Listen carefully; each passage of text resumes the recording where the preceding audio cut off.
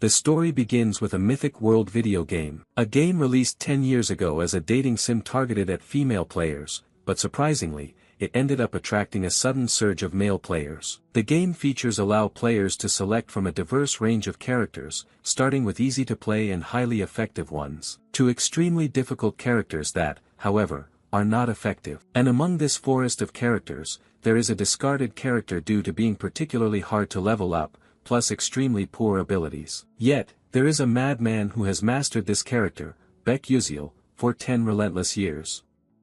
At this moment, he is twisting his knuckles to warm up. And this is the very person who chose to play that discarded character. On a beautiful day, with fresh and warm air, Baek Yuseol was sipping a cup of warm tea, eyes fixed unwaveringly on the computer screen. He was reading posts on the game forum. There were many new posts, and it seemed something quite interesting was happening. Just as he clicked on a post, a series of player comments appeared. The game encountered a stupid dragon. Suddenly it appeared and wiped out all my game data. How is this possible? It said my character died and can't log in anymore. What the hell is happening? My character was suddenly deleted. Reading this, Baek Yuseol was quite confused. What kind of final boss is this in a dating sim game? I thought the game would end if the two characters got together. Scrolling down below, he noticed a post that was getting a lot of attention. Everyone, this boss cannot be defeated. This black magic dragon with a razor-sharp horn has an innate magic resistance of 99%, no cooldown, always causing me trouble with its spell absorption skill, and something shooting magic as well. How can I kill it? This must be a game bug. Baek Yuseol suddenly realized this was a post by a famous trickster. Curious, he put down his teacup and exclaimed, "The final boss is really interesting." At this moment, he propped his chin with his hand, looked at the forum post from other players, and analyzed, "That's strange, a magic-immune monster in a world full of magic. How absurd, definitely a game bug." People were complaining their characters suddenly disappeared without a trace. At the same time, a notification appeared on the screen, "The Black Magic Dragon Dark Knight 13th Moon has appeared." Baek Yuseol curiously clicked to read the game's storyline again. In the mythical world, there is a cult society called the Black Magic People. Their goal is to help another world called the Persona Gate dominate the world. When they achieve this goal, the Black Magic Dragon will appear, and 90% of the continent will be occupied by the Persona Gate. Reading this, Baek Yuseol was surprised with his mouth open, exclaiming, "I've only been doing PvP without paying attention to the game's story, but this time it's really chaotic." He felt a bit puzzled, thinking, haven't I been avoiding confrontation with it? Or maybe I should try a little. Thinking and acting, he began moving the mouse to the notification bar state. "Do you want to fight the Dark Magic Dragon? Please select yes or no." Without further thought, he chose yes. "I will showcase the skills I've honed over the past 10 years. Baek Yuseol said confidently. Briefly about Baek Yuseol's character, he is the only character who cannot use magic. Although in the game, everyone can use magic, but precisely because of that, even experienced players refuse to choose to play as such a useless character like him. Frankly speaking, this character is even weaker than the secondary characters. But of course, he can use a little magic and only has a single spell. Returning to the game, at this moment the Dark Magic Dragon was gathering a huge fireball in its mouth. Immediately after, it opened its mouth wide and spat out the fireball. That force raced toward Baek Yuseol at an extraordinary speed. Faced with this life-or-death situation, Baek Yuseol remained quite calm, then curled his lips into a disdainful smile. He immediately used his super-level blink skill to rush forward and slash the dragon's neck, repeating this blink after blink. Baek Yuseol's blink spell allows him to quickly teleport to another location within a range of 3 to 10 meters. However, the blink location is random, so if he doesn't control the distance well, he will die instantly due to the extreme speed and collision force. Moreover, the cooldown time and mana cost are quite ridiculous, plus the 2-second immobilization penalty after using this skill. Therefore, anyone can learn it but no one bothers to use it. However, Baek Yuseol was in a different league. He mastered blink, and could also control the direction and distance of the teleportation. Even more miraculous, he knew how to resist the penalty of this skill, without consuming any mana at all, and Baek Yuseol's character didn't have mana stats to begin with. Unlike other spells, blink was essentially just a movement skill, but Baek Yuseol had become obsessed with this character because everything was based on skill levels. For the past 10 years, he had only played a single character who didn't use magic in combat. At this point, Baek Yuziel surged forward, slashing a long path across the face of the dark demon dragon. Not only that, but he decisively sliced the monster in half. Truly no ordinary feat. Immediately after, he stood proud like a godly figure. A notification appeared: "You have defeated the final boss of the Dark Moon episode." In reality, Baek Yuziel was also surprised, exclaiming, "What? I already killed the Dark Demon Dragon final boss. I know I equipped rare relics from head to toe, but this is still a worthless character. It's truly miraculous, but in any case, it's wonderful. I have to brag on social media that I just killed the Dark Demon Dragon." Before he could even post the article, the computer displayed numerous identical red error notifications because it had reached the 90% error conclusion that the mythical world was destroyed. "However, you have come very close to the true ending." Looking at these lines of notifications, Baek Yuziel gasped in amazement and exclaimed, "What is going on here?" Before he could regain his composure, another notification appeared: "Please proceed to the true ending." At this moment, he was utterly panicked, shouting, "What is this?" Then our protagonist mysteriously disappeared right in his own room. Upon opening his eyes, he was struck by the sight of a strange place. Baek Yuziel was now lying flat on the ground. He struggled to sit up, feeling quite dizzy.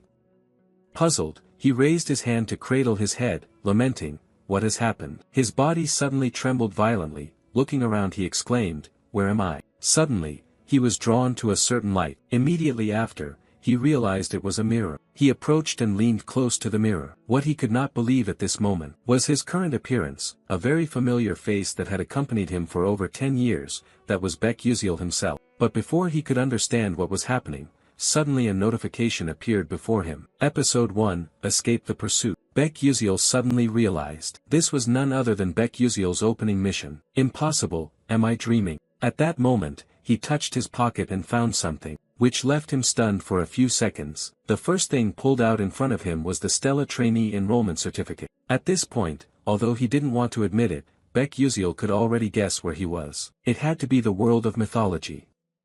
So from now on, I'll be Baek Yuziel. Thinking this, he covered his face in utter anguish, but he needed to think more logically. That voice told me to reach the true ending, but from my knowledge, this game doesn't have a real ending. It has countless possible endings. At that moment, his eyes suddenly filled with panic. Wait a minute, could it be that no one has unlocked the true ending in the past 10 years? Damn it, but I don't have time to think about that anymore. If I remember correctly, right after Baek Yuziel woke up, the black demons would chase and storm into the house. Thinking this, he quickly rushed to the window and secretly observed. In front of him was a group of people dressed in identical black clothes. Under the snowfall, they frantically searched for him, shouting loudly, "Damn it, where did that bastard run off to?" Seeing this, Baek Yuziel crouched behind the door. He glanced out furtively, thinking to himself, "This is bad, they've already arrived here." Meanwhile outside, at this moment, a man with white eyes spotted something. He pointed far up ahead and shouted, "Hey guys, there's a house over there, let's go in and search it." After he finished, the whole group responded in unison. Realizing the important problem right in front of him needed immediate handling, but he himself was worried, not knowing what to do now. He recalled that there seemed to be a time limit to avoid them, but alone, he could not fight back. While he was flustered and unsure of what to do, the system suddenly appeared. "You can use Blink." Baek Yuziel was confused. Could he really use Blink? Born with mana leakage syndrome, Baek Yuziel, who could not accumulate mana, could only place his hope on one thing. That was the magic he had spent his whole life practicing. Back to the present, outside the snow kept falling, blanketing the entire forest in white. Inside this old house, Baek Yuziel kept pondering the system's suggestion. But currently, his Blink skill was only at level 1, with a maximum range of 9 meters. At this moment, he was extremely puzzled. How could this damn system tell him to use Blink? He wasn't sitting in front of a computer playing a game with a mouse to blink like that. Outside, the members of the Black Demon cult were running wildly toward the house. The sound of footsteps growing closer made Baek Yuziel even more panicked. Damn it, they're here. I have to act now. There was no more time left. Damn it, I'm going to risk it with you guys. Over there, as they arrived, they discovered something. Their eyes turned furious. One shouted, "Boss, I found that bastard. Chase after him quickly, capture him alive for me." They frantically ran after from behind, mouths wide open, shouting loudly, "Stop, don't let him escape, catch him. Meanwhile, Baek Yuziel was running for his life up front. This was also the first challenge in the Blink tutorial to lose the pursuers. While running, he thought that they were wearing magical shoes, so they ran faster than him. Therefore, the only way for me to escape was to use Blink. Calm down, I've used it countless times before, so of course I have to know how to time it perfectly. At this moment, they had caught up right behind him, shouting, "You brat, why won't you stop?" Glancing back, he suddenly realized, damn it, they've caught up already. But the truth is that Blink has a weakness. If the user can't control the distance well, they will collide with other objects and die instantly. However, if it were me, things would be different. Baek Yuziel thought to himself as he ran. At the same time, the leader of the Black Demon group caught up right behind him. He raised his sword and shouted loudly, "Let me send you to hell, die you dog." At the critical moment hanging by a thread, between life and death, Baek Yuziel used his Blink skill to escape. He suddenly joyfully thought, awesome, it worked, leaving the Black Demon's group gaping in astonishment. Hey, what was that? Blink? Is that brat a mage too? Seeing his foolish teammates lose their composure, the boss immediately turned back to reassure them, don't be reckless, Blink has a weakness. The user becomes paralyzed for about 2 seconds, this is our window to act. Saying this, he turned to look toward Baek Yuziel, but was so shocked he couldn't believe his eyes. Wait, how is that kid still able to move? On this side, Baek Yuziel was still running desperately. As he ran, he kept encouraging himself. Careful, I have to be even more cautious. Come on, I have to use the rough terrain here to escape. If any player can't learn how to use Blink at this moment, the only path is death. In fact, 99% of players who choose Baek Yuziel cannot complete the tutorial portion. Of the remaining 1%, while they manage to get through the tutorial, they fail to grasp how to control the Blink distance and combo blinks. Thinking of this, he frantically blinked repeatedly, moving from one spot to another. This amazed the Black Demon cult greatly. Huh, he dares to blink on such terrain. This kid must be crazy. Then, the leader turned back to his comrades and said, those who can use magic, step forward, we will attack him from afar. With that, 3 of them stood up at the front, faces fierce and filled with murderous intent. Noticing they were no longer pursuing from behind, Baek Yuziel glanced back, a new worry forming in his mind. It's over, are they planning to use magic? And the second part of the main guide is using Blink to dodge magic arrows. Damn it, when playing games I can see what's behind through the screen, so it's not difficult to dodge those hits. Suddenly, the system displayed a notification. The Mana Leak Syndrome skill was activated. Mana Leak Syndrome disabled, 6th Sense skill and Accelerated Perception activated. As soon as he received the notice, Baek Yuziel suddenly sensed the approaching magic arrows, even though he didn't need to look back. And in that way, he was able to easily dodge these magic arrows. At the same time, a massive cursed arrow shot rapidly toward him.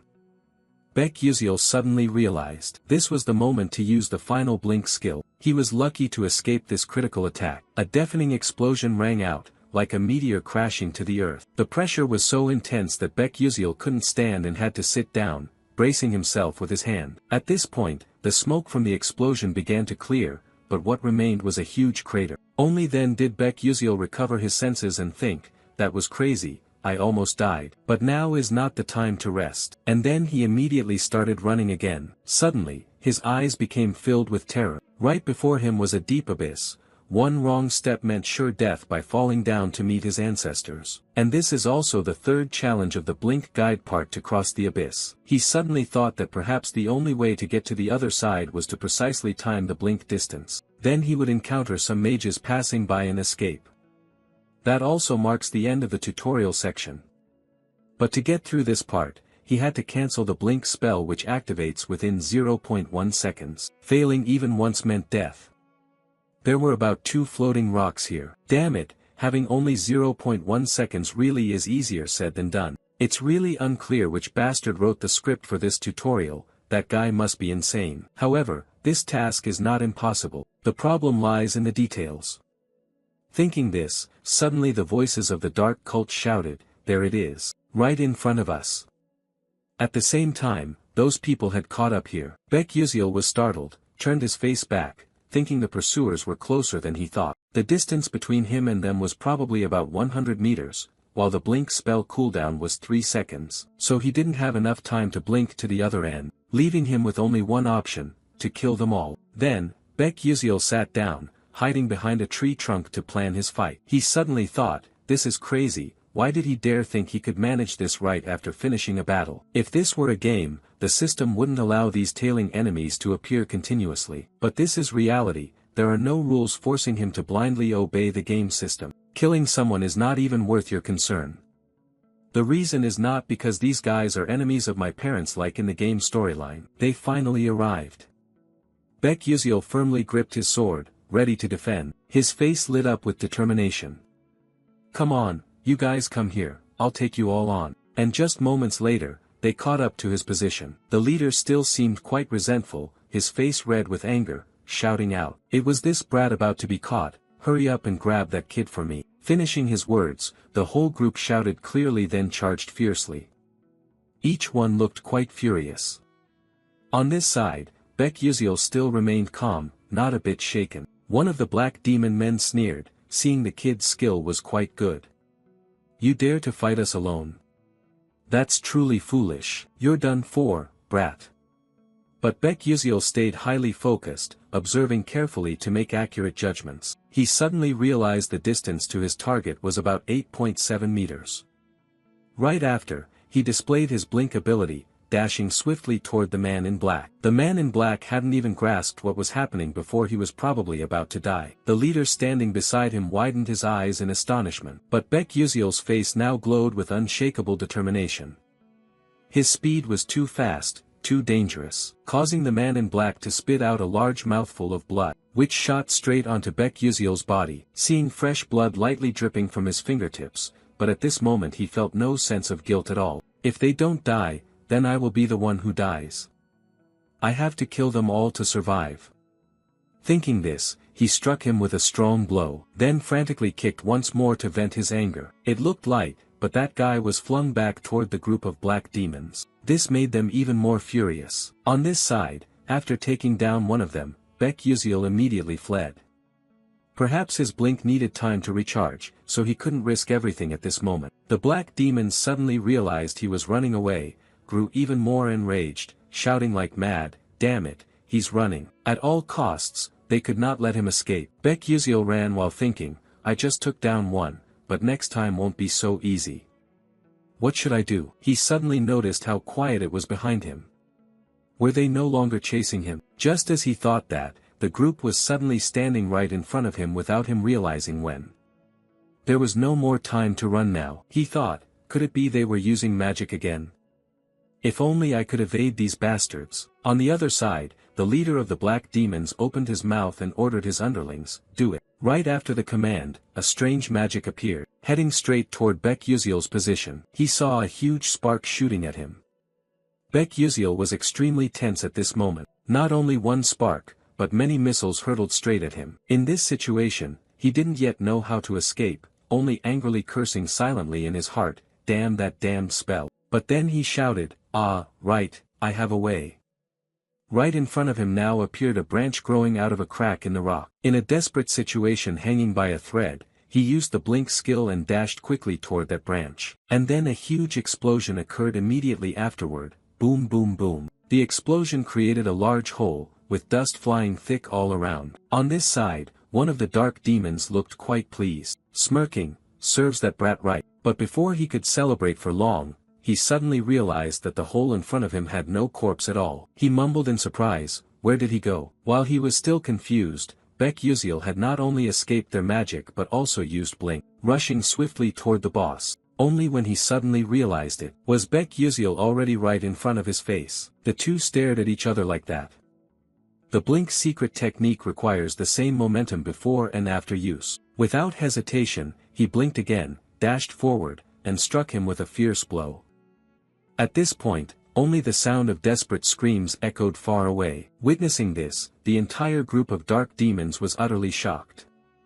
What is happening? Not stopping there, Baek Yuziel pressed the sword deeper through this guy's body, causing him to cough up blood and die instantly. Even now, they still didn't understand where this brat got such powerful magic, or why he had become so brutal. After dealing with the two, Baek Yuziel was exhausted, his whole body smeared with blood. He thought to himself, now that I have taken down these two, but I have to hurry before they recover. The scar-faced guy spoke up, this freak, his reaction speed is incredibly strange for a mage. Who the hell are you? After hearing that, Baek Yuziel thought to himself, my reaction speed must be superior to all the other players. But that's only in the game. Here, I can't keep dodging their attacks forever, especially at this close range. I have to take them all out quickly. Thinking this, he recklessly charged in to attack. The scar-faced guy who had been observing until then exclaimed, I recognized your movement style. This kid only uses blink and a dagger. I just need to defend my face and neck. He can't touch me there. He held his defensive sword tightly with a provocative attitude.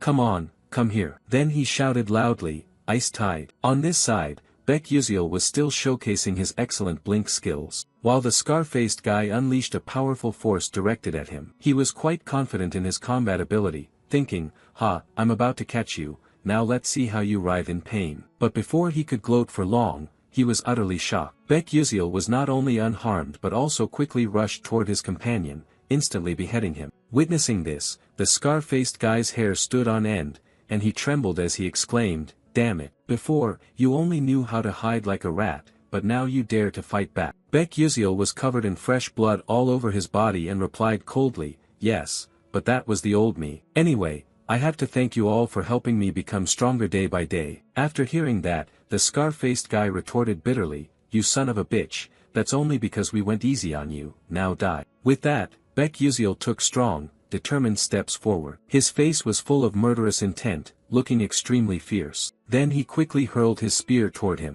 Seeing the spear advancing, the scar-faced guy guessed in his heart, blink targeting an undefended spot, surely he plans to throw the spear for me to block and then ambush from behind. Dream on, honey, no chance. Thinking this, the spear came close to his face.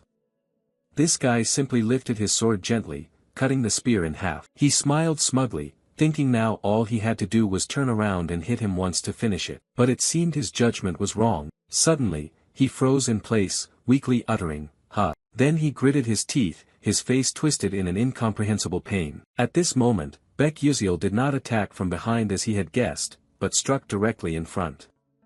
He used all his strength to pierce through his heart amid his surprise.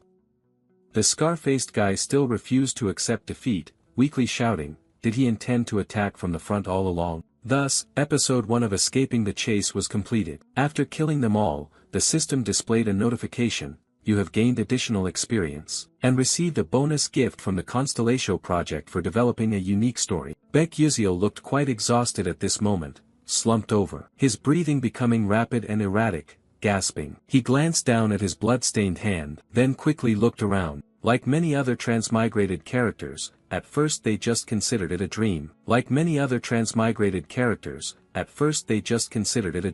Baek Yuziel recalled the moment of fighting to survive here just now, that was his first blink in this world, and also his first battle. Moreover, it was his first kill. The truth was that he had killed a human to survive. After a while, Baek Yuziel slowly stood up. He raised his hand to brush the dust off his clothes, stood looking at the road ahead, telling himself that since he had transmigrated here, he needed to leave this place quickly. Suddenly, a thought flashed in his mind. He turned to look back at the group of people he had taken down. At this moment, he was still quite hesitant, his eyes carrying a hint of melancholy. But then he bent down to quickly search their pant and shirt pockets, inspecting and pondering. Although this might be somewhat cowardly, he had to be practical. Currently, he didn't have a single penny on him. After a moment of searching, he finally found a pouch of gleaming gold coins. He inwardly rejoiced, wondering if it was about 200 million or more, finding some luck in this misfortune. Done, but before he could celebrate for long, he shifted his worries to another issue. He turned his face toward the road ahead, feeling discouraged. In front was a deep, sheer cliff. If he slipped down there by misfortune, it would definitely mean death. Standing on the edge between life and death, Baek Yuziel anxiously wondered how he could cross this cliff. Suddenly, a loud call came from the other side of the cliff. Is anyone there? He immediately looked up and saw a group of people standing opposite. Baek Yuziel quickly waved, calling back, hey, this way, I'm over here. He realized that this group was the team of mages who appeared in the guide section. Right after that, he shouted like crazy, I'm here, I'm here. Someone on the other side replied, but there's no bridge nearby, are you sure you can cross? Baek Yuziel answered, is that so? I'm on my way. Upon receiving his signal, the girl turned to tell the others, then let's wait for him a moment, he said he can cross. The young man with blue hair standing beside her voiced his doubts, crossing this cliff is no simple matter, he'd have to be at least a third-rank knight to manage it, but can that young guy really do it? The girl replied, I'm not sure either. As she spoke, her eyes suddenly widened in surprise. He was leaping lightly and skillfully from one rock to another. Everyone gaped at this scene, each person watching tensely. At this moment, Baek Yuziel was fully concentrated, striving to overcome each segment one at a time. As fast as a lightning bolt, he had crossed half the episode. The whole group stood watching this scene, unable to believe their eyes, exclaiming, what kind of move is this? Some kind of blink magic? One person replied, that is definitely blink. That voice came from a little girl with green hair standing behind. The little girl looked quite pretty and adorable from the outside. The purple-haired girl turned her face to look at the little girl and then towards Baek Yuziel, confused, saying, is that really blink? But blink can't be so easily controlled for direction and distance like that. This is quite impossible, he looks gentle and proficient. Outsiders would see it that way, but Baek Yuziel was struggling. Suddenly the purple-haired girl saw something, panicked with wide eyes, stammering, who are those two people? Are they accompanying this young man? At this moment, on the other side, two men dressed in black were approaching the cliff. Here, everyone was still confused. When one of the men over there began to use a magic staff to create an orange power radiating around, then he aimed his hand straight forward, forming a sinister formation, and hurled it straight at Baek Yuziel.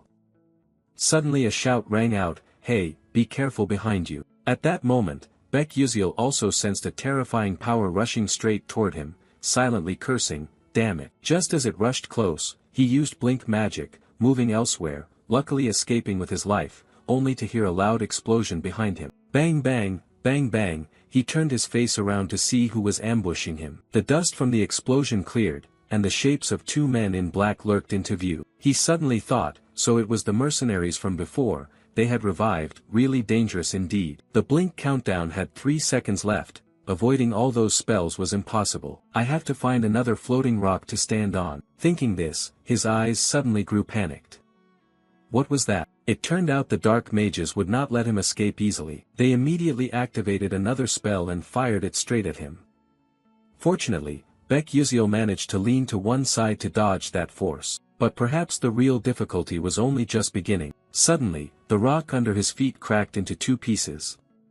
He tried to hold his ground, but it seemed impossible. Immediately after, he fell backward. But he did not feel discouraged. He was still struggling between life and death. He told himself he had to live, must live, but life seemed like a dream, all the floating rocks were too far from where he fell. Even with just a glimmer of hope, he only wished to land on one of them. Then his eyes brightened as he saw a nearby rock. Perhaps luck and heaven still did not want to take his life. He used blink magic to dart towards that rock, and luckily, he managed to grab hold of it. At that moment, he clung tightly to the rock, glanced back, and exclaimed, have I really survived? Before he could recover, a terrifying orange power came rushing at him from behind. Baek Yuziel suddenly thought that he might die here, but when it had rushed right at his feet, when he was in despair, convinced that he was going to die, suddenly a blue power surged forward. Immediately after, 2 forces collided, creating a huge explosion. Boom boom boom. Its overwhelming pressure radiated intensely. He struggled to hold on tightly, and then after the rain, the sky cleared. Only the dust from the explosion remained around. He was still alive, thinking, how could the protagonist die so quickly? He was stunned and wondered, what was that magic just now? Ice wounds wrapped in lightning. Who could combine 2 skills into one attack like that? And even more impressive was the calculation of the bullet's trajectory accuracy, without wasting any mana. Who could perform such a perfect strike? Far away, the crowd was staring intently at the green-haired girl standing in the middle. Her face showed no change in expression, extremely cold. Everyone who saw this scene was shocked pale. One confused person spoke up, saying it's impossible, could she really do something so extraordinary? Meanwhile, the 2 mercenaries at the other end, realizing they were still far behind, wisely turned their backs and retreated. Baek Yuziel watched their backs disappear into the distance, breathing a sigh of relief.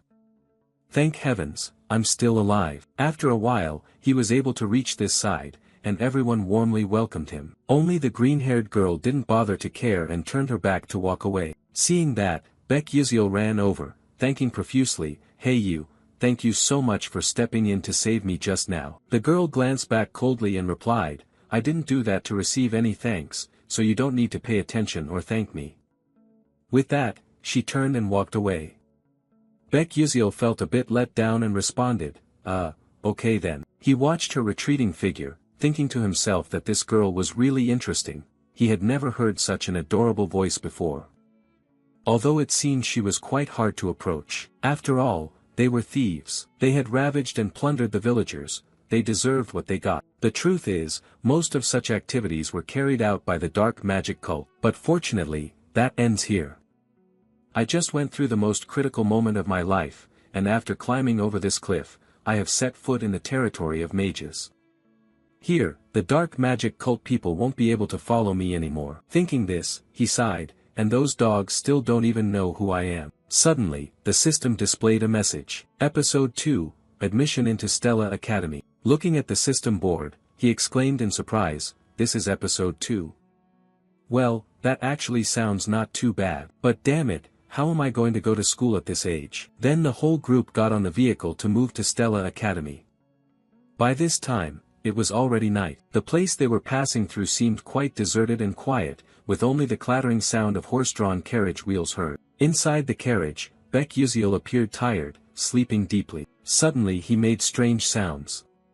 He was in a trance, drifting into a dream. Images from the past suddenly appeared, a rather cute little boy grabbing his mother's shirt excitedly calling, "Mom, Mom." The mother smiled kindly and replied, "My dear son, when you grow up you will become a mage. I believe you can do it, my good Yuziel." But according to the diary his mother kept, it seemed his parents struggled greatly to raise him. At that time, he promised himself to study hard to make his parents happy. Whenever he studied late into the night and fell asleep on the desk, his mother would gently cover him with a blanket. But then one day, after hearing the doctor speak, his mother was extremely worried.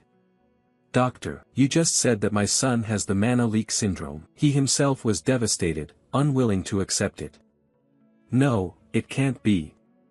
The boy spoke as tears streamed down his face. But was this Baek Yuziel's memory, or was it his own memory? Thinking of this, Baek Yuziel suddenly jerked awake. He felt quite dizzy, raised his hand to hold his head. He looked outside through the window frame. Now it was morning, the sun was peaking up high. Someone accompanying him in the carriage saw that he was awake and hastily said, "Ah, you're awake. It seems you just had a nightmare. You kept saying things I couldn't understand. I was about to wake you up then." At the same time, someone outside spoke up, "We will depart for Lazoica, the satellite city of Arcanium, very soon." The vehicle gradually stopped, and another voice spoke.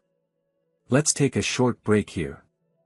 The whole group quickly got off the vehicle to relax. Baek Yuziel, feeling quite sore, stretched high. Then suddenly he was a bit surprised, his eyes wide open as he looked. Coincidentally, the blue-haired girl was staring in his direction. At that moment, he intended to raise his hand to greet casually, but before he could utter a word, she turned her face and walked away. This made him feel a little embarrassed. He forced a smile.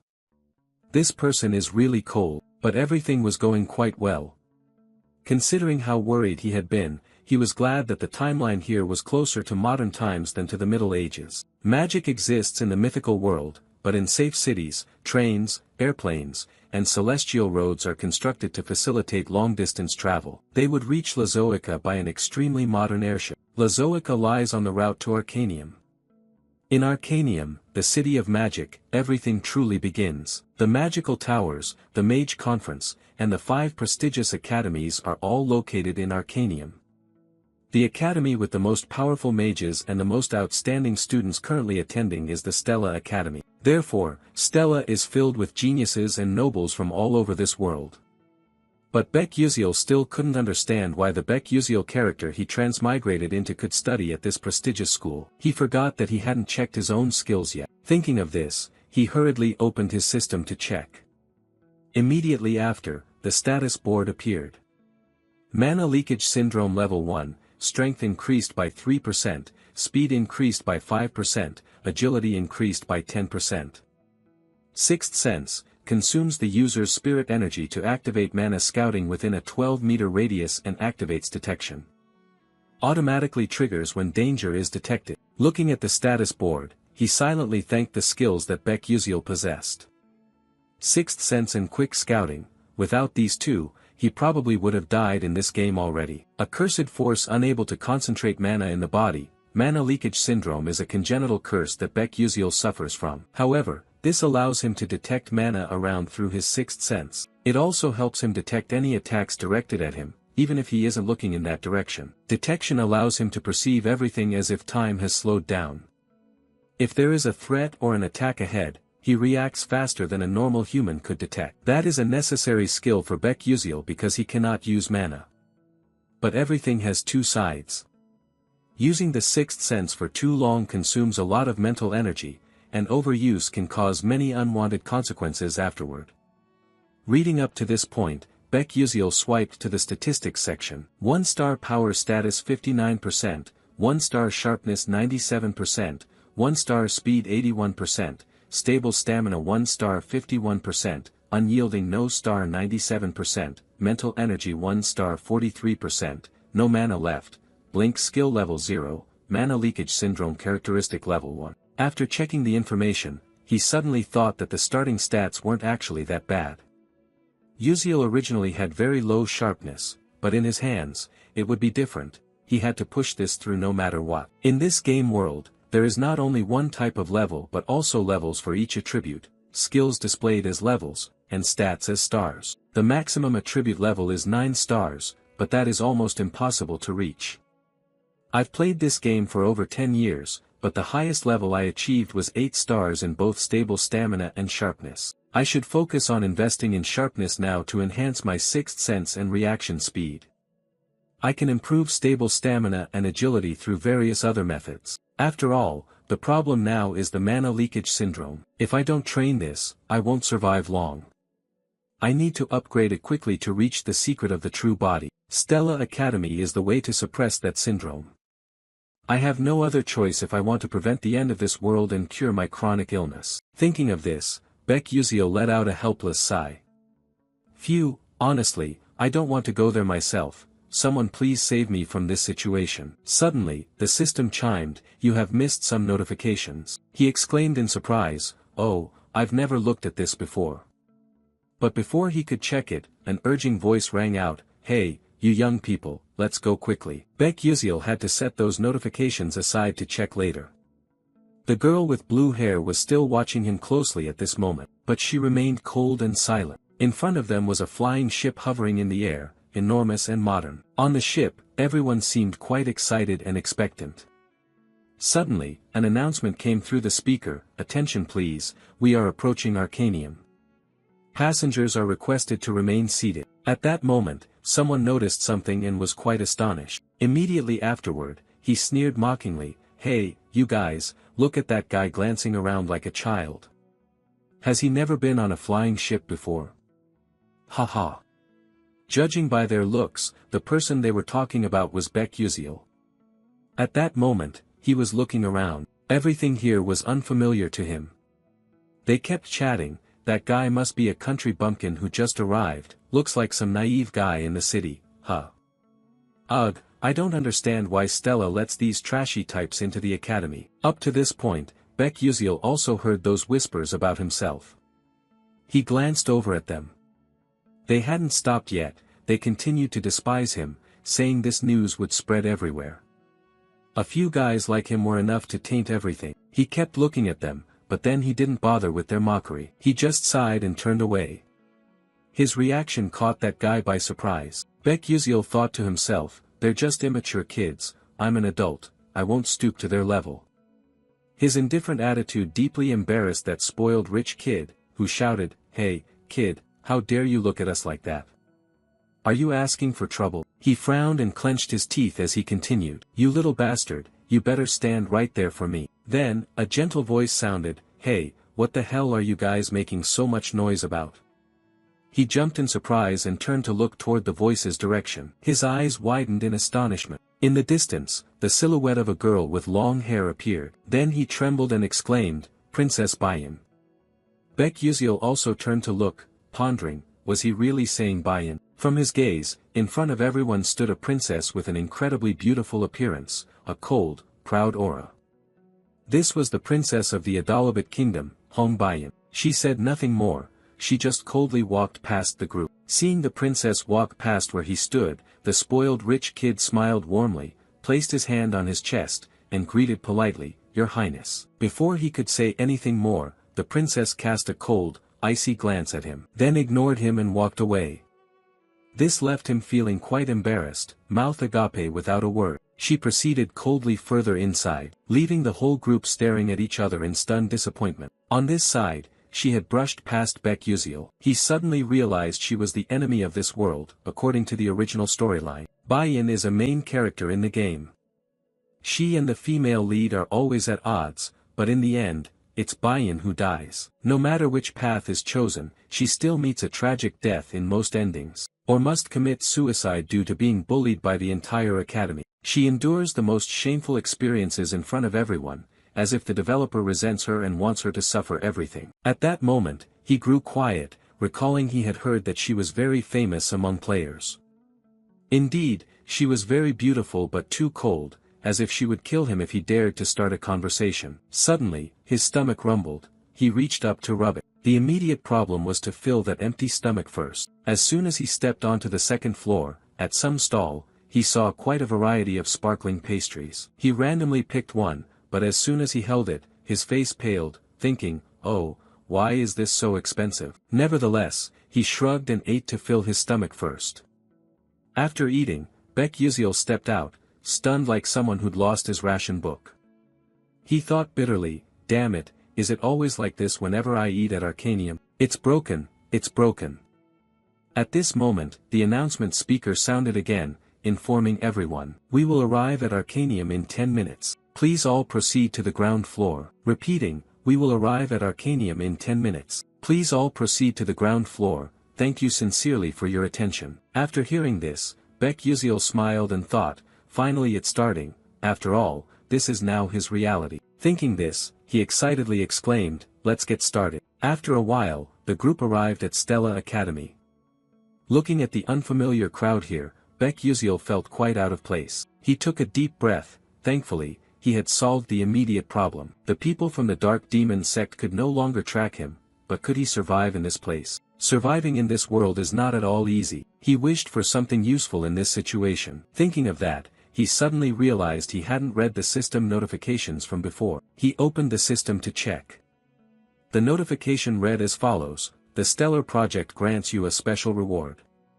Choices: 1. A weapon you used in the game at a lower level. 2. A skill you acquired in the game with less power. 3. Experience." Looking at the status line, he pondered thoughtfully, "Oh, it seems this system has a bit of ethics after all, but let's see, what should I choose? Should I choose the 2 flashlight reflective?"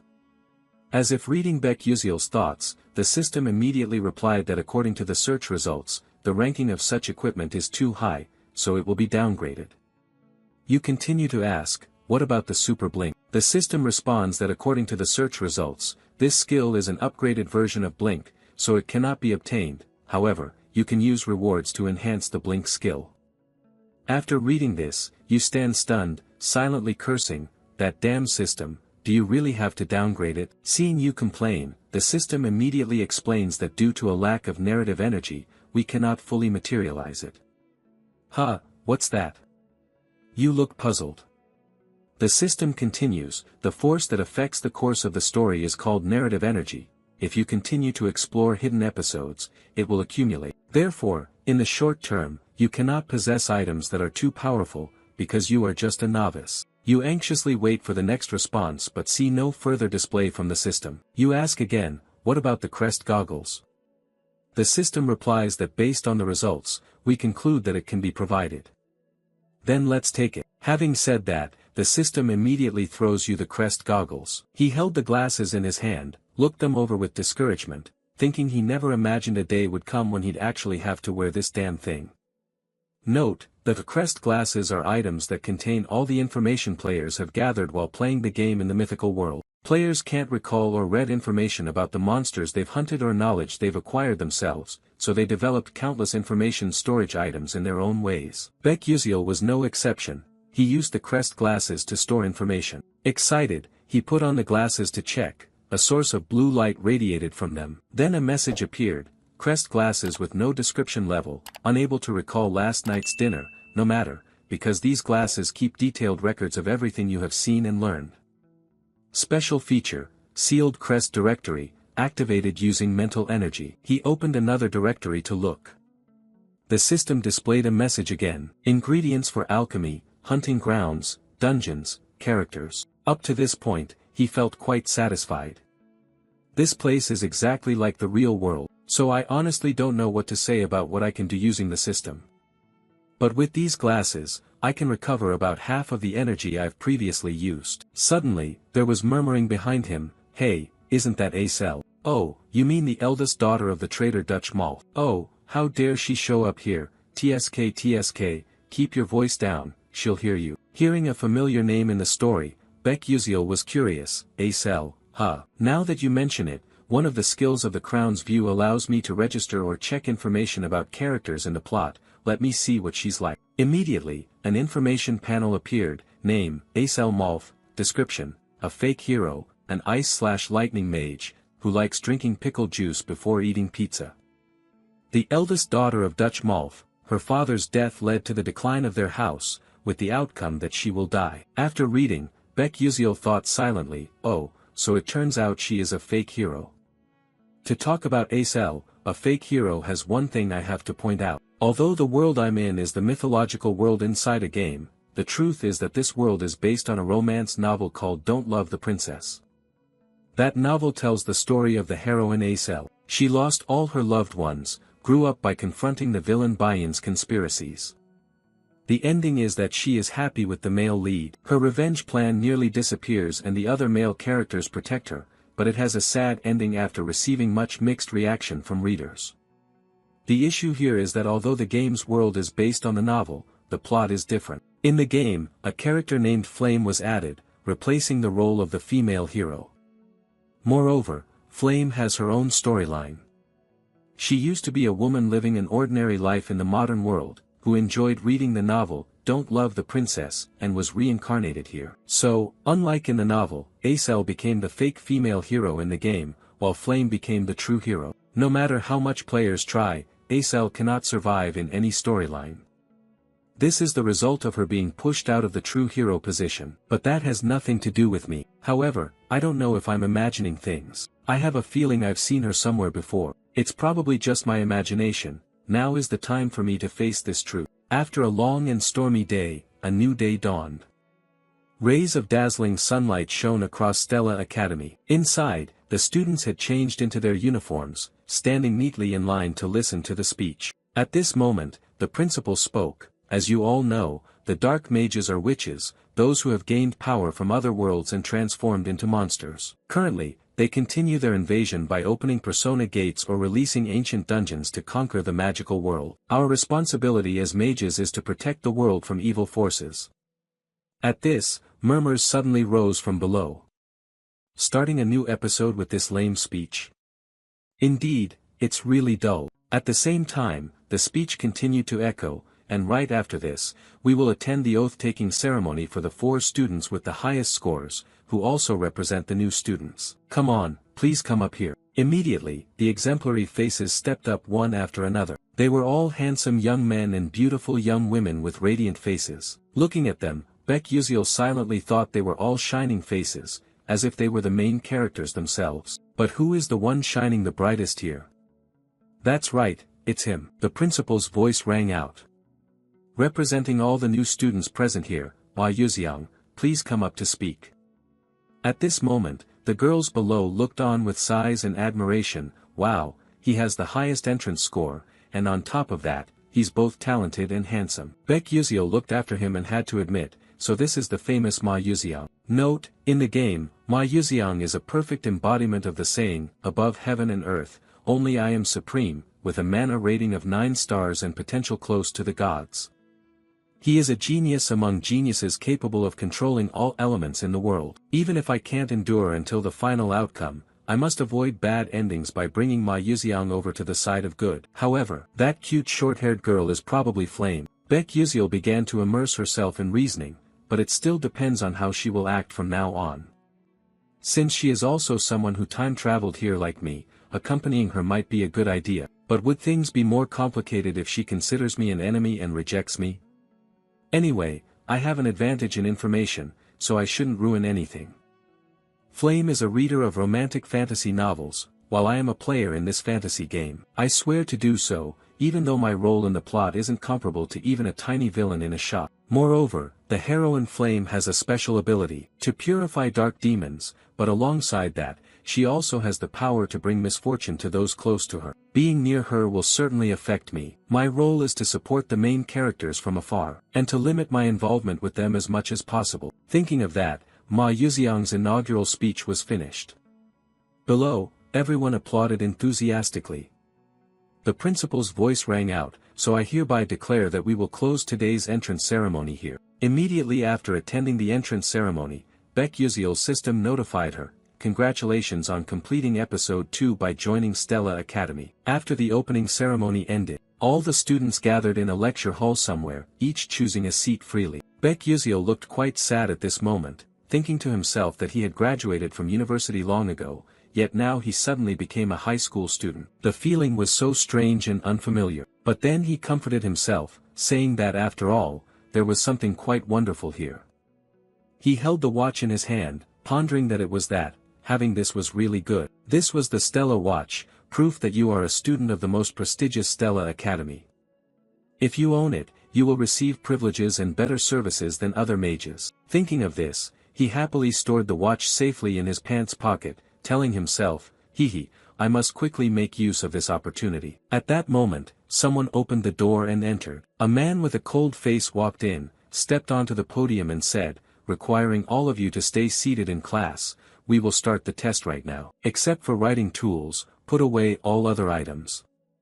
If anyone wears glasses, they must be checked by me first." Baek Yuxiel thought with annoyance, just finished the opening ceremony and already testing. The curriculum at Stella Academy is harsher than most universities in South Korea. Students have to take a test on the very first day. This is a placement test, through which they evaluate and assign classes for the students. When the exam papers were distributed to everyone, the teacher returned to the podium and spoke loudly, "Everyone pay attention, we have 45 minutes to complete the test, time starts now, please focus." For someone who has studied this program for a long time like Baek Yuxiel, who exchanged answers with the teacher and the teacher answered back, seeing the exam paper made him dread it. His face drenched in sweat, thinking, "Damn it, I don't even understand the reading, how am I supposed to do this, it's really tough." The hierarchical test has nothing to do with the entrance exam, it is notorious for its terrifying difficulty. Students are divided from grade F to A and grade S based on their scores. Of course, most of the players are in grade S. In contrast, Baek Yuxiel ranked last among the 1141 students. Looking at the test, he hesitated, maybe I should just submit a blank paper, since I was already admitted, probably won't be expelled. Just consider myself volunteering to be placed in grade F. He glanced around. At this time, everyone seemed quite focused on the test. Only Ma Yuxiang was sitting idly, propping his hand on his chin, lost in thought. Baek Yuxiel looked back at himself with some disappointment. Oh, he's already sitting idly. Could it be that he's already finished? No wonder he looks so disheartened. In this game, Ma Yuxiang's personality is one of despair. He was born into the strongest family on the continent, possessing a genius intellect and top-tier talent. Everything was easy for him, depending on the actions of the female lead, Ma Yuxiang would side with either good or evil. All the villains of the dark demon cult who want to exterminate humanity are extremely interested in him. But from the start, the biggest problem was his family. Watching such a genius only made me have to reevaluate myself. Suddenly he realized, wait a minute, why am I so stupid, I can use my blink glasses after all. I once used them to accumulate skills learned in the library. At this moment, they're really useful and there's no loss anyway. I have to try. Thinking this, he reached into his bra, took out the glasses. Just about to put them on when the proctor suspected his behavior, came closer, and spoke. Wait, what's with your glasses? I already said if you intend to use glasses, you have to let me check them first. Hand them over so I can inspect. Baek Yuziel was startled and thought, alright, damn it, I forgot about that. He quickly handed the glasses to the proctor. The proctor held the glasses in his hand, carefully examining this side. Baek Yuziel grimaced, sweating profusely, thinking, this is doomed, what should I do? If they discover these are magic glasses, I'll get expelled. He looked up, praying to heaven, hoping to survive this ordeal. Suddenly, the dam system appeared with a notification. A missing part of the blink glasses has been detected. Do you want to summon it? Baek Yuziel was so scared he nearly peed blood. No, stay there, system. The proctor was still using magic to check the glasses. After a moment without finding anything, the teacher handed it back to him and said, I don't see any mana here, but remember to ask first next time. Baek Yuziel was startled, then happily replied, yes, sir. At the same time, he silently rejoiced, thank goodness, if the original function was working, I'd be in big trouble. He immediately put on the glasses, looking a bit more intellectual. Right after that, the answers to each question appeared before his eyes. Based on that, he copied them down, smugly thinking, I've hit the jackpot, who knows, maybe I'll even get first place. With these answers, I'll definitely pass the F level, maybe even reach level A. While he was focused on copying, suddenly the teacher's voice rang out, the test time is over, all students must stop writing in hand in their papers. As soon as he finished speaking, the proctor used magic to collect the students' papers. No one could add another word. Watching the test sheets fly toward the teacher, Baek Yuziel grimaced, thinking, I only managed to answer 3 questions. At that moment, the teacher held the stack of test papers, quickly scanning through them. Suddenly, his eyes widened in astonishment. Meanwhile, Baek Yuziel was still feeling deflated, thinking he had finally escaped the F level. In truth, it was probably a bit too much for him. He reached up and took the glasses off. Suddenly, the teacher noticed something, hurriedly turned to look at him and shouted, Hey, you student, give me your glasses right now. Baek Yuziel felt his hair stand on end and stammered, why yes. The teacher took the glasses and thought deeply, strange, it can't be. Then he turned to the boy and said, Hey you there, call Dr. Gravan for me right away. The boy replied, Yes, sir. Baek Yuziel felt confused inside, what suddenly got into the teacher? I even wrote carefully to avoid any suspicion of cheating, but now it's ruined, or maybe I've already been found out. A little later, in the doctor's room, the teacher's anxious voice rose, Doctor, what do you think? The person holding the magnifying glass for inspection was none other than the necromancy professor, Dr. Gravan. He responded, It really is suspicious that the boy answered this question correctly. The teacher hurriedly asked, Then is he cheating? The doctor replied, Cheating? He's not cheating at all. I don't sense any necroenergy from the magnifying glass or any other item. He is definitely doing it with his own ability. At this moment, Baek Yuziel pretended to limp and put on a wronged expression. The doctor laughed with interest, patted his shoulder and said, This is really interesting, I never expected to encounter this case at the end of my life. Anyway, Professor Lee Hanwol, remember to apologize and guide him a bit more. The teacher answered a bit shyly, yes, sir. The teacher answered a bit shyly, yes, sir. Then he turned to the boy and said, I misunderstood you, please forgive me. Hearing that, Baek Yuziel smiled with his eyes closed, thinking to himself, actually, I did cheat, teacher, but if the original feature activates, I'm done for. Then he replied, Yes, it's nothing, teacher. A while later, in Professor Lee Hanwol's office, the teachers were focusing on grading the tests when they came across a certain student's paper. The teacher suddenly held the completed paper in his hand, looking at it for a long time as if he couldn't believe his eyes. Suddenly a voice called out, Oh, Professor Lowen, is this the test from the first-year students? Lee Hanwol responded, Yes, sir. The woman cheerfully added, I heard that there are many outstanding students this year. This woman is a senior council member of the Stella Academy, Professor Edel Taimen. Lee Hanwol answered, That's right. This year we have quite a few exceptional students. From the most prestigious family in the fire magic world, Princess Bayan of the Fire Nation Adalabit. Then also the heir to the Scalvan Empire, Jeremy Scalvin, who surpassed all his older brothers in the war for the throne at just 12 years old thanks to his magical talent. And coming from the world's grandest magic tower, the Full Moon Tower, the heir of Tower Master He Wonriang also enrolled this year. Hearing this, Professor Edel Taimen was impressed. "Oh, I heard that creating exam questions for elite students from famous families is very challenging. This year is sure to be interesting." Professor Lee Hanwal replied, "As long as the elder is satisfied, I am happy." As Professor Edel Taimen said, this year's test has a new format. The first 3 questions are very difficult to solve with just ordinary academic ability. They are clever riddles with hidden meanings, testing agility. If unable to solve them, do students quickly move on to the next question? Secondly, how students deal with a problem never before seen in any book. The era of rote learning magic theory has passed, now is the era of practical combat, requiring quick assessment and creative thinking. But that question required no answer.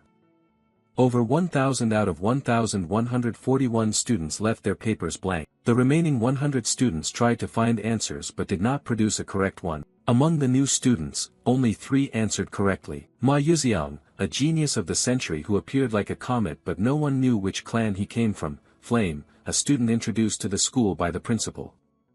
Though a commoner, her talent was recognized, only slightly behind Ma Yuxiang. And finally, Baek Yuziel, a character with no notable reputation. It's no surprise Ma Yuxiang and Flame were considered geniuses, but Baek Yuziel had a very low entry score. Yet unexpectedly, she solved all 3 difficult questions, especially since she left the rest blank without even attempting them. The professor standing beside saw Lee Hanwal silent and curiously asked, "What's wrong? You seem interested in the kid's scores."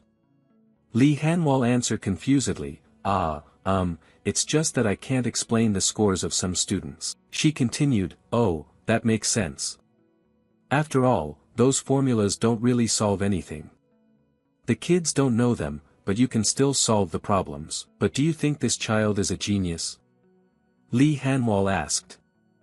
The elder calmly replied, "It might just be luck." With that, she turned her back and walked away, leaving Lee Hanwal dazed. The teacher felt puzzled and sighed deeply, then looked up your admission file. There was a note attached to the file stating a special admission due to a highly rated ability to control blink. At this point, Lee Hanwal had to accept the truth, thinking it's no wonder the principal personally made a special admission. But studying combat magic while specializing in blink? That's really interesting, but we will soon find out whether this is a coincidence or if this child is truly special. After the exam results were out, the school divided students into separate classes based on them.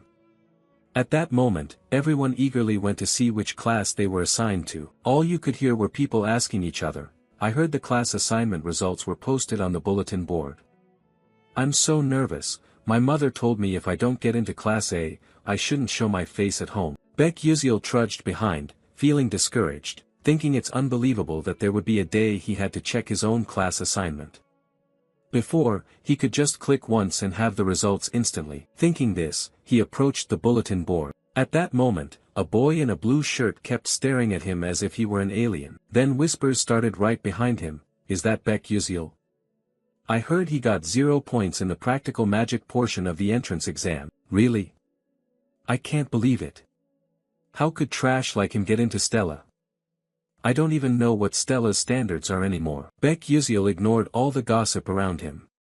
What mattered most to him at this moment was which class his name was on. Everything else was of no concern. He walked up to the bulletin board and glanced through it once. Confused, "Wait, where is my name?" He was utterly shocked, thinking, "Could it be that I failed just because I only answered 3 questions? No way, I'm definitely doomed." While still disappointed, the group of friends continued chatting. "How come he's so sure there must be some mistake? It's really strange. Uslek of the Marquis household ranked 29 yet got placed in Class A, even the perfect theoretical score holder ranked 17 was assigned to Class A, so why was he?" Hearing people mention his name with hushed tones, Baek Yuziel was curious and puzzled. "What's going on? Should I go check it out?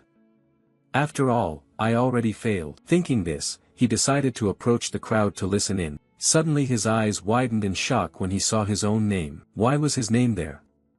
Impossible, could there be some kind of mistake? What is this? The most special ranking any student could dream of, rank S, gathering the finest students of the prestigious Stella Academy. Unlike classes with students of various levels, Class S only had 41 students and consisted of a single level. At that moment, he rubbed his head thoughtfully. I got placed in rank S, if only this were some kind of error. This is crazy. Now I'll be running into the main characters of this game more often. Getting involved with the main characters only shortens my lifespan further. I can't even change this. Well, I guess I have no choice but to try living quietly. Everything will find a way to be resolved eventually. Outside, the academy remained quite normal and quiet, but in some hidden corner of the academy, a woman angrily slapped Princess Bayan hard across the face. She frowned and shouted, "You got all 3 questions wrong." Even Princess Iso of the declining duchy managed to answer 2 correctly. This woman is Fire Element Professor Hong Yil, who is also Princess Bayan's mother. She continued, "You couldn't answer questions that even bugs can get right. That means you are even lower than a bug. You should take a good look at yourself. Do you understand?" Bayan weakly replied, "Yes, mother." The mother was still annoyed and gave her daughter a sharp look, then sighed, and choked up as she continued, "Listen to me, Bayan, you must not become like me, a person exiled from the kingdom and now holding this foolish professor position. You must not become a disgrace to the kingdom." Saying this, she bent down, gently placing her hands on her little daughter's cheeks. She said, "You have to become someone who surpasses your older sister." Then she smiled kindly, like any other mother, tenderly looking at her child. "You understand what I mean, don't you?" Bayan's cheeks were now flushed red. She thought for a moment and then replied, "Of course, mother, I understand." But the truth was she was deceiving herself when she uttered those words. She didn't understand anything. She had lived the way she was taught, handling everything mechanically. But this time, those issues involved magic, spells, and even formulas, things she had never learned before. So what should I do? Thinking this, she broke down in frustration, tears streaming down her face. Why are you tormenting me like this?" At the same time, in the S-level classroom, the students had all gathered. Baek Yuziel sat alone at the top desk, depressed, holding his face, thinking he was doomed. Of course, he was transferred to a place full of oddballs like that. And it's not like he was trying to get close to them either. At that moment, whispers broke out, "Why was he here?" That was what she was talking about. She couldn't understand it at all. "Did you know, our families opposed and asked why he was in the S class. He just said Baek Yuziel was qualified to be in S class. Seriously, that's really strange." Though those people whispered among themselves, Baek Yuziel still heard that conversation. Feeling isolated, he thought maybe he was the one being abandoned. But that was also true. They had worked hard training since childhood, so they would be very disappointed to learn someone like him was in their class. A person's class would change based on academic performance, so this was normal. Even the S class was no exception. A person could be demoted to a lower class, or there are also students who advance from Class A to Class S later on. Well then, at that time, I will find them to have a talk. Baek Yuziel glanced around at the quite familiar people in the game, yet by some miracle, he had become classmates with them. Thinking about all of this is truly amazing. The characters in the game are standing right in front of me.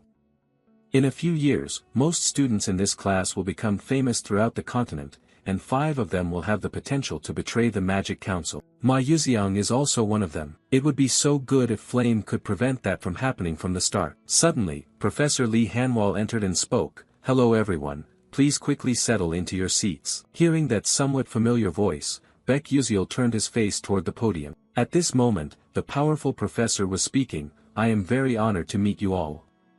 Some of you may have seen me before, but I will introduce myself as usual. I am the professor of Class S, Lee Hanwal." Hearing this, the students below started whispering and discussing. One said, "Oh, so that's the famous Professor Lee Hanwal."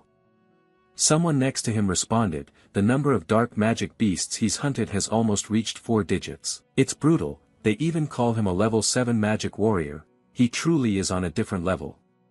Seeing the students stunned and chattering, Professor Lee Hanwal spoke up to remind them, "Now, please be orderly. This year, it seems there are many talented students here, and there is even a special exemption student. As you all know, this academy is where we nurture battle mages, also known as magic warriors. You will experience a strict educational environment for 3 years. I expect all of you to keep up with the curriculum. I want each of you to show me the best abilities you can develop during your time at this school. So now, does anyone have any questions? Facing the teacher's question, the whole class remained silent. The teacher smiled and continued, "Good, then let's begin the lesson." At that moment, outside the door, the silhouette of Princess Bayan was entering. Seeing her with a bruised cheek, everyone was quite surprised. And Baek Yuseol was no exception. He thought in surprise, Bayan is the one who always follows rules more than anyone else, how could she be late? What happened to her? She approached the teacher, apologized, and said something, her face showing signs of exhaustion and disappointment. Curious, Baek Yuseol took out his crowbar glasses to check. As soon as he put them on, an information board appeared. Bayan, fire element antagonist mage, likes red ginseng candy, occasionally blames herself, only drinks coffee with milk Akalia style. Has an evil mother, fate destined to die. After reading it, he suddenly thought, not much has changed. Her fate destined to die. But if Acel dies by flame, Bayan will die with her. It can be considered the inevitable destiny of a villainous character. I would save her if I could, but I am not in a position to save anyone. Thinking this, he felt a bit melancholic and took off his glasses. After hearing her explain the reason for being late, the teacher spoke up, "You should find a seat." Over here, Baek Yuseol was still sighing sadly, thinking he felt quite bad, but he could only keep his distance. Then he absent-mindedly followed the flow of his thoughts. Suddenly, Bayan approached his seat. Her eyes were filled with resentment and sadness as she looked at him, while he still couldn't understand what was happening. Immediately after, Bayan sat down in the seat next to him. Baek Yuseol was bewildered, thinking, what's going on? How do I feel right now? Could it be that everything has been distorted from the start? After everyone settled in their seats, the teacher spoke, "So before we start the lesson, we will have a ceremony to inherit the magic wands for you all. Class S and Class A will hold the ceremony together, and the teacher will explain the details later." Baek Yuseol listened and felt a bit confused. An inheritance ceremony, it sounds quite troublesome. But then he smiled, showing anticipation for the day the event would take place. At Stella Academy, there are 2 major events. One is the Soulmate Pact and the other is the Inheritance Ceremony. At a prestigious academy like Stella, the Inheritance Ceremony holds an extremely special position. After a while, the students from Class S and Class A gathered in a rather mysterious place. Professor Lee Hanwal spoke up, "Is everyone here yet? There are many magic wands prepared here, from the lowest rank to the medium level. What you need to do is go to the magic wand you like and take it. The process of exchanging the wand after choosing is very complicated, so the teacher hopes you will choose carefully." After hearing that, Baek Yuseol suddenly thought that although the teacher said so, we are not the ones selecting the magic wand, but something else. In this world, magic wands only react to the person they recognize, creating a resonance effect. That also means you cannot just use a high-level wand simply because you want to. Thinking this, he stepped closer to the magic wands floating in the air. He looked around, hesitating greatly. He didn't even know which one he should choose. He stood there lost in thought. If it were before, he would have quickly chosen a low-rank wand. But since now he was in Class S, he couldn't just pick one at random and be looked down upon forever. Suddenly, a quite simple wand caught his eye. In this world, magic wands are divided into 2 types, wands and staffs. Wands are usually used by knights, who need to cast magic quickly. On the other hand, staffs are used by bishops, who focus on a single powerful attack with more casting time. Suddenly, behind him came whispering and murmuring. "Hey, which one do you think he'll choose? Because he's studying in Class S, so surely he won't have any problems with resonance." Baek Yuseol realized that they were targeting him, but he ignored everything, thinking those kids can say whatever they want. He didn't bother to care and tire himself out. Suddenly, someone called him from behind. Baek Yuseol was confused, not knowing who was calling him, so he turned around to look. A stranger's face appeared, so he asked, "What's the matter, and who are you?" This guy had a bit of arrogance on his face and boldly replied, "I'm Uslek." Baek Yuseol still couldn't remember who he was after hearing that, thinking he must be some minor character. This was the first time he'd heard that name. So he just answered indifferently to get it over with, "Oh, is that so? I got it." Uslek crossed his arms and continued, "Which magic wand do you plan to choose?" He casually replied, I'll just pick one at random. After hearing that, he sneered sarcastically, you better choose a magic wand that suits your ordinary civilian status. Don't try to climb too high and fall hard, causing trouble for Professor Lee Hanwol. Baek Yuziel's face at that moment seemed like saying, your dad is probably scared of you. He didn't bother to pay attention, turned away, and added a taunt, oh, fine, just don't cause any trouble. Seeing his mocking attitude, Uslek got even more bitter, blood rushing to his head, his face flushing red. Immediately after, he seemed to go mad and shouted, you bastard, you want to fight, huh? Really annoying. Baek Yuziel was about to ignore it, but this brat still wants to provoke. He sighed in disgust, took the eyebrow-wear glasses out of his pocket and put them on. At that moment, the boy's information appeared right before his eyes. Uslek Chechbalen, son of Marquis Chechbalen, subordinate of Prince Jeremy, level of dissatisfaction 3. After reading, he took off the glasses and put them away, a bit disappointed, thinking, seriously, is that all the information there is? Then he raised his face looking toward him, sighed tiredly, wondering if he had anything special. Uslek then pointed at a staff arrogantly and said, anyway, I'm going to choose that one, so watch carefully. In the direction of his hand, Baek Yuziel saw it was a magic staff. Moreover, it was the Edmuri Edamirai staff, apparently the highest rank here. An average high-level magic staff usually used by professional mages. On the other hand, no matter how talented you are, an average low-level staff is already the limit for apprentices. Even professional mages rarely use low-tier average magic staffs. The only high-level average magic staff here besides the Edmuri Edamirai is none other. It is mainly kept here to flaunt, everyone knows no apprentice here can obtain it. At that moment the teacher spoke again, you should stand in front of the magic staff you like. Upon hearing this, the apprentices one by one moved forward in front of the magic staffs. It seems that everyone has found their own choice. Immediately after, blue lights radiated all around. Behind, the astonished trainees exclaimed, wow, didn't Haywin's chosen wand turn out to be Hayden Amikatan? That's a medium-ranked wand. Prince Scalvan also managed to choose a medium-ranked wand. Observing the scene around, Baek Yuziel also spoke up, Princess Bayan selected Suaviter Lahaven, which is also a medium-ranked wand. How many people can pick a medium-ranked wand? This year is truly crazy. Uslek was even more bitter now, grinding his teeth in rage he said, damn it, just you wait, I can do it too. As soon as he finished, he made up his mind and headed straight for the wand in front of him. He walked amid the stunned onlookers. Gasps of alarm rang out, isn't that Uslek? Can he resonate with a high-level average wand? Uslek reached out his hand toward the wand, grinning confidently, like I'm going to make you all gape in awe. Let's see what a true Class S talent is like. Then he clenched his hand firmly on the wand. Instantly, tiny sparks of electricity flickered around. Shortly after, there was a loud explosion. Boom boom boom. Its overwhelming power radiated intensely, dazzling everyone nearby. This did not surprise Baek Yuziel too much. He blinked, just as he predicted, he had failed. At that moment, Uslek was thrown far away by the force emanating from the wand. He lay flat on the ground, gritting his teeth, unwilling to accept defeat. The nearby trainees who witnessed this scene panicked and shouted, oh no, it looks like he's seriously injured, hey, someone quickly call the professor to come up here. A high-grade intermediate magic staff was impossible, so how the heck is this guy so reckless? Baek Yuziel just sighed, thinking, who climbs high and falls hard like this anyway?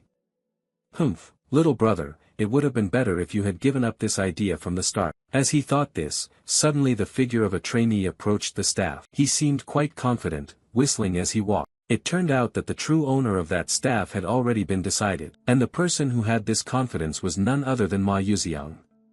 He stood looking intently at the magic staff in front of him, then broke into a triumphant smile. It seemed he was quite satisfied with his decision at this moment. But at this action, the surrounding students suddenly cheered, oh my god, is he planning to take the high-grade intermediate staff? I don't think he can resonate with it. Ignoring the surrounding chatter, Ma Yuziang coldly reached out and touched the magic staff and gripped it tightly. Immediately after, it emitted a dazzling light all around, yet he remained still, unaffected in the slightest. Its overwhelming presence was so strong that everyone around had to raise their hands to shield their eyes. As expected, Ma Yuziang was able to resonate with this magic staff. Holding the magic staff in his hand, he smiled brightly. The image of him at this moment was truly radiant. The group of trainees around still couldn't believe the truth before their eyes, exclaiming, "It's truly unbelievable, no way, how could a first-year trainee get a mid-level high staff? Oh my god, how could this happen?" Baek Yuseol wasn't too surprised, sighing as he thought he had already guessed it. "And from now on, even more people will know how talented he is." Suddenly Ma Yuseong glanced in his direction. This made Baek Yuseol uneasy, not understanding what he was looking at. Then Ma Yuseong smiled friendly and approached. Both of Baek Yuseol's eyes suddenly turned cold, his hair standing on end, thinking, damn it, is he crazy, why is he smiling like that? But he suddenly recalled the storyline in this game. Flame also owns another mid-level high staff named Terrivon. However, this is exactly where their paths split. If Flame succeeds in getting Terrival, Ma Yuseong will be interested in her for her talent, opening a path for him. But conversely, if she chooses a different staff, Ma Yuseong will follow a completely different path. I have to use Flame to attract Ma Yuseong. That's the way. Thinking this, Baek Yuseol found Flame. She was approaching some kind of magic staff, but still quite hesitant and unsure. At this moment Baek Yuseol realized it was Terrivon's staff. He anxiously fixed his gaze and carefully observed in that direction. Flame moved closer to the Terrivon. He stood watching her back and told himself, "That's right, take it. Then Ma Yuseong will be curious about Flame and we will have a perfect and beautiful ending." But just as he was about to rejoice upon reaching near Terrivon's staff, the girl suddenly turned around and left. This shocked him so much he felt like vomiting blood. What is going on? Could it be that she doesn't like Terrivon? What's the matter? Does she not know or just hasn't gathered enough information? Things seem not good. Flame can resonate with any staff because she is the main character. But what if she chooses some strange staff? Then we lose another good option. This won't do, I have to take action now. I have to push Terrivon towards Flame. Thinking this, he focused and aimed precisely at Flame's position. Then used the blink skill to dart quickly towards her. In a flash he was behind her. Suddenly Flame sensed someone standing right behind her. She immediately turned around, confused, thinking, when did he get behind me? Baek Yuseol raised his hand and smiled friendly, hello, hi there. Oh, I was just curious which staff you plan to choose, Flame. She replied uncertainly, why do you want to know? Is it any of your business? Baek Yuseol shyly answered, oh, I just want to give you some advice because you seem a bit confused. Hearing his lame response, Flame coldly said, that's none of your business either. If there's nothing else, I'm leaving now. With that, she turned and walked away. Seeing this, Baek Yuseol was about to say something, wait a minute, then suddenly realized that something was off here. Flame should have been friendly to everyone since she is a sociable person, so why is she so cold like this? I can't just give up like that, my whole life depends on it after all. Thinking this through, he musters all his courage and calls out, wait, I really just want to help you, but right now, Flame is even more annoyed, retorting that you're so much like a nagging woman. You should worry about yourself first, you haven't even chosen your own yet, but you're meddling in other people's business. But Baek Yuseol wasn't discouraged by this. He continued, oh, but I feel there's a staff that suits you perfectly. Flame heard this and angrily shouted, are you trying to teach me? What the hell do you know about staffs? Facing this attitude, Baek Yuseol felt a bit hesitant, thinking to himself, what's wrong? Did I do something wrong? Or maybe she just can't be bothered with a lowly supporting character like me. He stammered his reply, well actually, I've heard a lot about you. You don't think you could get that staff, do you? Flame responded confusedly, Terrivon. Seeing that she had calmed down, Baek Yuseol smiled with eyes squinted and said, that's right, it's exactly that. Suddenly, a noise made Baek Yuseol's smile fade. A loud explosion echoed, the imposing force radiating around. It frightened him so much that he broke out in a sweat. His eyes opened wide. Then suddenly, a magic staff flew out of nowhere into his hand. He squinted and exclaimed, what is this? Then he carefully examined the staff. Right after, his face turned pale. Why was it in his hand? It should have been Flame who took it. Damn it all. At this moment, Baek Yuseol was at a loss for words, not knowing how to explain. His face showed a hint of embarrassment. Meanwhile, Flame just stood there, dumbfounded for a moment. Right after, she smiled with squinted eyes and said, well then. Baek Yuseol looked at this strange attitude and got goosebumps, trembling as he replied, nothing. But at this moment, he was secretly worried about the future ahead. So, it's over, my life is ruined. At this rate, even if I want to live in hiding, I can't anymore. So, the inheritance ceremony ended, but it seems its aftereffects still linger. At this time, on the school grounds, Flame was strolling slowly behind a group of some trainees. By chance, she overheard the conversation of two young men ahead. One said, "Hey, have you heard any hot news? This year, 2 students obtained the high-level episode staff." The other, surprised, replied, "Really? Until now, only 5 people have done that. Now there are 2 more." "Yes, that's right, but it's very strange," one of them said. One of the 2 only used Blink in the magic test exercise. Blink is just a basic magic, so how could that be? My parents once said Blink is a rare magic. This is really odd, isn't it? Their conversation also made Flame think, even she didn't understand this matter. After a while, Flame arrived at the self-study room. The atmosphere here made her feel comfortable, and she exclaimed, "Finally, some quiet at last. All day today, wherever I went, I kept hearing whispers and rumors about that matter. The news that 2 students obtained the high-level episode staff has spread everywhere, but I still don't understand who he is. Why was he able to obtain the Terryvon staff? I read the original novel 3 times in a row before transmigrating here, but this character Beck Uziel never appeared. They say no one can claim Terryvon, but he resonates with it so easily. No, he's deliberately showing off to me, rather. Anyway, let's just drop this matter, thinking about it now is useless." Suddenly, someone called out to her, "Flame, are you planning to self-study as well?" Hearing someone call her, she turned around and smiled brightly, happily responding, "These kids are really strange. Do you think I'm a bookworm?" The blonde girl continued, "There's never a time when you say there's nothing to do and then just sit to study." Flame shyly replied, "Oh no, not at all." A girl standing nearby asked curiously, "But Flame, why do you call us kids? We're the same age, right?" Flame had to make up an excuse to get by. "Well, I guess it's just a habit. Where I used to live, people often saw me as an old lady, hee. But in truth, she knew well she was living inside a novel, so there was no way she could act childish." Another voice spoke up, "So, are you planning to study alone today?" Looking back, she saw a cute girl with red hair and suddenly wondered if this was Jackie. Her style was surprisingly similar to hers, she thought, but still answered cheerfully, "Ah no, there's an upcoming episode meeting, so I'm planning to join." "Well, I'll go first then." "Alright, next time let's meet for drinks." Without another word, Flame hurriedly turned her face and left, not forgetting to wave goodbye and say, "Bye-bye." Just moments ago, she was cheerful and cordial, but now she has returned to her cold demeanor. At this moment, she suddenly thought that for an adult like herself, going back to being a student is really tough. Lost in silly thoughts, she didn't pay attention to what was ahead. Immediately after, she bumped her head sharply against someone. Then she held her head, moaning, "Ouch, that really hurts." Suddenly, the person she collided with spoke up. Hearing this warm voice, she was surprised and looked up. "Hey Wonriang, was that you?" The young man immediately asked, "Are you okay? What were you thinking about that you were walking so hastily?"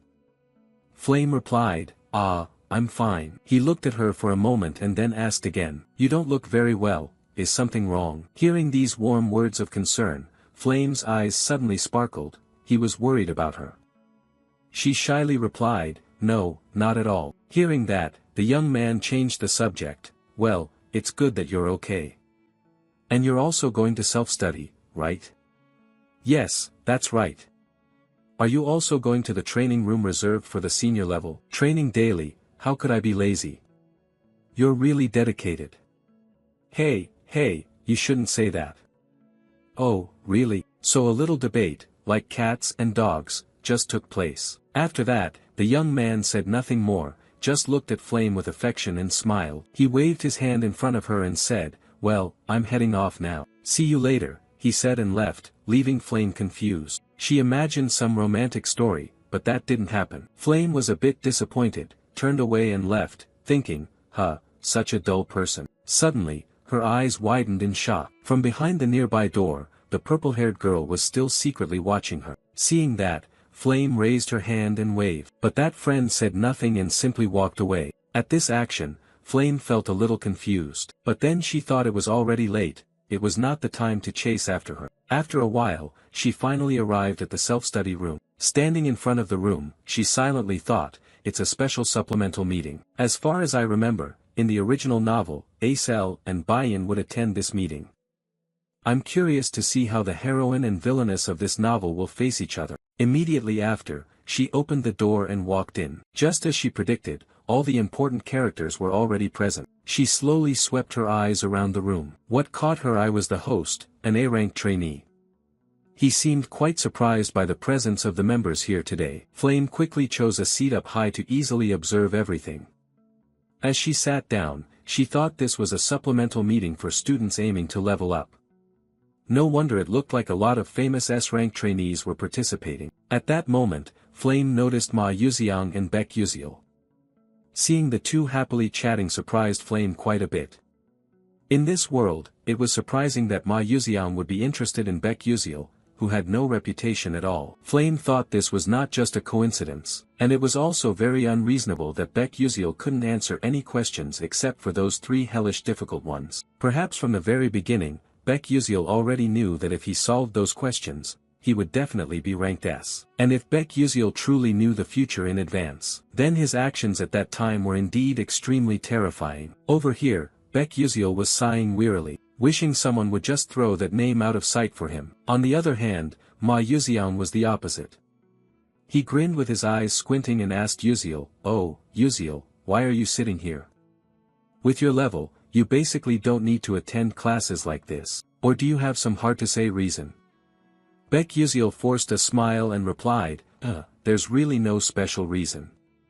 I just came to check it out because I wanted to, but honestly, you're lying to yourself. You were basically forced to attend this class because of bad scores." He looked wearily at the person in front of him, strangely puzzled as to why he seemed so focused on him. At that moment, someone's voice arose, "All right, quiet down. Everyone, let's stop the chatter here. Today, we will discuss the issues from the recent ranking test. As everyone knows, this ranking test was extremely rigorous, so much so that even the upperclassmen called its 3 questions the hell questions. And I will slowly explain everything to everyone more clearly." Although I said that out loud, inside he was quite worried. He didn't understand why those famous people were also here. His purpose was only to boost his reputation outside by helping those foolish kids in this class. Suddenly, an idea flashed in Kyle's mind. He glanced at Baek Yuziel, thought for a moment, no, this was probably his chance.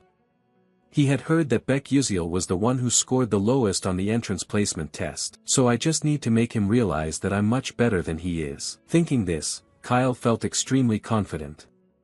Continuing, please pay attention, everyone. Now, I will guide you through solving the first question. Then Kyle spoke as he wrote on the board. This question was actually a tricky riddle designed to lead everyone into a dead end. First, we have to do it like this. At this moment, the people sitting below listened attentively while diligently taking notes. Ma Yuxiang also glanced at Yuziel, seeing him deep in thought, and immediately asked, "What do you think? Do you believe his viewpoint is correct?" Yuziel was dumbfounded by this question and looked up to the side. He was smiling with his eyes crinkled shut, eagerly awaiting the answer. Faced with this bizarre attitude, Baek Yuziel turned pale, thinking, what the hell is this? Is he asking if I think that guy's point of view is correct? I don't even understand what the professor just lectured, let alone these 3 hellish questions. But anyway, honesty is a good virtue. Thinking this, Yuziel replied, no, I don't know either. As soon as he finished speaking, the nearby students eavesdropped, catching bits and pieces, then looked at each other. What did he say, Baek Yuziel? Is he saying Kyle made a mistake? It seemed these two deliberately said that to slander Yuziel, because everyone knew he had the lowest entrance score. At this moment, Kyle, who had been focusing intently writing on the board, overheard those words and stopped.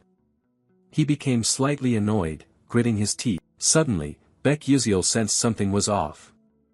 He glanced left and right, confused, thinking, what the hell is going on, why is everyone staring at me like that? Meanwhile, Kyle also stopped writing, broke his chalk and said, that's right, I made a mistake. Baek Yuziel was utterly stunned upon hearing that, wondering what the hell was happening. Immediately after, Kyle suddenly broke into a victorious smile and continued, "So Beck Uziel, why don't you come down here and help everyone solve this part?" Upon hearing this, he felt all the hair on his nape stand on end, panicking as he thought, "Damn it, what the hell is he talking about?" Suddenly, he caught Ma Yuxiang's gaze, looking somewhat surprised. He smiled brightly with a trusting look, like, "You can do it.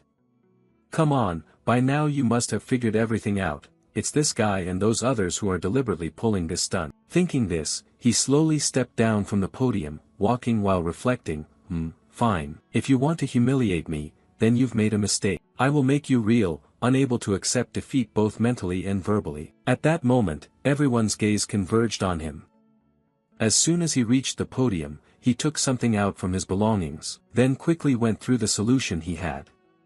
It turned out what he took was a pair of glasses. He suddenly thought, 3 hellish questions, or rather, it seems more like a pun. The gist of the question is like this: a sorcerer chants as follows, "O Mother Earth, please shed tears and thus cause the dust to multiply even twice as much as before." The question is, why is this so? The answer to this question is quite simple, it's just that the dust is crying. They are merely a state of separation. Beck Uziel raised his hand to his head, wondering which damn fool had time to come up with this ridiculous question. To him, it was absurd, yet here it was a big, tough problem they had to solve. But in any case, that Kyle didn't treat this as an ordinary math problem. Instead it was about making dust cry for dust. It's hard to put into words. His method, although wrong, still got the correct answer. It seems mostly due to luck. If faced with a similar question, he definitely wouldn't pass.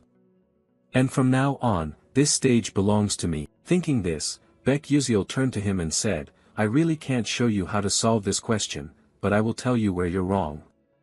Kyle was stunned upon hearing this and exclaimed, "What?" Beck Uziel continued, "The issue is the foundation of the earth, but what if it was water or wind instead? Do you think your method can solve those two?"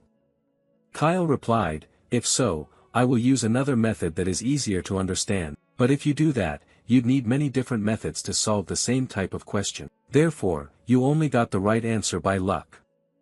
This doesn't mean your answer is what the question's originator intended." After hearing this, Kyle opened his mouth to explain something but could only mutter, "It." He had no choice but to accept the truth. "You were right." Looking at Kyle's face now, Beck Uziel felt a bit embarrassed, as if he had disappointed him too much. He continued, "Anyway, its solution will be like this." Kyle listened intently while taking notes. The group of students below also focused and took notes after hearing this. This deeply astonished Flame. She didn't understand why everyone else was taking notes on what he said. Acel and Bayan should have joined the debate, right? But now both of them are busy analyzing his way of solving things. Can this really be possible? It's ridiculous. At this time, outside the sky was already getting dim. Inside, Ma Yuxiang raised his hand to say goodbye to Uziel. "Bye-bye, see you tomorrow." He smiled brightly and then left. Beck Uziel reluctantly raised his hand in return, "Goodbye." As Ma Yuxiang's figure gradually disappeared, Uziel finally raised his hand to cover his face, thinking disappointedly, "Damn it, if I keep getting involved with Ma Yuxiang like this, it's over. I don't want tomorrow, I never want to see him again for the rest of my life." With that thought, he slowly lowered his hand. Looking at his small, budding hand, he suddenly thought, maybe it's because of the phone, I can't use it anymore, it's frustrating, but it caught Ma Yuxiang's attention, damn it. I don't understand why I have to keep running into him. Strangely, besides Flame, no one else had ever used Blink before. As he was leisurely leaving, he saw Bayan still standing nearby waiting for someone. Her face looked a little sad. He suddenly thought, what's wrong with her? Her expression looks off, but it's none of my business, no need to bother. So he just walked past Bayan. Suddenly, she called out, Beck Uziel. While he was still confused, not sure if he heard correctly, she continued, I have something I want to ask you. The male lead was quite surprised by this. He could not have imagined that a perfect person like her would have something to ask him. He replied, Bayan, what is it? She didn't beat around the bush and went straight to the point. Why didn't you explain your answer earlier? The male lead was stunned by this question. He thought to himself, it's not that I didn't explain, but in truth, I didn't even know how to explain it. How can you explain a question that has no answer? Maybe she's misunderstanding something. He awkwardly scratched his head and replied, well, I didn't have to explain anyway. Hearing this, Bayan immediately interrupted, I understand. You don't want to reveal something there, right? This made him even more confused. He thought, it's not that. She continued, then I will make it up to you. The male lead was shocked and replied, what are you talking about? Bayan clearly added, I mean I will compensate you fairly. The male lead was utterly shocked, mouth agape, exclaiming, huh. After a while, the two quietly went to Professor He Wonriang's room. After rummaging around for a while, they managed to find their own tests. He glanced over Bayan's test and then spoke. I really don't understand why you paid me to solve just 3 questions in the placement test. Bayan replied, I have my reasons, not convenient to say. You just keep talking. Yes, miss, the male lead responded. After looking through her test, you voiced your doubt, hey, but you only got 3 questions wrong, while I missed all the others. Yet you asked for my help. Aren't you ashamed? Bayan calmly replied, no. The only thing I feel ashamed of is that I still can't understand the answers to those questions. If you can solve this doubt for me, I'm willing to do anything. Hearing this, the male lead was so surprised he was stunned, thinking to himself, he's supposed to be a model student, isn't he? Then you asked, but why are you asking me? You're a princess, surely you have plenty of friends to ask. The girl stammered in response, that, in fact, among 1,141 freshmen, only 3 people answered these hellishly difficult questions correctly, and you are one of them. The male lead was so shocked he gasped, what? What did you say? The girl, somewhat embarrassed, continued, those questions had no official answers, yet Ma Yuxiang, Flame, and you were all able to solve them. That's the thing that makes me feel most ashamed. The male lead, unable to stay calm any longer, his hands shaking, replied, no, wait. Then you abruptly stood up, mouth wide open shouting, those 3 questions were meant to trick us, right? Nobody could solve them. Why didn't you realize that while solving them? Bayan answered. After hearing that, you tried to suppress your anger and sat down. You suddenly thought, this is crazy.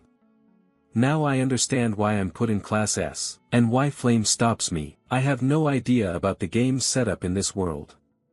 I also didn't know about those tricky questions. But maybe Flame is different, because she has read the entire novel.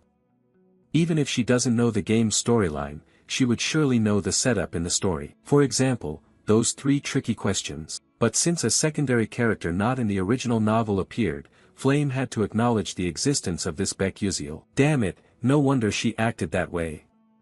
Bayan was confused by his reaction and asked, what's wrong with you? The male lead replied indifferently, nothing, don't worry. Don't forget you promised to help me with something if I explained the answers to you. Bayan replied, yeah. The male lead continued, I only have one small request, to turn my staff into a demonic sword. The blacksmiths in your kingdom can do that, right? After hearing that, Bayan was quite surprised and said, but only low-ranking mercenaries use that kind of weapon. Why would a future mage like you? The male lead didn't let her finish, cutting in, it suits my taste. Alright, you can't say that's a flaw anymore. Then he looked at her expectantly and continued, what do you think? Do you think you can make it? The girl thought for a moment then confidently replied, of course. That's way too easy for me. This is the best answer of the day. The male lead seemed very satisfied, his cheeks suddenly flushed red, thinking, wonderful, the sun is shining. Thinking this through, he calmly explained, so I'll tell you how to solve this question first. He pointed to the test paper and clearly said, that way is for you to change your own perspective. The girl, quite confused after hearing that, said, how do I change my perspective? The male lead knows Bayan's weakness is that her magic is very mechanical and she has gotten stuck in it. Bayan only realized this when she became a second-year student after losing to Flame. I don't think I can help her realize this now, but I hope to guide her in the right direction. So what I need to do now is. Thinking this, he continued, do you understand what a riddle is? Before this question, Bayan was a little surprised, then she replied, a riddle? I think I've heard about that. The male lead continued, then let me give an example. What is between the knees? Immediately after, the girl rested her chin on her hand, racking her brain and answered, the inner side of the knee, right? The male lead casually said, you're wrong. Bayan still didn't understand and asked, why is that? He then emphasized the question once again, what I'm asking is which letter stands in the middle of the word ni and the word ni. You get what I mean, right? The girl realized she'd been tricked and felt extremely annoyed. Meanwhile, Baek Yusil, seeing her frustrated expression as if ready to explode, timidly said, "Hey, come on, don't glare at me like that. Calm down, just sit down and look at this question first. It also has its own formulas and tricks that you haven't learned yet.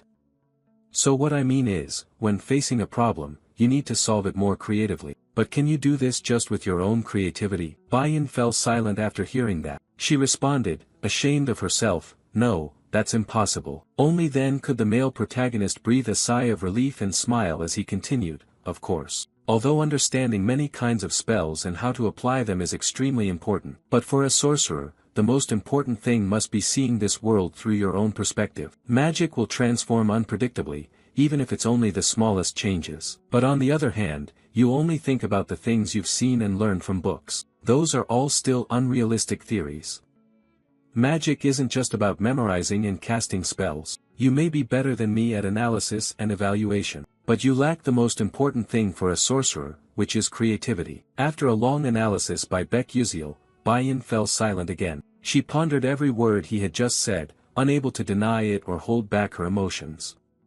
Her hands trembled uncontrollably, she was slipping into a state of utter despair. The male protagonist, seeing her serious expression now, broke out in a sweat. He rubbed his head, shyly speaking, "You understand what I just said, right?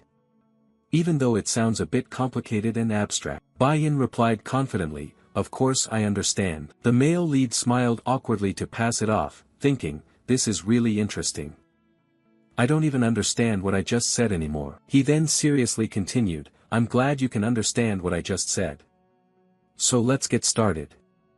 I'll ask you, what does the man say to the horse when putting it to bed?" After hearing that, she was a bit confused. Immediately after, she placed her hand on her chin, pondering, what does the man say to the horse when putting it to bed? She thought hard but couldn't figure it out, then replied sadly, "I don't know either."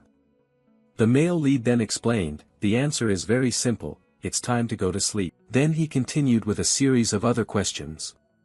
Why don't they work harder? Maybe because they're always lying down while working. So what would happen if rock and paper both took part in a race?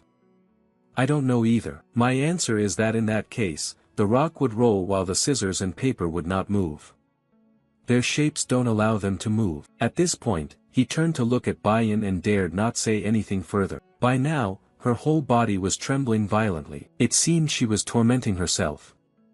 She was so angry that she furrowed her brows, clenched her teeth, very uncomfortable. Seeing her attitude, the male lead got goosebumps, thinking, "Oh, what is this?" She looked like she was about to go crazy at any moment. The male lead mustered up all his courage to ask one more question.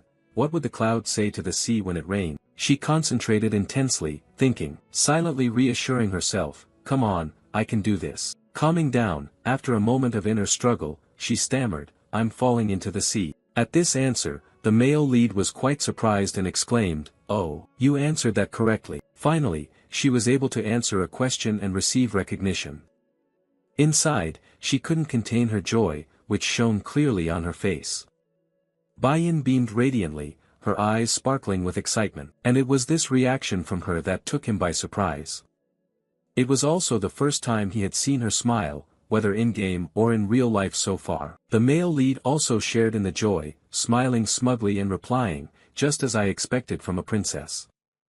Your creativity is on an entirely different level." Seeing the somewhat excessive flattery, she blushed, trying to suppress it and said, "All right, that's enough.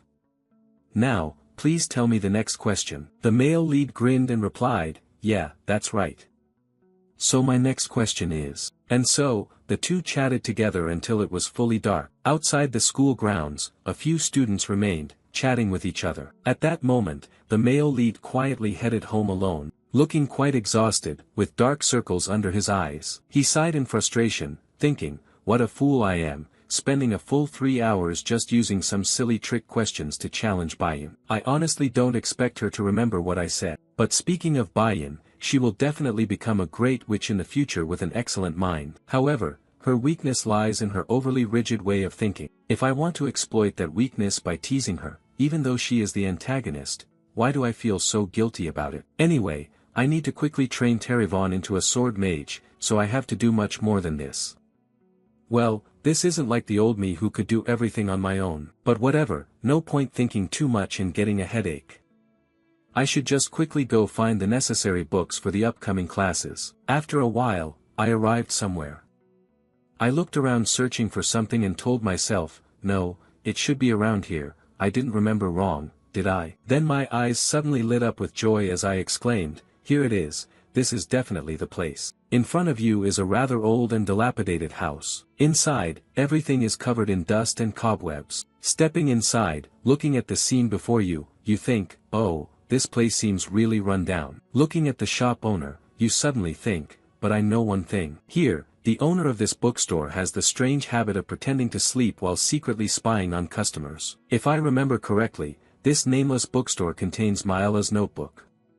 He was the valedictorian graduate of Stella Academy 10 years ago. If it were my past self, I could just click on the screen to view it immediately. But in this world, you need actual books to study.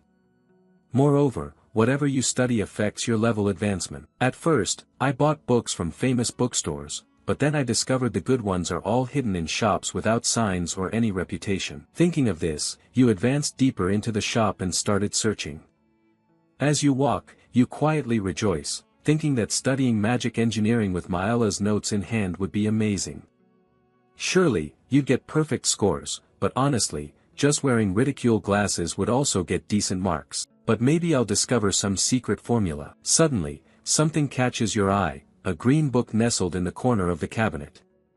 You exclaim, this is exactly what I was looking for. You just reached out to grab it, when at the same time, someone else's hand also reached out for it. And then the two just kept looking into each other's eyes. He exclaimed in surprise, Acel, really? She replied confusedly, huh, how do you know me? Of course, you're so famous.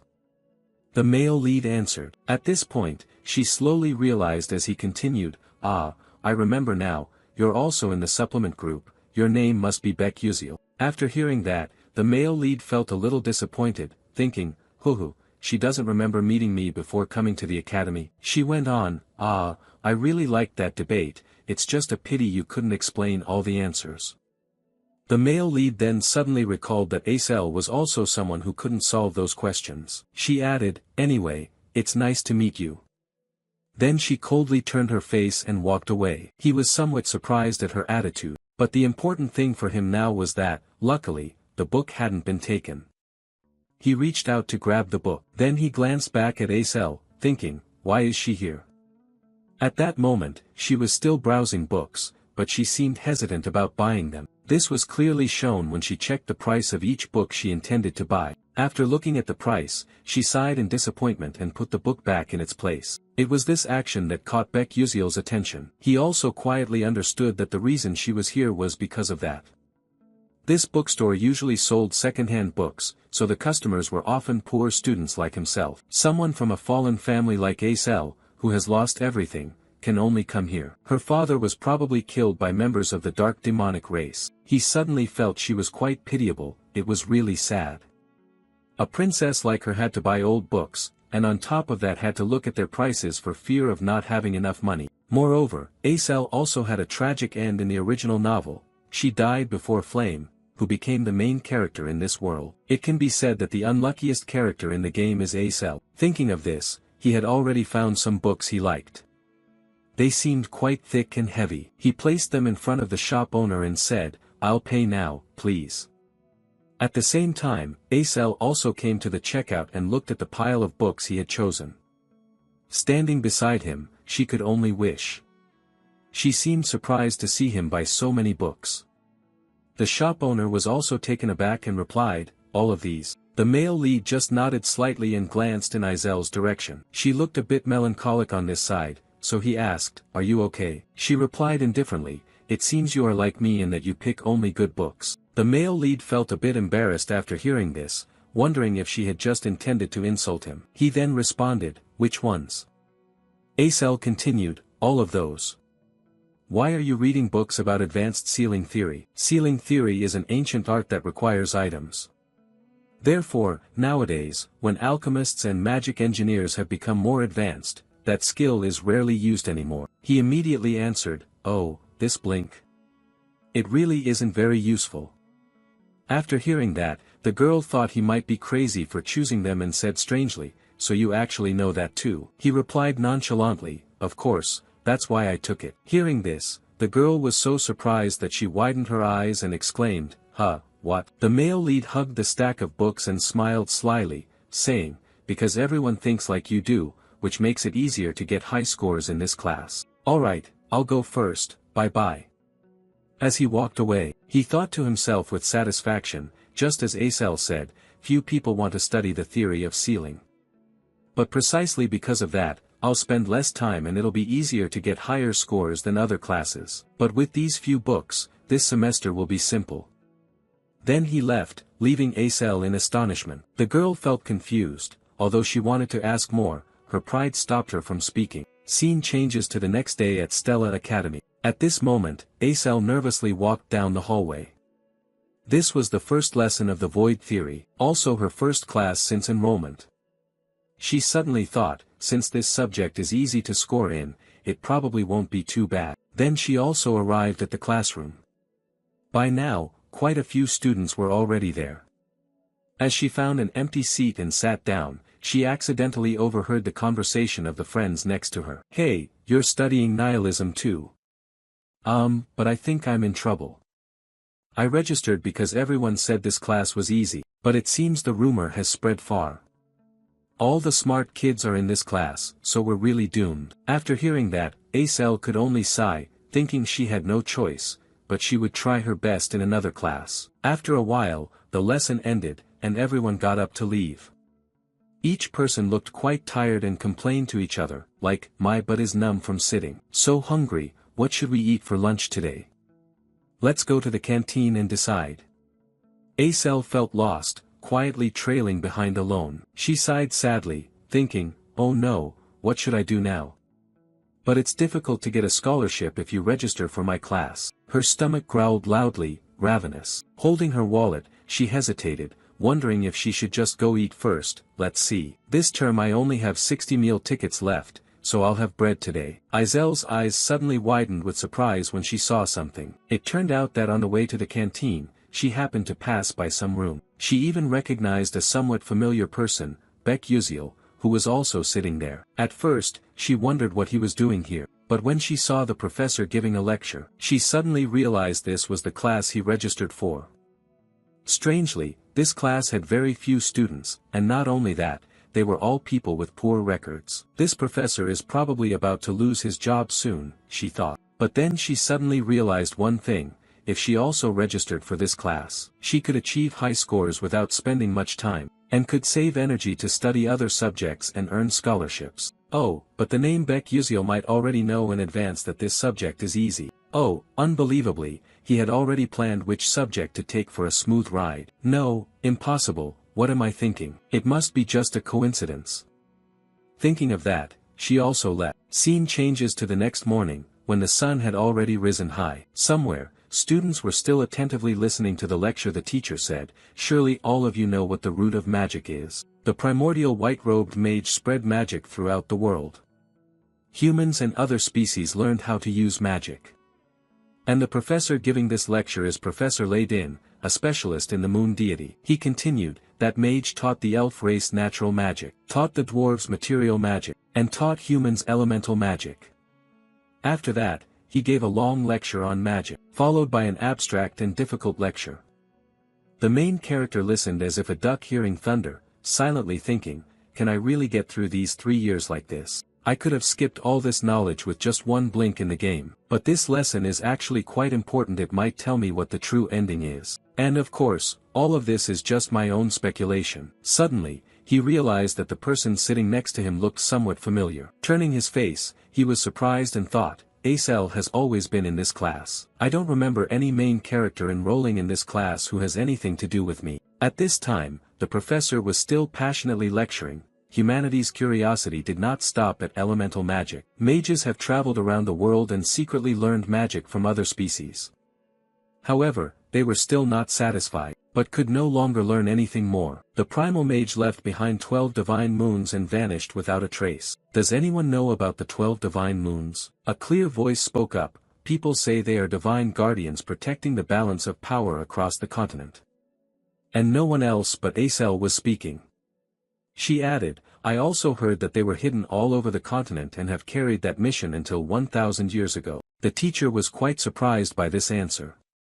He continued, oh, that's right. They have a special power that protects the continent. For example, the divine moon representing summer, the sixth moon is the red summer moon carrying a blazing red flame. And they say that flame will never go out. If you go to the bottom of the Alamanca Sea, you can still see the red fire. So if anyone's curious, you can check it out. After hearing this, the male lead thought he had misheard and shivered inwardly, thinking, damn, is the teacher joking? If a living creature intrudes into the territory of the Alamanca Sea King, they will die immediately. At the podium, the teacher was still enthusiastically continuing. This is Bevian, a giant whirlpool in the ocean that was frozen by the 12th moon, the blue winter. Therefore, each divine moon has its own power, but miracles happen if they combine. A student below raised his hand and asked, Teacher, what is that miracle? The teacher suddenly grew solemn and replied, no one really knows that. They fell into slumber 1,000 years ago.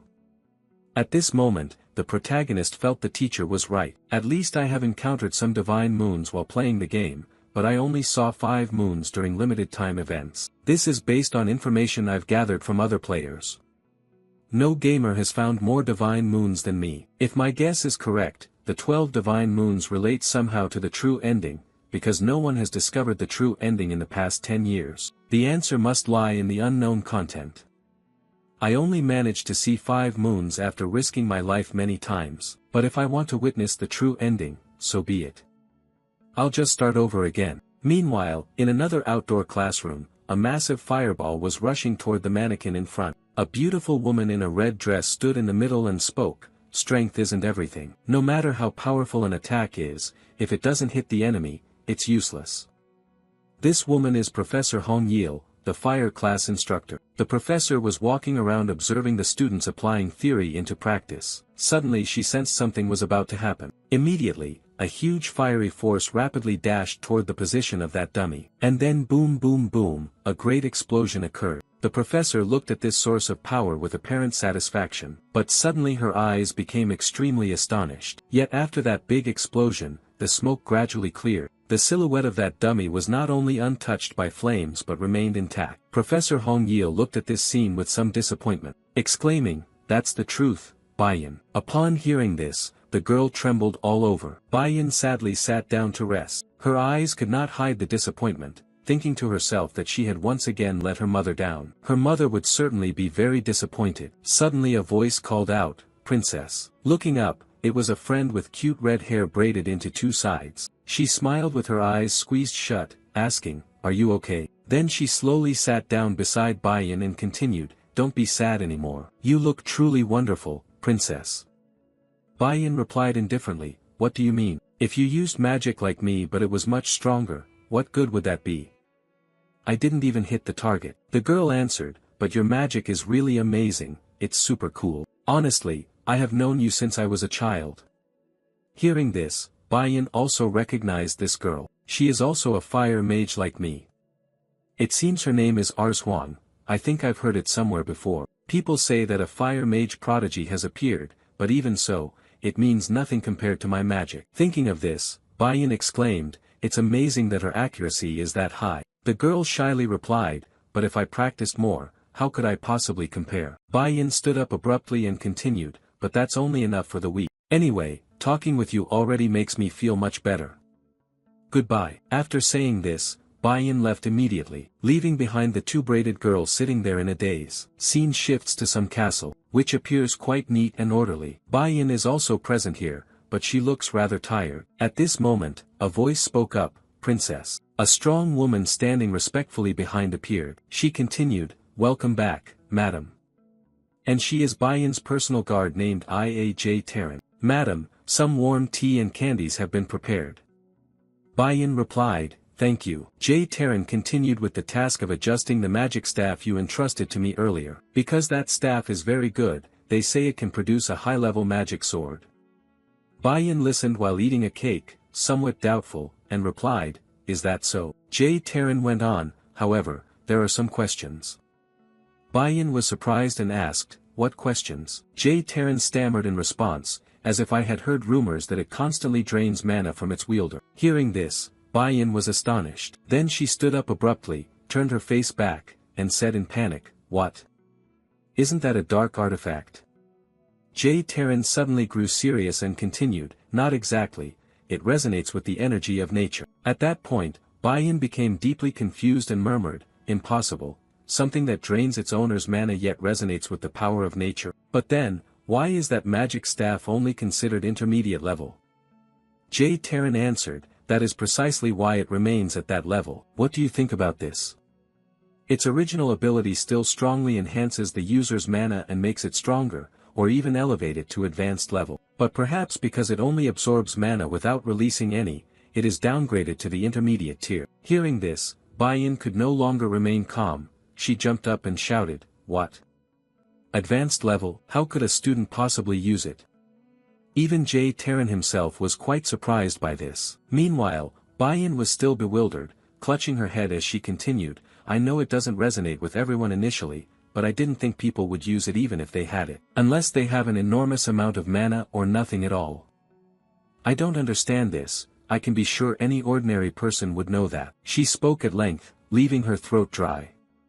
She sipped some hot tea to warm her voice, then added, "But anyway, he is definitely a special person." Cut to a few days later, when the new semester began in some classroom, a teacher was enthusiastically explaining to the students, "Attack magic requires a deeper understanding than any other type of magic."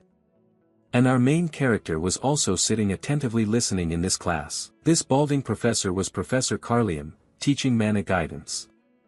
He continued, "That's why the mana guidance class is mandatory. From now on, in your one-on-one matches, you will learn guidance focusing on casting and aiming." In this class, Acel was also present, looking quite focused on listening. At the same time, on the podium, the professor was still passionately explaining that casting means shooting magic from the caster's body, while aiming means using magic on a stationary target.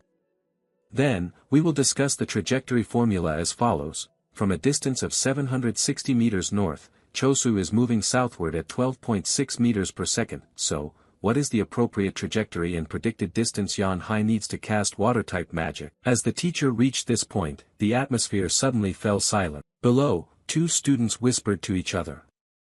One said, "Among the attributes, what if it's water?"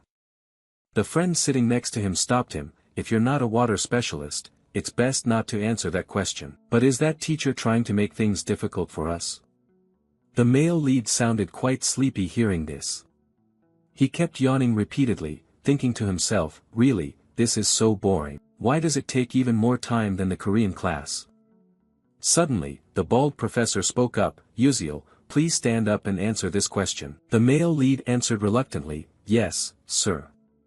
But inside, he silently cursed, "Damn, it's me again." After a while struggling to explain, he finally finished his solution and confidently turned to say, "Yes, I have completed it." Looking at Baek Uziel's presentation, the teacher was very surprised. Exclaimed, "Wonderful, you managed to solve it so easily. Your initial attribute is water, right?"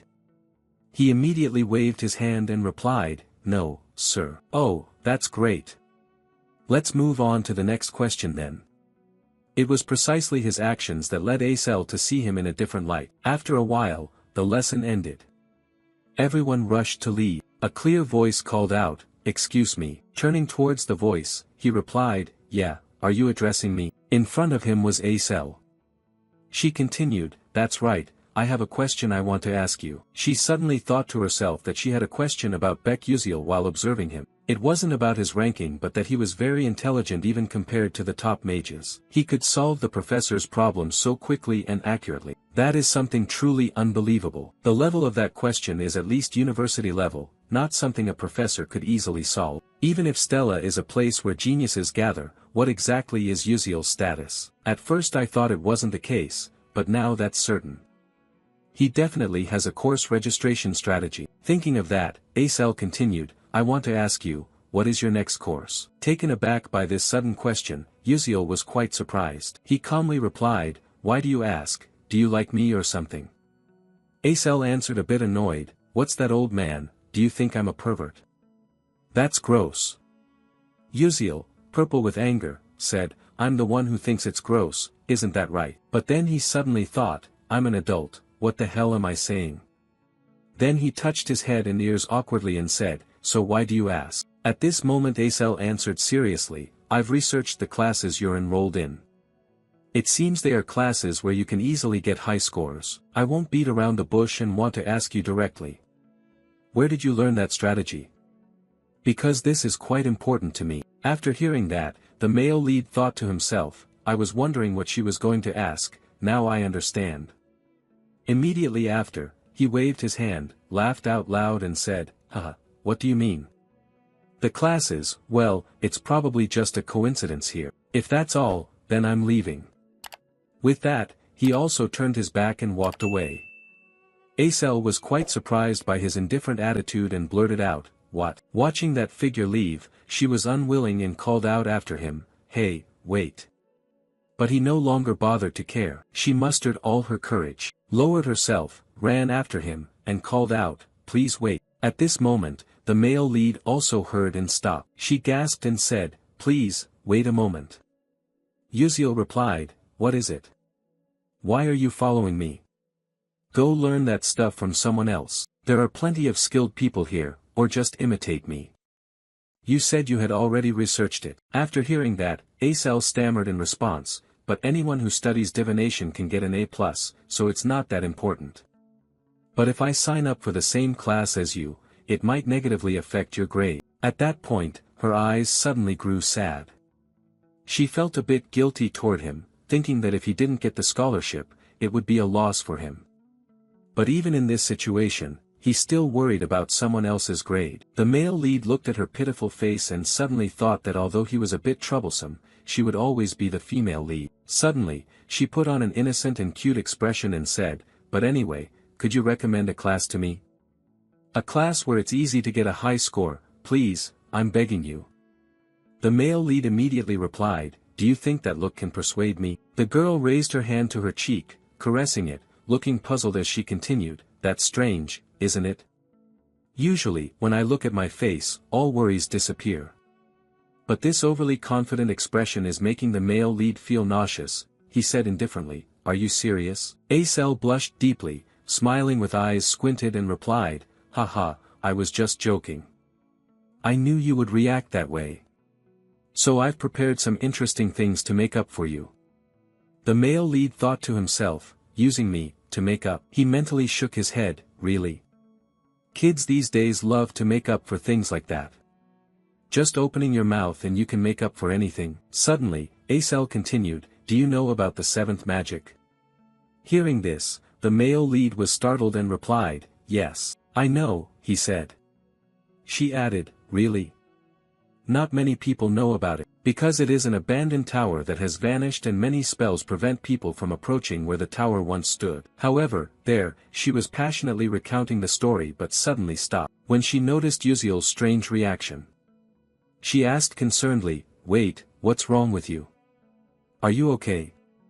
Yuziel seemed to struggle upon hearing this, clutching his head, thinking, I'm losing my mind. This is extremely important information, because Flame can increase its influence over the male lead through this. Moreover, Flame knows about this from the original episode storyline. Acel also knows this and has only shared this information with the male lead, not with supporting characters like me. Thinking of this, he didn't want to listen at all and waved him off, replying, that sounds like a scary story, doesn't it? I don't want to hear it either, it's not interesting at all. Then he just walked away. Acel felt confused and quickly explained, it's not that scary. Are you afraid of ghosts at your age? Yuziel reluctantly responded, alright, I'll tell you. She twisted the question further, you just pretended you wouldn't tell me, so why did you change your mind so quickly?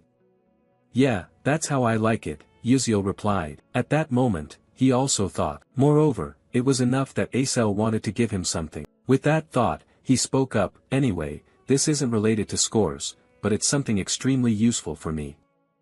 You should register for the meditation journey to the Void course as a culture episode class. Acel replied confusingly after hearing that, meditation.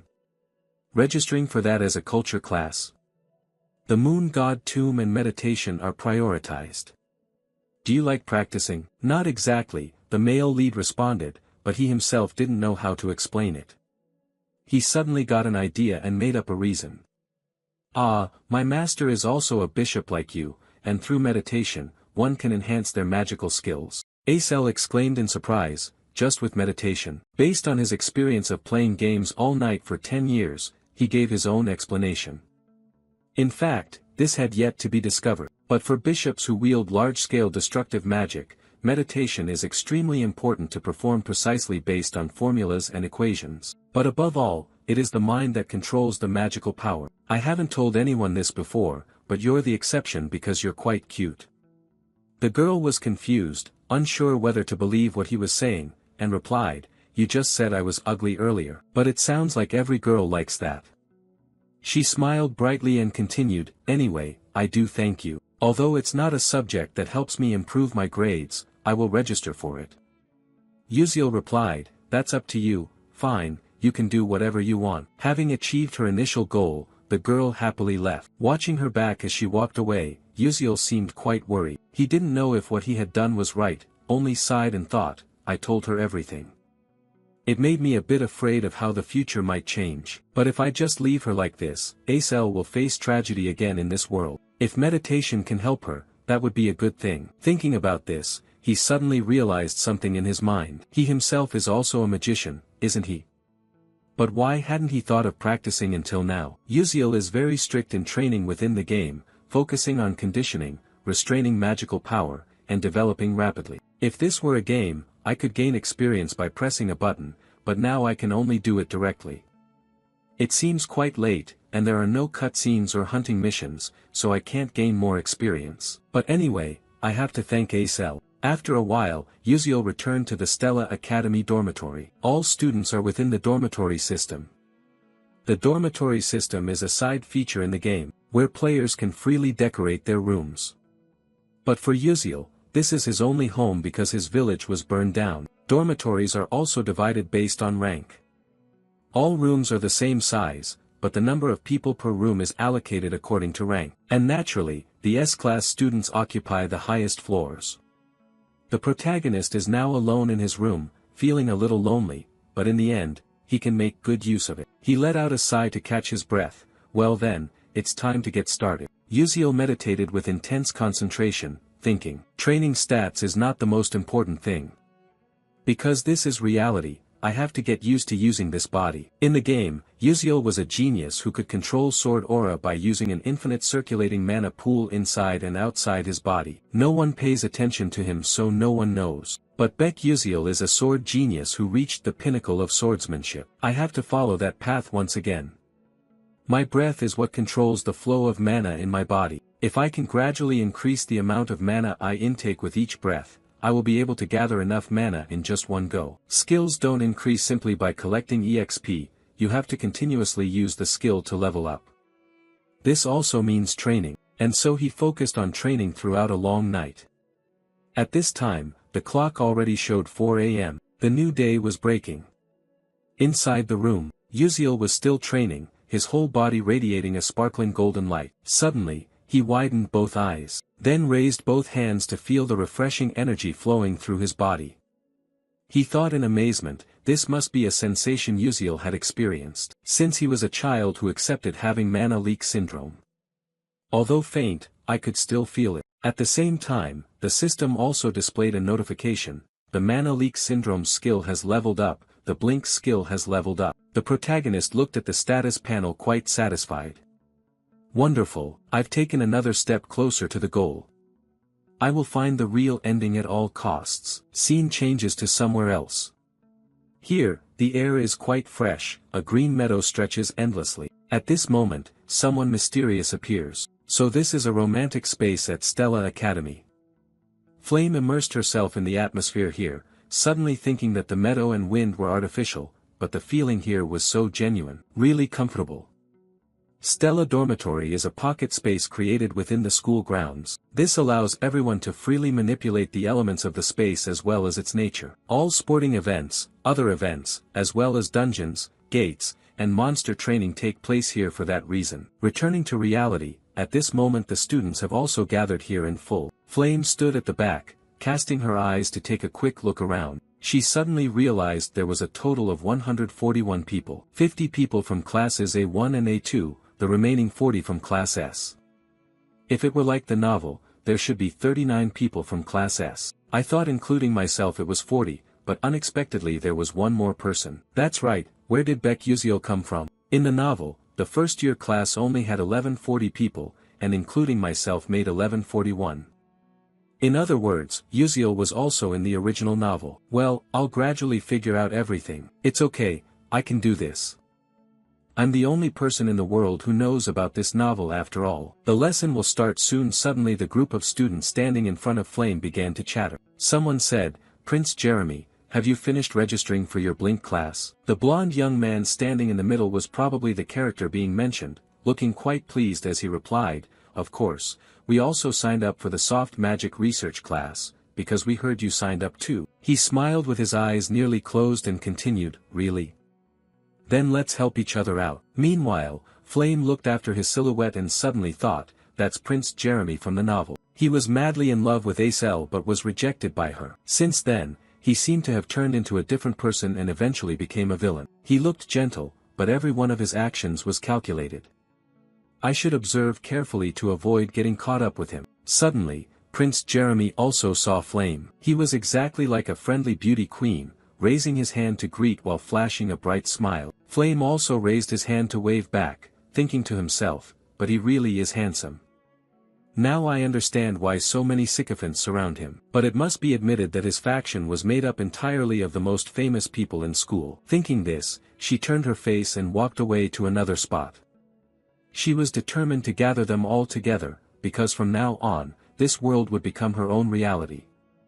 She had to start preparing for the future. But this action seemed to catch the eye of the prince. He smiled inwardly, thinking, Flame. At that moment, the teacher's voice rose, capturing everyone's attention. We will start with basic training before beginning today's session.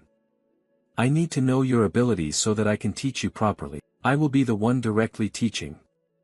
If you don't like it, don't say anything. Often you already know that our professor has the authority to deduct or add points to you, so remember that you will be expelled if you don't meet the required score. And now I will explain the training session right away.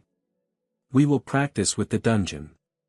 I will use scenarios that occur in real dungeons, as well as various traps and monsters, to test all of you. You will get 4 points if you defeat a level 1 monster, 8 points if you defeat a level 2 monster, 20 points if you obtain the point staff. The top 5 students will receive a small reward and shopping privileges. Students without points will have points deducted. If you are afraid of failure or afraid to go alone, you may form groups. But remember carefully, points will be divided equally among group members. If you can eliminate a student, you will take that person's points. With that, the teacher immediately disappeared, leaving only his voice echoing back, that's all, good luck. Immediately after, the ground suddenly shook violently. The group of trainees panicked and screamed, what is this, what's happening? The ground is shifting. At that moment, the ground suddenly cracked open, and something rose up from beneath. Flame was also quite surprised, her eyes wide open staring. A huge towering tree appeared, and it seemed like everything around had changed.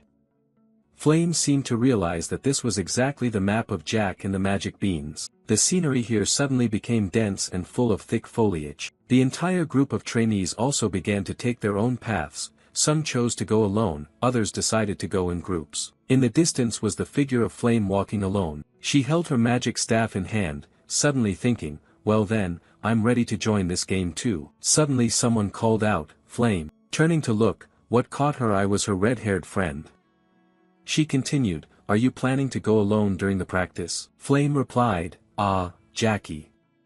She just suddenly thought that although forming a team during dungeon combat has many advantages, going alone is still better if you want to earn more points. Thinking that, she coldly added, sorry, but this time I want to test myself, so I intend to go alone. The red-haired girl laughed wryly and answered, yeah, I know.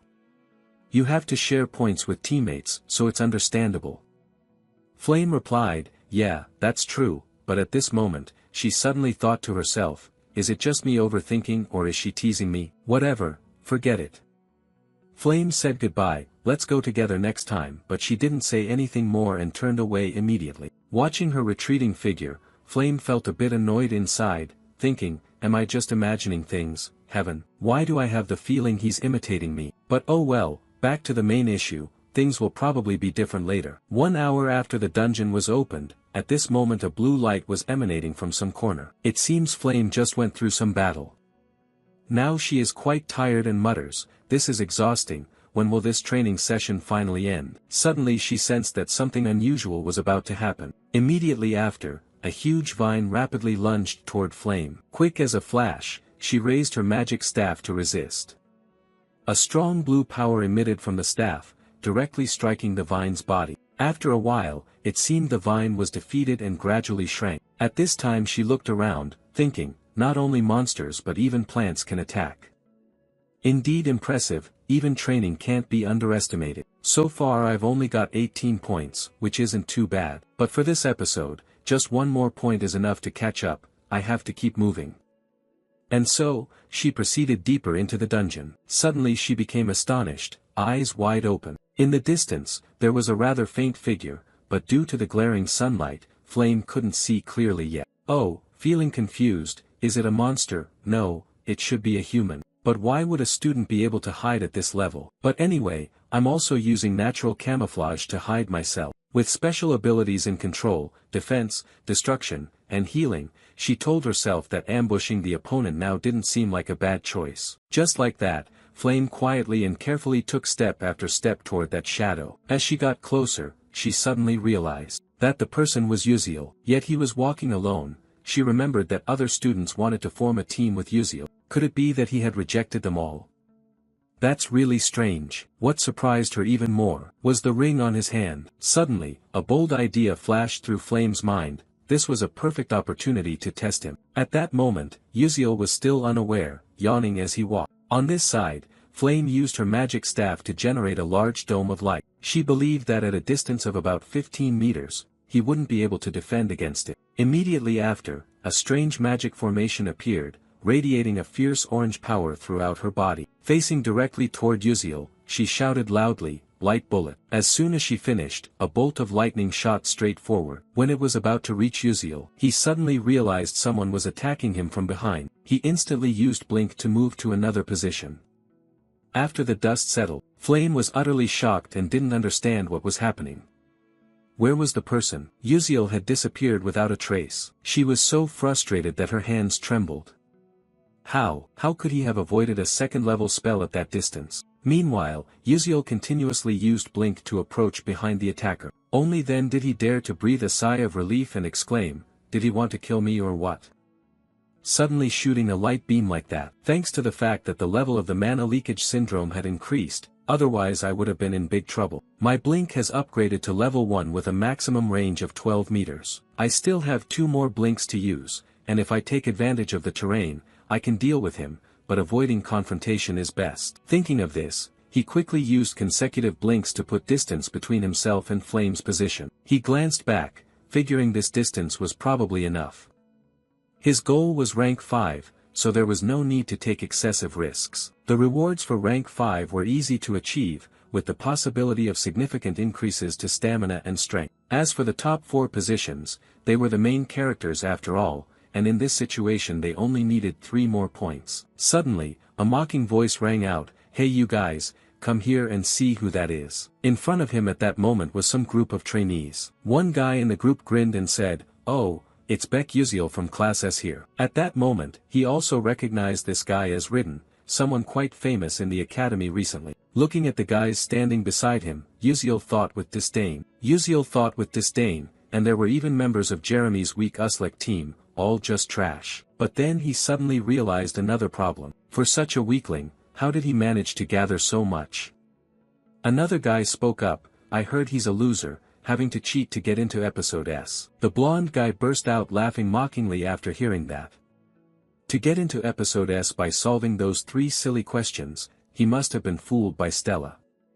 On this side, Uziel thought wearily, damn it, they just keep chewing on the same thing without getting tired. The other guy saw that Uziel didn't say a word and smugly added, hey, since we've met here, hurry up and hand over the point staff to us. You just coldly replied briefly and concisely, fuck off. The blonde guy found it even more interesting and said, oh, so you're trying to resist? He flashed a cunning smile. Do you think you can stand against us alone? Haha, are you still planning to use that high-level blink staff? Ridiculous, you can't even wield magic, let alone a magic staff. Facing these jeers, the protagonist didn't know how to react. With just a low-level blink, I wouldn't be able to confront a guy from a famous clan. But if I have 3 blinks, then I still have a way, which is to use the point staff in my hand. Moreover, this place is a dungeon, which is an advantage for me. Thinking this, Uziel extended the point staff forward and said, here, take this. The blonde guy saw that you were finally scared and voluntarily handed it over. He seemed quite satisfied and replied, well done, kid, just the way I like it. Don't get cocky too soon, karma usually comes early.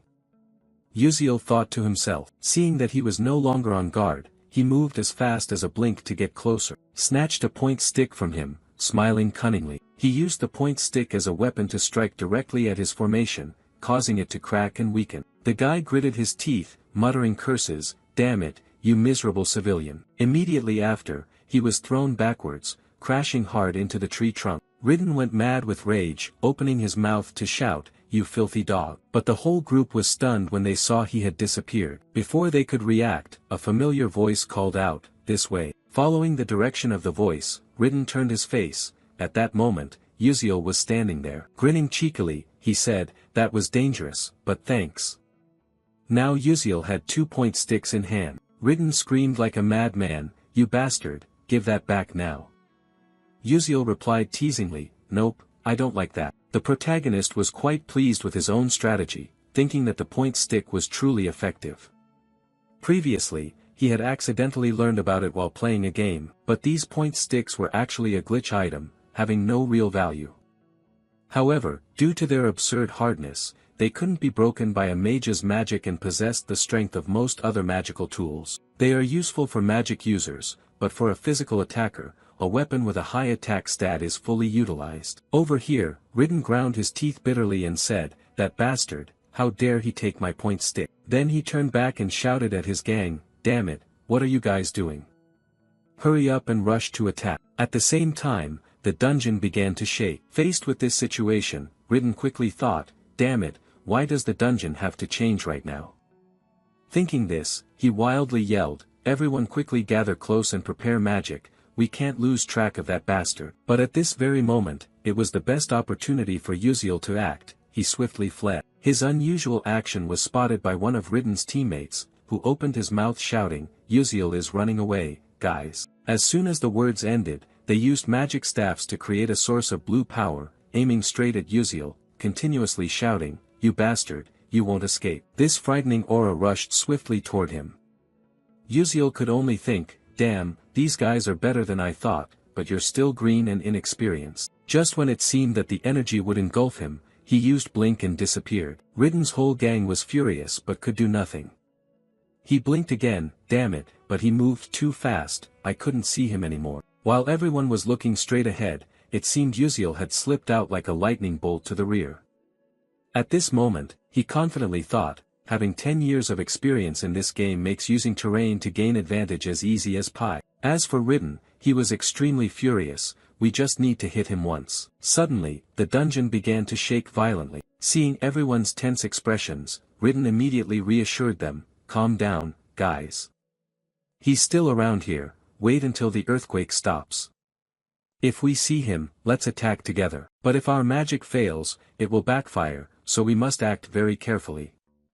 Saying that, he looked around to check. Suddenly, his gaze met Uziel's, who was standing right in front of him. Before they could attack, Uziel was a step ahead, striking straight at their formation with his staff. The force was too much for the formation to withstand and it began to crack. At the same time, it started to counterattack Ridden's own comrades. Then came loud explosions. The formation shattered, firing back at them. This was the unwanted side effect, magical backlash. The male lead quickly ran away, watching as his own formation backfired on the group.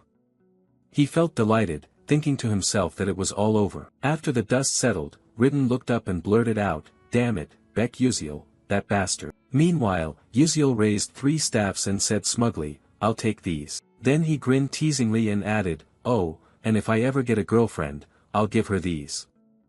"Bye-bye, darlings." Ridden was stunned. "When did you take it? Give it back to me now." The protagonist, looking at their current state, felt extremely satisfied. "Ha, ha, that's enough. Taking the last piece from them would be troublesome." He added, "That last scene was really interesting. I played enough for now, I'm off." Having said that, he blinked away, leaving Ridden's group trembling with rage. He seemed to go mad, shouting loudly, "You damn bastard." The scene was also unintentionally witnessed from start to finish by a female apprentice. At that moment, Uziel had run far away from them, happily exclaiming, "Ha ha, I got lucky. If I fought normally, I would have been robbed, but since this is a dungeon, things will be different. This is the experience of a seasoned person, but I keep feeling something strange, coming from somewhere." By the time he suddenly realized it, it was already too late. A massive fireball was hurling rapidly toward him. Seeing this sight, the protagonist was shocked and exclaimed, "What the hell is this? Where did this rain of fire come from?" The flames shot down where he was standing, one fireball after another, like a downpour. Wherever the fire hit, it exploded. He couldn't fight back, only able to blink away to dodge. He ran for his life, his face no longer calm. What kind of magic is this that's so terrifying? Looking back at the forest burned to ash, he hadn't even recovered yet, thinking that a major disaster had almost occurred. But what is this magic? Who would want to kill me? From behind the smoky haze, the silhouette of someone approaching appeared. She stood before him and shouted loudly, "Hey, you civilian. Why didn't you take another staff from them?" And the girl who wielded fire magic was none other than Princess Hong Baiyan. The male lead was surprised, thinking to himself, "Why is she here?" Thinking this, he awkwardly scratched his head and ear, saying, "Hey, maybe you're mistaken. It's not like I can take whatever I want, and even if I took those staffs, what does that have to do with you?" She felt awkward after hearing this, realizing she might have been a bit tactless. But Beck Uziel was suspicious. "Could it be that you want to take from them and then steal from me? What kind of crazy idea is that? Don't forget I taught you before." She put her hand on her chest and explained, "I am royalty. But if you understand my meaning, then let's fight. As royalty, I have no desire to steal from commoners, but in this battle, I will defeat you and take what I want." The male lead listened and almost had a blood pressure drop. He replied, Hey, what are you trying to do? Why bully someone weaker than you? Are you the weak one? Hong Baiyan continued, "But before this, I saw you fight and play around with them. You even used magic to defeat them, didn't you?" Saying this, although she didn't want to, she thought she had to hurry a bit or else she would get scolded by her mother. Suddenly, Hong Baiyan sensed a sound approaching. It turned out to be Ridden's gang chasing after them. One shouted loudly, "Uziel, where has he run off to? Damn it, that bastard is indeed too formidable." Princess Baiyan also recognized these people. On this side, Uziel started to run away. She hesitated, unsure how to handle the situation, wondering if she should attack them now. But no matter how strong she currently was, she couldn't take on 6 people at once. That's right, she needed to wait until their magic weakened, only then would she have the chance to act. Meanwhile, Uziel couldn't just wait to die. He began attacking from behind Ridden. Then he used magic to strike directly at their formation. Hong Baiyan stood at a distance watching, quite surprised that the commoner besides Blink could also use other magic. Of course, those guys were weaker than her, but all were skilled fighters. Compared to that country bumpkin, they should have been much better. Seeing this, she pressed her lips and steeled her resolve. Immediately after, a formation formed around her, and a source of fiery power enveloped her. At this moment, she thought to herself, "It's time to use fire magic." Without hesitation, a powerful stream of magic shot straight forward. On this side, Uziel also sensed the magic. Swift as lightning, he used Blink to dodge to another spot. He suddenly realized its pressure was getting closer and more intense. Indeed, a terrifying flame was hurtling towards him. Then you use Blink, then jump up high, then down low. Hong Baiyan kept focusing her gaze on the flames. And then boom boom boom, a huge explosion occurred. The protagonist finally dared to breathe a sigh of relief. her magic really is dangerous. Luckily I have good intuition, otherwise I would have been dead. But I've already used blink twice, now how should I face her? Bai-yin suddenly spoke up, why didn't you take out your magic staff this time? Yuziel replied speechlessly, I'm already holding your magic staff. Then what about the one given at enrollment? Hong Bai-yin continued. Hearing this, you suddenly realized, ah, right, why didn't I think of that? Seeing his fake act, Hong Bai-yin said disdainfully, how long do you plan to hide your skills, huh? As she said this, her eyes suddenly became agitated, turning a frightening blood red. She stared straight at Yuziel, bitterly thinking, I'm serious about fighting, but that ordinary guy treats it like a joke. Thinking this, she angrily said, fine, if you won't fight properly, then I have no choice but to take you down here. Yuziel felt chills, goosebumps all over, thinking, I am seriously fighting, I'm not joking with her at all. On this side, Hong Bai-yin continued, if you're not serious, you could die here. Behind her was a sea of blazing flames, her face gleaming with determination, thinking to herself, today I will definitely crush you. Breaking off her thoughts, she directed the flames straight toward Yuziel. At this moment, Yuziel could no longer keep calm, he desperately dodged, leaning to the left then to the right. After struggling to defend himself for a while, he was amazed by the scene before him. He slumped down, confused about what to do next, but he knew now wasn't the time to rest. He jumped up and looked at the huge fire in front of him, suddenly thinking, even if I blink to avoid it, her attack range is just too wide, what should I do? Suddenly, he heard a sound from behind. He quickly turned around to observe. A bold idea sprang to his mind. Immediately after, he showcased his blink skill. Lightning fast, he leapt higher. At this spot, the fire hadn't spread yet. Looking back, the fire burned hotter and expanded wider. Yuziel stood hiding behind a boulder, lucky to have escaped death.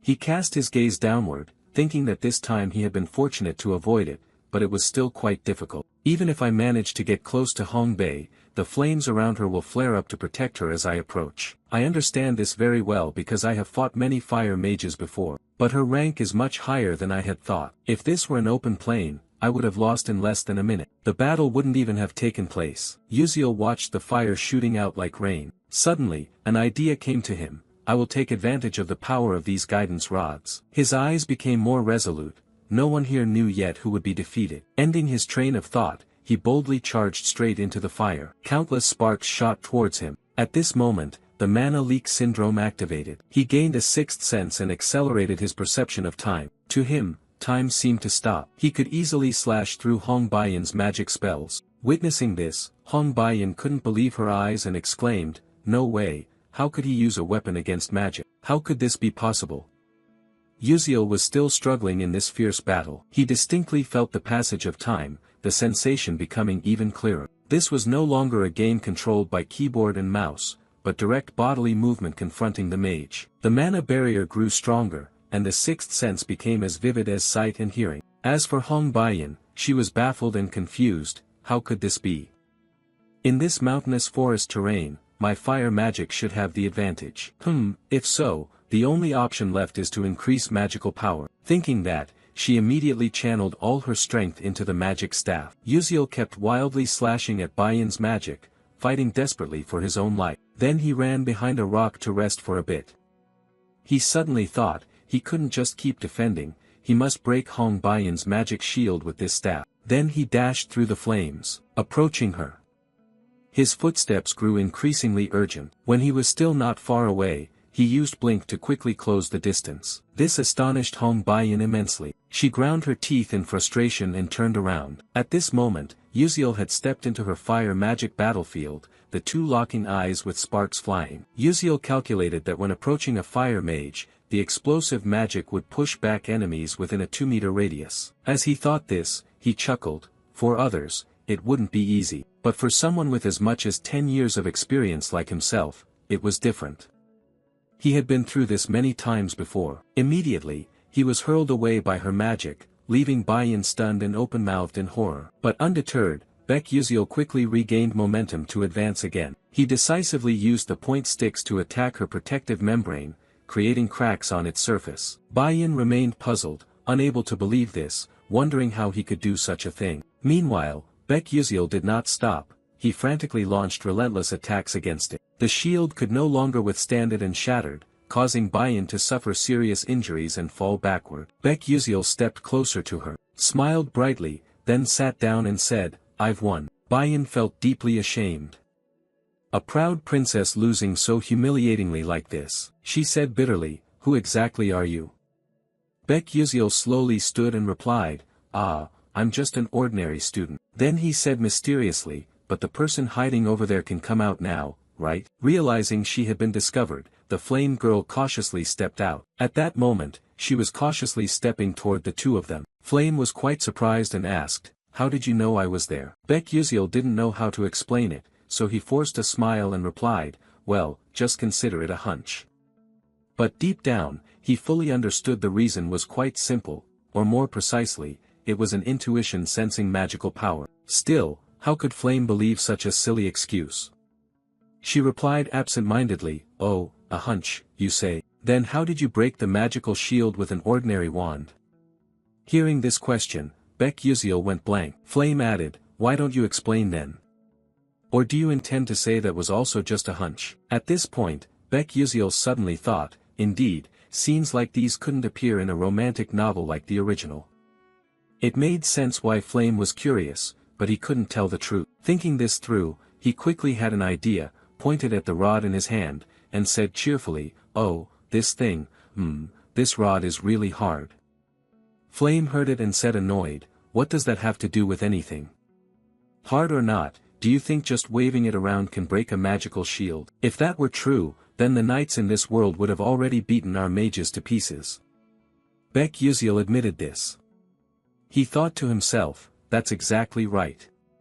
You're completely correct." Baek Yuziel's evasive answer only made Flame feel more confused. She exclaimed, "Until now, I have always felt something strange but never had the chance to ask, Baek Yuziel, who are you really?" Bayan stood beside, ignored like invisible, but having been eavesdropping all along, she couldn't help feeling surprised. Meanwhile, facing Flame's rapid-fire questions, Baek Yuziel's face broke out in sweat. He was frantically thinking of a way out. Could it be that the time has finally come? How is it that in less than a month, I'm already suspected about my identity? Should I just reveal my true identity? No, I can't. Flame doesn't have the slightest goodwill towards me, doing that would be far too dangerous. Thinking this, Baek Yuziel said, "Even if you suspect me, I'm not that kind of evil person." Hearing this, Flame responded confusedly, "Huh? What do you mean?" Baek Yuziel smiled awkwardly and continued, Just as I said, I only want to help you." This made Flame even more perplexed. "Say you want to help me, okay, but help with what? What exactly are you trying to say, always being so vague? It's annoyingly maddening." But Baek Yuziel didn't explain further and turned away.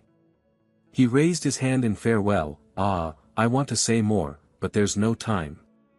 "Well then, I'm leaving now."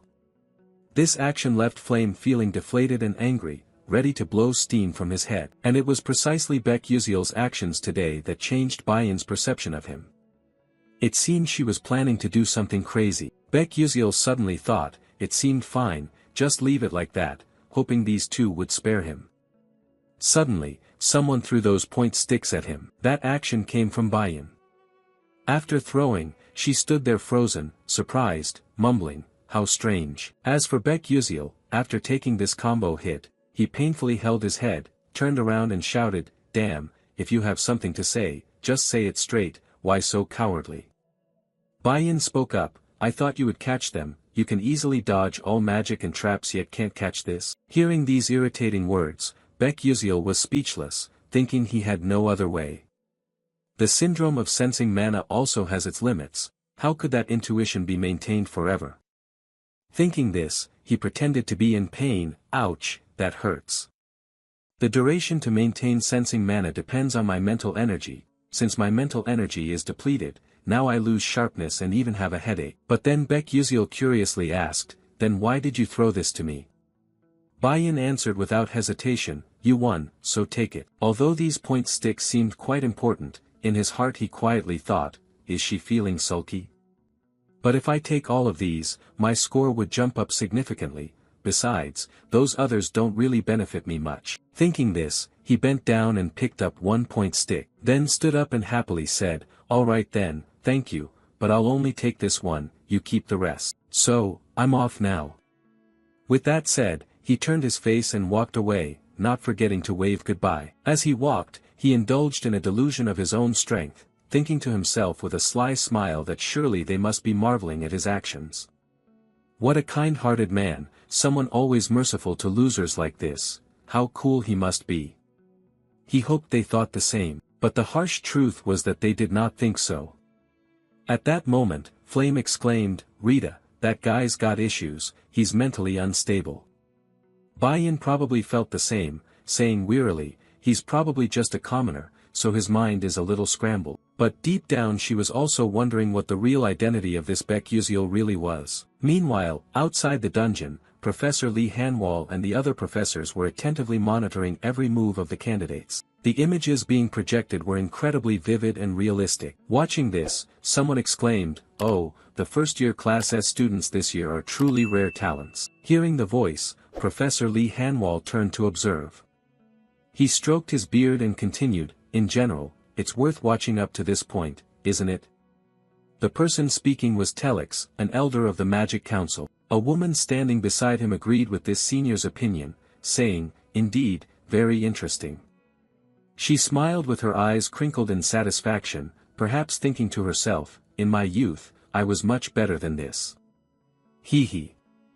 This woman was Jarina Aeon, a member of the Blue Tower Council. At the appearance of them, Professor Lee Hanwal was quite surprised, thinking to himself, the Magic Council, the Tower Council, just a trainee's internship observation but gathering such high-profile figures. Which makes sense though, to recruit talent, you have to do that.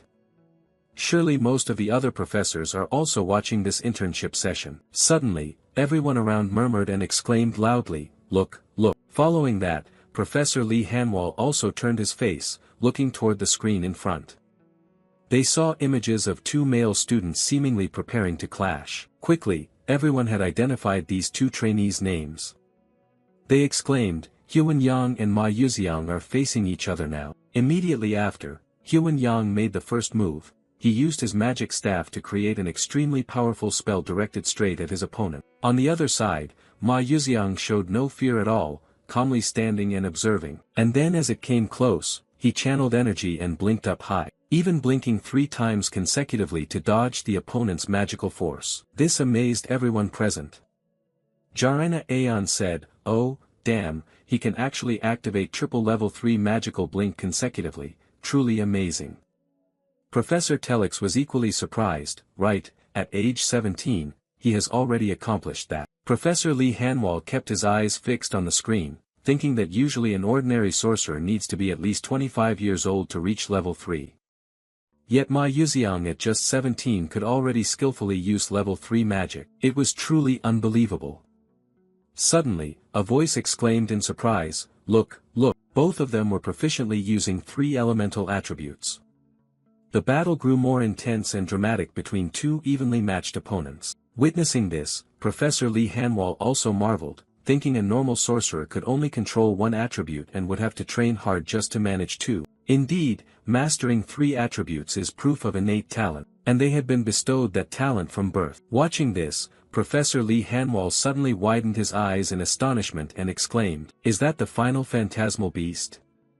At that moment, a giant hawk appeared, its gaze filled with murderous intent radiating all around. This made Ma Yuziang and Huan Yang startle and pause, but before they could react, the bird suddenly opened its beak and let out a painful scream. Its dreadful cry echoed throughout the dungeon. Then it slowly fell down. This terrified the two, leaving them speechless. They didn't understand what was happening either.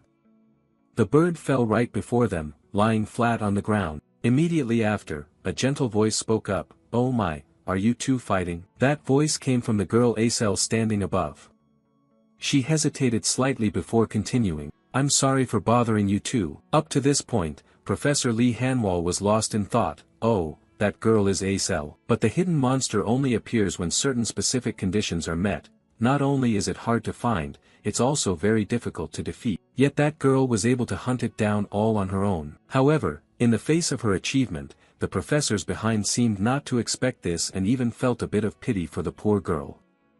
One said, "The eldest daughter of that traitor, Such a shame. If her father hadn't committed such a heinous act, her talent would have blossomed even more. As he spoke, he suddenly widened his eyes in astonishment. Huh, what is that? That is the princess of the Adalabit kingdom. But who exactly is that opponent of hers?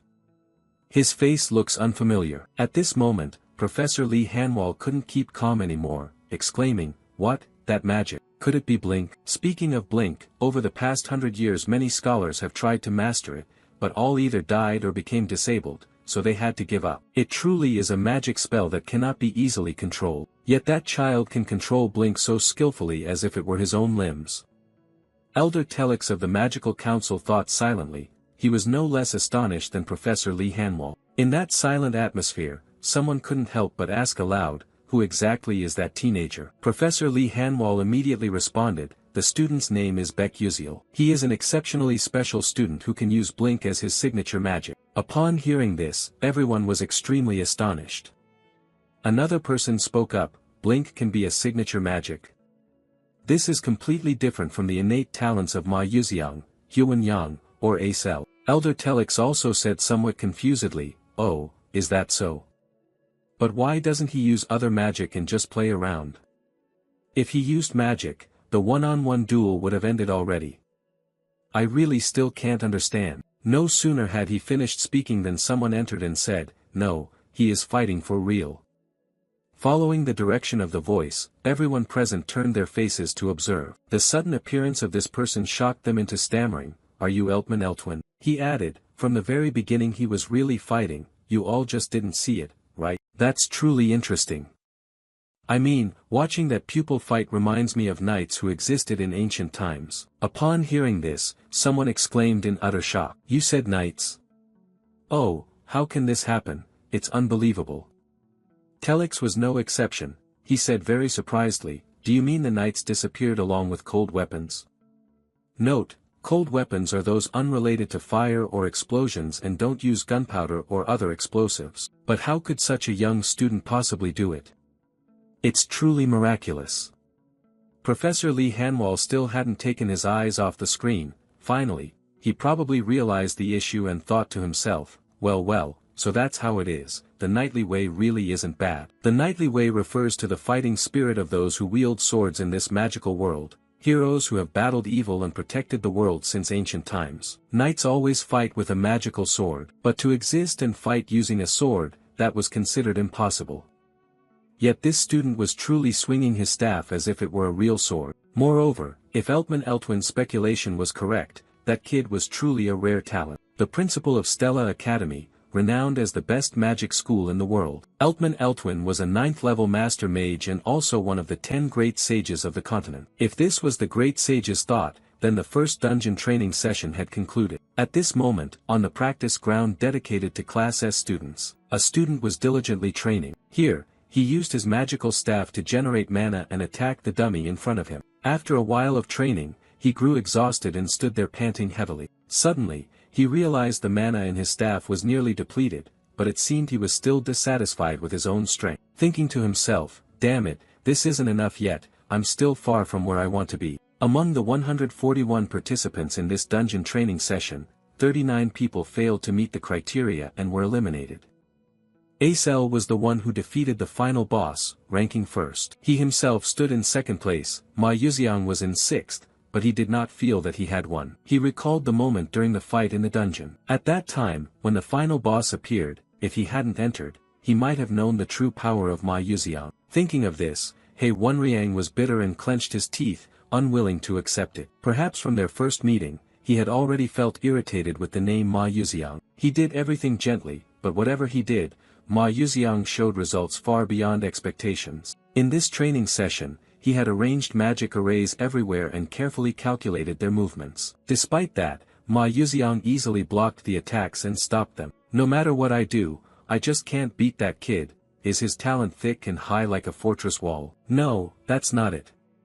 Right now, I don't have time to blame myself, I have to try harder." At the same time, Baiyan also just entered this training room. What caught her eye was the image of a male student wielding a magic staff, creating a huge whirlpool of power. Looking closely, she was quite surprised, thinking, "Oh, He Wenriang.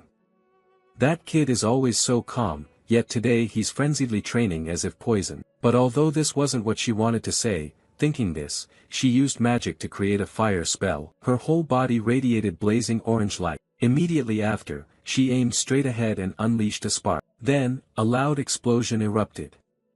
It seemed her mood today wasn't good either. Could it be that she was angry about something, which made her crazily train like this? The flames kept burning fiercely, and the loud explosion caught Hei Wonriang's attention. The boy stopped and turned his face to observe, to see who could produce such a powerful magic flow. Meanwhile, Baiyan was still very upset, feeling annoyed and unable to believe she was only third. Even though she had earned extra points, and the Queen Mother was quite satisfied, if she didn't regain her form, she would be punished. Damn it, a commoner always acting high and mighty, how unlucky. Ending her thoughts, she unleashed a very strong strike, a blinding light spreading from the explosion in front of her. At this point, Baiyan was exhausted, standing there panting heavily. Hei Wonriang nearby also hesitated, his mind filled with questions. Wow, what's wrong with the princess today? But maybe because of her mood, the princess's magic had become more accurate than before. It was truly surprising that Princess Baiyan's fire magic had such destructive power, yet she could control it so well in such a short time. Baiyan was also quite surprised at her own achievement, thinking how damn it was. Although unwilling to admit it, Yuziel's special lecture was not without effect. By applying those pun riddles, my magic has increased significantly. Even though he is just a commoner, with both the worst scores and personality, Yuziel is definitely the only one who knows how to overcome his weaknesses. But why do I still feel so frustrated like this? Oh heavens, oh heavens. Suddenly, someone called out, Your Highness. Jay Terran, what's the matter? The woman continued. Yes, the Terivon scepter you requested earlier has been repaired. Should I tell Yuziel right now? Looking at the scepter in front of her, Baiyan replied, Yes, that's better. After hearing that, Jay Terran replied, Yes, I know. I'll be going then. Then she turned away and left. But suddenly, the princess thought of something and tapped the shoulder to call back, Wait. Jay Terran was confused, What is it, Your Highness? A while later, at the second main tower, Baiyan held Yuziel's scepter in her hands, filled with hesitation. She thought, Since I heard Yuziel is here, I came. This is the second main tower, where the professor's research rooms are. But what is he doing here? Could it be to meet the professors? Suddenly, Baiyan was startled, her eyes wide open. She turned her face away, hesitating. Wait, why do I need to come here? I could just hand it to him at the training ground. Humph, doing this is no different than deliberately going to look for that commoner. No, I really need to go back first. Lost in a stream of thoughts, suddenly a voice rang out, Oh my, what is the princess doing here? Upon hearing this, Baiyan was startled, looked up and stammered, Teacher Hamro, hello ma'am. It's been a long time since I saw you. No, Professor. Hamro replied, teaching magic to the princess felt like just yesterday. Yet the princess has already grown this much, so fast. But why did the princess come here? Baiyan replied awkwardly, I have some matters, so I came here, but an unexpected event came up so I plan to return later. Seeing the princess's embarrassed attitude, Hamro calmly continued, That's true, things are a bit chaotic there now, so it's better to come back later. Baiyan was so surprised she was speechless. Hamro went on, Currently all the magic officials are here because of the student Yuziel. This made Baiyan even more amazed. Curious about what was going on, she asked, But why are they looking for that commoner? Hamro answered, Surely the princess knows that student does not use magic, right? Baiyan answered shyly, Yes, but inside she felt quite sad and embarrassed. She thought, Indeed the professor had watched that match, why did I reveal such a pitiful appearance in front of the teacher I respect most? So embarrassing, sob. Hamro noticed the princess's expression change and comforted her. Princess, you don't need to blame yourself, because the other party also did their very best. Baiyan spoke softly, but he didn't even bother to use magic. Professor Hamro laughed and said, No, that's because of his faith. Faith? Baiyan asked in surprise. That's right, Hamro explained, after watching the training session, the headmaster believed that this student was trying to revive the vanished knights of the past. But this made Baiyan unable to believe it. She exclaimed, Professor, what are you talking about? Uziel and the knights? How is that even possible? When she said this, she suddenly froze for a moment, recalling the way Uziel fought against her. She thought to herself, it's unbelievable, but it's true that Uziel used the staff like a sword. He only used the pointed stick to shatter my protective shield, even that magical sword too. Thinking of this, she felt deeply sad and stammered aloud. But if you don't use magic at the magic school, you will receive very harsh punishment, right? During magic practice, points can be deducted and other penalties apply. Hammerl suddenly lowered his voice and replied, that's right, the student knew this well but still chose to take that path. But it's also wonderful, isn't it? Although he achieved amazing results through Blink, he still tried so hard. I can't believe faith is real. After finishing, the professor said goodbye and left, leaving Bayan standing there lost in deep thought alone. She thought that if someone said they wanted to pursue knighthood, they would obviously be laughed at. It was such a ridiculous joke in this era, truly absurd. Yet Uziel was not joking and genuinely wanted to pursue knighthood. She had once gotten angry and told him to stop joking around. Suddenly, Uziel's appearance cut through her stream of thoughts. He asked what he was doing here. Not only that, he was chewing on the 5th-rank herbal prize, ethelic, in his mouth. Bayan suddenly felt flustered, her cheeks flushing red. Then she composed herself and replied, yeah, I'm not here looking for you. Before anyone asked, she confessed herself, making Uziel laugh. Hey, who said anything about you? He said. In response to his teasing attitude, Bayan cast a sharp, cold stare that made the protagonist clamp his mouth shut, saying no more. Bayan held out the box in front of the protagonist and said coldly, alright, take this. Just seeing the box, Uziel was overjoyed, his eyes sparkling bright. Grateful, he said, oh, it's Terry Vaughn, thank you so much. When he opened it to check, he gasped, eyes wide, looking at the beautiful, gleaming sword before him, thinking to himself, wow, this is the invisible sword. Indeed, Adalabit's craftsmanship is excellent. What a wonderful help to the princess. With the money I currently have, I can't buy this. Thinking this, he asked if he could keep the box, but his true intention was clear on his face. If he sold it, it would probably fetch a high price. Bayan replied with fatigue, up to you. After listening, Uziel felt joyful inside. I finally earned some money, though it's a bit intimidating. Seeing his excited attitude, Bayan shook her head in exasperation. Commoners really just think that way. But inside, she still felt puzzled about something she didn't dare to ask directly. After some thought, the princess gathered all her courage to ask, hey Uziel. The male lead replied confusedly, yeah, what's up? Bayan continued, do you really not use any other magic? Faced with this blunt question, Uziel froze for a moment, unable to say anything. After asking, Bayan also felt a bit awkward, blushing deeply on both cheeks. She turned her face away and left. Ah, it's nothing, I'm going now. The male lead stood dumbfounded, watching her figure fade into the distance. Then he also turned and walked away. As he walked, he thought about the magic question. But then he recalled that Professor Lee Hanwall had said something similar earlier. Though the professor spoke as if he understood his feelings and respected his opinion, he didn't understand any of it. There must be something good about it. As long as I have this magic sword in hand, I feel somewhat reassured. Thinking this, he exclaimed, by the way, I should try it out. Let's see how powerful this sword really is. A little later, he arrived at the training ground dedicated to Class S. Holding the sword in hand, he mumbled, let's see, just need to channel mana into this. With that, a fiery glow emanated around his hand. And right after, a sharp sword formed. Looking at the sword, he marveled, wow, so beautiful. It's better than I thought, isn't it?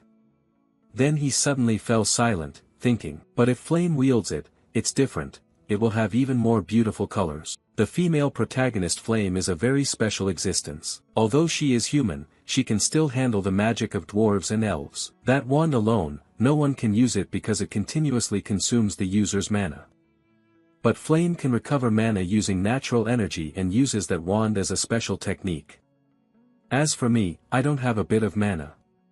Even though I have tried to absorb mana continuously, due to magic leakage, mana cannot accumulate in my body and is pushed out. In other words, the mana concentration in my breath will become Teravon's clue. At that moment, he suddenly remembered he hadn't touched that damn system for a long time. He opened the system and murmured, "I have to check my status, right?" Immediately, a status panel appeared. Uziel's attribute values: muscle strength 77%, senses 29%, agility 87%, stamina 55%, endurance 97%, mental power 43%, mana experience remaining 0. Skill, blink level 1. Trait, delay due to mana leakage level 2. Muscle strength plus 5%, agility plus 8%, senses plus 15%. The sixth sense is activated by consuming the user's mental power, detecting mana within an 18 m radius, and automatic perception acceleration activates when it detects the user is in danger. Blood circulation speed plus 1%. After reading the status board, he happily thought it was great. He had consumed the rank 5 reward herb, so his muscles had grown a little. But in the future, with a weapon, he could accumulate experience more directly. "I have to practice using the sword, I'll probably be very busy from now on." Transition to the next morning at the academy, in a classroom, the voice of a mage echoed, "Starting today, we will practice true magic spells. Everyone spread out and raise your magic staffs to practice." This professor is Professor Varian, the defensive magic instructor. After explaining for a while, he went down to observe the students practicing. Everyone seemed very focused, only the shouts could be heard loudly, "Magic shield, magic shield." The professor looked quite pleased, smiling with eyes nearly closed, thinking that this year there are many excellent students. It's good to rank by levels. Suddenly, he was shocked and froze. While all the students were enthusiastically practicing, Uziel was just standing still doing nothing. The professor silently thought, "Is that student really the rumored S-class student?" An S-class student but from a commoner background, possessing a mid-level magic staff. Moreover, he ranked 5th in the recent dungeon training session. Damn, it was irritating to watch. Thinking this, Professor Varian approached with a fake smile and asked, "Hey, you there, you're Uziel, right?" "Yes, but why aren't you practicing at all?" The male lead didn't know how to explain, so he forced a smile and said, "Ah, it's because I'm currently learning a different defense method, so I don't need to study basic magic." Upon receiving the answer, the professor continued, "Oh, really? I'm quite curious about this so-called different defense method of yours." But in his heart, he thought, "This arrogant brat. If it were Princess Bayan studying magic inherited from Adalabit, that would be one thing, but what does a mere commoner know to dare look down on my class? Not bad, kid." Still, he recalled hearing that this kid Uziel didn't use any magic besides blink. "Oh, then I've got some fun for you. Haha." With that thought, he put on a forced cheerful smile and said, "Oh, then why don't you demonstrate that excellent defense skill of yours to your classmates, so that everyone here can broaden their horizons a bit? The opponent will be..." He paused a few seconds, turned his face toward the back, then continued, "The opponent will be Morso from Class B, what do you think?" In his gaze, a distant student named Morso stood smirking, looking excited and cocky as he waited for Uziel's response. The professor thought to himself, as a lecturer of defensive magic, personal relationships are very important for me to continue at this school within the Scalvan Empire. It would be very beneficial if he performs well, I would gain some prestige too. What could be better than if he shows strong magic skills in front of a Class S student as well?" After thinking for a while, Uziel replied, "All right, sir, if you wish, I will comply." As soon as he finished speaking, the teacher said enthusiastically, "Then you students, step onto the arena." Immediately afterward, both stepped onto the battlefield. While Morso stood there grinning confidently, Uziel appeared quite indifferent toward the match. Morso's friends continuously cheered, "Hey Morso, crush that kid, embarrass him, we believe you can do it. Keep it up." Morso confidently replied, "Of course, just wait and see." The recent commotion caught Uziel's attention. He quickly recognized them and sighed, thinking, "What nonsense is this?" Looking closely now, he saw they were the gang of Uslek and Ridden from before. Those bad kids, but it's fine. After all, this is a required class I have to attend. Since I can't use magic, there's nothing much to do. If you people like it so much, then I'll indulge you to the fullest. Thinking it over again, I remember Professor Varian's bad reputation has been widespread since the first episode, how ridiculous. Then, he suddenly smiled with satisfaction. Well then, I might as well use this opportunity to check the training results, not a bad idea after all. The professor spoke up, this match will be conducted in an attack and defense format, furthermore, no other magic may be used. At this moment, Morso had taken a defensive stance, ready to fight. The students below whispered among themselves, if he attacks, Morso will win, right? Defense is just defense after all. Has he learned Earth Element offensive magic? It's said to be very hard to counter. But Prince Jeremy was extremely calm, paying close attention. The professor's voice rang out. Alright, get ready to start. Show me your best skills. Immediately, Morso used his magic staff to create a formation in front of him, and a giant stone appeared. Seeing this scene, the students below were terrified and exclaimed, enough. That's second-level magic. In basic magic practice, the unspoken rule is to only use first-level magic. Is Uziel okay? But Uziel showed no fear, he remained calm, focusing intently on every movement of his opponent. Morso thought angrily, damn brat from Class S, so arrogant. Take this gift from me. With that thought finished, he shouted and sent the stone flying down. Immediately, the stone hurtled straight forward, an overwhelming aura radiating powerfully around it.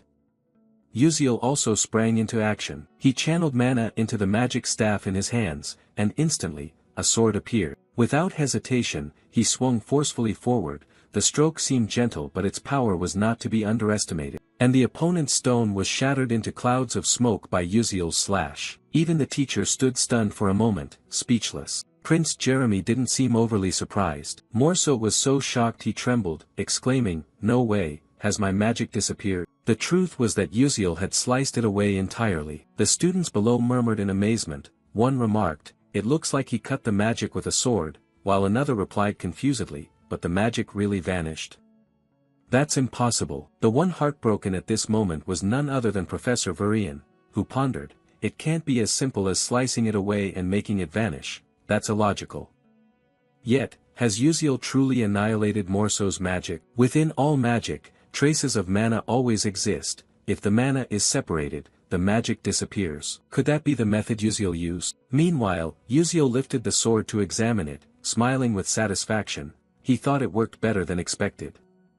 Although he had only neutralized second-tier magic, staying to practice on the training ground for just a few days already yielded such good results. Excellent, this clearly makes it worth trying, this is truly my battlefield. Morso, frustrated, clenched his teeth and muttered, damn it, how dare a commoner block my magic. The professor began to contemplate, if Morso lost here, it would be hard to explain, he couldn't just stand by and watch. Thinking this, he said, Uziel, I acknowledge that your defensive method can be executed.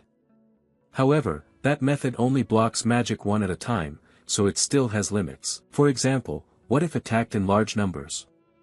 These words seemed to hint at Morso. He quickly grasped the professor's meaning and flashed a cunning smile. Uziel sighed in exasperation, thinking that the teacher liked to say so many pointless things. Suddenly, he widened his eyes in astonishment. On this side, Morso had already started to act. He created more stones, truly, a formidable opponent. Immediately, he controlled all the stones to rush toward Uziel, releasing a terribly intense magical energy. Seeing this scene, the group of students murmured among themselves, saying it was a bit too much and that someone might get hurt. Why didn't the professor call for a stop? Morso smiled smugly, thinking this was the end. The piercing stones charged forward. The situation was becoming increasingly tense, and Uziel was shocked, his eyes wide open. Watching the large and small stones rushing quickly toward him, the protagonist thought, there were a total of 11 stones flying in, if he couldn't use Blink to cut them, then there was only one way to block them all. Thinking this, as the stones came close, Uziel remained unflinching, gently swinging the sword in his hand to block them. He acted lightly as if nothing was happening, but immediately all the stones exploded simultaneously. Witnessing his advanced magic being easily blocked by Uziel, Morso experienced a full range of emotions from surprise to rage, his eyes red, teeth clenched, he exclaimed, "Ha!" Bitterly thinking to himself, how could my strongest magic be blocked so simply? By what strength, by what power could a hated commoner do this? Damn it, this is crazy. On the other hand, at this moment, the one who was freaking out was Professor Varian. He bitterly thought, damn it, what is this? What the hell is that kid Morso doing? This is doomed. If he loses, I'll be in trouble. What should I do? Over here, Uziel was also a bit surprised by his own magic, exclaiming, I've tried doing what I saw in other games, but it seems not bad at all, pretty good. This is the technique called panning. The downside is that the mental energy required to maintain its shape is multiple times greater than normal strength, therefore, stamina quickly drops right after use. Moreover, its defensive capability is weaker when blocking only a single object, so in reality, it's very difficult to use. Luckily, this is just a training match, otherwise there's no telling what could happen. Below, the group of trainees were buzzing with chatter, wow, this is the first time I've ever seen this, it's almost like a magic shield, oh, so there's magic like that too, amazing. Morso will definitely lose soon. At the same time, Morso clearly wasn't happy at all, he was confused, his anger dropping, he exclaimed, damn it, could it be that this noble son is going to be embarrassed by some commoner like this? I can't accept this truth. Thinking this, he started gathering mana into his magic staff, a strong aura enveloped him. Before Morso's reckless action, the students below nervously whispered behind the teacher's back, hey, look there, using magic again. Wasn't Morso's turn to attack already over?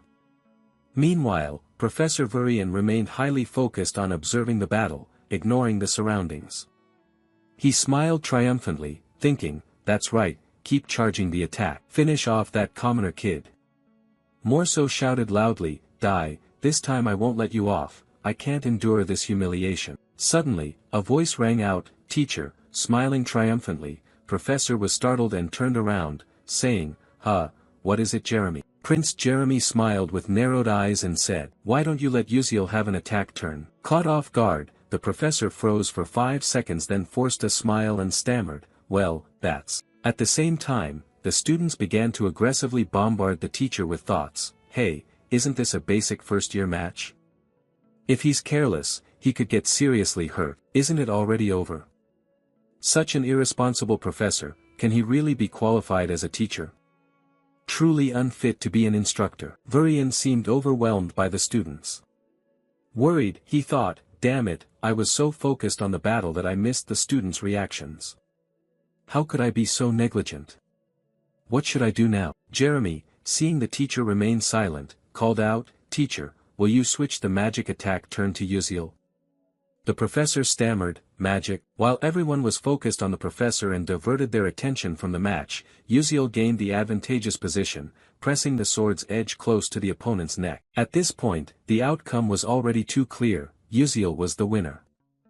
This victory left a humiliation for Morso. In the end, he had to accept the fact that he had lost. The students below suddenly exclaimed in surprise, wow, Uziel finally won, he's better than I thought. It seemed Uziel had caught the eye of Prince Jeremy, who suddenly broke into a dangerous smile, a smile that foretold ill omens in the future. Scene shifts to the royal palace, a place both magnificent and splendid. Inside, desperate screams echoed, huff huff, please have mercy on me. A stranger appeared, revealing that Morso, after losing to a commoner like Uziel, was being brutally beaten by someone, blood splattering everywhere. The person responsible for this was none other than Prince Jeremy. After a while of tormenting his opponent, the prince walked off wiping blood from his hands, speaking to the girl in front of him, Vera Jane. She replied, yes, sir, please let me know what you need. Jeremy Kelvin glanced at Morso lying beaten on the floor and said, that classmate is quite injured, did you fail to take care of him?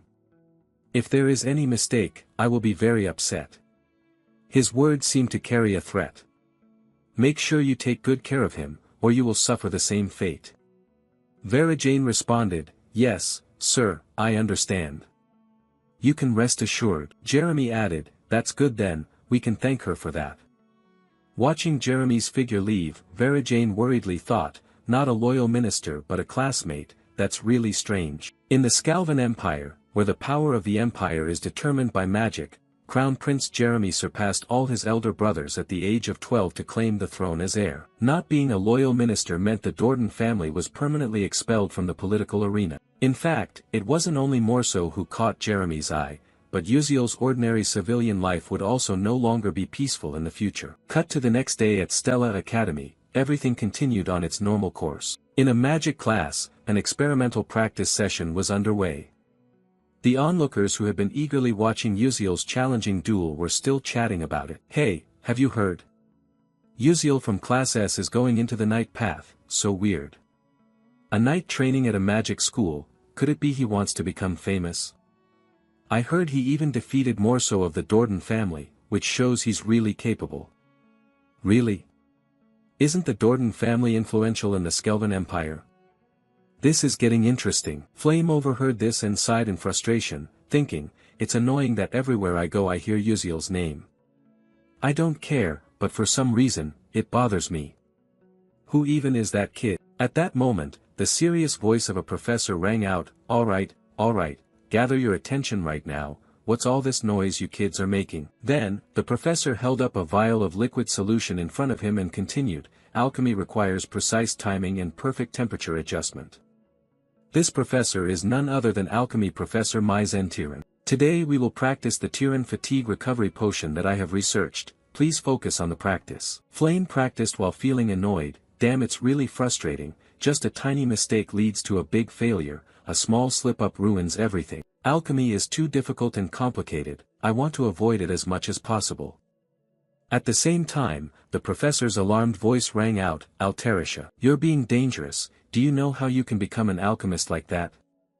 The blonde girl stammered, "I'm sorry." Flame stood back observing and thought, Professor Maizen said I will become a black steed and even better in the future, I probably have to go gather materials to prepare, there's no choice but to diligently listen to the lectures, I believe I can do it. Suddenly, a smug laugh caught Flame's attention, he. Uziel seemed to have succeeded and stood there laughing proudly, he, awesome, this is it. Flame thought wearily, what's gotten into Uziel? Laughing like a madman. At first, I thought he joined this class to get close to someone, but now I see he's just a weirdo. What am I even witnessing? She sighed and thought, well, it's none of my business, I'll just go gather more materials. After a while, the perfect experimental results appeared. Flame was exhausted after struggling intensely, gently wiping the sweat off his forehead, his mind racing. Finally, it was done. Luckily, his high academic achievement allowed him to complete this quickly. Taking a closer look, how is Acel doing? He saw Acel was still fumbling through practice. Flame felt relieved, thinking it was good that she was performing well in a normal way. But wait, normal. If he remembered correctly, in the original episode, Acel accidentally obtained Maella's magic code notebook. So wouldn't this class produce a product similar to Tyran's fatigue recovery medicine? Then why did he make just an ordinary medicine? Lost in thought, suddenly the professor's angry voice rang out, Uziel, who said you are allowed to change the experiment ingredients as you please? Uziel replied, yes, but doing it this way will yield better results. Hearing this, the professor was startled and confused, saying, but the problem is this result is different from the fatigue recovery medicine Tyran I instructed. Looking at the vial, Flame couldn't believe his eyes widened. Amazement filling his thoughts, the high-grade medicine was supposed to be made by Acel, yet Uziel achieved this extraordinary thing. Why was it Uziel who manufactured Tyran instead of someone else? Meanwhile, Professor Maizen Tyran tried to keep a cool head because losing it would mean a fever.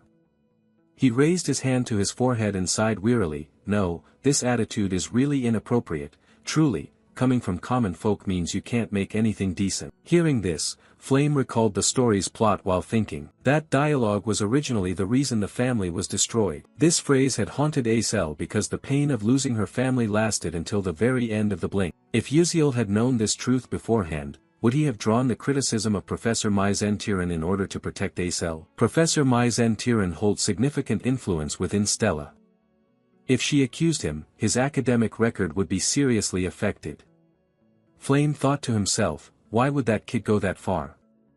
Because of anyone? Dying for a girl is the most heartbreaking death. At the same time, Professor Maizen Tyran shouted fiercely, Uziel, what is that rude attitude?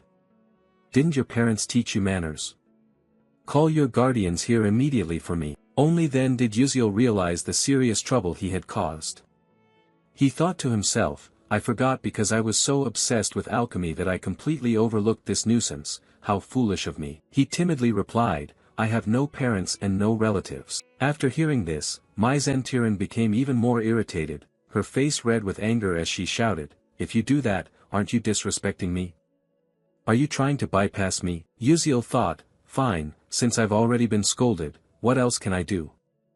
Oh right, tomorrow I'll try making kimchi medicine and cola medicine. In the weeks that followed, the quarrels between teacher and student still had no end in sight. Professor Mai Zentiran said, "How many times have I told you, don't use ingredients that haven't been taught?"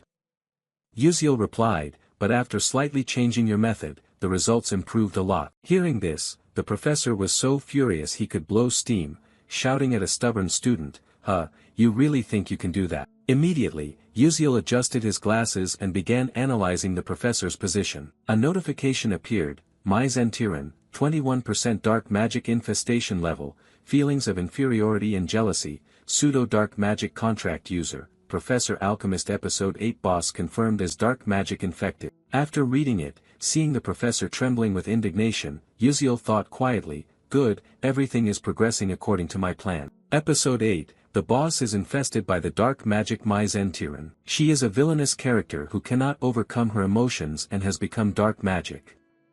If the infestation level exceeds 90%, she will transform completely into dark magic. Below 50%, she cannot be detected by current magic. At 21%, since it's impossible to prove or report she is dark magic, the only option is to stimulate the infestation level above 50% to notify the Dark Magic Extermination Squad. If it were an ordinary dark magic infestation, there is a way to return before being completely controlled.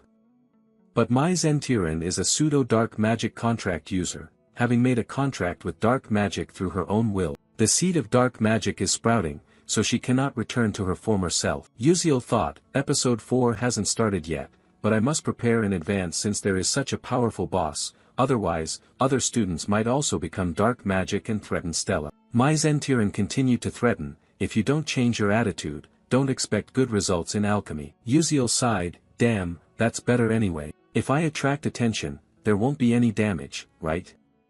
It seems that during the time doing exercises, I should maybe work out my muscles, I have to really make her furious. After a while, Professor Mai Zentiran divided the class into several groups. Standing in front of his group, Yuziel held his head in despair, thinking, unexpectedly the practical test turned out to be a group exercise. Damn it, this is crazy. None of the students assigned to his group were happy. Everyone's face was gloomy as if soaking in a bath of misery. Acel was no exception. Seeing the tense atmosphere, Yuziel awkwardly thought, oh dear, look at that, everyone looks suffocated and tense, why so stressed out, guys? He forced a smile and said, hello, I am Yuziel. The others in the group responded one by one, I'm Sehun, I'm Mao Liwan, and I am Acel. Mao Liwan covered his face, crying and groaning, boo-hoo, our group is doomed, why did I have to be in this group? Professor Mai Zentiran will give very low grades, students she dislikes, no matter how well they do, it's useless.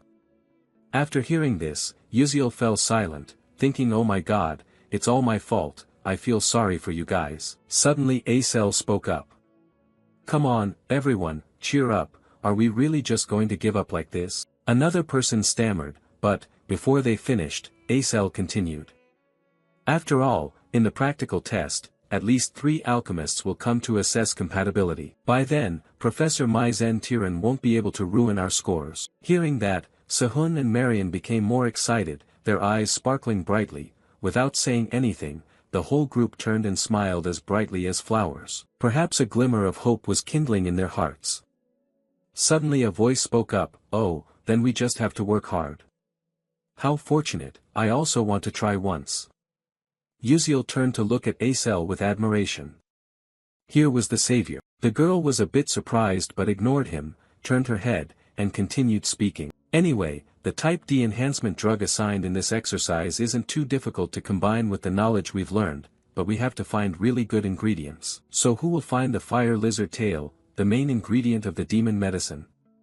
Without hesitation, Yuziel raised his hand, I will find that. Everyone knows that the corpse of a monster is the most important thing in alchemy, right? You have to choose the freshest one for better results. The whole group seemed to understand this. Someone added, good, let's decide on that. classmate Uziel will take on this task.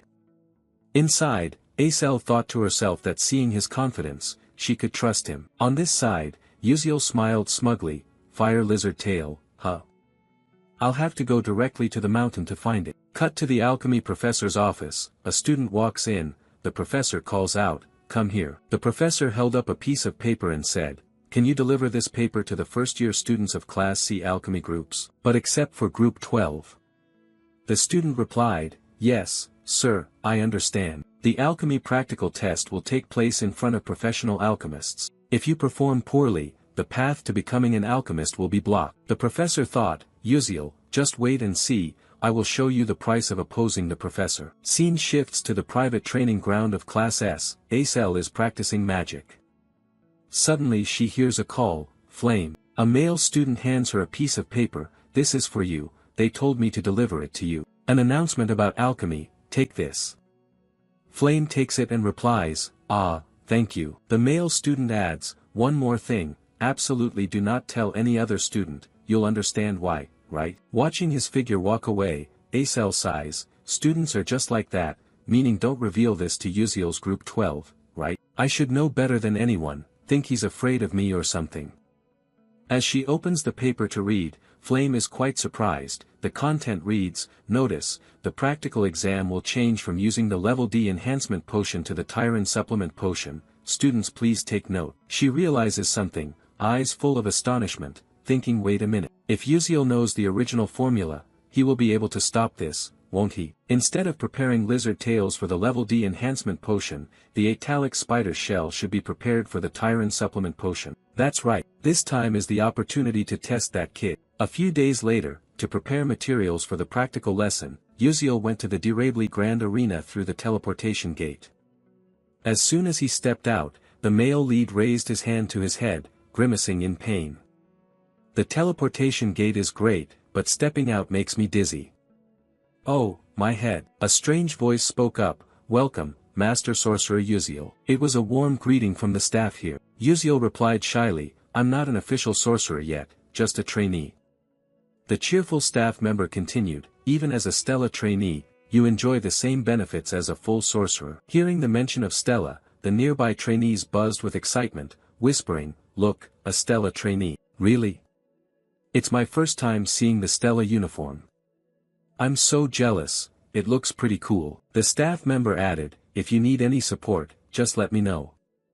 Uziel responded, oh, thank you very much. Then he stepped inside, thinking as he walked, with just a pass and the Stella pocket watch, you get treated like an official sorcerer anywhere.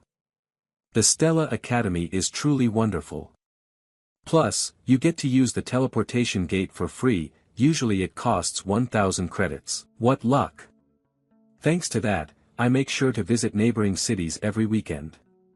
As a result, what I know is exactly like this world. He ventured deeper into the forest, scanning his surroundings and muttering, I think this is the place. Today's target is the level 2 fire lizard monster, their strength and physique are slightly superior to regular beasts, but their magical defense and speed are formidable, they can only be defeated using level 2 magic or higher. Thinking further, I once hunted level 1 monsters and found it not too difficult, so level 2 probably won't be a problem either. Very quickly, Uziel sensed their breath nearby. He channeled mana to transform his magic staff into a sharp sword, silently preparing himself. He stood upright alone, concentrating intently. Across from him, a pair of blood-red eyes stared fixedly as if wanting to devour its prey alive. The fire lizard aimed straight at Uziel, but he was no rookie. With his keen instincts, Uziel immediately detected the enemy. With no unnecessary movements, he whirled around and delivered a deadly strike. Death came too swiftly, the lizard hadn't even realized what happened before it bled out and died on the spot. Who would have thought?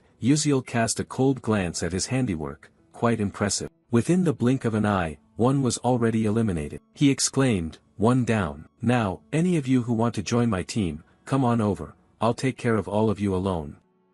Suddenly, he was stunned by the scene before him. A few fire lizards were crawling clumsily closer, each one looked fresh and juicy. Uziel smirked, now it's time to start gathering materials. Without further ado, he fiercely charged forward to attack, the results exceeding all expectations. Finally, the day of the practical exam arrived, and Acel suddenly widened her eyes in surprise. So fresh.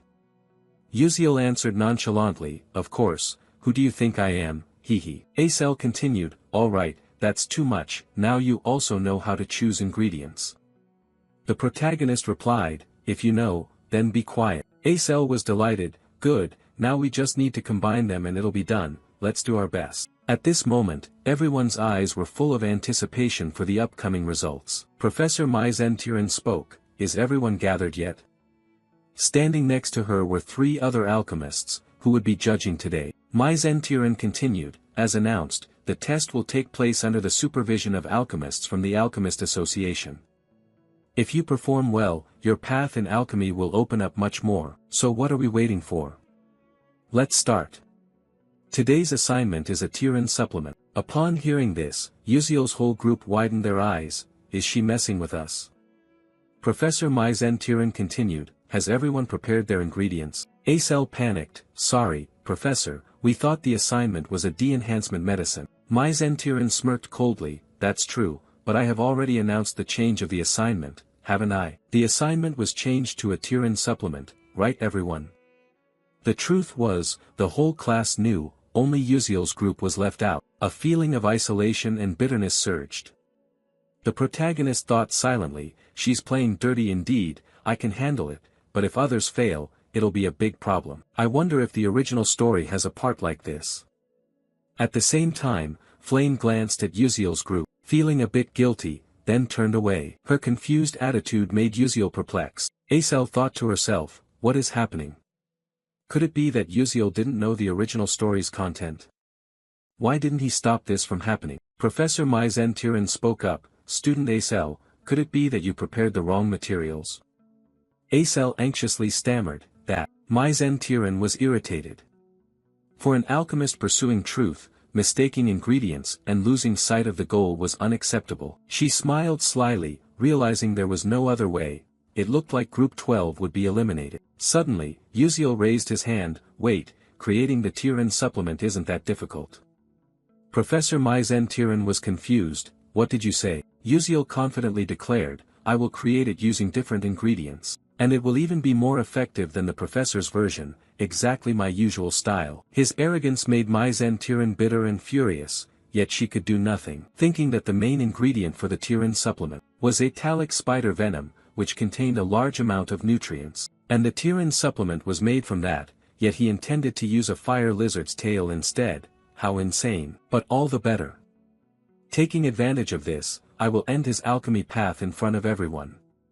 Just wait and see, that arrogant brat. Mai Zentiran exclaimed, very well. You have 1 hour to complete the Tiran supplement within the allotted time. Looking at the fire lizard's tail in front of her, Acel panicked. Hey Uziel, are you crazy?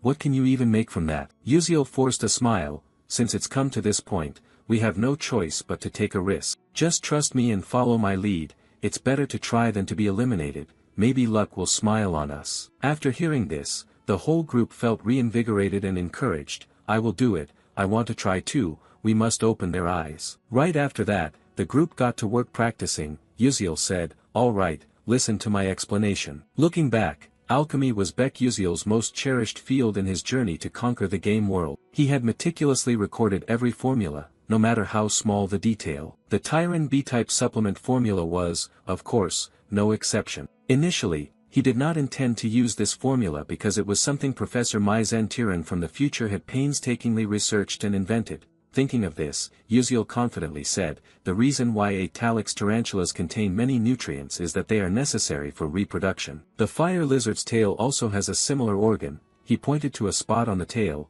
this is the blood vessel here, can everyone see it clearly? I heard that the Awo tribe in the southern desert often uses the fire lizard's blood vessel to nourish their chieftains, they live very long lives, so this blood vessel could definitely replace the Italics tarantula. Mao Liwan raised his hand, I know a bit about the raw material processing techniques of the Alakair tribe, let me take charge of this part, Uziel said happily, that's fine, that's great. As for this mistletoe, it must be dried using the desert region's special method.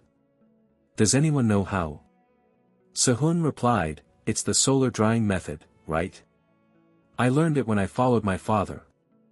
With this amount of vascular tissue, I can dry it in 5 minutes. Before he could finish speaking, Acel volunteered, let me take care of the next processing step.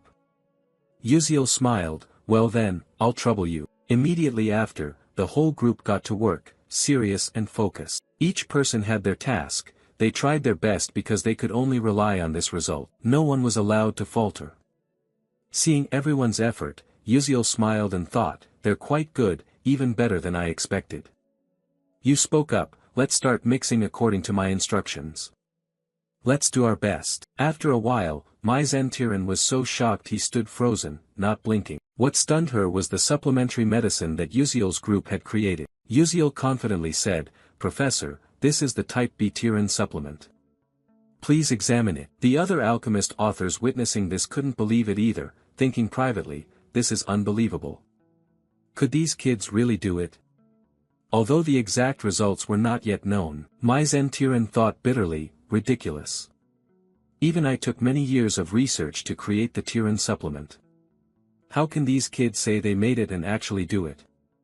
How could they finish it so easily? A curious professor said, let me check it first. She reached out to absorb energy from the medicine vial, and her body gradually felt the energy radiating. Her eyes widened in amazement. Perhaps in all my life, I've never encountered such a miracle. Another professor asked, what do you intend to do? She regained her composure, though there were still some flaws, and quite a bit of raw material was wasted, but the efficacy was still better than our supplemental Tiran medicine. Upon hearing this, the whole group became excited, their eyes shining like headlights. The results far exceeded expectations, and luck smiled upon them. The other professors took turns examining it, praising it endlessly as excellent. The young people brought a lot of new and unusual knowledge, but one person was shaking with anger. Damn it, Mai Zentiran's face was scowling and annoyed. It looked pitiful, but whatever, haha. Mai Zentiran snapped, give it here so I can see. She took the group's Uziel medicine bottle to verify for herself, shocked to the point of having her mouth open wide, internally refusing to accept it. It couldn't be wrong, this drug applied the nutritional metabolism technique converting monsters into energy for humans, which she had researched. Clearly it was the perfect Tiran supplement. How did they manage to create a superior final product in such a short time? How could such an illogical thing happen? But then she thought, well, since I'm the one grading, don't think you're doing so well. Just blame the lack of raw materials and have it fail right here. But life isn't a dream. All of Mai Zentiran's calculations collapsed when an alchemist behind spoke up. It seems the group scoring 12 points is way too low, Professor Mai Zentiran. What do you think? Mai Zentiran thought bitterly, damn it, these old folks are here again. She gritted her teeth, resigned to accepting that the group with 12 points had passed.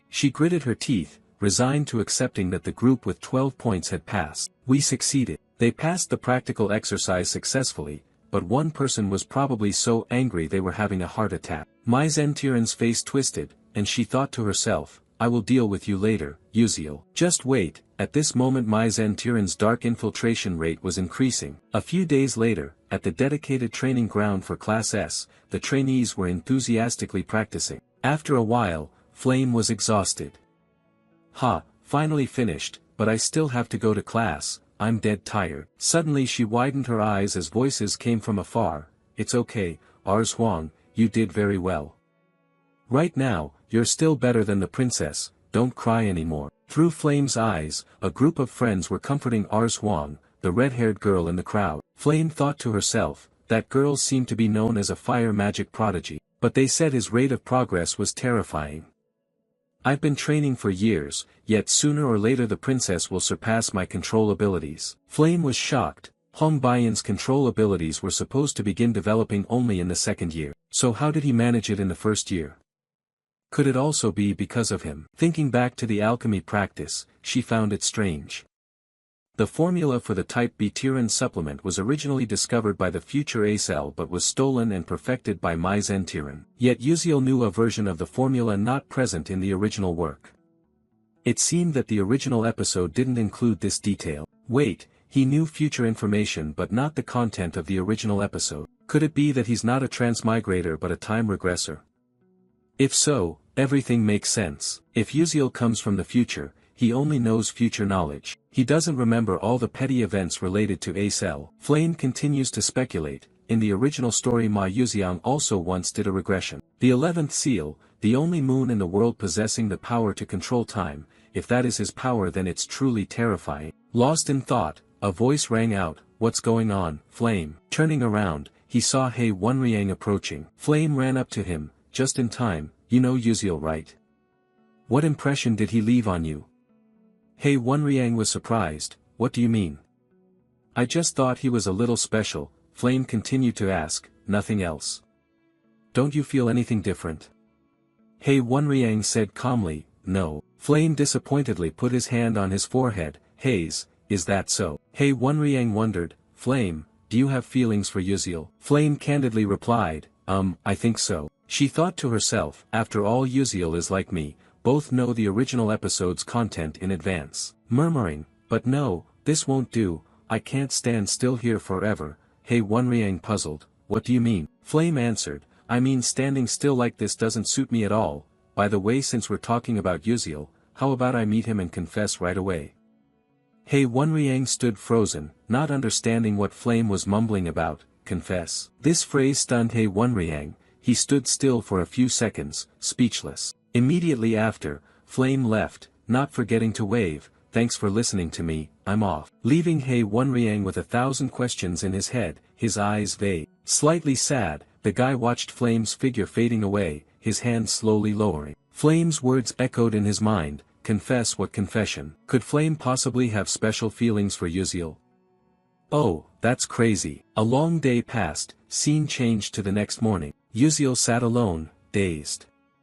Sipping a bitter coffee. He sighed sadly, thinking about what to do now. Currently, the dark invasive rate of Maizen Tiran has reached 37%. In less than 3 months, that event will occur.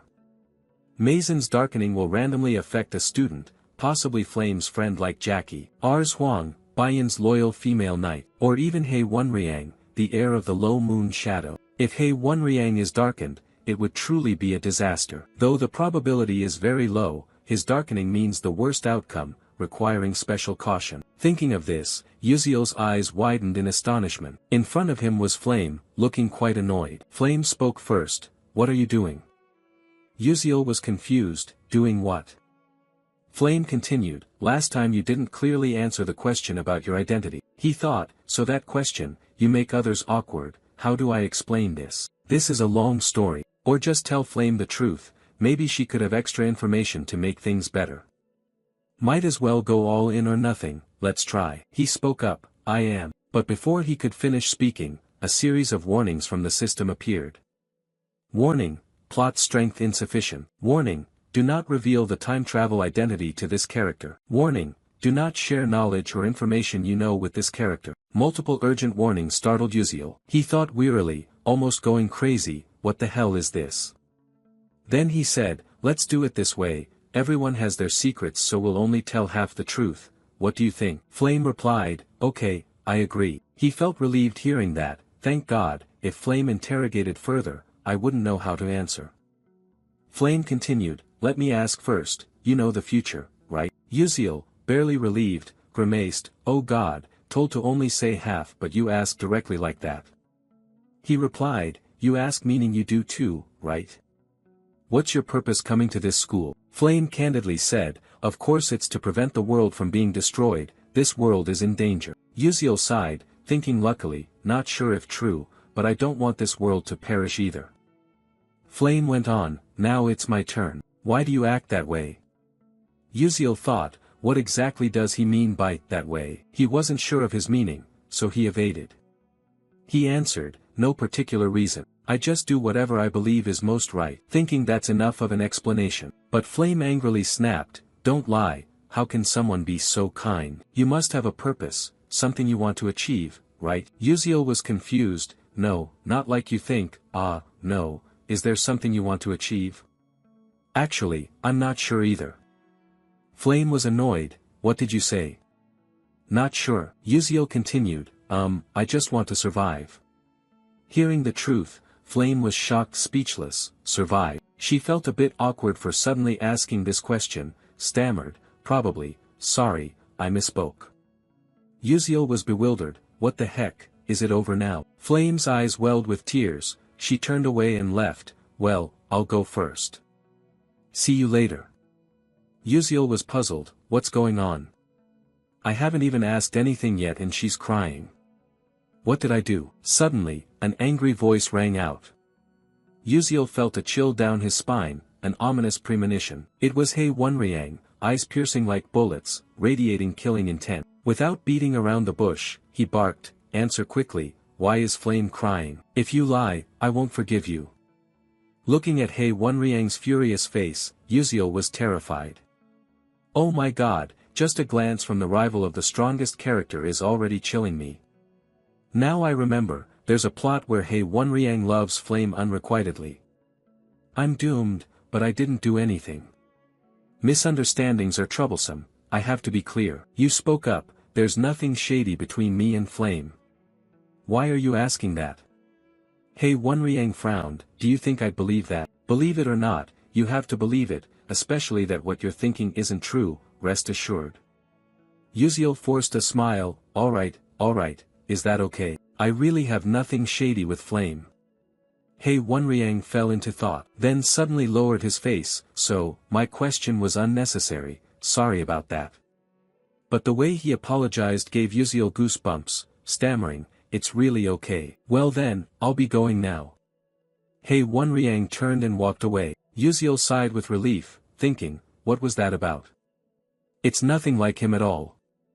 He Wonriang, who is always cold and rational, is acting so unsettled, it makes me uneasy. The scene shifts to the evening. Acel closed the book in exhaustion, wondering why she couldn't focus at all today. Suddenly remembering the conversation with Yuziel in the practice room. Yuziel, I have something I want to ask. Did you come up with the formula just now on the spot? After thinking a moment, he replied, let's just say yes. But at that time, she was shocked. She had always considered herself a genius, thinking that was enough to defeat anyone, but apparently not. Thinking this over, Acel was startled. What was she just doing?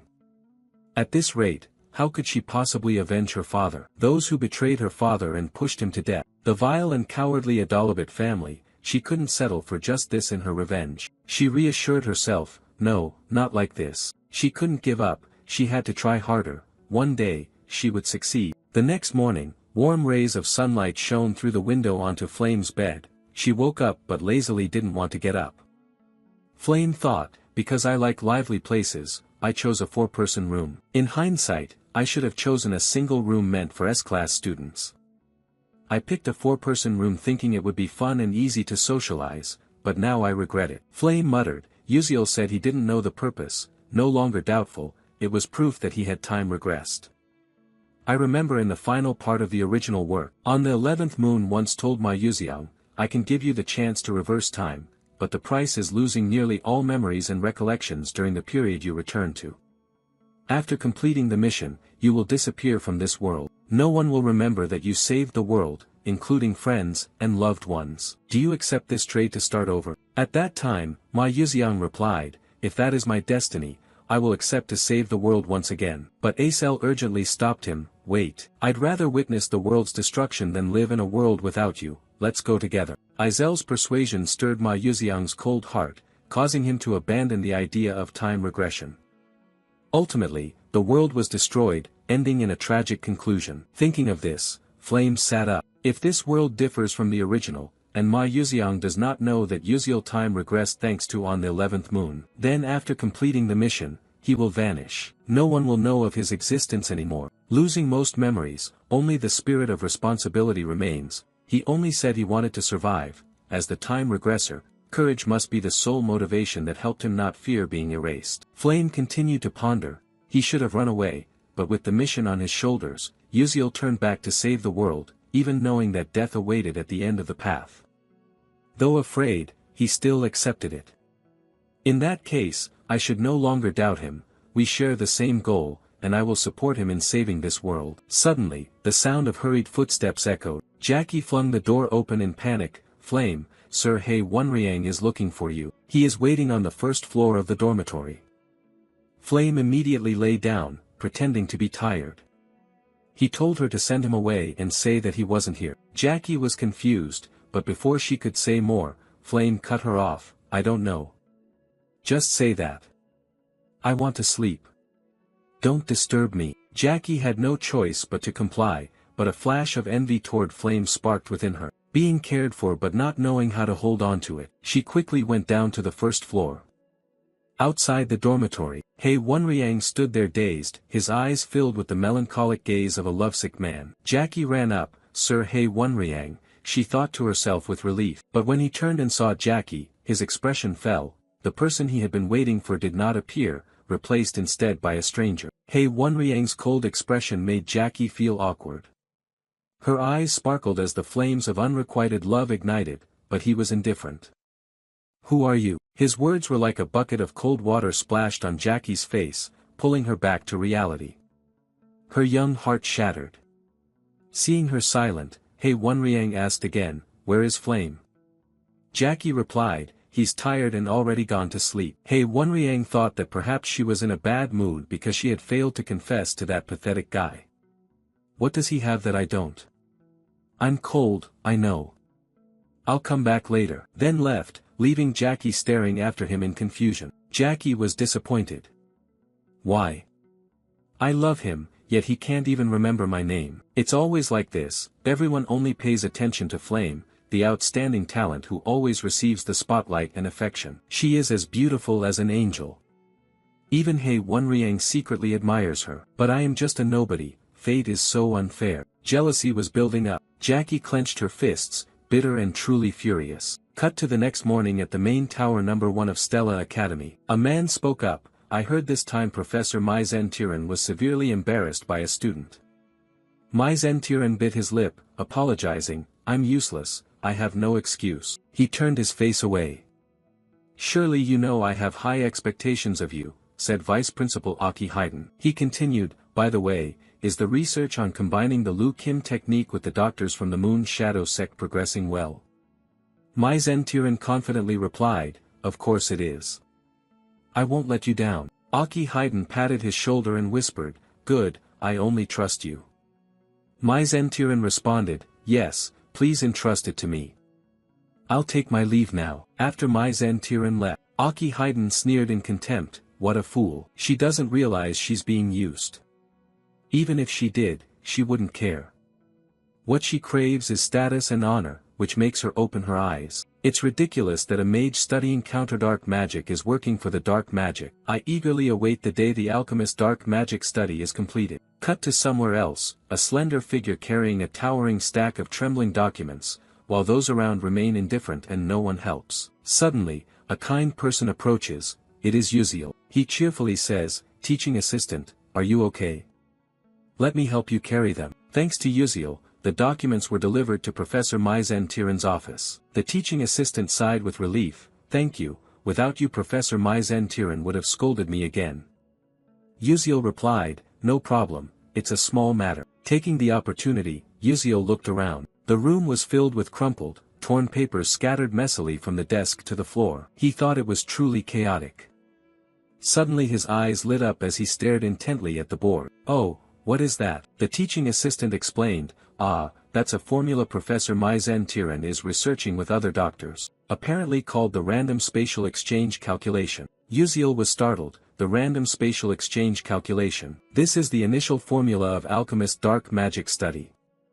In Mai Zentiran's darkening volume, the dark magic user completed this formula with her, causing devastating damage and engulfing the world in flames. Altarisha, she was the one who changed the whole situation. What if she acts first and deciphers this formula before the dark magic user? Uziel thought further, she is the only ray of hope in the darkness. With a genius mind and outstanding innovation, she has created countless items that dark mages couldn't even dream of. An idea flashed, he spoke up, Assistant Altarisha. She was startled, Do you want to have coffee? Uziel smiled, no, that's not what I meant. Professor Mai Zentiran bothers you and makes you uncomfortable, right? She replied, why do you suddenly ask that? If there were a way to get truly satisfying revenge, what would you do? Would you want to try it? Altarisha was flustered, I'm just a humble assistant, how could I help with revenge? If I'm not careful, I might get fired and end up homeless on the streets. Uziel continued, so what? Do you have any ideas? You could very well become a great alchemist, even surpassing Professor Mai Zentiran. Alterisha was surprised. What? Uziel added, then no one would dare to look down on you anymore. His words seemed to give new motivation, planting seeds of hope in Alterisha's heart. She murmured, if only that were true. Just as Uziel predicted, Alterisha was tired of her current job, dissatisfied with having to care for Mai Zentiran in a dusty room. Her long-held dream was to become an alchemist and create groundbreaking inventions. She had the talent to do so. Because later on, Alterisha would become a great alchemist, with genius intellect and outstanding creations, deserving of the very best. Currently, Alterisha had temporarily set aside her dream due to harsh realities. But Uziel thought to himself, I will help her achieve her dream soon. After the first preliminary exam at Stella, Uziel continued to visit Alterisha, giving only a few suggestions, which Alterisha quickly grasped. Cheerfully, oh, you think so too? I had thought about adding a button to change colors for the magic pen, and then attaching an eraser, like a mechanical pencil, very convenient. Uziel observed with satisfaction, wonderful. Alterisha's invention is making good progress, but the main formula is still missing. Guiding her to pass Mai Zentiran isn't easy. Uziel strolled out, when suddenly a teasing voice said, hey, how do you even walk like that?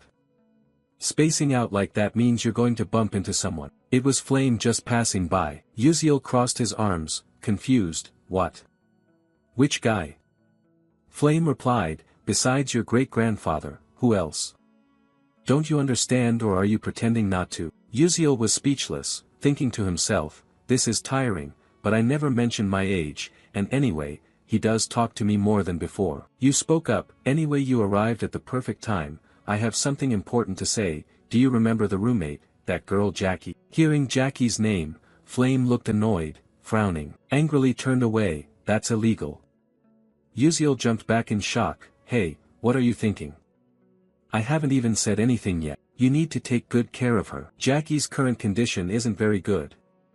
Uziel thought to himself, if Jackie gets corrupted by dark magic, she will be very unstable. Flame replied, I'm not sure, but we've planned a hunting trip this weekend. I'll check then. Uziel answered, okay, I'm counting on you. But what do you think about going hunting? The hunting season is approaching. The target is Magicless Cemetery, where episode 4 begins, with main characters like Ma Yuxiang, Acel, and Flame all participating. There is even a big battle with a level 5 necromancer. I'm not involved, but obtaining the hidden reward would be useful for contracting a familiar. A few hours later, the scene shifts. Uziel goes to Professor Li Hanwal's office to ask for permission to go out. Li Hanwal holds the paper and reads it. Training, but you probably can't learn swordsmanship or knightly arts there. Uziel freezes, unsure how to respond. Suddenly he notices Ma Yuxiang's application for going out and thinks to himself, as expected, they're starting the hunt now, perfectly matching my memory. He persuades, teacher, quite a few people have been hunting recently. Li Hanwal replies, it seems everyone is going to Magicless Cemetery to join the club activities, probably searching for treasure. Ma Yuxiang and He Wenriang are very diligent. Ma Yuxiang said he would return to the clan, while He Wenriang went with Flame. Uziel is startled, what? Without Ma Yuxiang, we can't stand against the necromancer. With the current team formation, we cannot defeat a level 5 necromancer. What to do? I can't request support without evidence, and the plot doesn't allow revealing everything. But I'm not going to let things happen like this. A few days later, at Magicless Cemetery, a male student just killed a giant fish, which lay gasping on the ground. He shouted, saying it's a level 2 monster, a weak piranha. Suddenly, a gruff voice scolds, hey, you stupid bastard, don't ruin things. Did you hear the team leader's order? This is second-year student Kasif Derek. Dok Chulkwang scratched his head and chuckled awkwardly, saying sorry. Chip Derek was annoyed. How can that idiot even laugh? A girl spoke up from afar, forget it, talking too much is a waste of words. That was second-year student Ban Dian. She turned to me, saying we shouldn't pay attention to them, just ignore them. Acel replied softly, yes, ma'am. Chip Derek turned back and said, I heard everything, is there a problem? It's too noisy. Be careful how you speak in front of the freshmen. Acel thought to herself that she heard there was an opening in the club, so she'd follow along, hoping they weren't bad people. Just as she was lost in thought, the team leader's voice rang out, Acel, let's go. She replied, yes, ma'am. Suddenly, a loud explosion echoed from afar. The whole group was startled and looked in the direction of the blast. What was that? Could there be a fight nearby? Ban Dian asked. If there's an overlap in hunting areas, should we go greet them, team leader? Kasif Derek blankly answered, yes. As soon as those words ended, the whole team aggressively moved toward the source of the explosion. Acel suddenly widened her eyes. She spotted Bayan in the distance. Flame and an unidentified group of people were there. They were arguing. Bayan shouted clearly, I took down the giant piranha first. Flame replied, nonsense, it's in our hunting area, so it belongs to us. In front of Acel lay the dead giant fish, its teeth clenched. She thought that the giant piranha was said to be a rare tier 3 monster.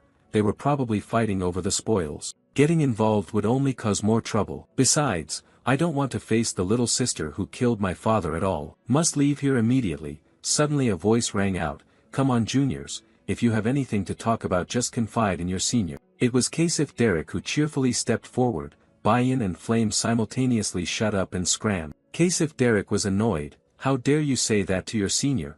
Bayan replied that if you are a senior then behave properly. What is the captain confused about? Suddenly, a loud rumbling noise arrived, the ground shook. A mysterious source of energy radiated. Flame thought this energy was a bad omen. A skeletal hand suddenly thrust forcefully out from the ground. Everyone was shocked, their eyes wide open. Flame was stunned. It's impossible, the skeleton appeared already. In front of them countless mummified corpses lay on the ground with gaping mouths screaming horrifically. At the same time, in another area of the cemetery there was a warning sign, do not enter alone. The system updated experience, skills, increased stats. Uziel appeared, sighed, wished he could use magic but all he had was blink. Giant fish corpses lay scattered on the ground. He murmured it's about time. Looking into the distance he recognized the tombs. Ah, found them. His expression briefly saddened. He lacked overpowering skills like Ma Yuziang to wipe out a skeleton army and also lacked overwhelming strength. The only option was to fight like a player.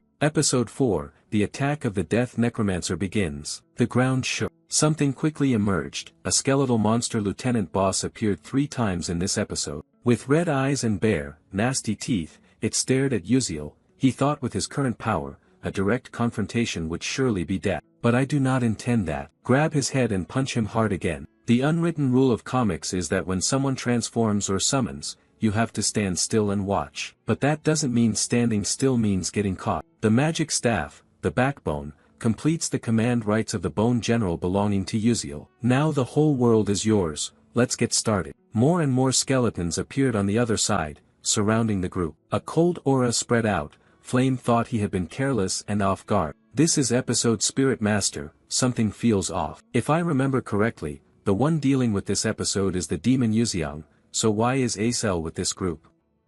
Where is Demon Yuziang? Could it be that I have to face a level 5 Spirit Master with them? Seeing Flame lose his composure, He Wenriang reassured him and sent a distress signal to Stella via a pocket watch. Just hold on until they arrive. Dok Chokwang added, that's right, wait a moment, the professors will come, even if we can't defeat the Spirit Master, at least we can escape. Bayan spoke up, now is not the time for consolation. This is a graveyard, the longer we delay, the more skeletons gather, we must quickly return to base. Jackie fearfully stepped back when he saw the grotesque skeleton horde, don't come any closer. A big, snarling mouth screamed as if wanting to devour raw flesh. Suddenly, a burst of power attacked from behind, stopping it from charging. The one who acted was Acel. Jackie stammered, okay. Dok Chokwang praised, not bad for a freshman. Acel continued, this Spirit Master is well prepared. He uses an energy container device to store mana. Normally a level 3 to 4 Spirit Master can summon up to 15 skeletons at most. Yet he controls a vast area with no triviality. Dok Chokwang added, more skeletons pouring in.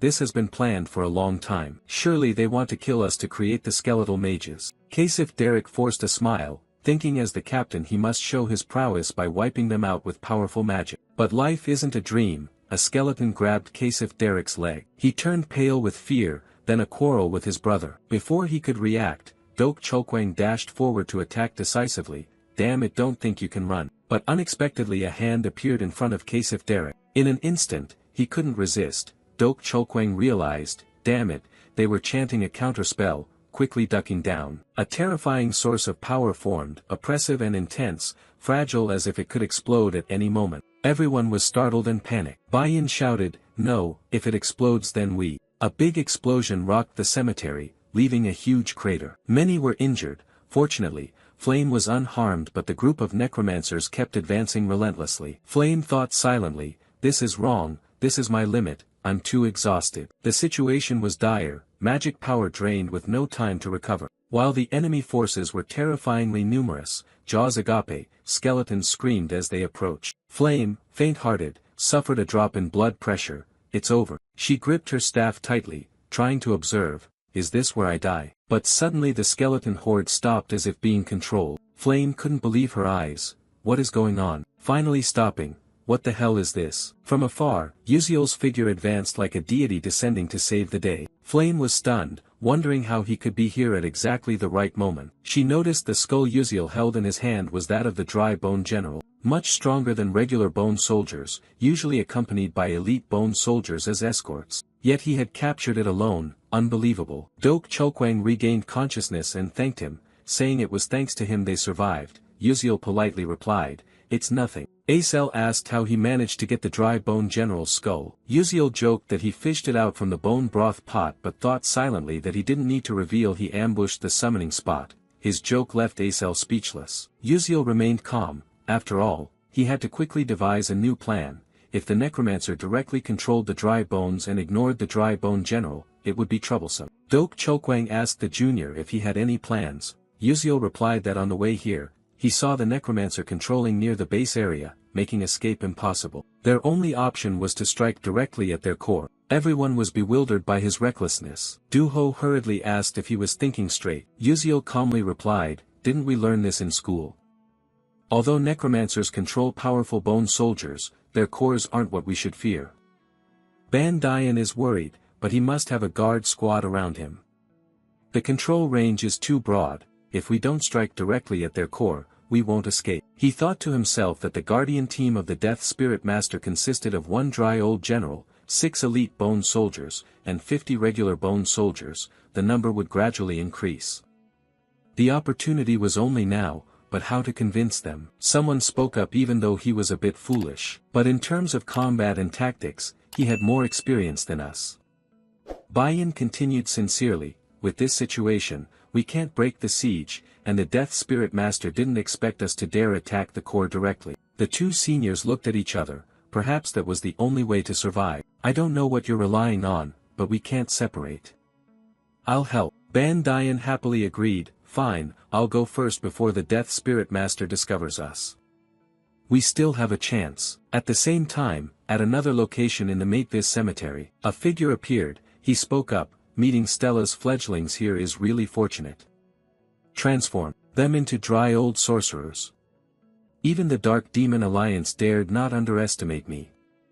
That is the level 5 Death Spirit Master of the Dark Demon Tower, S.A. Baihu." He laughed wickedly, "Accumulating mana in the magic power vial here where 700 dry old rest. No one dares to underestimate me anymore, hee hee." Suddenly, he froze. What was this? I've lost the feeling.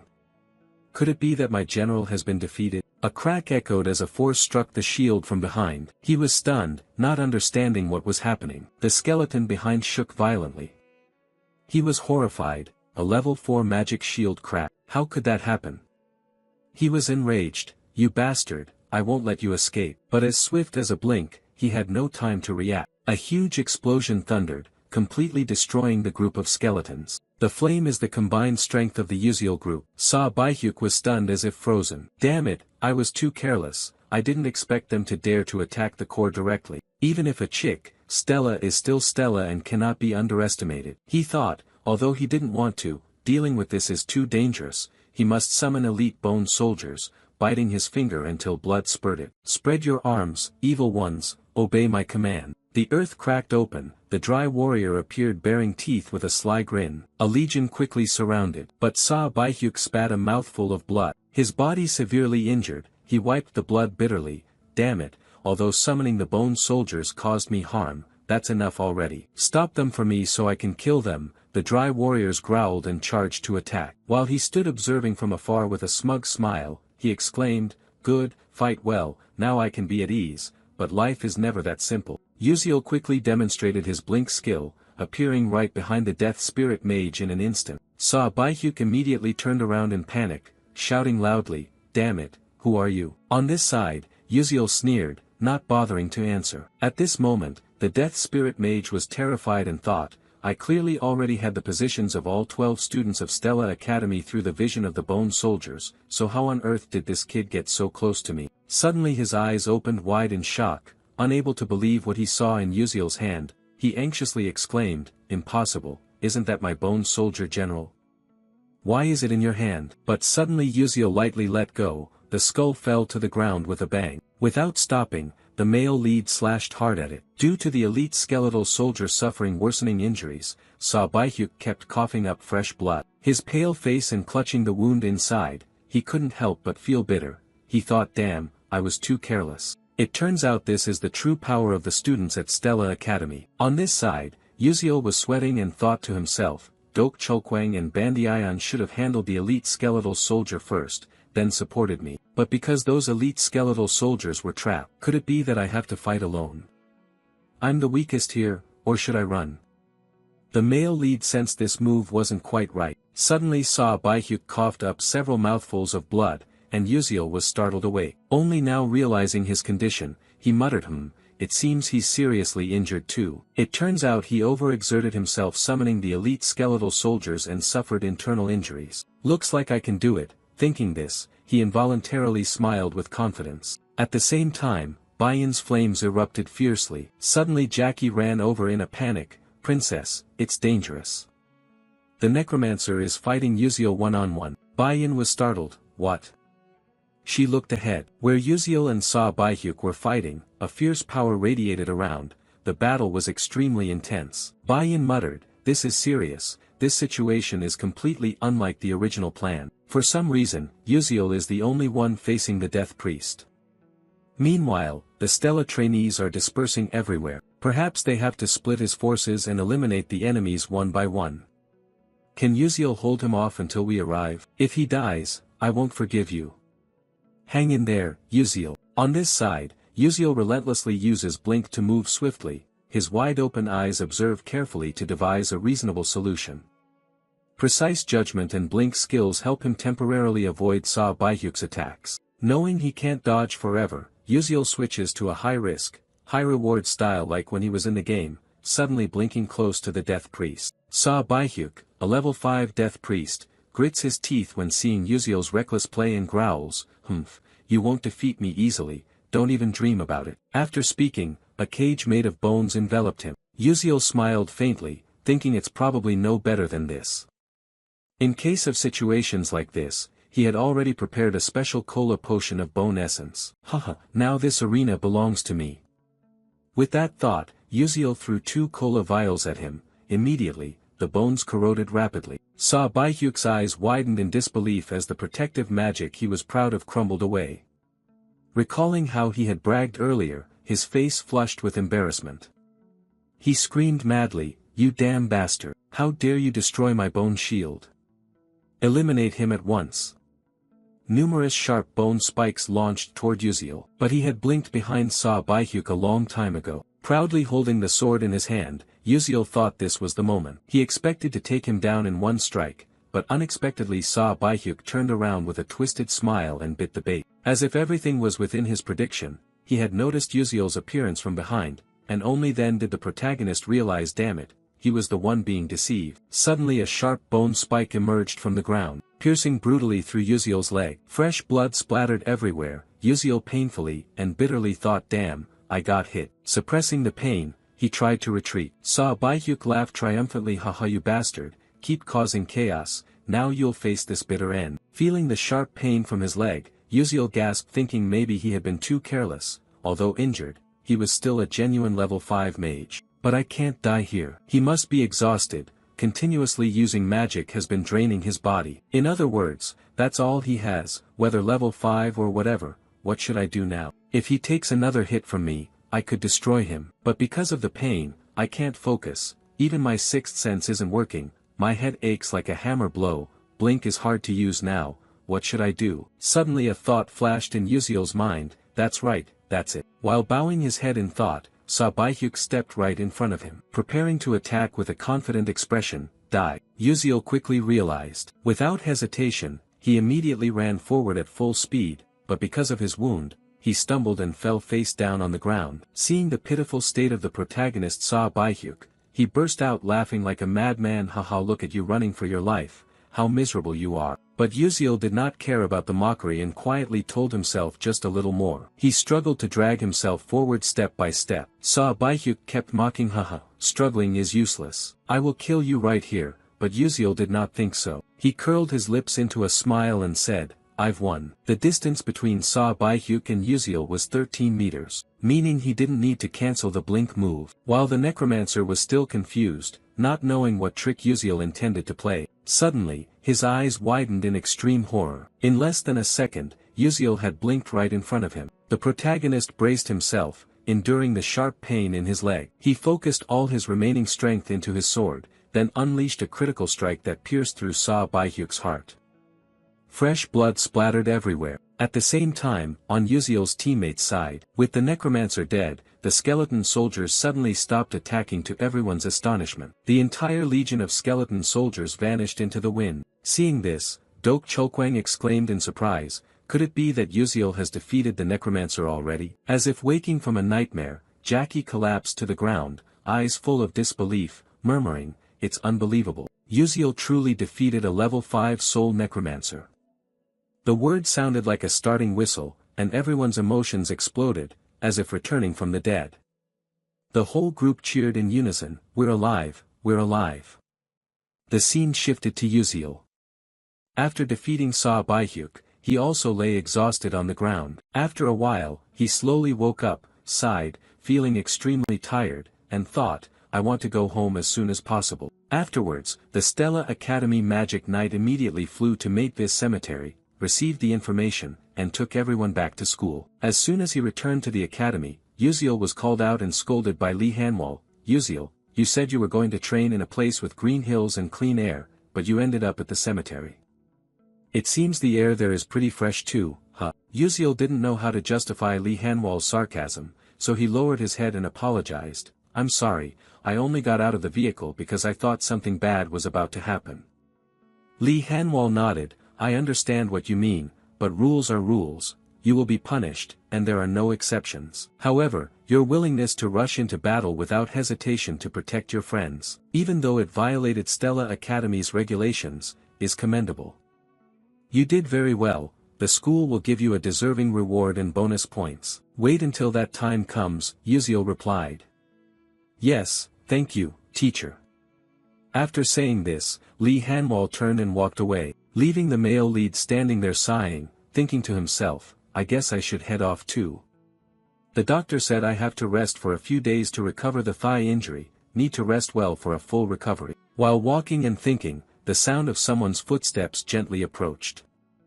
Uziel turned around to see who had come to thank him. It turned out to be Acel, the female lead of the story. Acel always wore a bright smile on her lips. No matter how heavy the burden on her shoulders, she stood firm and overcame every difficulty and adversity. She was a wonderful character. Seeing Uziel staring, Acel spoke, I really thank you for today. The male lead gently replied, next time, treat me to a meal. But Azel's complexion did not look very good. She thought silently, there was one thing I learned from this event, even before that in this world there are many people more outstanding than myself. I have always considered myself a peerless genius, and that belief has not changed until now. But only when I enrolled at Stella did I realize the truth that this world is vast and full of extraordinary people. I entered Stella with the goal of becoming the best, but I realized it was not easy. Suddenly, Acel spoke up, can I do the same? If I try hard, can I be like you? Faced with this question, Uziel was quite surprised and confused, thinking, this is not good. If it were the Acel of the past, she would not have asked that, maybe she has become like this because of me. In the original storyline, Acel had to face every challenge as the main character and somehow, she overcame them all. The Death Mage raid was no exception, perhaps she managed it by devising her own strategy and through that effort, changed the outcome. But due to my interference, Acel only had to endure the trials without the narrative of overcoming adversity. Currently, she still relies on those around her, so despite experiencing many events, her spirit remains fragile. Uziel didn't know how to respond at first, and saying empty words would only hurt Acel more. So he decided to speak his feelings from the bottom of his heart. He didn't need to ask himself. He had demonstrated what others thought impossible. That was his miraculous success. Acel was surprised. How did you know that? Uziel replied gently, because I have always been watching you. This answer left Acel confused. Her cheeks flushed red with embarrassment. Seeing her reaction, Uziel was startled and thought, wait a minute, doesn't this sound like a stalker? What the heck did I just say? Then he awkwardly said goodbye and left, saying, well, I'll be going now. Only then did Uziel dare to breathe a sigh of relief. Oh God, I almost got caught. Meanwhile, Acel pondered over what Uziel had just said. He said he was always watching me. No one had ever cared for the child of a traitor like me. Even if they did, their only purpose was to scrutinize and criticize my mistakes. No one truly cared, yet he had always been watching me. Uziel's words pierced through Azel's icy heart, flowing through her veins, preserved in her mind. She felt her heart pounding wildly, the flame of passion for magic and a seemingly lost goal awakening again. Before anyone could realize, the sun had appeared on the horizon, a new day beginning in the city. This place is the Magic Council, the gathering spot of the world's most outstanding mages. People immersed in magic to the point they cannot tear themselves away. A momentous event is about to take place. Everyone is talking about the Stella Academy student defeating a 5th-level necromancer. This is truly absurd. What era is this that necromancers still exist? Have the dark mages not vanished with time? Even though it's sensational news, the fact that a Stella student defeated a 5th-level necromancer is true. Hearing the rumors, Uziel thought it was just an award ceremony, yet there were magical reporters and nobles coming to watch. They are really overdoing it. Wait, why does Bayan look so excited? She's openly joyful. Feeling Uziel watching her, Bayan turned back, her face cold as before. What are you looking at? The male lead was flustered, nothing at all. Then, Li Hanwal looked at everyone and shouted loudly. Everyone fell silent. Today, we will award 13 brave students who fought against the dark mages. This reward is personally presented by the headmaster. The 13 students were shocked to learn the reward would be presented personally by the headmaster. Uziel also did not expect the pinnacle of humanity, a 9th-level mage. Eltman Eltwin will be the one to present the rewards. He usually appears in the game and almost made it as a main character. Although he is said to be 300 years old, he looks like he is just 18 to 19, always wearing a gentle smile. But he is the strongest wizard in the world, nicknamed the Murderous Destroyer. While everyone was still shocked, Eltman Eltwin walked past each student, patting their shoulders to encourage them. Well done, keep up the effort and be courageous in the future. Then he approached Uziel. With eyes as clear as a child's, yet who would have expected this to be a 300-year-old principal, whose face is even more youthful than the trainees here. But standing before him, Uziel felt pressured, swallowing nervously, thinking that just looking into his eyes was already overwhelmingly intense. This is level 9, a rank owned by only 10 people worldwide. I can't look away right now. Oh, so tense like a drawn bowstring. The principal was puzzled by the tension on his face, smiling brightly, still hardworking as before, just as I expected. After saying that, he left, leaving many questions swirling in Uziel's mind. What did he mean? A moment later, the loudspeaker announced that the award ceremony was concluded here. Returning to the dormitory, Uziel looked at the book in his hands attached with the certificate and gasped in surprise. Wow, a generous reward of 5 million credits for me. With this amount, I probably won't have to worry about money for a long time. I never dreamed the academy would give such a large sum. This might not mean much to wealthy people like Bayan or Hei Wenriang, but for poor ones like Uziel or Acel, this is a significant prize. In addition, the final reward in this series of incidents is the container of the Fap Su Tu Than, regarded as the heart of the Tu Lin Su. He rejoiced silently, although it's still difficult now, with Alterisha, I will soon create a private space. Then, carrying items will be easier. However, to do that, I must first solve the interference formula of the chaos algorithm. Fortunately, the other apprentices happily yielded the reward, which is a relief. Next is the reward from the system. An announcement sounded. The infiltration mission of the Tu Lin Su has been completed. You have received a large amount of experience for progressing the story in a unique way. You will also receive additional rewards from the Constellatio project. 1. A downgraded version of the item used in the game. 2. A downgraded version of the skill acquired in the game. 3. Experience points. After reading, Yuziel was quite surprised. There's even this too. It's not that he didn't like it, but gradually he realized his strength was still weak and he really needed this compensation. He thought carefully, the most important thing right now is skill. So, let the experience points go into Blink. Through the recent battle, I realized how weak I was. Trying as hard as others is meaningless. I have to get ahead with the knowledge I already have. After making the selection, the system notified that the reward had been granted. The experience points for the Blink skill were sufficient. The skill upgraded to Blink level 2, with a maximum range of 12 meters, a maximum of 3 charges, and a cooldown time of 3 seconds. Yuziel felt the change within his body. Although the range did not increase, he was still satisfied. For now, it was enough. Clenching his fists tightly, he was happy. Finally, the number of Blink charges had increased. Now he could use it more freely. Having a bit of free time, he immediately thought about the next issue. Izel's condition was not good. The scene shifted to a meditation class in darkness. Azel was there with everyone else. She felt as if she were swimming in a dream world, floating midair. It wasn't a bad sensation. A cold wind blew through, and she felt as though something was stuck inside her. Azel tried again and again to push it out, unaware that she was startled by a student's call. Azel. She quickly looked around and saw the other students sitting cross-legged in meditation, just like her. She thought, oh, did I accidentally fall asleep? A transparent butterfly flew past her ear, conveying the professor's voice. Why use magic during meditation? Look at the top of your head. Azel looked up, eyes wide with amazement. Indeed, a solitary pillar of ice was hovering in the air not far from her. She had accidentally used magic without realizing it. Azel was stunned. Wait a moment, when did I create this? I didn't perform any formula or calculations at all. She asked herself, could it be that the other students didn't notice? Even if it was just first-level magic, they should still be able to sense the mana flow. If this was the effect of the meditation that Yuziel introduced, it was truly amazing. Before, she had her doubts, but the result was not only good but wonderful. After a while, the meditation session ended, and the students rushed off to eat. Instead of going to the cafeteria, Azel chose a red bean cake. She enjoyed eating it. Thanks to the prize money she could savor the red bean cream cake costing 1,500 credits.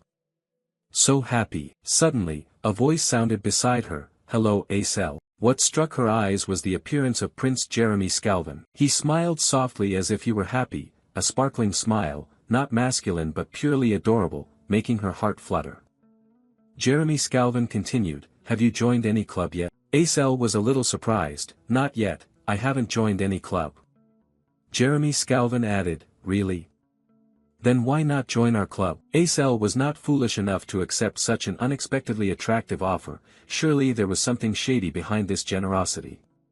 She narrowed her eyes. What's the condition? Jeremy Scalvin laughed. Condition? No condition at all, it's simply because I like you. But this answer made Azel think even more. For a girl like her, a genius among geniuses, reaching level 3 at age 17, and good-looking, this was not unusual. However, the title of trader's child attached to her made no one want to get close. Yet Jeremy Scalvin was different. Azel clearly thought he was trying to turn her into his pawn. Seeing her hesitate, Jeremy Scalvin stepped forward. Oh God, don't you trust me, Azel? I really don't have any conditions. Just join the club and stay by my side. I'll do everything for you. You know who I am. Azel was smart, understanding better than anyone. The Scalvin Empire was currently in conflict with the Adalovit Kingdom. If she had the support of Crown Prince Jeremy, her difficult life could end. No longer needing to rejoice over a red bean cake, no longer suffering humiliation as the child of a traitor. Even though she knew she shouldn't, she stammered. The moment Izel's eyes went blank. Jeremy Scalvin smiled, sensing that his goal was about to be achieved. But just then, a hand was raised. Flame stepped forward without hesitation and slapped Aisel hard across the face. Both she and the prince were stunned and confused. Contrasting Aisel's blank face, Flame spoke harshly. You said you wanted to be with me, yet you secretly flirt with others. You clearly said you liked me, so now you're planning to throw me away. Before anyone could understand, Flame grabbed her wrist and pulled her away. Come with me, we need to talk. Flame Loy Aisel left, leaving Jeremy Scalvin confused, bringing a touch of interest before this strong-willed girl. A while later, at the back of the school campus, Flame felt relieved, almost a big problem. Aisel was still confused. What's this about? What were you trying to say to me? Flame continued, anyway you should thank me. If you refuse without a reason, that guy will harass you for life. Sorry for hitting you, I'm leaving now. Saying that, Flame waved goodbye and left, leaving Aisel bewildered. On this side, Flame walked while thinking, did I do the right thing? Following the storyline and joining the club, she would be completely destroyed by Jeremy. He would spread all sorts of insults and shameful gossip that even women couldn't speak of. The achievements she worked hard for would be unacknowledged. Afterwards, Aisel's depression worsened. I tried not to interfere, but looking at Uziel, sometimes interference isn't bad. Even though he lost nearly all memories of the future, he still tried to change the bleak events. Flame looked back anxiously, wondering if her lie would be discovered. Scene changes to Jeremy Scalvin's room, where he sat enjoying a fragrant cup of tea, deep in thought. Flame is really adorable. Her expression as she tries to hide her emotions in front of me is so intriguing. Even more than Aisel, I want her. So the prince has shifted his target to someone else. Scene changes to the next day, when the sun has risen high and a new day begins. Inside the classroom, Lee Hanwal's voice rang out, starting today, we will conduct a combat simulation practice against monsters. In this test, your targets are no longer weak level 1 or level 2 monsters, but instead mid-level level 3 monsters that are extremely dangerous and much tougher. The teacher knows that an ordinary student cannot defeat such strong monsters alone, so this time the goal is to form groups, identify their weaknesses, and defeat them using each team's strategy. Specific regulations have been announced. From now on, you can move around and choose a mid-level monster as your target. Moreover, you will have enough time to practice with it. Head to the Stella Dome. To the north is the Fiery Valley, to the south the Ice Sea, to the west the Barren Desert, and to the east the swamp covered in grass. Find the terrain that best suits your group and hunt a mid-sized monster that matches your group's fighting style, then eliminate it. Next, Class A and Class Sham will practice. The evaluation test will take place in 4 days. At that time, you will demonstrate a battle with the monster you have trained against. Form groups of up to 6 people and submit your list to me. Hearing this, Aisel stood alone, as no one wanted to team up with her.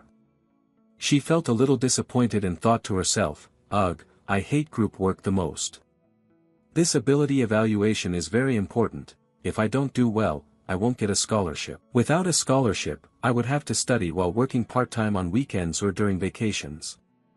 The consequence was reduced study time, the path to a scholarship grew more distant, progress in magic slowed down, and a bleak future awaited, requiring even greater effort. Suddenly, a voice ahead caught her attention. Princess, will you form a team with me? The train of thought was interrupted. Aisel unconsciously looked up and saw countless students surrounding Princess Bayan. They kept giving reasons why they were better than others, truly worthy of the royal Princess Bayan who had the right to choose anyone she wished. But in stark contrast to that scene, Aisel was completely alone, with no one approaching her. Her eyes glanced at Bayan with a hint of admiration, quietly thinking that before Adalovit destroyed her family, there had been only flattering words around her. Both had started from the same point, when her family with the ice attribute was still at its peak, and the Adalovit royal family with the fire attribute fiercely competed to dominate the magical world. The two sides constantly restrained each other, neither was superior. Because of this, Bayan and Aisel were two children born with innate talent. The whole world once focused their gaze on them, believing they were the chosen ones, born into noble magical families with peak talent.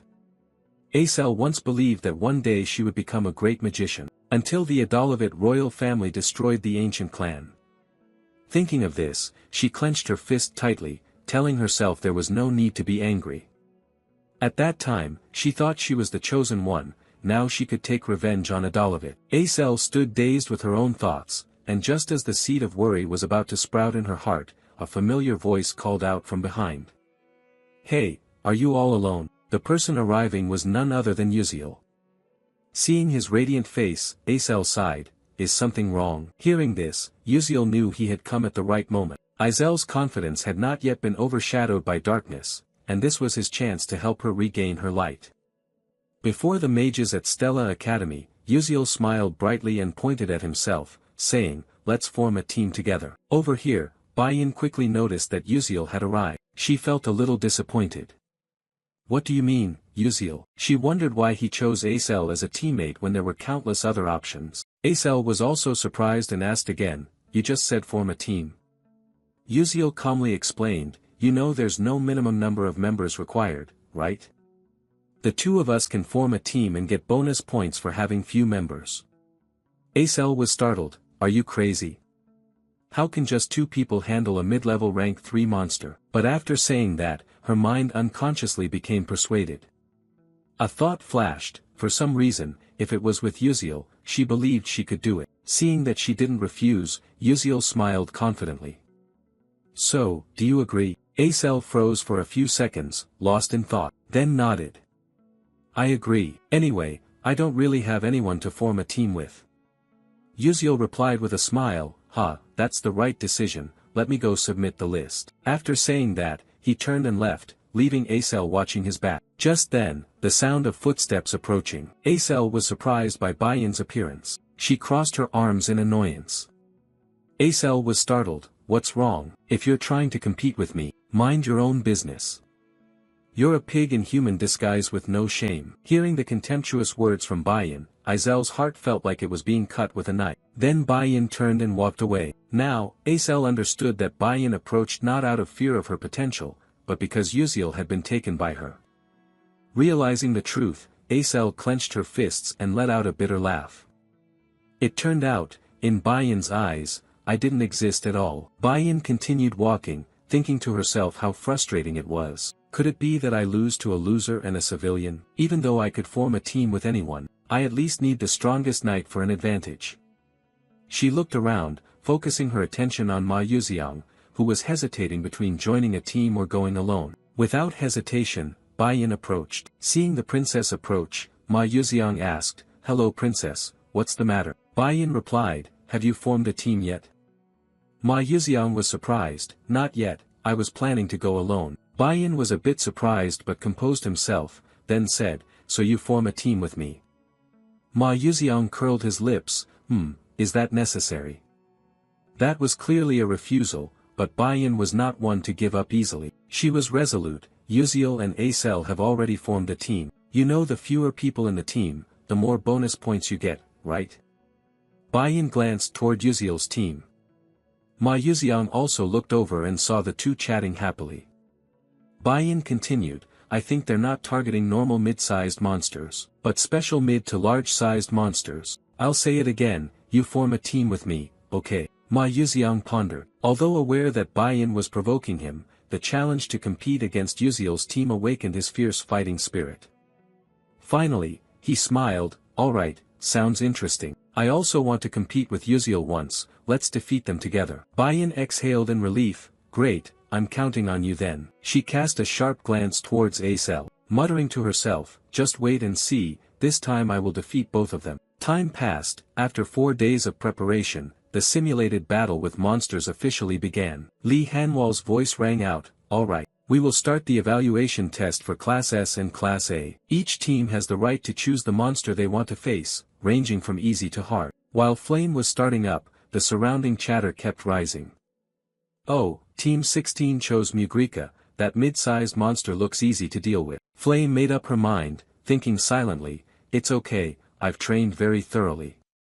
Although she couldn't hunt special monsters for attribute bonus points or big special monsters, defeating this level 3 mid-tier monster alone was enough to get the maximum score. Normally, it takes 5 level 1 mages to handle a level 1 mid-tier monster. If you exploit attribute weaknesses, rich experience, and a favorable environment, defeating higher level monsters is also feasible. Flame told herself that using light magic, which doesn't counter any attribute, she just had to accept it. She decided to keep away from the level 2 special monsters and focus on achieving a high score with her own ability. While waiting for her turn, Flame suddenly saw Acel. She recalled that in the original novel, Acel was pressured by Bayan and his faction, unable to train or form a group, forced to compete alone and received poor results. Acel lacked the points for a scholarship, had to work part-time to make ends meet, enduring humiliation and oppression from other trainees. That situation caused her magic skills not to improve, and her spirit gradually collapsed. But now everything has changed. Flame and Uziel, people who traveled through time from the future, have appeared and altered the original storyline. Uziel chose to form a group with Acel even though he remembered nothing about the past. Thanks to love and patience, Azel's future has become brighter. Just then, a loud explosion echoed, startling Flame to turn back and look at the arena. She saw the monster had been defeated. Lee Hanwol declared that Team 16 had completed their round. "You all worked hard." The audience cheered. Flame understood her turn was coming, her heart racing with a mix of nervousness and determination.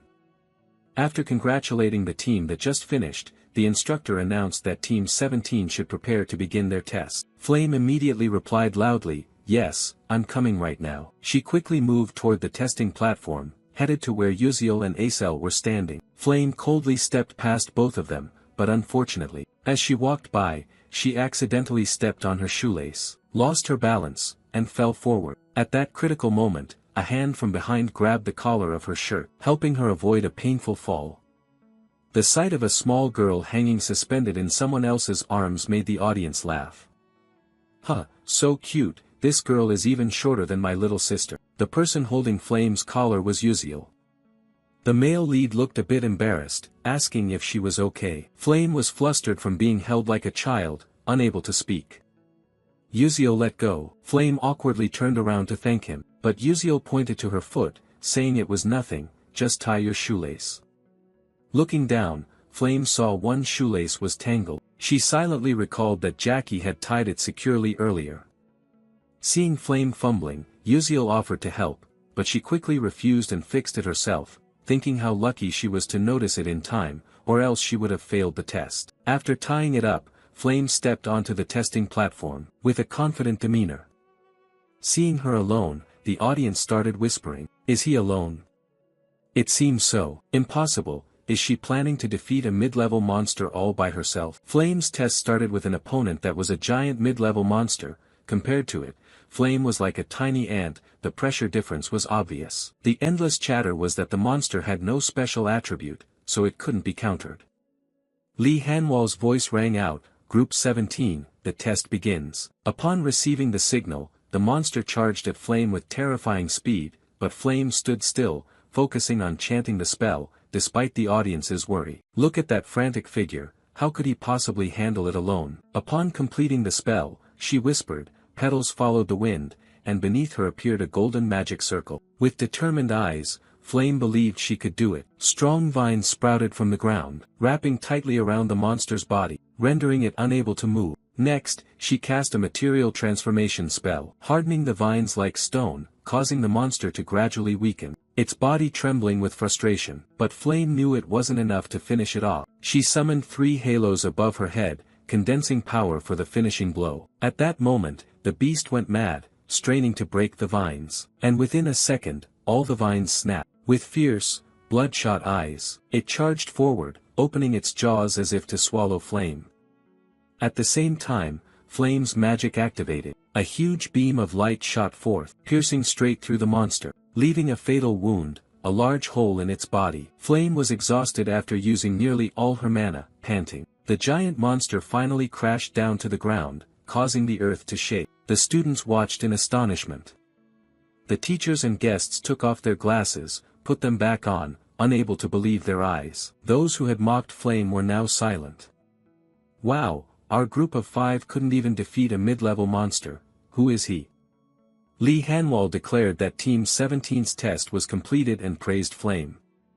She bowed her head in thanks, left the stage, thinking to herself, "Finally, it's over." When returning to her seat, she was suddenly surprised to see someone, eyes wide with amazement, wondering if she had mistaken her sight. Above, the next group of trainees stepped onto the arena. Lee Hanwal's voice rang out, "Now we will begin the test for Group 31, the next thrilling battle between the Academy's two strongest rivals was about to take place." All eyes turned toward them, especially those of the first-year trainees. They seemed to see idols, continuously shouting, "That's Princess Baiyan of the Adalabit royal family, and her teammate is Ma Yuxiang, who has the highest entrance score. He's really handsome."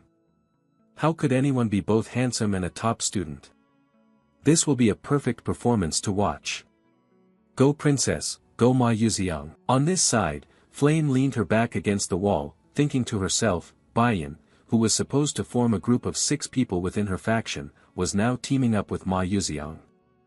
Yeah, in the original novel, these two characters had nothing to do with each other, but now they were in the same group. The more she thought about it, the more headache-inducing it became. What kind of crazy combination was this? While Flame was confused, a monster summoned by Baiyan's group appeared. Its body was covered with diamond-hard scales coated in slime, with 2 wing-like fins that allowed it to soar through the sky. It had arms, legs, and a head resembling a carp, creating a bizarre appearance. The students in the stands gasped in astonishment. Wait, was this real? Unbelievable, the illusory fish of gods and demons. It was a special mid to large monster. Who would have thought they'd dare to challenge such an impossible different type monster? Were they out of their minds? According to the original novel, Baiyan used the fire attribute, while Ma Yuxiang wielded 3 attributes, earth, lightning, and fire. But those were just his true hidden attributes that couldn't be revealed. The illusory fish was a water-type monster with a tough scaled body that once dominated the seas thanks to its intelligence and numbers. But due to a curse from centuries ago, they lost all their intellect and became mere monsters. Yet, they still retained the ability to fly in the air and were immune to lightning, which was the critical weakness of flying creatures and countered the attribute Ma Yuxiang commonly used. The two not only targeted the special medium and large monsters that everyone failed to defeat, they also gave up attribute advantages, clearly aiming to score full marks on this test. But that score is only theirs if they succeed. While everyone was still buzzing, Lee Hanwal gave the start signal. The phantom fish soared high, roaring, its foul breath spreading across the stands. Seeing it approach, Baiyan raised his staff and began, as planned originally. Ma Yuxiang nodded, "Understood, Princess." He spun his wand and stepped back to observe from a distance. A trainee wondered, what are they planning to do? The person beside him was confused. I thought they were going to attack. Why is the knight stepping back? What kind of mage is this? While the audience was focused on watching, Ma Yuxiang suddenly blinked, jumping into the air to confront the phantom fish directly. Dok Chokwang, seeing his confident posture, stroked his chin. Oh, for a first-year trainee, his blink is quite impressive. Bandayan nodded, that's right, this kid is pretty good, but at that level, he can't reach the monster. Blink can't be used midair, so what exactly is he planning? Amid suspicion, Ma Yuxiang used his wand to summon a square stone platform beneath his feet. Then, the fireball cast by Baiyan exploded right at Ma Yuxiang's position after his blink. The shockwave propelled him forward like a missile, heading straight for the phantom fish. The audience gasped at this coordination, the two of them working together so perfectly, it was unbelievable. When approaching the phantom fish, Ma Yuxiang formed a giant fist of stone in the air, striking directly into its body, causing the monster to fall to the ground at a terrifying speed. When the dust settled, the phantom fish lay motionless. The extreme physical force cracked and shattered its hard scales. Not missing the opportunity, Ma Yuxiang cast a spell. A blue magical circle appeared on the ground. Countless stones rose up, locking the phantom fish tightly. But he was not skilled at controlling magic, so it was quickly broken. Ma Yuxiang landed without anger. His purpose was merely to buy time, because Baiyan's destructive magic had been completed. A giant fireball, like a miniature sun, descended upon the phantom fish, causing it to scream in agony. The terrifying explosion engulfed the area. The audience could hardly believe it, shouting, "Oh my god, it's in pain." The phantom fish is known for its high fire resistance. After that, Ma Yuxiang continued wielding his wand. He smiled smugly, finishing it off. Just then, a force of lightning struck straight into the monster while it was still reeling from Baiyan's previous attack. Finally, the phantom fish was defeated, reduced to ashes and dust. The crowd's emotions erupted, they applauded enthusiastically. the phantom fish was defeated without a chance to resist. It was crazy. This year's freshmen are incredibly strong, especially the first-year girl who managed the mid-level monster so well. Their skills rival those of the senior S-class students already. After the performance, Baiyan and Ma Yuxiang returned to their seats, sensing eyes filled with envy and admiration. Baiyan was confident. The feeling of victory with overwhelming power made her imagine herself as the main character of the episode. Glancing at the group of Yuziel and Acel, she thought, could you really beat me? No matter which monster you and Acel choose, you can't possibly put on a better show than us. That was what Baiyan thought to herself. But when Yuziel stepped onto the stands, his next words silenced the entire audience. Please summon 5 monsters for me. Everyone was taken aback, surprised expressions clearly visible on Princess Baiyan's face. Contrary to her calm demeanor, the other trainees buzzed with chatter. I just heard what? Aside from Princess Baiyan's group and Flames, didn't all other groups need 5 people to barely handle a mid-sized monster? Yet now these two intend to fight 5 at once. I've heard rumors about Yuziel, but is he out of his mind? All attention focused on the male lead. A series of blue lights surrounded the two of them. The summoning completed, the mid-sized monsters appeared in the arena. Yuziel and Acel were surrounded by the monsters, looking like 2 tiny ants among them. At the special observation corner, 2 teachers were somewhat surprised, and the monsterology researcher Viken spoke up. The monsters Yuziel's team summoned included the poisonous frog Heimer Raiden, the black sand bison, Carden, Nami Slime, and the falling monster. Princess Baiyan standing nearby questioned Ma Yuxiang, hey, did you notice something? Ma Yuxiang looked at her somewhat surprised, then turned his gaze to the stands and smiled, actually, no, I'm just curious about what Yuziel is planning. I'm also looking forward to his performance. Facing the appearance of the monsters, Li Hanwal, the host, raised a skeptical question. I just want to ask one thing, who decided on this monster lineup?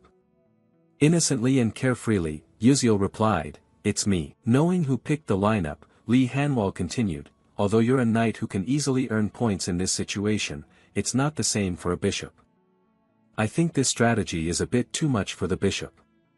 5 monsters had now surrounded the two of them. Contrary to everyone's worry and doubt, Yuziel smiled confidently, no, not at all. The strategy I chose this time was designed specifically for the bishop, said Acel standing next to him, surprised. Hearing the answer, Li Hanwal realized something and said, all right then, let's get started. At the signal, the monsters surrounded Yuziel and Acel. Acel was worried. Yuziel whispered, can you do it? Acel replied, of course. Yuziel said confidently, just believe in me. But she silently thought, how can I trust that? That line is so cliché. To motivate, Yuziel said something that made Acel slightly uncomfortable, I believe in you. A quality cheer-up from a teammate. Acel sighed, a few thoughts reflecting that Yuziel really is a hard person to understand. Cut to one night, Acel walks behind Yuziel, carrying many doubts in her heart. She decided to ask, hey, Yuziel suddenly turned around. Seizing the moment when it was just the two of them, she asked, why me? Honestly, you're a skilled knight who could have chosen anyone else to form the team. Facing the difficult question, Yuziel scratched his head, considering a reasonable answer. Finally, you spoke up. Indeed, our class has many talented people. For example, in controlling fire magic, no one compares to Princess Baiyan. In controlling flame, unmatched, first-year magic user Yuxiang is known as the strongest. No one disputes it. Hei Wenriang is also very suitable to form a team with me because of her single-target attack ability. Yuziel understands himself and our classmates well. Acel is even more suspicious. So why did Yuziel turn his back and remain calm? I still feel you are the most suitable person to be my teammate, that's all. You turned around and gave a radiant smile. Alright, let's continue. Just as expected, Acel looked at your back, her face slightly flushed. This was the first time she saw you serious yet still smiling. Since you spoke sincerely, my responsibility has increased again. Back to the present, Acel clenched the mystical staff tightly. Thoughts gradually appeared. Although I don't understand his intentions yet, he surely has a reason to choose me, so I will show him. Acel condensed magic around her feet. The mystical staff floated before her, focusing on releasing mana. She closed her eyes to sense the surroundings. Within danger, opportunity will arise, and only in opportunity can she fully demonstrate her talent. The trainees observing noticed the change. Wait, isn't that the supernatural resonance skill? One added, no way, that is a special ability that only occurs when a mage of 6th level or higher enters an unconscious state. But if you lose focus, the mana flow will reverse, which could cripple you. After all, he is just a first-year student. While everyone was discussing, Acel became enveloped in a stream of mana, blooming like a flower on the battlefield, surprising everyone. Uziel looked at her, a series of evaluations appearing in his mind. Indeed, he was right, she was a strong contender for the Winter Queen title. He smiled, then said, then let's get started. This was a battle between 2 first-year students against 5 mid-level monsters. The only thing he could rely on at this moment was himself. Immediately after, Uziel dashed straight forward. Blink activated, the sword glowing with a radiant aura. He swung the blade aiming at the belly of the poisonous frog Reincarnated. His eyes focused intensely, sharpness evident. A long crack appeared on the poisonous frog's belly as if it were sensing pain. It screamed pitifully, and Uziel glanced to the side. The first step to attacking the poisonous frog was complete. Next was the black sand bison, he thought to himself. Suddenly, the bison looked toward the screaming frog. Blood-red eyes appeared. Its target was the poisonous frog, not Uziel. The bison took a deep breath and pulled back its front legs. Predicting this, Uziel smiled and continued running. Very good, just as I expected. The way to handle 5 mid-level monsters at once was to create a special atmosphere, making them enemies of each other. The match grew increasingly intense and dramatic. Witnessing this, all the students in the stands were wide-eyed and open-mouthed. In front of them, 5 monsters were fighting amongst themselves. They muttered, "Oh my god, what is happening? I can no longer believe my own eyes. Are they really tearing each other apart?" Seeing the plan succeed, Uziel smiled victoriously. Just as predicted, the plan to make them hostile and slaughter each other has been successful, or in other words, this is the strategy of using others' hands to kill, a dirty trick often used, exploiting the power of others to eliminate opponents without getting involved. Uziel continued explaining. The professional gamers of Ether World once racked their brains wondering how a bunch of newbies could deal with a pack of powerful monsters. After countless experiments, they found a solution by exploiting the characteristics and attributes of the monsters. He analyzed, first when I attack and wound the toxic frog Reincarnated, it emits a red light. This light stimulates the berserk attack instinct of the black sand bison. Then the bison sprays sand around as it moves. When the sand sticks to the Nami slime, it feels uncomfortable, producing a massive amount of water to keep moist. He smiled, well done, the plan is still on track thanks to the barrier on the simulator pedestal. The water level rises very quickly. As if remembering something, Uziel looked at the carden bird and gave a sly smile. Next is your turn. He continued explaining, a special trait of the carden bird is that when it senses moisture, it emits a piercing scream spanning over 7 octaves. When the water rises, it gets irritated and screams. The scream stimulates the falling monsters, the sound-sensitive species, driving them insane and causing them to attack enemies. Just as predicted, the shout caused the falling monster to rush in and punch and kick the carden bird. A supersonic kick distorted the carden bird's face, sending it backward into Nami slime. Nami slime was angry, and splashed water into the carden bird's face. Everyone thought it would counterattack, but it didn't. The carden bird stared at the falling monster with eyes full of murderous intent. The falling monster glared back as if to say, "There's a lot of blood here, if you like it then come at me." The two charged at each other and fought hundreds of rounds. Other monsters also began searching for opponents and attacking one another. In the stands, scholars and professors were surprised. One scholar exclaimed, "It's unbelievable that the student named Uziel knows all the characteristics and weaknesses of the 5 monsters like this. Even I, a scholar specialized in monster studies, hadn't thought of this plan. They are reckless and thoughtless but admirable." A female professor spoke up, "I agree, they are reckless and crazy. But what surprises me is Izel's concentration." The girl maintained the mana flow steadily while the monsters fiercely fought, truly extraordinary. She certainly poured her heart and trust into her knight. On the simulation stage, the monsters still enthusiastically attacked each other, no longer paying attention to anyone. Sand swirled, water rose, the red light grew brighter. Amidst the chaos, Uziel perfectly fulfilled the role of the knight. The knight is responsible for protecting and suppressing the enemy until the mage finishes preparing magic. Whenever a monster blindly attacked Acel, Uziel immediately blinked over, using a sharp sword blade to slash at the ankle, causing it to fall backward. As the carden bird just stood up, it was attacked by other monsters and couldn't stay alert. Uziel realized the danger when his attack enraged the monsters. He quickly returned to his position and continued his work as a knight. Suddenly, his sixth sense signaled danger, and Uziel widened his eyes. He saw a huge boulder hurtling toward Acel, who was still in a state of mana resonance and unable to move. Without hesitation, Uziel blinked over to protect her with skillful precision. He slashed the boulder into 2 pieces. The demon Yuziang chuckled and said, "Hey Princess Bayan, do you think Uziel resembles the ideal knight? He's like the knight who protects the princess in fairy tales." Hearing this, Bayan widened her eyes, her ruby-red eyes sparkling. Looking toward Uziel in the battlefield, he danced like a warrior of light. His sword and the afterimages of his blink captivated everyone's gaze. Moving east then west, it wasn't a performance but a protection of Acel from all directions. Under absolute protection, she didn't have a single scratch. As the tense battle wore on,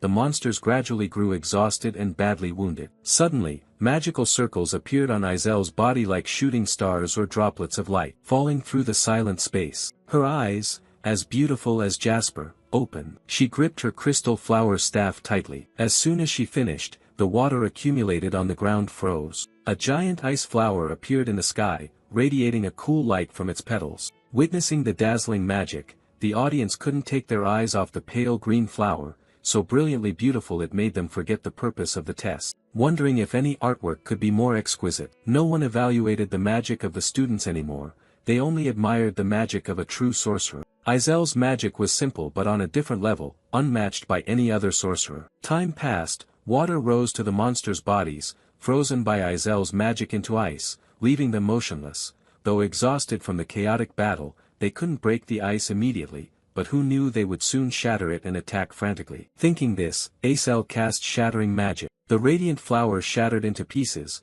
turning into thousands of sharp ice spears like giant javelins. Piercing through the bodies of 5 monsters, their skin was ripped, frozen, and necrotized. When they tried to move, the wounds attached to their flesh made them howl in pain. The audience whispered, "What now?"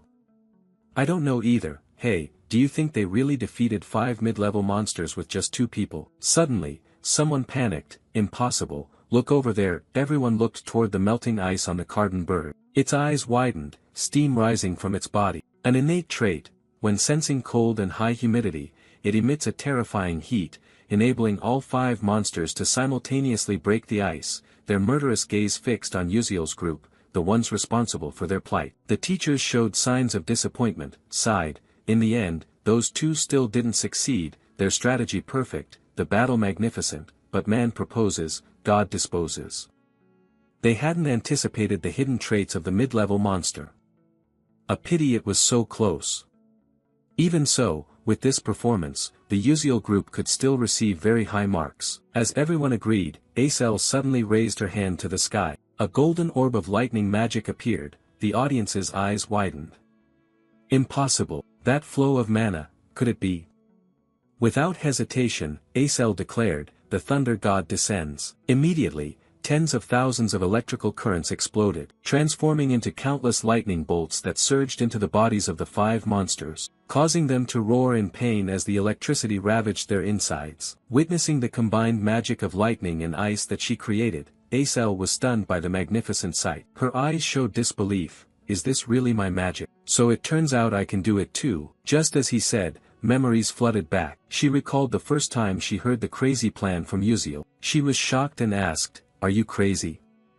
Expecting him to be upset, but Uziel just gave a sincere smile saying, "You can do it and I believe in you. So please believe me, someone who always puts all faith in you." Hearing Uziel's heartfelt words from the bottom of his heart, Acel clenched her fists, telling herself, Uziel still smiled, but the seriousness in his expression and tone was genuine, not a joke. She felt a weight pressing on her chest. Before, she had nothing but faith in the path she chose. No friend had ever told her that her path was right. Her whole life was lived in fear and anxiety, clinging to a fragile hope. Just as that hope was about to fade, Uziel appeared. He was the first to reach out and save her. Can I really do this? Now she felt as if drifting in an endless ocean. Although she tried to overcome the storms, she still hesitated, wondering if she was going the right way, but that question no longer mattered. Far at the horizon, Uziel had gone ahead. leaving behind footprints of light across the vast ocean like stars guiding sailors. Like a lighthouse guiding ships safely away from danger, Acel sensed the light whispering, "Follow me, I will lead you." Then, Lee Hanwol declared, "The test for Group 32 ends here, congratulations on your outstanding performance." Standing in the center, Acel smiled happily, her insecurity and inferiority vanished, leaving only bright confidence, though her face remained lost in hopeless thoughts. On the south main side, Uziel hung suspended in the air, thinking inwardly, "That was close, I almost got swept away, at least they should warn before using such dangerous magic." The scene shifts to the next day, the results of the combat simulation test against monsters were announced. First place Group 32, 199 points, Uziel and Acel. Second place Group 31, 127 points, Ma Yuziang and Baiyin, followed by third and fourth places. Looking at the scoreboard on the notice board, Ma Yuziang felt bitter, "We lost." Baiyin stared at the board, nodding, "The point gap between the two groups is huge, surpassing 100 points is remarkable, not to mention we faced special mid-level monsters while at a disadvantageous element, something no one has done, but seeing Uziel's group's 199 points, we have to admit we lost." Ma Yuziang did not expect the proud, cold princess to admit defeat. He smiled teasingly, "Oh, I didn't expect you to accept it so quickly," Baiyin haughtily retorted, "Shut up." Ma Yuziang continued, "Though I don't want to admit it, Uziel is a more talented vanguard knight than me. As for Acel, she takes on the role of a skilled long-range mage better than her."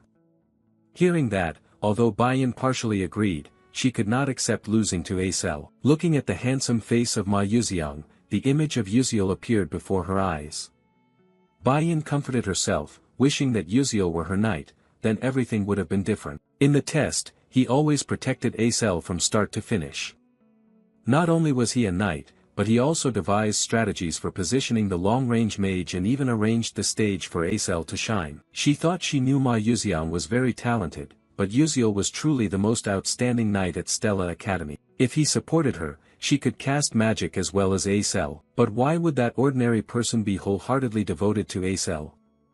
If such a perfect knight existed in this world, that knight should belong to her, the perfect queen. The more she thought about it, the less Baiyin could accept the fact that someone so perfect would care for someone else. Her face turned an ominous gray, the inner struggle was intense, admitting defeat would be a lie. She could not accept it, this was really strange.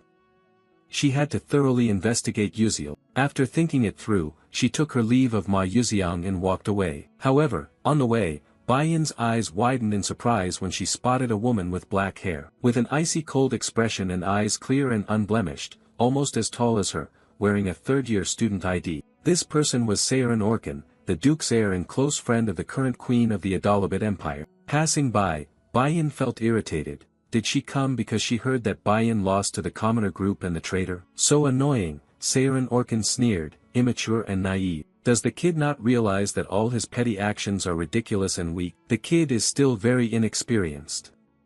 The princess's silhouette gradually faded away, and Seirin Orkan looked on with disdain. Flame was recording daily life in her journal, writing and thinking at the same time, unable to believe that crystal flower magic could be cast so quickly. That has become her trump card signature after overcoming many difficulties. Unexpectedly, she perfected it and performed it in front of everyone. According to the original storyline, Acel should be devastated from the shock of the simulated battle, trapped in Prince Jeremy's cage, gradually withering away over time. But that dark future has changed, probably thanks to Uziel. She kept thinking, in the original romance novel, Ma Yuziang and Acel faced the apocalypse together.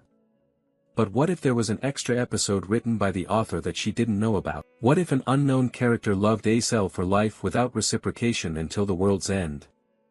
That sounds too far-fetched. After reading many romance novels, strange thoughts circled in Flame's mind. One answer emerged: to rewind time to find love and protect the world where the one she loves lives happily forever, even if the price is being forgotten to exist. In that last moment, did Uziel feel any regret? Flame's heart tightened, emotions choked her, unable to believe she was witnessing a tragic story from real life, not a movie or book. What does it feel like to trade existence to turn back time? The scene shifts to Yuziel's room, he stares intently at the system board. Episode 5, The Battle Simulation with Monsters ends. Congratulations to the host for gaining a large amount of experience by leading the story in a positive direction. The Constellatio project grants an additional reward. Yuziel exclaimed, "What should I choose this time? I had thought about it before but hadn't decided yet." Blink was enhanced from the previous episode. It's best to prepare for the next episode. The more he thought, the more headache he got, then suddenly an idea flashed. He smiled with satisfaction. "Yes, that's it, how could I forget?" He said to the system, "I want to choose Leafhanel's leaf key item." The system responded, evaluating the host, "Please wait, ding ding ding, check complete." Congratulations to the host for obtaining Yifhanel's leaf key. Seeing the key appear, Yuziel jumped with joy. "Wonderful. Although not as classic as the old equipment I used, this is a rare item only available to advanced players. It opens communication with special spirits but only functions to open a specific dungeon. To use it, you have to go outside." But after the cemetery incident, Stella Academy tightened regulations. What should I do now? While thinking, Yuziel remembered how to leave Stella when he used to play the game. Back then the academy also restricted going outside like now. What did I do? After a while, his eyes lit up. Right, the club, I need to join a club. Outside, the sun had risen high, casting warm rays. Yuziel began writing his coming-of-age journal. "My family had been poor since I was little, rarely eating out like others. Whenever my mother went to work, I stayed home alone, only knowing how to cook instant noodles. When I got tired of noodles, I insisted on having something delicious. My mother used her savings to buy me a bowl of jajang noodles. I was very happy. Even though my mother ate with me, I didn't understand why she didn't pick up her chopsticks. She said she didn't like jajang noodles. After asking around, I finally understood." After finishing writing, he rested his head down, crossed his arms in front of him, his eyes stinging from the long note-taking. He smiled to himself, thinking, "All right, I've completed the assignment. Now, I should find a club to join." Yuziel stepped up to the school bulletin board, where countless club advertisements were posted. He observed carefully, cautiously resting his chin on his hand, murmuring, which club would be the best. The announcements made him hesitate: a literature club for university entrance exams, a chess club, the elite sport of mages, a cooking club, the inspiration for young chefs. Looking at the information on the board, he thought, there seem to be many clubs here, but few allow activities outside. I need to think carefully. Just then, he noticed something, his gaze shifting aside. He murmured to himself, "Still haven't registered for any club?" It turned out someone was standing next to him. Yuziel asked, "Who is that?" The other person glanced over. "What? So what?" Seeing the other didn't like the question, "You changed the subject. You should actually be pursued by many clubs." Acel questioned back, "Don't you know who I am?" Hearing the strange question, Yuziel calmly replied, "Of course, you're Acel. You've been quite famous lately." Acel didn't deny it. "Well, that's true." Seeing her slightly sad expression, Yuziel thought quietly, after the test, Azel's reputation changed significantly. She probably feels the same way I do. Wait for you to choose. Acel closed her eyes, looking like Yuziel when he first arrived here.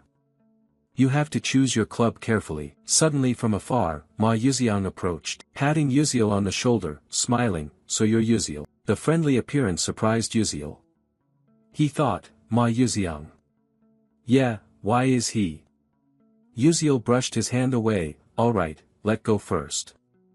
But Ma Yuziang kept smiling, "You're amazing, I've seen your test results. I heard you even commanded the lower soul mages, that's impressive." Yuziel was puzzled. Well, it was just luck. As expected, Ma Yuziang looked at him intently. Sure enough, you're very different. Ma Yuziang's cold expression transformed 180 degrees. Yuziel swallowed in surprise, stammering, "You know, I'm just a commoner, always having to think of ways to do better than others." Hearing the smart answer, Ma Yuziang smiled, "Then you manage your time far more effectively than I do." Suddenly, Yuziel asked, "What do you plan to do this weekend?" Ma Yuziang was surprised. "Me?" Then he answered briefly, "Study." Both of them were stunned. Yuziel smiled. I asked casually, and he answered casually too. Thanks. Ma Yuxiang waved his hand, want more? I'm really studying and practicing as well. Yuziel stammered, don't you usually not do things like this?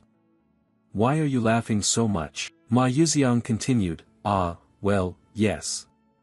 Lately, I've liked doing this, don't know why. One person laughs easily, another is suspicious.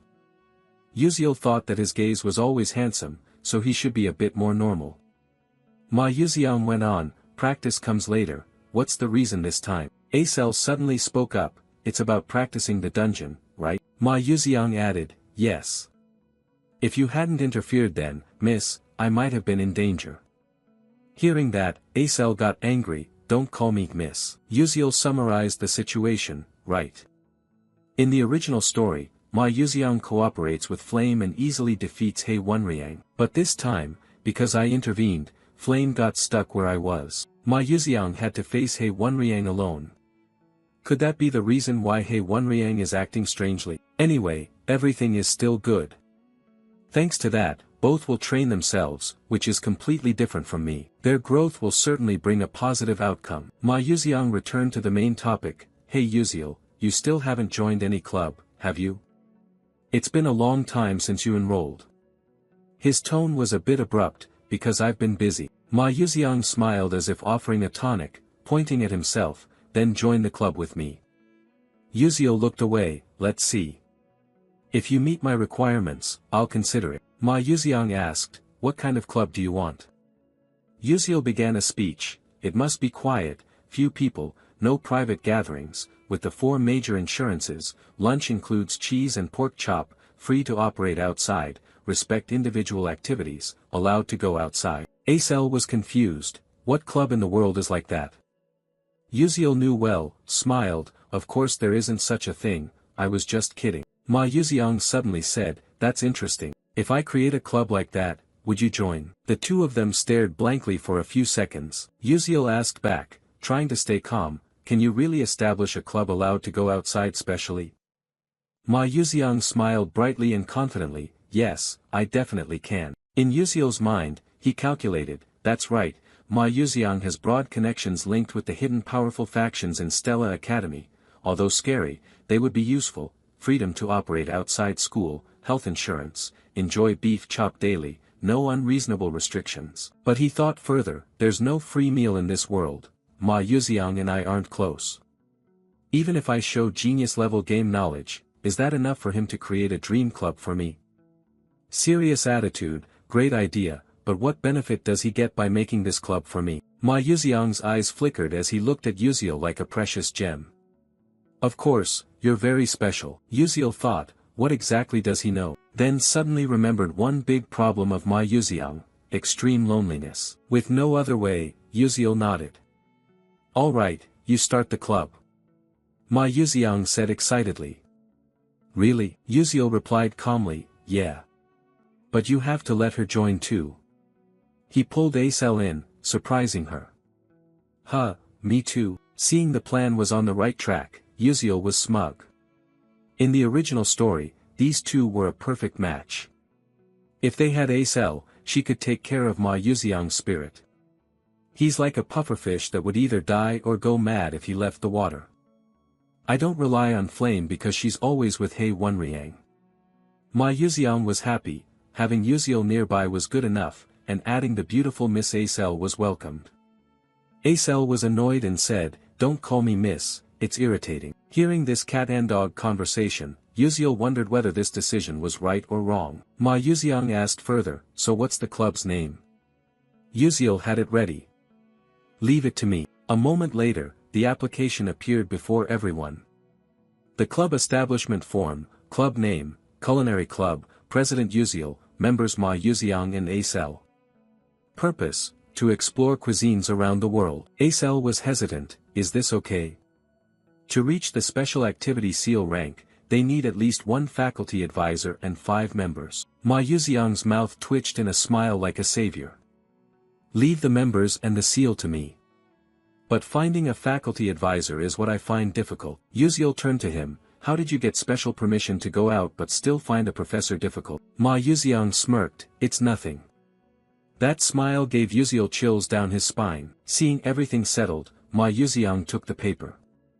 Okay, I'll go ask for the seal for the club registration form. Yuziel replied, yes, I rely on you for everything. Watching Ma Yuxiang's back gradually disappear, Yuziel thought the special activity seal wasn't something just anyone could get.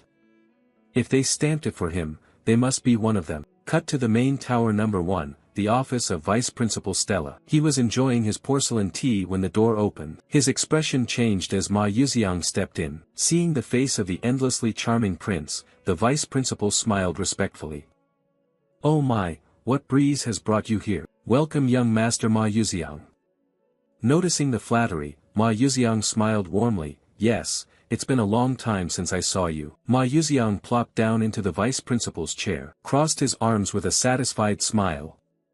Oh, your seat is more comfortable than I thought, I like it already. Haha. At the arrogant words, the Vice Principal only gave a faint smile and bowed respectfully. Thank God, young master, it is an honor that you like it. I'm truly glad to see you grown like this. Ma Yuxiang responded indifferently, is that so? Life at Stella Academy is great, I meet many interesting friends. This place is much better than home. While speaking, his smile shone brightly, but the Vice Principal frowned, thinking to himself, what is this crazy kid doing here anyway? Regaining his composure, he asked, so what breeze has brought you here?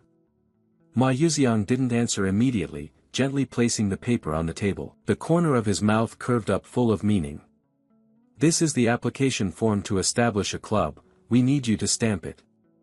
The Vice Principal was stunned, what did you say? His eyes fixed tightly on the paper, unable to hide his doubt. A weirdo like Ma Yuxiang wants to establish a club? If the family knew, they would be shocked. After a moment of thought, he sighed and nodded, I understand. An application form to establish a club, huh? First, let me check if it meets the criteria. After all, to form a club the minimum number of members must be valid, that's the rule. But just as he reached out to touch the paper, Ma Yuxiang immediately covered it with his palm. The room fell into silence. The Vice Principal froze and looked up. Ma Yuxiang's radiant smile vanished, his eyes darkened like an abyss, and his low voice carried an invisible pressure. He didn't need to check the content. His job was only to stamp. The Vice Principal's throat went dry. He sensed something terrifying hidden in the boy's gaze and swallowed hard without thinking. He thought he could not resist, in fact, he had no right to object. As long as this kid remained the heir of that great man, he could not refuse. Cold sweat ran down his spine. He reached under the table and took the seal. Yes, of course I will stamp it, but please keep this a secret. He skillfully reminded him while stamping. When the seal was finally imprinted on the paper, Ma Yuxiang felt his purpose achieved and withdrew his cold attitude. I understand. Thanks, I'm off now. He left the office, and the door closed. The Vice Principal remained motionless for a moment, then plopped down into his chair, exhaling deeply, damn it. A half-talented kid daring to be arrogant in front of me, like father like son. He clenched his fist tightly, his eyes darkening. How could he be so much like that man? But this will end soon, one day I will personally crush the neck of this arrogant kid. The next day, the bell rang signaling the end of class. The professor raised his voice, all right, class is over. Remember to do your homework. He quickly left. The whole class buzzed with chatter. Hey, did you see what just happened? That professor always nitpicks nonsense when presenting. Exactly, especially towards ordinary students, he nitpicks even more. After tidying up their books, the students left one by one, only Jackie remained standing there, staring intently at the presentation sheet in his hands, overwhelmed with regret. Damn it, I could have made a better impression, but I ruined everything just because I was worried. Flame saw that Jackie hadn't left yet and, sensing her regret, comforted him with a smile. Jackie, you presented better today. Don't pay attention to the professor's harsh words, you did great. Jackie snapped back, shut up, I don't need your fake comfort. Flame was stunned then upset, this kid, I was worried about her so I came to comfort her, yet she doesn't understand my hardship. Suddenly, a voice from behind spoke up, it's true though. Flame startled and shouted loudly, can you stop appearing suddenly like that? You scared me. She crossed her arms and frowned, do you have something you want me to help with? Uziel awkwardly scratched his head, it's nothing big, do you have any close relationship with a professor? I'm planning to form a club and need to find a free professor to be an advisor. Can you help? Flame raised an eyebrow. Why don't you do it yourself? Uziel sighed, it seems professors really dislike me, so it's better not to ask directly. Flame was speechless and then laughed. Haha, obviously. With your attitude all this time, arguing with professors during class, sleeping in class, even cheating, you're lucky you haven't been expelled yet. Uziel cleared his throat and looked away. Ahem, no need to say everything. Flame closed her eyes and thought, being a club advisor is quite troublesome, it's not easy to find a professor willing to do it. Suddenly she remembered, you're close with Professor Mai Zen-Tiren's assistant, right? I saw you often visit her lab. Uziel raised his eyebrows, yes, that's right, why not ask her? Flame crossed her arms and looked at him like he was an idiot. Are you stupid? This is Stella Academy, assistants can also serve as advisors.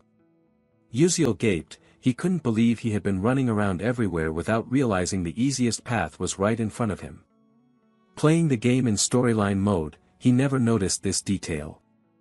As he walked, he considered the proposal, but when he approached the laboratory, Uziel froze. Professor Mai Zen-Tiren stepped out, holding a blank sheet of paper. Smiling slyly, her sharp eyes hiding something unpredictable. Uziel squinted at her back as she disappeared, suspicious, why was she here? Without hesitation, he pushed the door open and stepped inside cheerfully, I'm here. But the smile faded. In the middle of the room, Altarisha looked miserable, wiping away tears, flustered.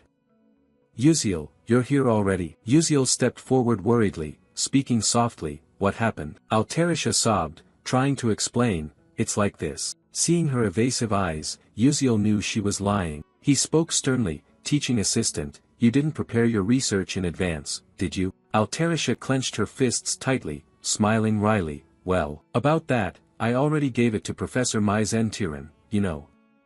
The alchemy seminar is coming up, the professor said he would present on my behalf.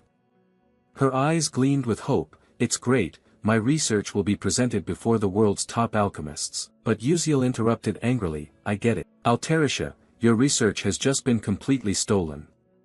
Is your name even on it? Altarisha froze, hesitated, then forced a bitter laugh. Haha, it's okay, it's also an experience, alchemy is like that. It's not just me whose were taken, everyone goes through the bitter reality and acceptance. Uziel was upset. Is this how they endure to become alchemists? You think even though Mai Zen-Tiren is about to solve the formula, I want Altarisha to complete it herself first.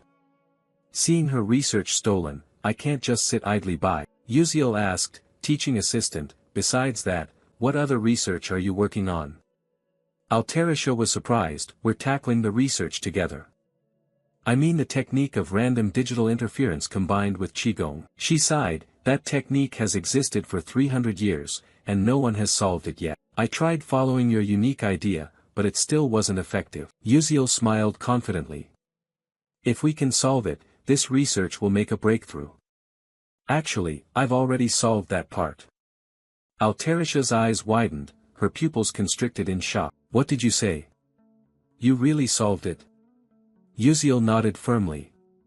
Yes, let me present it. Although she didn't fully understand how it worked, he wrote the enhancement formula on the board. Altarisha looked closely, her eyes flashing images of techniques and alchemical formulas. She gasped when Uziel finished writing, looking straight at her with confidence, but if it were you, definitely it would be different. Altarisha muttered and stepped closer. She meant that if the dispersion ratio and reflection were added to the formula, combined with the Panusan flow and the Trini coefficient, she was completely absorbed, forgetting Uziel's presence.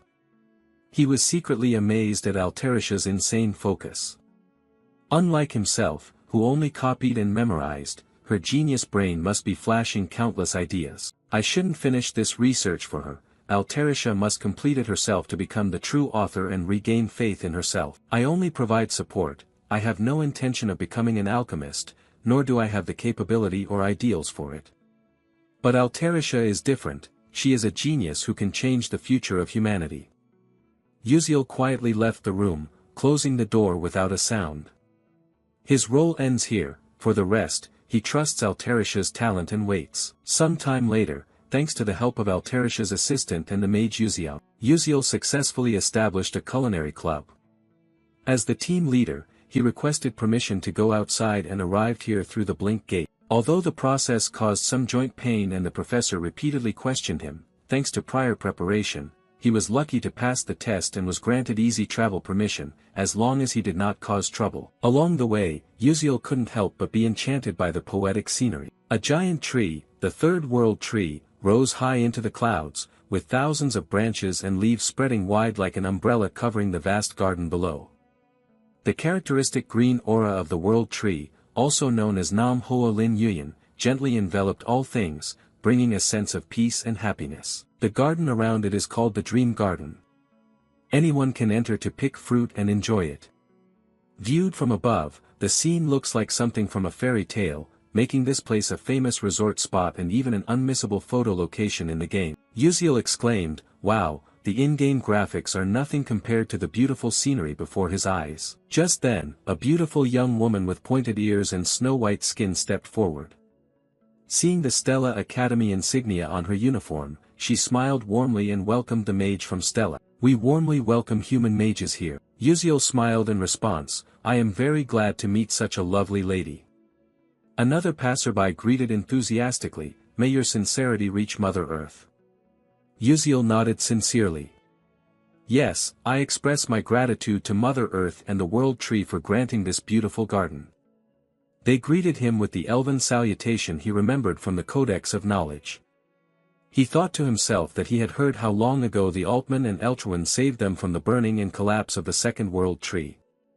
Perhaps it was true, since many elves recognized the Stella uniform and were very friendly. But in reality, few mages master offensive magic, and the test to become a magic knight is extremely difficult, so those holding that title are rare. By the way, many elves have captivating appearances, which Yuziel admired as he walked down the street. However, not all elves are stunning at first glance. It's just that the proportion of outstanding appearances in the elf race is higher than in humans. There are still ordinary elves. Among them, Siren, the elf king, stood out the most with a goddess-like beauty that stole the hearts of countless people. She is the character with the largest fanbase in the game and also one of Yuziel's favorites. He thought that elf kind was born without gender. Only when experiencing true love does one's gender change according to the person they love. Hoa Siren was born with the appearance of a beautiful woman but had never loved anyone, so according to the game's setup, she had no gender. Later rescued by Flame, she fell for him and chose to become male to stand by the one she loved. Seriously, what a boss, no idea who the hell wrote this storyline. No matter which content branch the player chooses, Hoa Siren never turns female, leaving male gamers both despairing and amused. Lost in memories, wandering around the world's tree outskirts, Yuziel found the mysterious labyrinth in the garden of the celestial spirit Leafhannel. He calculated that his skills had improved quite a lot. It was best to prepare for the upcoming event. He opened his inventory, took out Leafhannel's leaf-like key. Grinning, fortunately he could use it earlier than expected. He inserted the key into the rotary lock, but a message popped up. "If you open this gate, other owners of the key may be alerted." Yuziel flinched slightly. He'd seen this warning in the game before. The key in the game had a similar message, but many were disappointed as no special event occurred. He thought, forget her, at this point what else could possibly happen? Yuziel decisively turned the key, and in an instant, the gate leading to the Garden of Celestial Spirits opened. Meanwhile, at the cradle of the Celestial Spirit Wood, where the Elf Kingdom rests atop the highest peak of the Taisaw mountain range, a magnificent yet desolate castle stood tall. Though in ruins, it strangely harmonized with the majestic nature around it. At first glance, one might mistake it for a tree amidst the vast forest. At the top of the castle, the bedroom was engulfed in darkness, with only a faint light filtering through the window slit, arousing curiosity. Could it be that sunlight never reached here? Stimulated by the light, a slender woman rose from bed, slowly walked to the window, her snow-white hair cascading like snow blossoms over the ice cypress mountain range. Gazing at the breathtaking natural scenery, her golden eyes widened, sparkling like gold, radiating brilliantly. Anyone who looked at her would lose their sanity, captivated by a beauty beyond the endurance of any sentient being. She was the fairy queen Hoa Siren, often excessively sleepy early in the morning. Even when awake, she would quietly sit by the window, watching the birds freely soaring, a feeling of unease rising within her. She didn't know when she would ever be like them, free to spread her wings. But she could not leave here, she felt truly envious. Suddenly, a strange sensation from her chest startled Hoa Siren. She raised her hand to her head, frowned, as if someone had stepped into the secret garden, the resting place of the 1,000-year-old divine leaf tunnel. Hoa Siren couldn't believe it. That was a forbidden area, no one was allowed in, so who dared to trespass? Putting aside the matter of where that person got the lost key, she was curious about the identity of the one using it, and decided to go there herself, even though she knew she couldn't leave the room. At that very moment, her heart tightened, pain like hundreds of needles piercing her made her stagger. She had endured for decades without revealing her face, unable to act recklessly, fearing that a slip of the tongue might trigger a curse causing someone to go mad. She clenched her hands tightly, controlling her emotions, telling herself to wait a little longer. The World Tree's birthday was coming, and as the fairy queen, she had to appear before all the people. Then she would investigate who that person was. After making up her mind, Hoa Siren continued gazing out the window, sunlight caressing her face.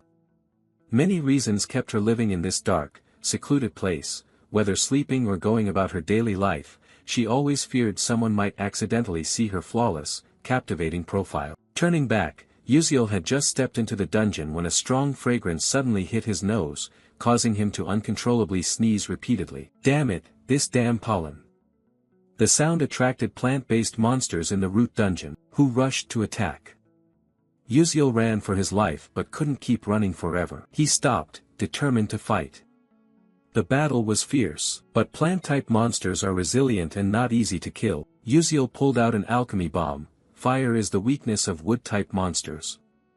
This is why I chose alchemy as my secondary skill. Although I can't combine gunpowder and magic like a high-level alchemist, a level 1 fire bomb is enough to handle them. He threw the fire bomb at the tree roots. Boom boom boom, the bomb exploded, and the monsters screamed in pain. Taking advantage of the moment, Uziel drew his sword, used blink to approach, quickly searching for the weak point. Without hesitation, he thrust straight into the root's head. It collapsed and vanished into nothingness. The system bell rang, congratulating him that he gained experience points. Uziel breathed a sigh of relief. At least these weak monsters gave a decent amount of points. Looking ahead, he continued the journey.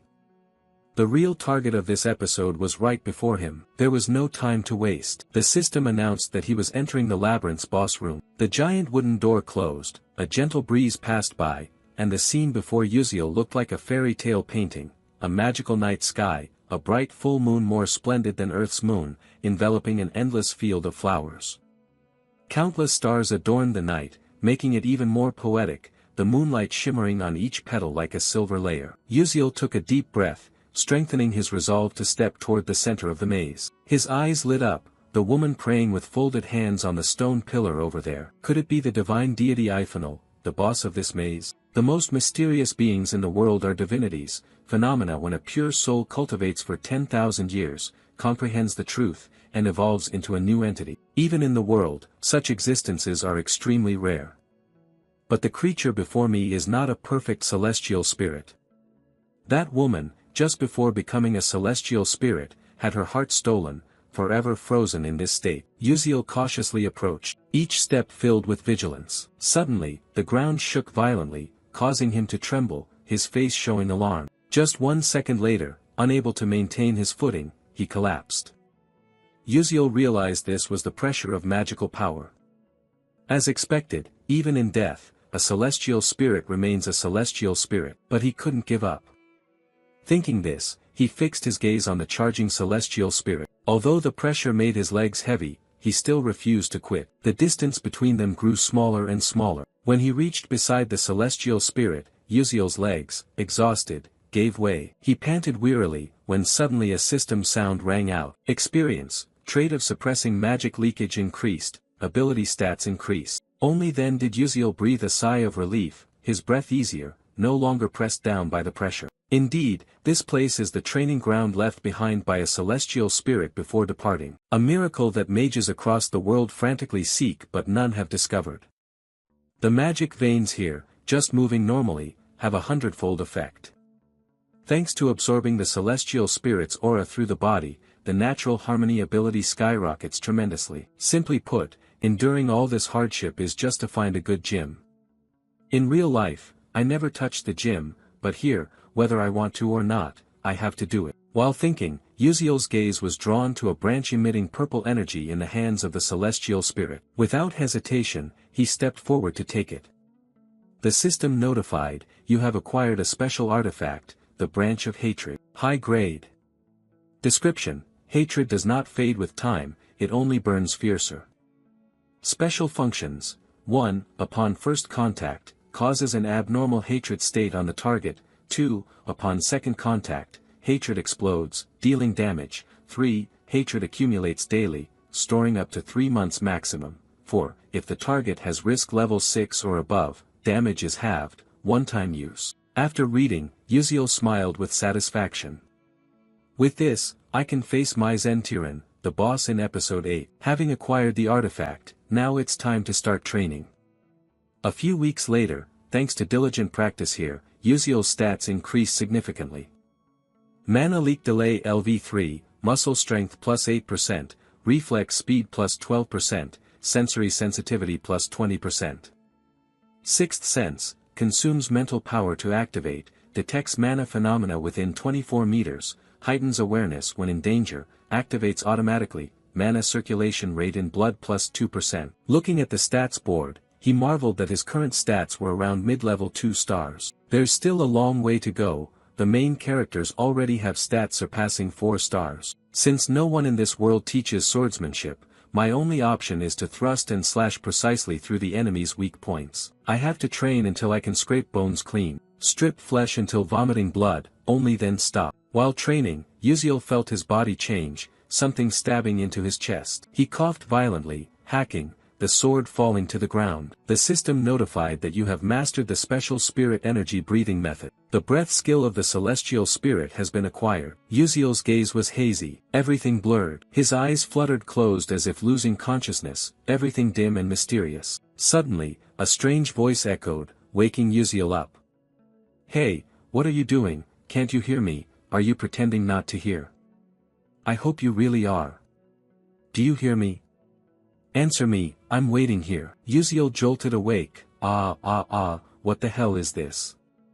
The sound came again. The voice continued, "Hey, you heard me, right?"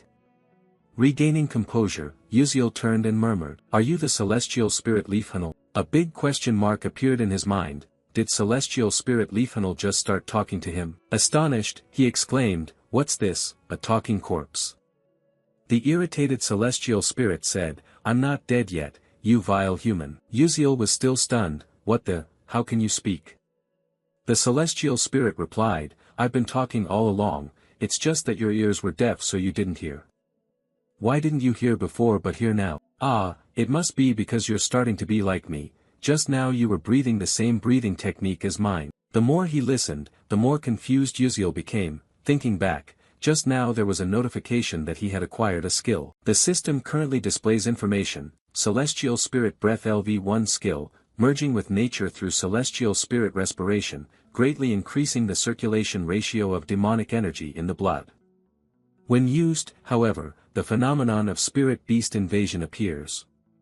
Effect 1, power increases by 107%, 2, reaction speed increases by 125%, 3, sensory perception increases by 147%, 4, endurance increases by 101%.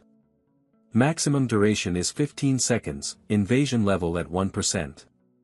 Uziel silently rejoiced, "What is this? This skill is so overpowered." Though short-lived, the stats spiked to the level of a 4-star rank.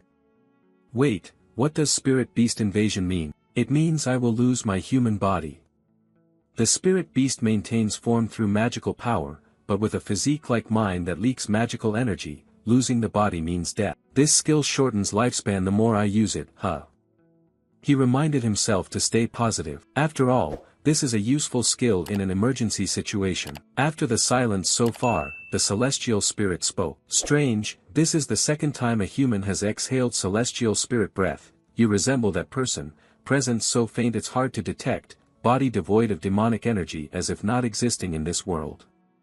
Uziel was surprised. Who was that person? The celestial spirit continued, he also wielded a sword like you, severing magic, even cutting through celestial spirits. Uziel was shocked. What? He thought no swordsman like that was ever mentioned in a game before. If strong enough to cut through celestial spirits, he must be a true master. He asked, can I meet that person? The heavenly spirit said harshly, no, the disciple of the ancient archmage already killed him. Uziel was struck like lightning. The ancient archmage, you died long ago, how could you be alive? The heavenly spirit continued, do you want me to teach you? I once fought him and recorded all his breathing techniques and moves. Uziel was half believing, really? The heavenly spirit added, but there's a condition, I cannot leave here, nor speak to anyone else, because I am as good as dead. Find my heart for me, help save me and bring me back to life. Just as expected, Uziel was straightforward and said, sorry, with my current power, I cannot take the heart of another heavenly spirit. After some thought, the heavenly spirit reluctantly said, it doesn't have to be a heavenly spirit's heart, just a pure heart of a divine beast. Uziel was confused, if you use a divine beast's heart, you will lose most of your strength. The heavenly spirit replied, that's okay, it's better than being trapped here forever, living alone all my life. Hearing that, Uziel thought that both sides would benefit. He said, if it's just an ordinary divine beast's heart, it wouldn't be impossible. I can do it. The heavenly spirit asked, really? Uziel told himself, the reason I'm cultivating here is to prepare for an upcoming summoning contract ritual, where I will meet countless divine beasts. Compared to finding a heavenly spirit's heart, this is much easier. I am confident, I will try to bring one back if I can. The heavenly spirit was delighted, thank you, I will wait. Oh, and there's something I want to give you. Uziel was surprised, what is it? The heavenly spirit said, look behind me. He asked, what is this? Celestial spirit response, Alpha's flower chain, a symbol of the bond between Leafhanel and the destined friend, no power. Uziel had never heard of this item in the game, at most it had no flame, but could be used for burning. He put the ring into his pocket but suddenly startled, wait a minute, he is a celestial spirit after all. Observing carefully, he exclaimed, a symbol of a celestial spirit? Maybe this is more useful than I thought, hee. At the same time, in Altericia's laboratory, she was personally perfecting the formula based on Uziel's instructions. After a period of concentration, she stopped to look at the result. I've done it. No, now is not the time to be complacent. She continued to copy the formula from the board onto paper. A while later, Altericia happily said that a new era would begin tomorrow. If Uziel knew, he would surely be very happy. In another place, the Dwarf Kingdom, the mineral capital of the Black Steel Empire. The dwarves here are extremely energetic, lively, and full of vitality. Amidst this scenery, the two main characters, Uziel and Altericia, set foot in this strange city. Just upon arrival, Uziel beamed with a bright smile, we have arrived. Altericia stood beside him, glanced around, nodded in confirmation, yes, indeed. Today marks the day of the Grand Academic Conference, a major event with a venue that changes annually. This year, the honor belongs to the Optical Metallurgy Academy, renowned as one of the world's top alchemy schools, located in the Kingdom of Dwarves. Since the dwarves invented material magic, this year's conference is expected to be on an extraordinary scale. Rumor has it that the greatest alchemist, while Suk Koden, the golden alchemist, will be attending. A thought flashed through Uziel's mind, accompanied by a sense of satisfaction. This is the perfect moment to present Altericia's latest discovery. But his gaze shifted to Altericia beside him, who spoke up, worry evident, Uziel, is this really okay? This is something that Professor has devoted half his life to researching. Uziel thought to himself, what a fool or kind soul, unable to do anything when his research is stolen, yet still speaks so nicely. Sensing her unease, he changed the atmosphere. Don't worry, Altericia. It's not like I copied Professor Myzentiran's research. I simply surpassed her. Altericia hesitated, thank you. The two continued walking. Uziel spoke playfully as they went, then let's go in, that red carpet looks too stressful, let's take the back door. Alterisha nodded eagerly. "Oh, right, that's a good idea." As they stepped inside, a broadcast sound echoed, drawing the attention of the hall. "Welcome to all doctors, professors, and researchers of the Alchemy Society. Now, I hereby declare the opening of the 87th Golden Ratio Academic Conference." The enthusiastic voice, tinged with humor, caused several top professors to slightly raise their eyebrows. The host continued, "At the opening session, we are honored to introduce a new medical invention." The sound of high heels echoed. Spotlight beams swept across as a figure walked out with great charisma, none other than Professor Myzentiran, whom Alterisha had mentioned with respect and a touch of guilt.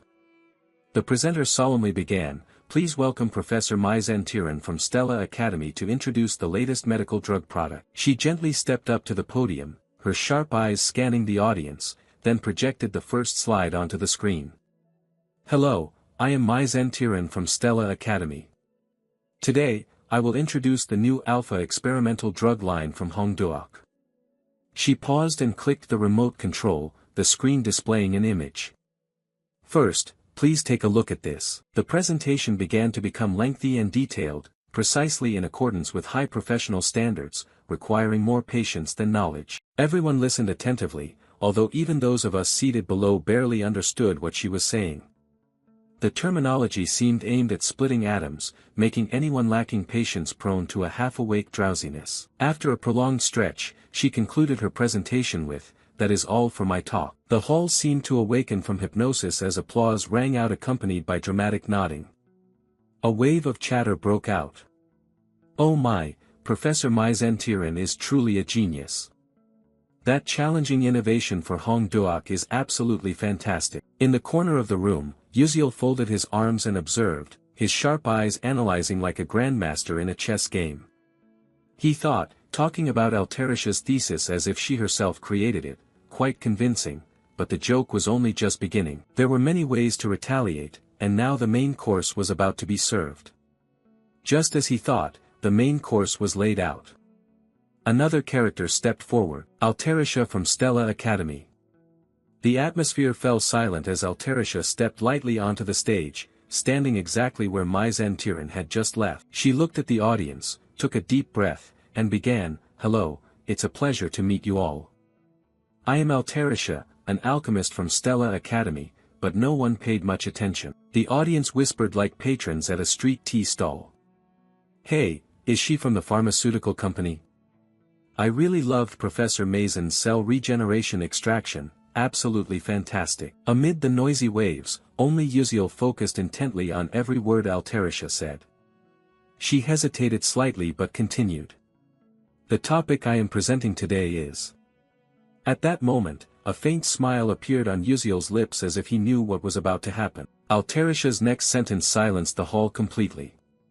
"This is a complete summary and thorough understanding of the technique using mixed variable alteration." Silence enveloped like time standing still, no chatter, no whispers. Everyone turned to look at her, eyes wide as if asking, what did she just say? No one dared to interrupt, but the atmosphere was shattered when an elderly man slammed the table and stood up, his voice sharp, "Do you know where you are standing?"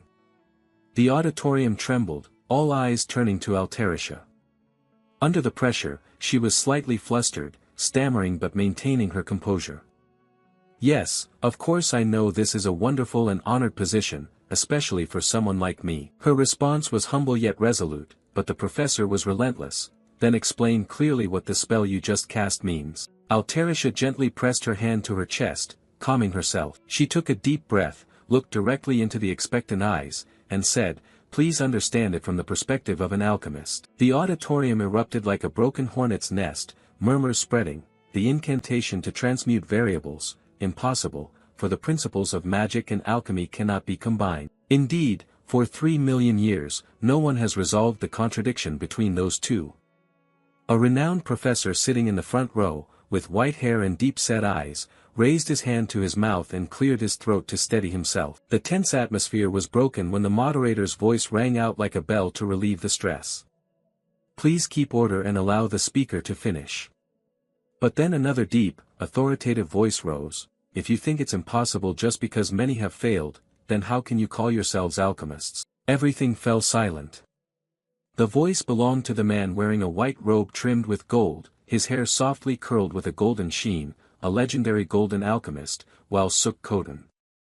He smiled as he stepped forward. I have been eagerly awaiting what you are about to present.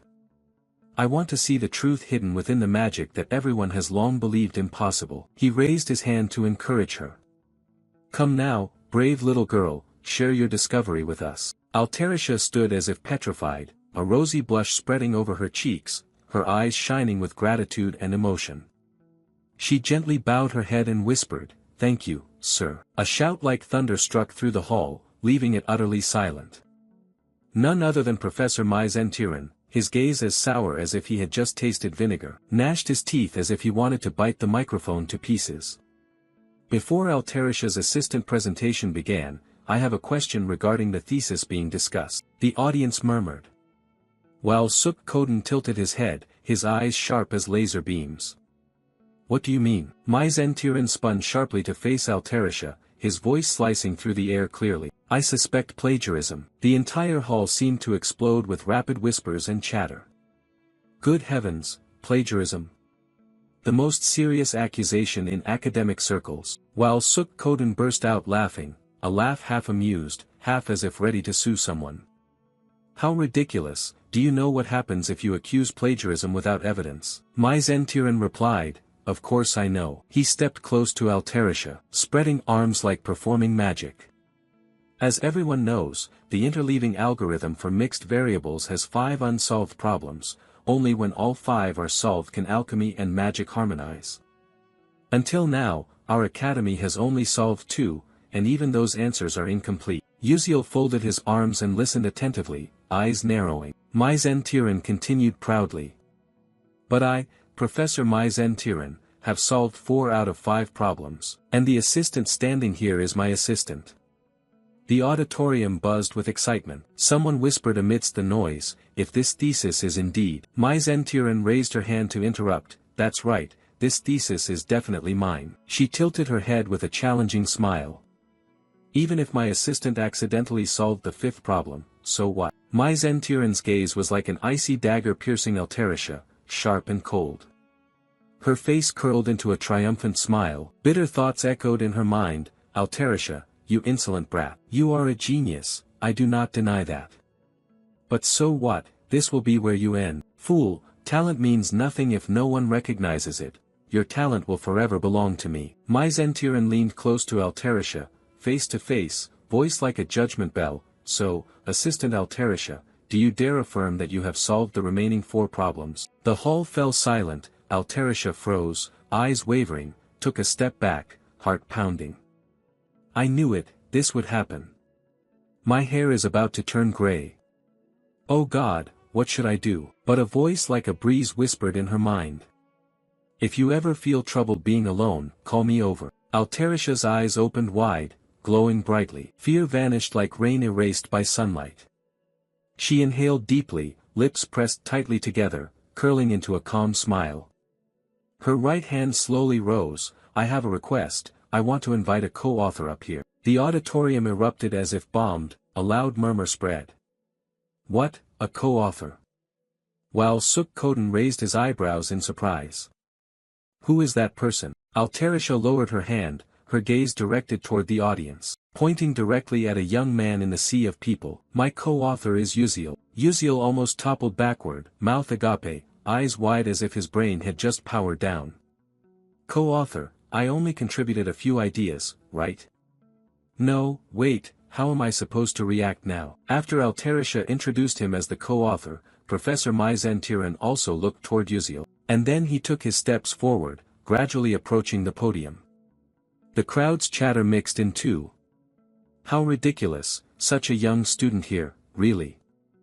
I don't think anything will actually change other than disputes spoken aloud. Golden Alchemist Professor while Suk Koden showed some interest, folding his arms eagerly.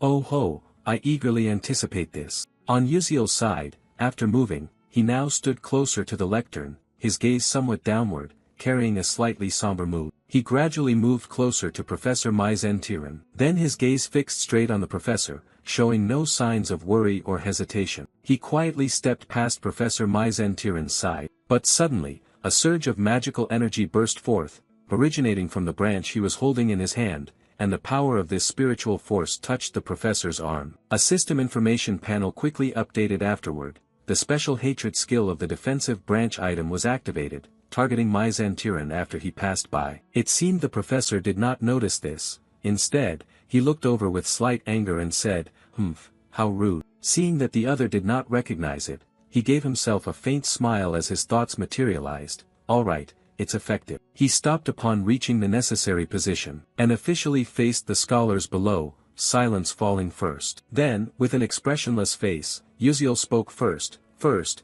I would like to listen carefully to Professor Mai Zantiran's argument. There is a saying that seeing once is better than hearing 100 times. So let's work together here to solve the cross-training technique." A smile appeared on his face and once again, murmurs broke out among the people, a debate between a professor and his assistant over this report.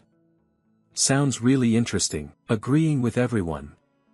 Alterisha's worry turned immediately towards him, speaking somewhat hesitantly. "Hey Uziel, I noticed you seem a bit anxious. You cast your eyes elsewhere, but then you quickly reversed the question. Hey assistant, don't you believe me?" Hearing that, Alterisha looked a bit confused. "Ah no, I believe you." To reinforce her certainty, Uziel added words of comfort. "I've been by your side all this time, so don't worry, Assistant Alterisha. You can do this, I trust you more than anyone else." Seeing his smiling face, Alterisha felt her cheeks flush slightly, her thoughts racing through her mind. Could she really do it? Her hand then clenched tightly onto the collar of her own shirt. Focusing, she adjusted her glasses, but more thoughts rushed in again. That's right, Uziel is correct. She had to trust what she had accomplished during all this time. She neatly adjusted her hair as well. Meanwhile, Mai Zantiran was left bewildered and unable to control the situation here. After regaining her confidence, Alterisha stepped forward to stand opposite Mai Zantiran and said, "Then let's get started." Alterisha had completely gained her confidence. The method of intersecting variables in alchemy. 300 years ago, an alchemist declared, "I have discovered a miraculous formula that can solve this equation. This is the miraculous formation that can resolve the anomaly, but I urgently needed to use the restroom, so I couldn't write it down." Afterwards, he died in the restroom, which made the formula famous. Since that time, countless alchemists have attempted to experiment with it, but the results have been complete failures. Therefore, now no one wants to try it anymore. For this reason, the unsolved formula has been considered impossible. But now someone claims they can solve the random blink caused by the Thoa magic force. A smoker with a cold expression commented, "Interesting." Information about this person also emerged later. A member of the Moon Mage Tower, Squad 13 of the Destruction Team, Captain Kane. Another girl nearby wearing similar attire yawned long. "What's so interesting?" "Bored to death for sure." Updated info, Vice Captain Hazen Macaron. Then these two appeared here by putting themselves into stealth mode. After finishing the previous yawn, Vice Captain Hazen Macaron looked up and cast a half glance of judgment. Is that Captain Professor really a dark mage?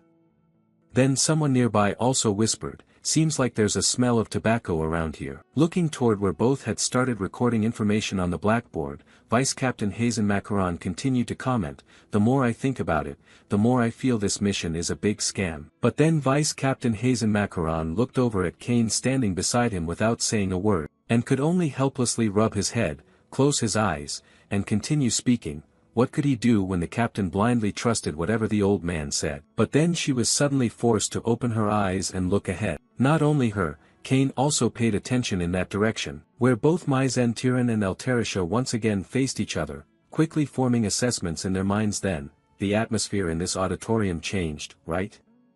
And then the host's voice rang out again, "Yes," just after finishing the first difficult problem solution. Moving on to the position of Professor Walsuk Koden, the golden metallurgy expert, who was currently surprised by the information written below. That was observing a continuous flow of information recorded specifically and in detail on the two blackboards. He then offered another assessment, similar yet a completely different approach. And on this side, Captain Kane also formed his own line of thought while intently watching in the same direction, yet Alterisha's explanation was simpler than Mai Zantiran's. Moreover, the final results had some differences. Below, the host's voice rang out once more, announcing the second difficult problem solution. Again, both returned to their blackboards to continue writing. Above the observation area, a few people had started to gather, and the worry mixed with surprise was clearly visible on their faces.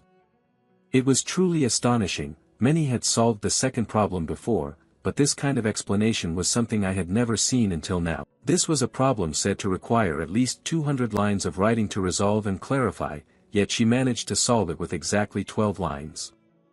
The person they were both discussing was Altarisha. Observing on one side, Uziel crossed his arms and smiled, internally reflecting on his own judgment. The audience's reaction was also very positive. He kept his smile there, and his thoughts shifted somewhat, yet the real part was only just beginning. The host's voice rang out again. Currently, the solution for the third difficult problem was continuing. Would the third problem, which no one had ever solved until now, really be cracked right here? Both were intensely focused on recording their research results on the board, and a bead of nervous sweat appeared on Altarisha's face. Meanwhile, Mai Zentiren's anxiety was even greater. Both had stopped writing, and while Suk Koden below began to show surprise as the assessments were continuously made. Had she really solved it? Mai Zentiren, who solved the third problem previously considered impossible, achieved truly impressive results. Although he heard this praise, Mai Zentiren showed no sign of happiness. Instead, he felt a mix of surprise and confusion. While Suk Koden's words revealed this, but more than that, Altarisha had something even more impressive. Looking at the results hidden within Altarisha, Mai Zentiren began to feel frustrated and angry. His thoughts quickly overwhelmed him. What was this way of reasoning, after all? On the other side, with a satisfied smile, Uziel then heard the endless chatter of those around interrupting. How could she have come up with such an approach?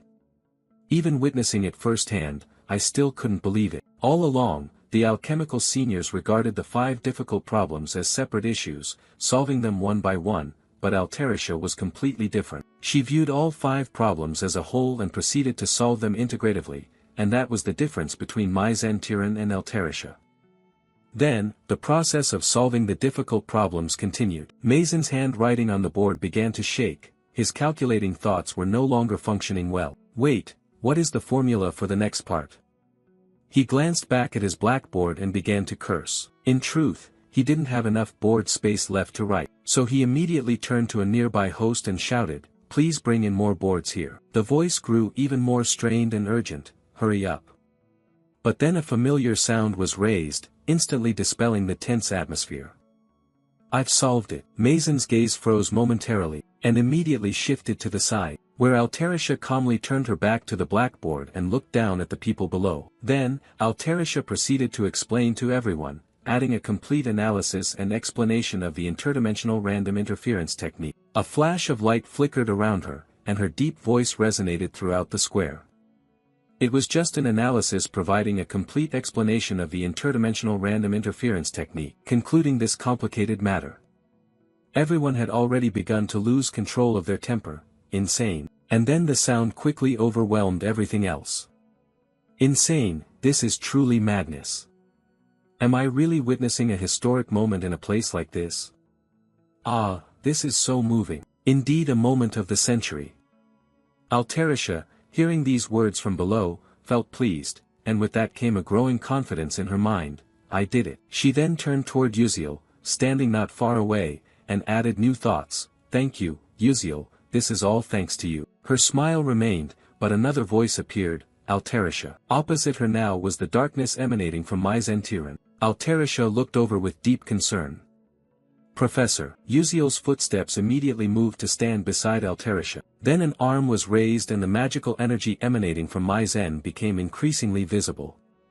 Something was off in the voice Altarisha instantly produced, and then some kind of confession was revealed. How much longer do you intend to make me sad? You stole the thesis, then edited it, and forged it as your own. Does that make you happy? Uziel stepped forward one pace, shielding Altarisha from behind. His eyes showed no emotion as thoughts quickly formed in his mind. Was she trying to become a dark magician permanently? Although earlier than expected, that might actually be better. Not only that, looking at Mai Zen before him, he gave himself new contemplation. If she became a dark magician in front of everyone now, the surges of anger would be uncontrollable. She repeated every word Altarisha said. Altarisha's eyes finally showed resentment. She tried to regain calm by biting her lip, carrying the accumulation of emotions up till now. Alterisha suddenly shouted loudly, "I told you to admit it already." Confidence returned to her. On that momentum, Alterisha spoke clearly, "My thesis is even better than the professor's. Wasn't the presentation just now enough? How much more do you have to steal from my thesis before you're satisfied?" Upon hearing this from her, the audience as well as the scientists began to be surprised and started exchanging remarks among themselves. So the thesis about the red medicine earlier was from that assistant, no wonder. Not confident for long, Alterisha had to let herself tremble a bit. "Professor, Professor." Once again she erupted her emotions, her voice rising louder than before. "The professor is even more foolish than I am." Hearing this, Yuziel's expression began to show bewilderment. Looking over at the woman standing beside her, this feeling quickly spread to where Kane and Hazen Macaron were standing on the other side. And finally, it was Mai Zen who was now regarded as the new focal point. To dispel this slightly awkward atmosphere, while Suk Koden spoke up, breaking the tension. "Heh." Then he crossed his arms and laughed heartily, "Ha ha ha, this is truly interesting. Today's symposium is really fascinating." At this moment, Mai Zen was startled and returned to reality. A dazed feeling mixed with his voice as he realized a small trace of demonic aura had been revealed. "What?" Then he looked back at his slightly trembling hands. "What did I just do?" That thought rapidly replaced the others. "This is dangerous." Knowing where all this started, Mai Zen directed his anger and gaze to one side. His steps hurried and purposeful as he approached Alterisha, embodying a clear threat. "Alterisha, how dare you do that?" She was surprised and timid again, but then this surprise was quickly replaced. When she saw a familiar figure blocking the way ahead, it was none other than Yuziel. His voice sounded slowly, "Professor Mai Zen, now please take another look at the situation."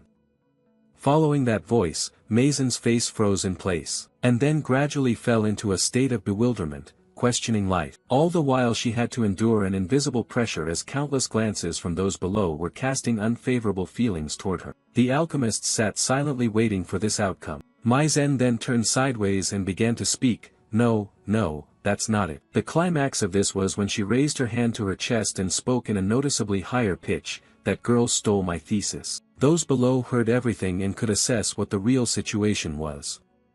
While Suk Koden remained silent, "Take her outside." Someone quickly responded, "Yes." After those words, the order was executed. Two monitoring spirits stepped forward and took Mai Zen to one side. Faced with this, Mai Zen still tried to argue, "No, I said I didn't do anything wrong." Both members of Destruction Team 13 looked toward her departure, while her voice still couldn't stop, saying, "Let go, let me go." After the great danger and huge trouble had passed, Alterisha sat down on the spot, as if the initial burdens had been lifted. And from in front of her, a hand slowly reached out, her sparkling eyes gazing toward those familiar hands. Yuziel, with a confident smile directed at her sitting there, spoke, "Assistant, you've worked hard today." Hearing this encouragement from him, Alterisha couldn't help but be momentarily bewildered. Then she broke into a bright smile, dispelling all her worries. The yellow light outside added a shimmering beauty to the place. Transferred to the 13th Destruction Squad of the Moon Tower, the two were now heading in the same direction. Hazen closed his eyes and spoke, but ultimately gained nothing. Hearing her say there was no beginning or end but there was a middle, Kane grasped the point and added, "So if the emotions explode to that extent, there must be signs already." The sensors reacting to the dark magic's invasion show no feedback at all. Another issue was pointed out by Hazen, "That makes sense, after all, the Moon Tower's spiritual sensor isn't absolute." And then a new question was raised, glancing at Yuziel and Alterisha surrounded by scholars, "Hey, is that kid really the high school student they said was the co-author?" Turning to Kane beside her, she paid some attention and assessed herself, "Pretty cute, isn't she?" Kane, hearing this, cast a half-glance back and asked, "Have you investigated yet?" Hazen looked a bit puzzled and responded, Just received news from Matra. Before coming to Stella, that kid's hometown was destroyed by dark mages, so he must be a civilian with the lowest achievements, yet somehow he entered Class S. Moreover, he studies at the world's most prestigious magic school without using magic, which is generally very strange. Today, he also requested to have his name removed from the article. Unexpectedly, there could be so much information. Captain Kane calmly looked ahead, I see, remember carefully. Then his eyes showed surprise at something. From the front, Uziel stared directly at Kane, with 1 part concentration and 9 parts expressing uncertainty. And then he decided not to pay it any mind. He looked straight ahead and smiled brightly. Standing there somewhat dazed, Captain Kane tried to ask himself, wait, our eyes just met a moment ago, but the 2 Hazen Macaron beside us looked away and didn't believe it. What? Impossible. Then he looked back at Uziel ahead, continuing to assess whether the captain's perception reduction spell along with his dark barrier could be so easily penetrated.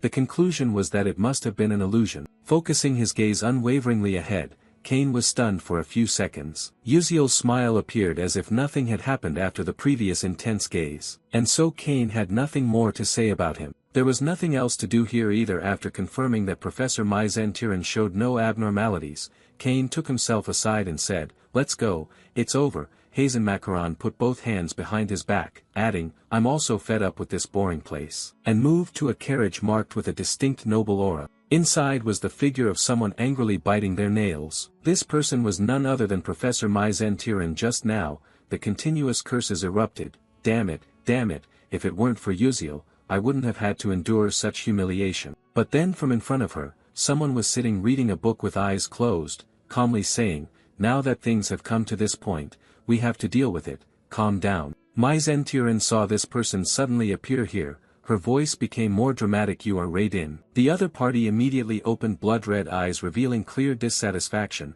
After casting an indifferent glance, he quickly shut the book in his hands. Upon hearing Mai Zentiran's remark, that was not a problem. Professor Mai Zentiran's face clearly showed considerable surprise. Raiden almost responded with a somewhat displeased expression. Glancing over, he added, fortunately there was a suppression from the contract. If the emotions had surged a bit more and caused chaos, it could have ruined all our plans. Knowing she almost caused a great risk, Mai Zentiran immediately went blank on the spot and apologized, I'm truly sorry. Seeing her only know how to say things like that, Raiden closed the book into the space, shut her eyes, and sighed, do you think that just apologizing can solve the problem? The leader is deeply disappointed. You must immediately adjust your mood back to how it was at the start. She said, you have almost lost the value of a professor at Stella Academy. Unwilling to accept this, Mai Zentiran shouted loudly, explanations continuing to pour out, no, I have many connections on the plagiarism review board, this incident, I can still make everything turn out smoothly. I haven't been kicked out yet. Hearing her talk too much, Raiden interrupted with her eyes closed, silence and standing still, bowing your head to the ground and walking around is the most useful thing you can do. The interrogation replaced the atmosphere, understood, right? Raiden then moved away, leaving Mai Zentiran with a series of demands. Don't move and keep silent until the commander gives instructions. When left alone, Mai Zentiran clenched her hands tightly, pouring out her own fury. The blame was directed straight at one person, this was all Uziel's fault. Her expression hardened into something dangerous, clearly revealing that some kind of plot was about to form. Recalling the image of both before being pulled away, Mai Zentiran added a bit more thought, just need to wait a little longer, just a little more time. His image deeply engraved in the mind. Moving to a train heading somewhere. Inside a train car, Uziel crossed his arms staring intently at Altarisha, who wore a strange expression opposite him. Then his gaze shifted to the side, concluding that he brought it into his thoughts, what a pity. I think if Mai Zentiran had used dark magic during the presentation, it could have prevented the collapse, the catastrophe of episode 8 would have been averted. I guess everything would have gone smoothly until the episode that is supposed to explode. His eyes also closed, beginning to lean back, but the thoughts remained there, unable to do anything else. Don't be too hasty either. The academic conference ended smoothly and the branch of resentment was activated. Suddenly, his eyes opened. Only one thing made me somewhat concerned. He recalled the moment his eyes unconsciously looked to one side, where Kane and Hazen Macaron stood side by side in a shadow invisibility state. Looking at Kane, who was staring back at him then, the new conclusion was immediately specified by him. That person was definitely Kane. And introduced in more detail, a small group of elite mages, selected with extreme rigor, the top dark mage unit of the Moon Tower. Even in this Moon Tower, which is infamous for hunting mages and dark sorcerers, the commander of the elite unit 13 was Kane, who pondered deeply on himself. If I didn't have a sixth sense, I would have never realized until the last moment why those dangerous people were there, perhaps they came to monitor my Zentiran. Whatever the reason, it would be great if we could participate actively. Just thinking this, he unconsciously noticed Altarisha, who looked drowsy as if she had just woken up. The old story continued through a new one. I apologize, but could you spare a moment? No sooner had the words finished than someone appeared near Altarisha, and the question she voiced was full of surprise. Pass it over, who is it? Before she could hear the other introduce themselves, she was taken aback herself. Could you possibly be? The person opposite appeared dressed in a white suit with the distinctive ears of the elf tribe, holding his hat. As he opened it with a slightly cheerful expression, he began to speak. Then, very pleased to meet everyone, the character's information appeared along with the chairman of the Nebula Corporation, Melian. As the episodes of the game progress, the worldview will gradually expand, and as the main character Flame matures, naturally many other characters will become targets, among whom is the one known as the Heart of the Southern Lower Moon Plains. Chairman of the Nebula Corporation Melian, thanks to placing the fateful golden ratio point of his life, he was destined to be the richest man in the world. Although he was over 50 and had a daughter, he remained a target for many people, not because he was rich or handsome, but because of his daughter. The antagonist Jeriel, who is also closely related to the high-ranking elf Jeriel, true to her title as the female antagonist who tormented the main character through several episodes, players became furious and found ways to torment Jeriel as much as possible by targeting the person she loved most, her father, Melian, marrying him and destroying the family. After that somewhat lengthy introduction, Uziel sighed wearily but did not forget to summarize a few thoughts. It sounded like a joke, but everyone was excited about this dramatic development. Continuing the story, he looked ahead with a half-indifferent gaze. I had expected that, but didn't think he would actually come here. I need to make a good impression during today's conversation, to prepare for the upcoming episodes. Melian was smiling as she looked at the two sitting together, cracking this smile as she began with a few initial questions. You must be the alchemist Altarisha, and this is the alchemist whose identity hasn't been revealed yet, right? Oh, if you don't mind, may I ask your name? He had thought ahead on this side, I knew this in advance, but the question was really clever. And he responded immediately, I am Beek Uziel, a first-year student of Class S at Stella Academy. Melian was immediately surprised by this information. Oh, so you are a trainee from Stella Academy, very pleased to meet you. As he slipped his hand inside his coat, Melian closed her eyes and added, the reason I came to see you too is. A carefully prepared document was presented before the two. The explanation clarified what it was. To propose an exclusive alchemy contract for Altarisha's spell techniques to the Nebula Trade Guild.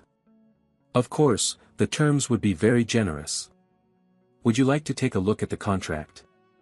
His expression showed no surprise at this, but Altarisha was the one more surprised. Just holding it in her hand trembled slightly, and according to the document, it trembled too. As soon as she opened it, her eyes brightened continuously, her voice excitedly expressed, this includes unlimited support for materials and technicians. I've never seen such a sum before. A few thoughts quickly formed. With these conditions, I can create and release inventions I've always dreamed of. Uziel would surely like this too. Her gaze shifted toward him, but he seemed dazed, not understanding what his intention was. Altarisha hesitated a little after seeing his reaction, and then an idea turned toward Melian, adding, excuse me, could you give me a little more time to think it over? Knowing that something still wasn't quite right, Melian immediately added to her words while she was holding and examining the paper, the conditions still weren't sufficient, were they? If she had any requests, she should just say them. But Altarisha quickly interrupted, no, that's not it at all, the conditions are not only sufficient but even excessive, it's just that I need to discuss it with the co-author of this technique. Uziel, sitting beside them, was also surprised by her words, he couldn't believe he was the reason for this important issue. A look of bewilderment appeared on his face. Having heard that from her before, Melian chuckled somewhat wryly and thought, is that so? I had assumed the co-author was just a figure of speech, but it turns out not to be the case. Looking at the two people opposite him smiling brightly, he thought to himself that he didn't need to pay attention to her. How could that be? At the age of just a teenager, to already be able to help resolve a long-standing issue of over 300 years must surely mean he was an extraordinary genius. Melian raised his hand forward to ask, do you want to take a look at the contract? After all, no matter what, he was still just a student. Following the suggestion, Yuziel also took the paper and studied it carefully, confirming Melian's continued reasoning. With these conditions, it certainly couldn't be refused. His face still smiling, he immediately gave his answer, I must decline. Unexpectedly, this could happen. Melian's expression became utterly bewildered as she looked across at the man sitting opposite, and the major doubts raised. Could you please tell me the reason? If the conditions are not satisfactory, I will immediately make corrections. He stopped speaking there, staring straight ahead. His thoughts unraveled every issue. Signing an exclusive contract with the Nebula Trade Association, the largest trade guild in the world, was certainly a good move. But although Melian is an excellent businessman, he is extremely stubborn by nature and unwilling to lose anything if this technique were bound under his control.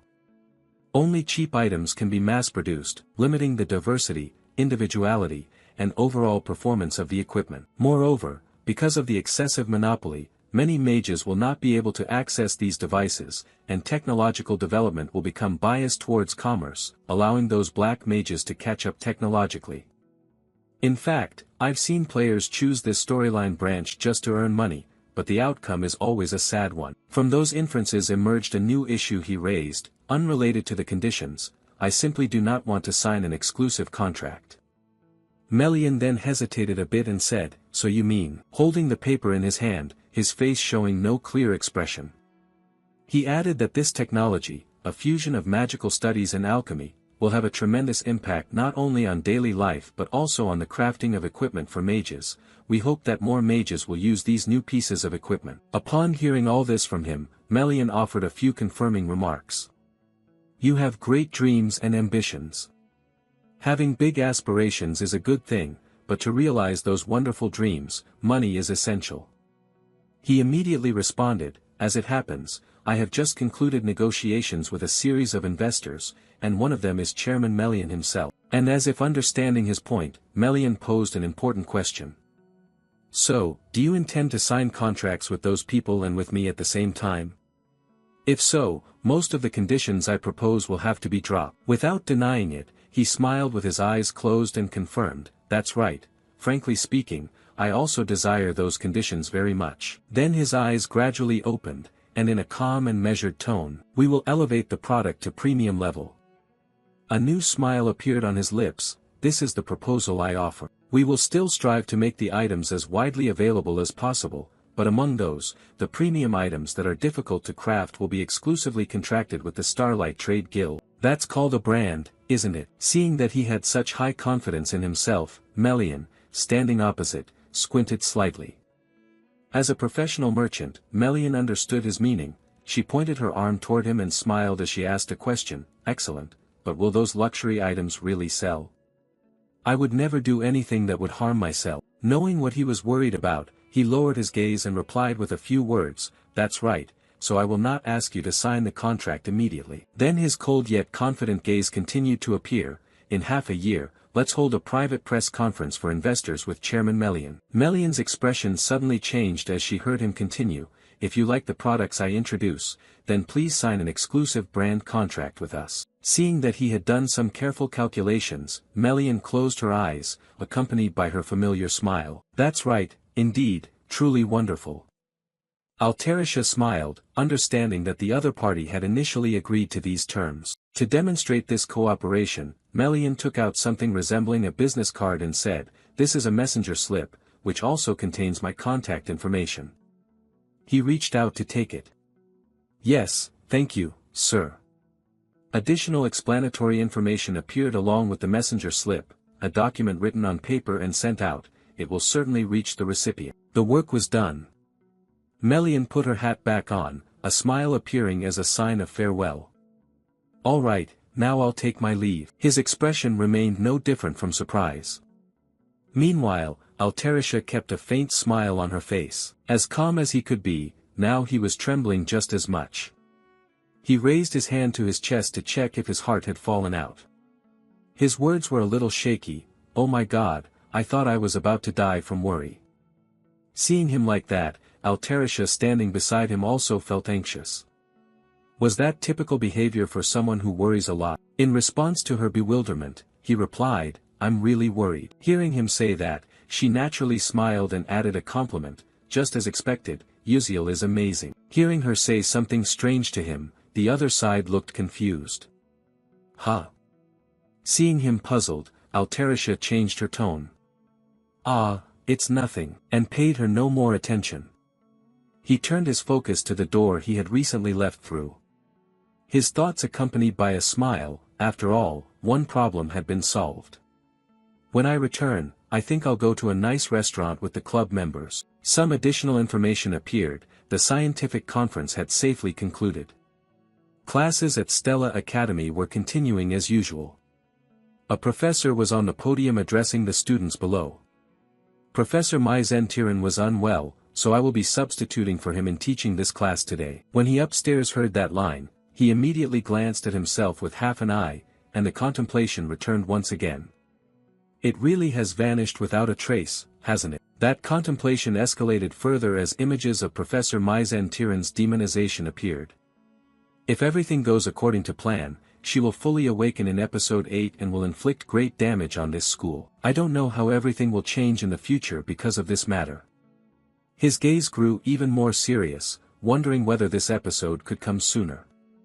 I hope at least it will unfold to an extent that I can handle. Adding to the assessment, not only Mai Zentiran but also Alterisha did not come to school. The class had ended, and he was currently walking down some hallway. It seemed she was happy and receiving a pension now. Just then, some student ahead of him said something. Hey, did you hear that? He paid attention to the conversation nearby. The assistant Alterisha. Was she the one who deciphered that incredibly difficult super-consciousness non-interference technique? The conversation continued. Oh, I heard it, but isn't there still another co-author? They said that person's identity was kept secret, but why would they do that? He didn't pay attention to that story as he looked straight ahead. Good. Could that person be extremely ugly? Haha, is that so? After a while, he was now outside the school grounds. His thoughts were still there. Keeping it a secret that he was one of those authors helped him attract less attention in this school. His steps suddenly stopped. At first, he gave a hint by borrowing knowledge from these special glasses. Because all focus and attention must be directed to Alterisha, that is the right and best approach. Stopping at one spot, he noticed something appearing near him. Ah, found it. Isn't that Ma Yuxiang? Wow, look at that posture. After a long time, the two main characters, Uziel and Acel, appeared again. People who saw Ma Yuxiang observing Acel felt a bit shy, and some gossip arose. Achieving high grades and good looks, isn't that cheating? Is the person beside her in some class? She looks like a doll. Humph, anyway, she's still not a very good person. Yes, she is beautiful, but he quickly glanced over, silently thinking that anyway, there would never be a quiet day, attracting the attention of both. He then spoke loudly across, I'm here. Seeing him appear, Ma Yuxiang smiled and greeted, hello Uziel. He waved back and said, sorry, I've probably kept everyone waiting, haven't I? Don't mention it, someone added, not really. Then a question was directed at him, so what are we going to eat? Didn't you say you were the one to decide? Knowing that Acel could hardly eat the delicious dishes due to her family situation, he immediately smiled confidently. He said that she would find out if she went there. They moved to some restaurant. There were 3 people at the table, but only 2 plates of food. A bit stingy, right? If I had to guess, this dish is definitely pizza. The shimmering light along with the spreading aroma around. Izel's eyes showed a craving, her face already flushed as she was about to eat a delicious dish. He had noticed her current cuteness. Her gaze was fixed only on the food and the food. He still didn't take his eyes off her. Some thoughts came to mind. Reflecting back, he thought there was something in Izel's explanation and introduction that when you order pizza, you have to order some kind of drink that's almost always served, maybe some kind of pickled juice. Following that, he handed her some kind of drink and said, here, you eat this. Acel looked at him with a questioning gaze. Her own worry showed, how exactly was she supposed to eat this? The worry appeared again on Izel's face. That confusion made him wonder a bit, hey, is this her first time at a pizza place? He said, ah yes, that's right. Just then, Acel raised the cup to her lips to try it, and a look of surprise appeared on her face. It's delicious. Her face immediately flushed red. Opposite her, Ma Yuxiang also noticed the cup similar to Izel's. He drank it and then immediately raised it to his mouth. Feeling comfortably integrated with his body, Ma Yuxiang immediately turned his words toward him. Yeah, it really is delicious. He looked on, dazed and coldly thoughtful. Take a picture, capture this truth, he said. He was just drinking but looked like he was shooting for a food magazine. After everyone finished drinking, he lifted a piece of the cake toward the front with a bright smile and said, try this one too. Just eat. Filled with anticipation, Acel picked up a knife and fork. Seeing her pick them up, he wasn't surprised. Closing his eyes, he said, oh dear, are you planning to stab that knife into the cake like that? Nobody does that. Then she looked at him, surprised, as if asking for guidance on how to eat it. He immediately demonstrated by bringing a piece to his own mouth. Of course, an explanation followed. They said eating it that way is very tasty. Acel glanced back and forth, feeling awkward. That seemed a little strange, wasn't it impolite? Meanwhile, Ma Yuxiang smiled brightly. Oh, isn't that just too much fun? So Ma Yuxiang picked up the cake with his bare hand, choosing a spot to bite. Alright, let me try it here. You don't know until you've eaten it, only after tasting do you realize you haven't truly eaten before. Ah, never mind, making myself look dazed again and again. Acel followed both examples, holding the piece of cake in her hand, then quickly took a bite, her eyes tightly shut. Afterward, her body trembled slightly, catching the attention of the two male classmates sitting nearby. She brought her hand up to her cheek. Izel's face immediately lit up with joy, a few thoughts also appearing in her mind. Ah, there was a gentle sweetness flowing in every slice of cheese, along with bell peppers dancing on top. Adding a bit of bell pepper with olive oil could create a special dish, also including bacon and onions. They seemed to be dancing together to create a symphony. Seeing her so cheerful, the guy beside her asked, so, do you think it tastes good? While eating, hearing him say that surprised Acel a little. But then she glanced back at the slice of cake in her hand, blushing slightly, and said, yeah, it really is delicious. Both men then looked at her and smiled softly. Then a few suggestions and exchanges were added. From now on, let's come to this place to eat regularly. Will you take me along? Depends. Don't be like that. The scene shifts to a sunset over some field, where a remarkable crack appeared, signaling that some danger was about to be born. Back at the classroom, as she walked, her steps suddenly stopped when someone called out, hey Flame, have you heard about that? Her gaze shifted, responding with a soft smile, yes, I have heard.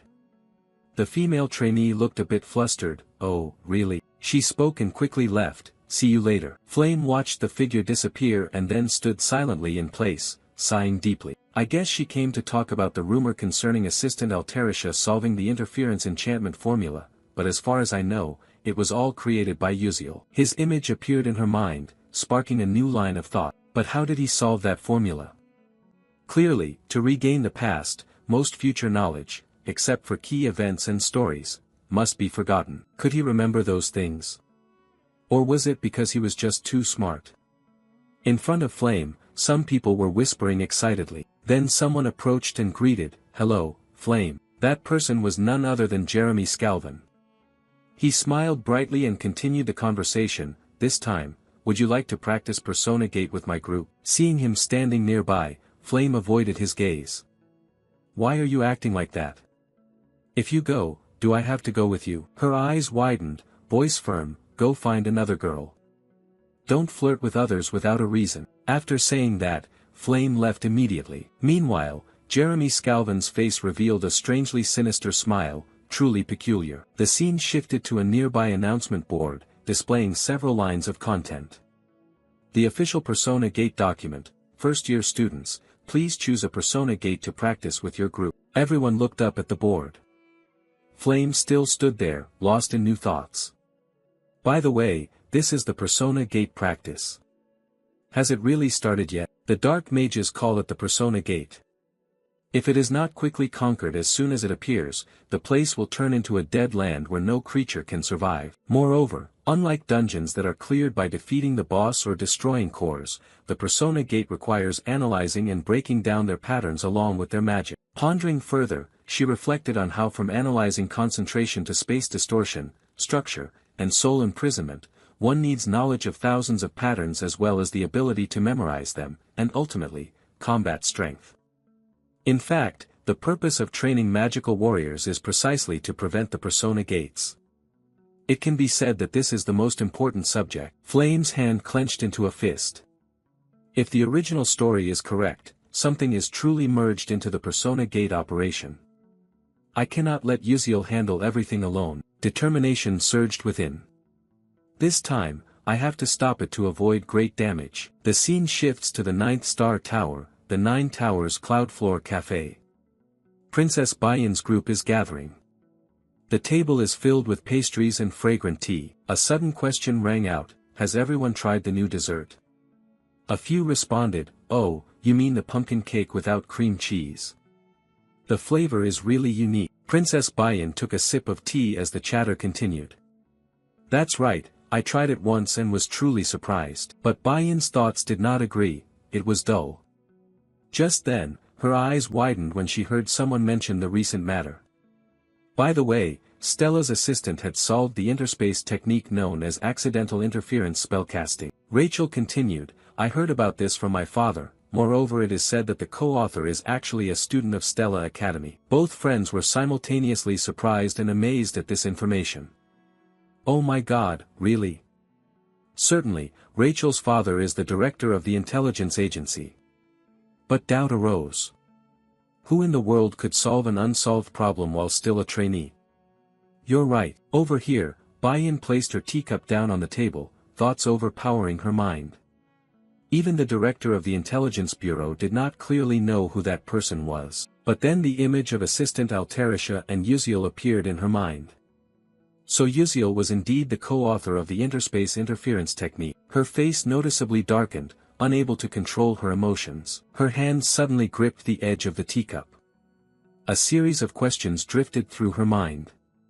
Why did Uziel hide that truth? Was he deliberately raising the reputation of Assistant Alterisha? Then a thought flashed, could Uziel have feelings for Alterisha? She abruptly stood up, causing her friend beside her to look up and ask unconsciously, Princess. Bayan immediately turned her back and left. I have to go now. The classmate unconsciously added, yes, but it's tea time now. The other three stared blankly as she left, not understanding what was happening. A question echoed upon seeing her hurry by, why would the princess act that way? The scene shifted to the schoolyard. Bayan was walking when suddenly a figure appeared right in front of her. Her eyes looked downward, not yet recognizing the person. It wasn't until a voice called out that she paid attention. Realizing someone familiar, she responded, Princess Hong Siwa. Hearing her call her by name, Hong Siwa quickly covered her mouth to laugh. Oh my, didn't you tell me to call you sis? An additional piece of information. They were forced to become enemies because of the fate of the legitimate child and the illegitimate one. My half-sister, Hong Siwa, I hate that woman to death. Cutting off her thoughts, Princess Bayan asked again, what are you doing here? Hong Siwa smiled brightly, ah ha ha, don't look at me like that. Isn't the reason you came here for something? Recently, in the first-year class, a commoner trainee appeared who is very interesting, right? The question made Bayan slightly startled. She was talking about an ordinary person who still upholds the spirit of a knight, a quality almost lost in this world.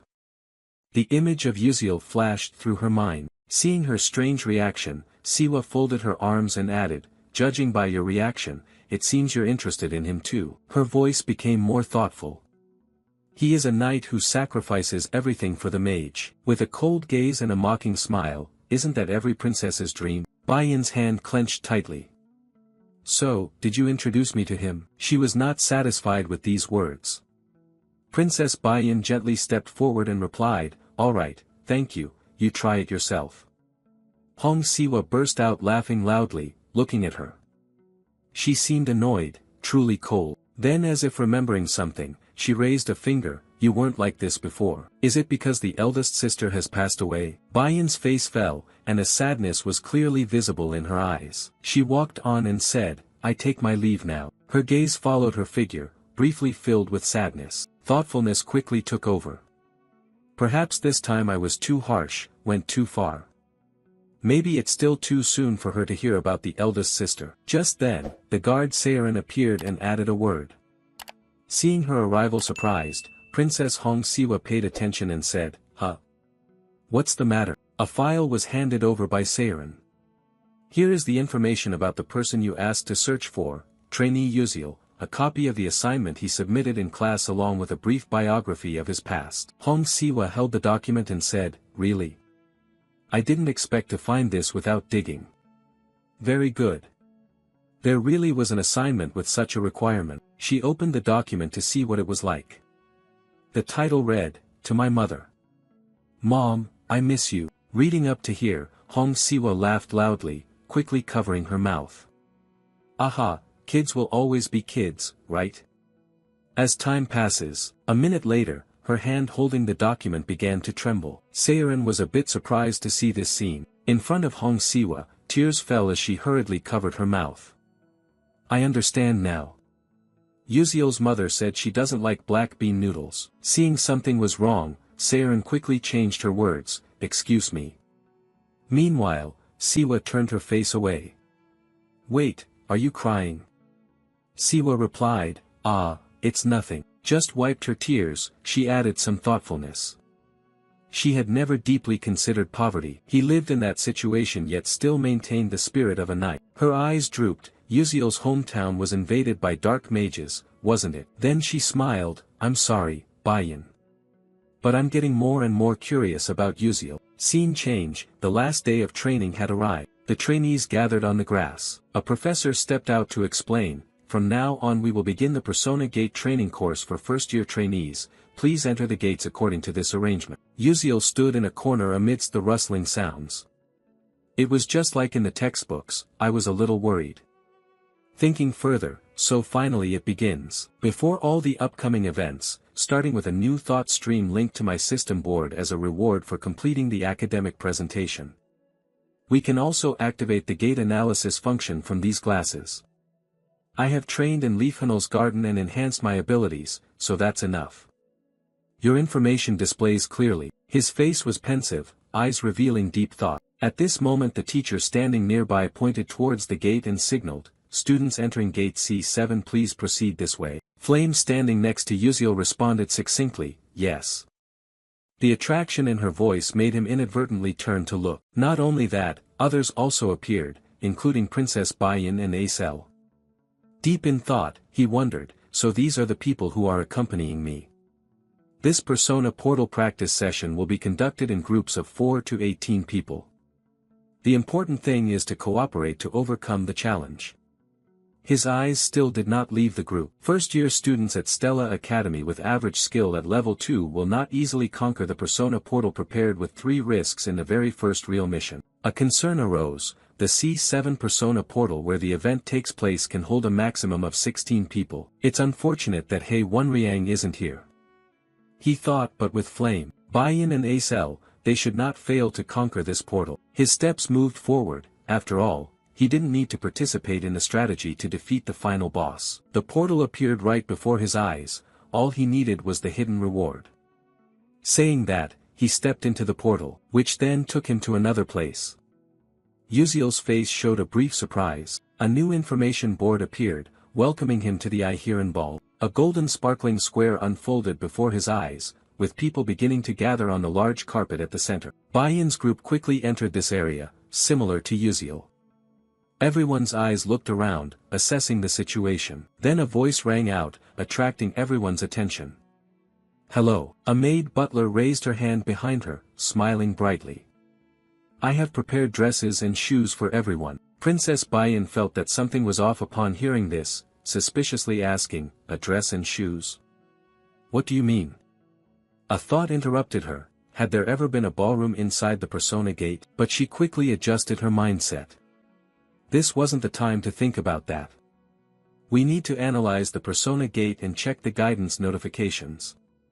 Countless complex characters appeared on the screen, but anxiety began to surround her. Wait, hold on, had they really given such a complicated formula for a first-year student's test? The butler then delivered the instructions to everyone. Miss, the dinner banquet is about to start, you must hurry.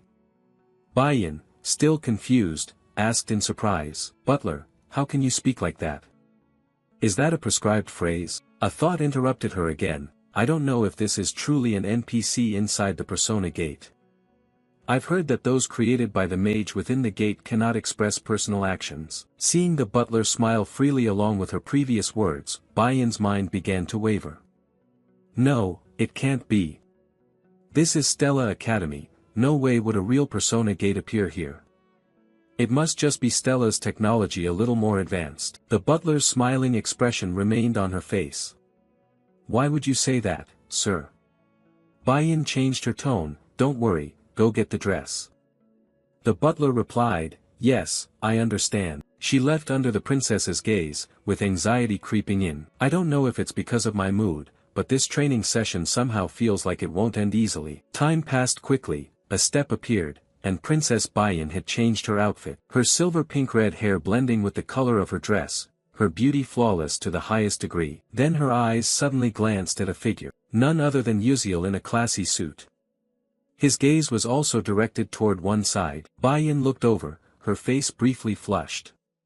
He was dressed quite elegantly, looking very fitting, but focus soon took over, and a few memories surfaced. This piece was submitted by trainee Uziel for a subject.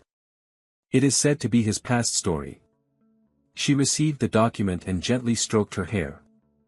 I see. Glancing through the information, she seemed to have caught a clue. Back to reality, she still didn't take her eyes off. Could it be because of Uziel's personal information that she received a few days ago? I feel he seems different. He stood in front of me, yawning repeatedly. His eyes looked back while her thoughts continued. Overcoming the past like that, the path of a knight in Stella. Uziel's bewildered expression cut through her thoughts. What are you looking at? Is this your first time seeing a civilian yawn? Bayan was briefly surprised, but then bashfully averted her gaze and replied, no, it's nothing. Just then, a voice interrupted, is everyone here already? Someone gradually approached their position. All eyes turned to this arrival. A red-haired lady holding a fan continued speaking, from now on you will attend the ball hosted by Duchess Ihiran. Then her gaze shifted, focusing on a wall. It is said that those 4 corridors lead to the mansion's basement, but the basement is full of labyrinths and traps. When people get lost, the knights inside the mansion will start moving. She smiled, you can only trust your intuition and knowledge. Can you do it? Uziel stood in a corner and replied curtly, yes. Upon hearing this, the lady glanced over in surprise. You look so confident, I'm glad to meet you. This confidence makes me feel a bit guilty, I like it. Uziel answered, thank you. Faced with this natural exchange, the other trainees couldn't help but be surprised. What? That person talks like a real person. Do original NPCs have such dialogue? The lady's voice continued, wishing you all good luck. She turned her back and left, leaving a silhouette for everyone to watch. The male trainees looked at each other again. Alright, let's go. Anxiety engulfed them as they approached the gate and began their mission. Just then, a voice rang out, hey, everyone wait a moment. The speaker was Flame. She asked about the training test, do you all find it a little strange? She calmly provided details, it is difficult to explain and these NPCs act very realistically. I can't analyze anything from this Persona Gate. Normally, the practical test for first-year trainees shouldn't be this hard. The trainees in front agreed, in fact, I found it strange too, I almost couldn't understand it. That's right, that NPC looked very real. As everyone agreed, Flame's expression brightened. Alright, I'll persuade them to go this way. But then, a voice cut in, wait, Flame. Jackie appeared, arms crossed, displeased. You're not seriously saying this is a real portal, are you? Already worried. In my opinion, this is exactly the scenario the professors want. In real combat, you can't always completely decipher a persona portal.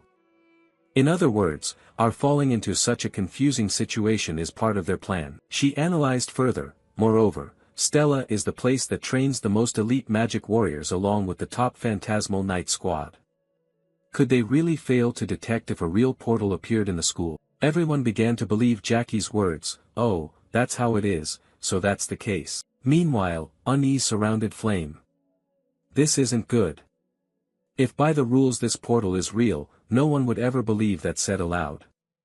She had tried to create an unusual feeling, looking over at Jackie's smug expression. Now what to do? A quiet silence enveloped the space. Uziel glanced over thoughtfully. In the end, did they still have to go down this branch? He recalled information from episode 006 of Jackie's Darkening Branch.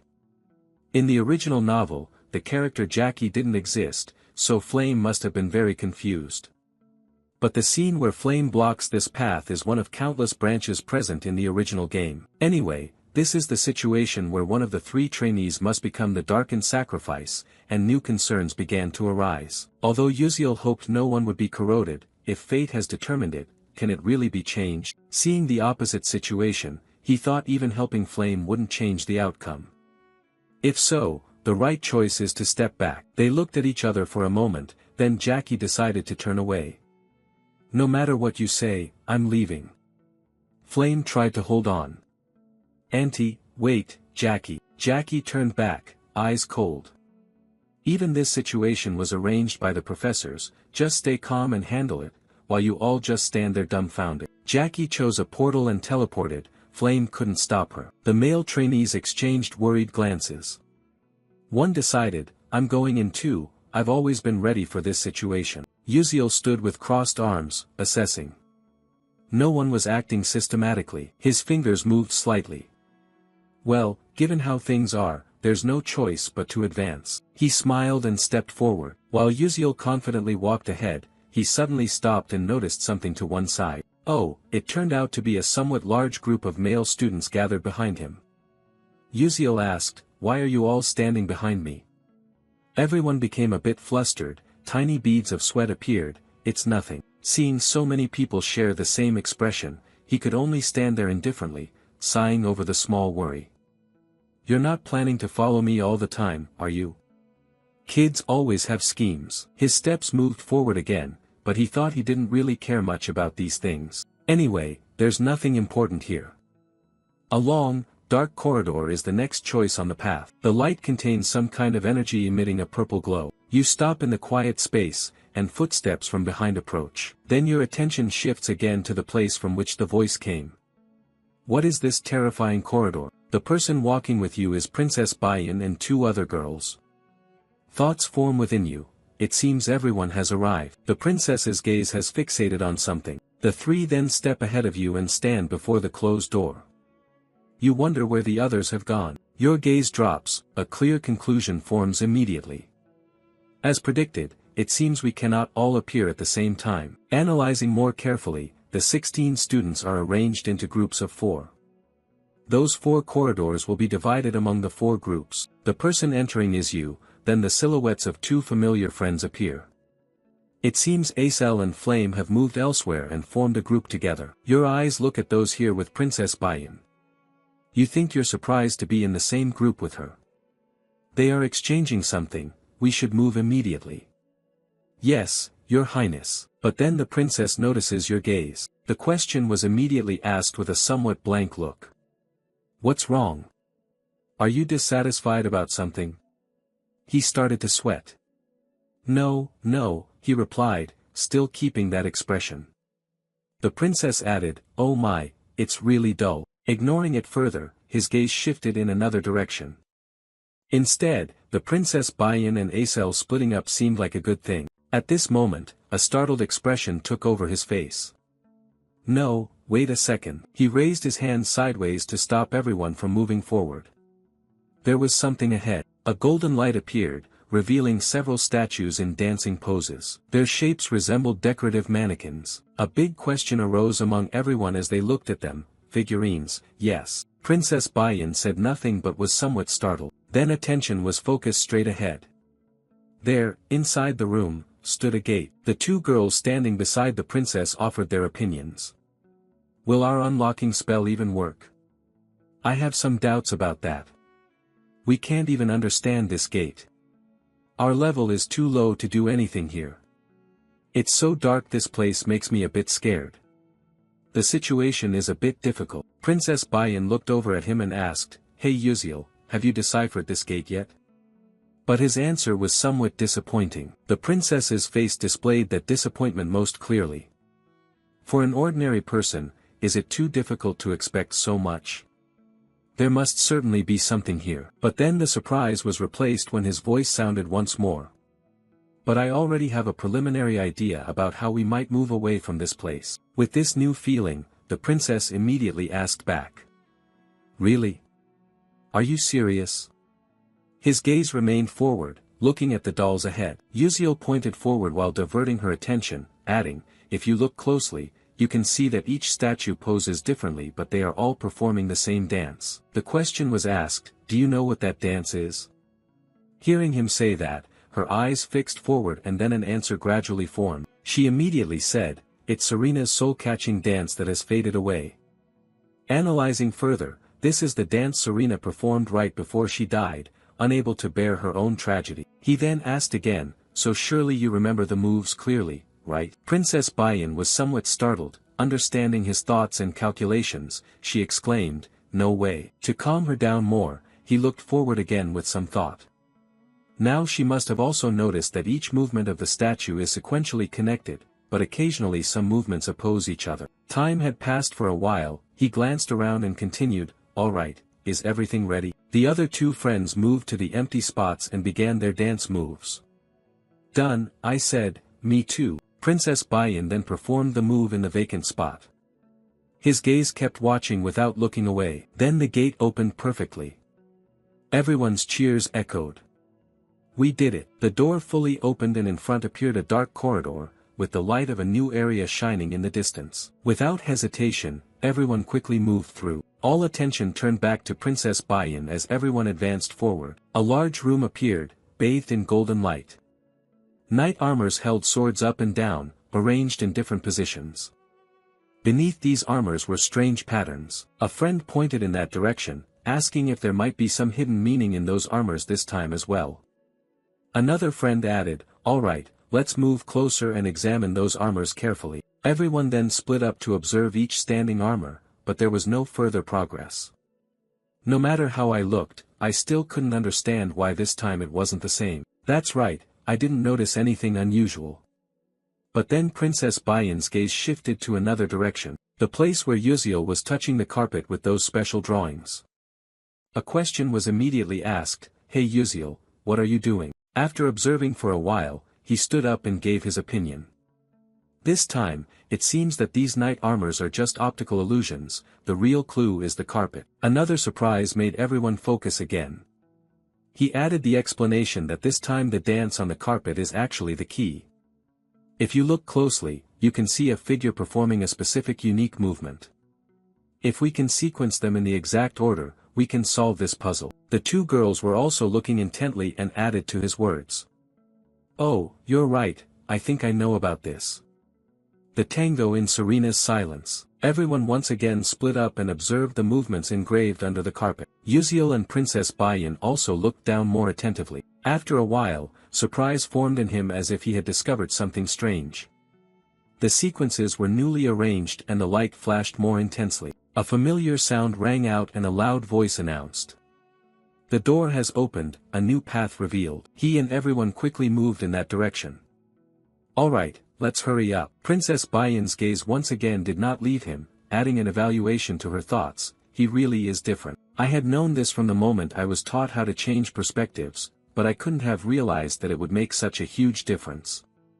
The breakthrough speed was strangely fast, enough to pass through a gate that couldn't be analyzed. The added anxiety, along with strategy, ideas, observation, calculation, reasoning, could this really be the level a first-year student had reached? It was as if he had come to the Persona Gate after practicing it dozens, even hundreds of times. Arriving at the new place, her thoughts still lingered. Upon reflection, before Yuziel entered this school, he had mentioned that his hometown was destroyed by dark mages. The little whispered remark he made suggested that this place also had other stone statues. Meanwhile, further analysis by Princess Bayan revealed that it was a remote, secluded village that no one had ever known about, but it was a frontier in fierce battles against dark mages.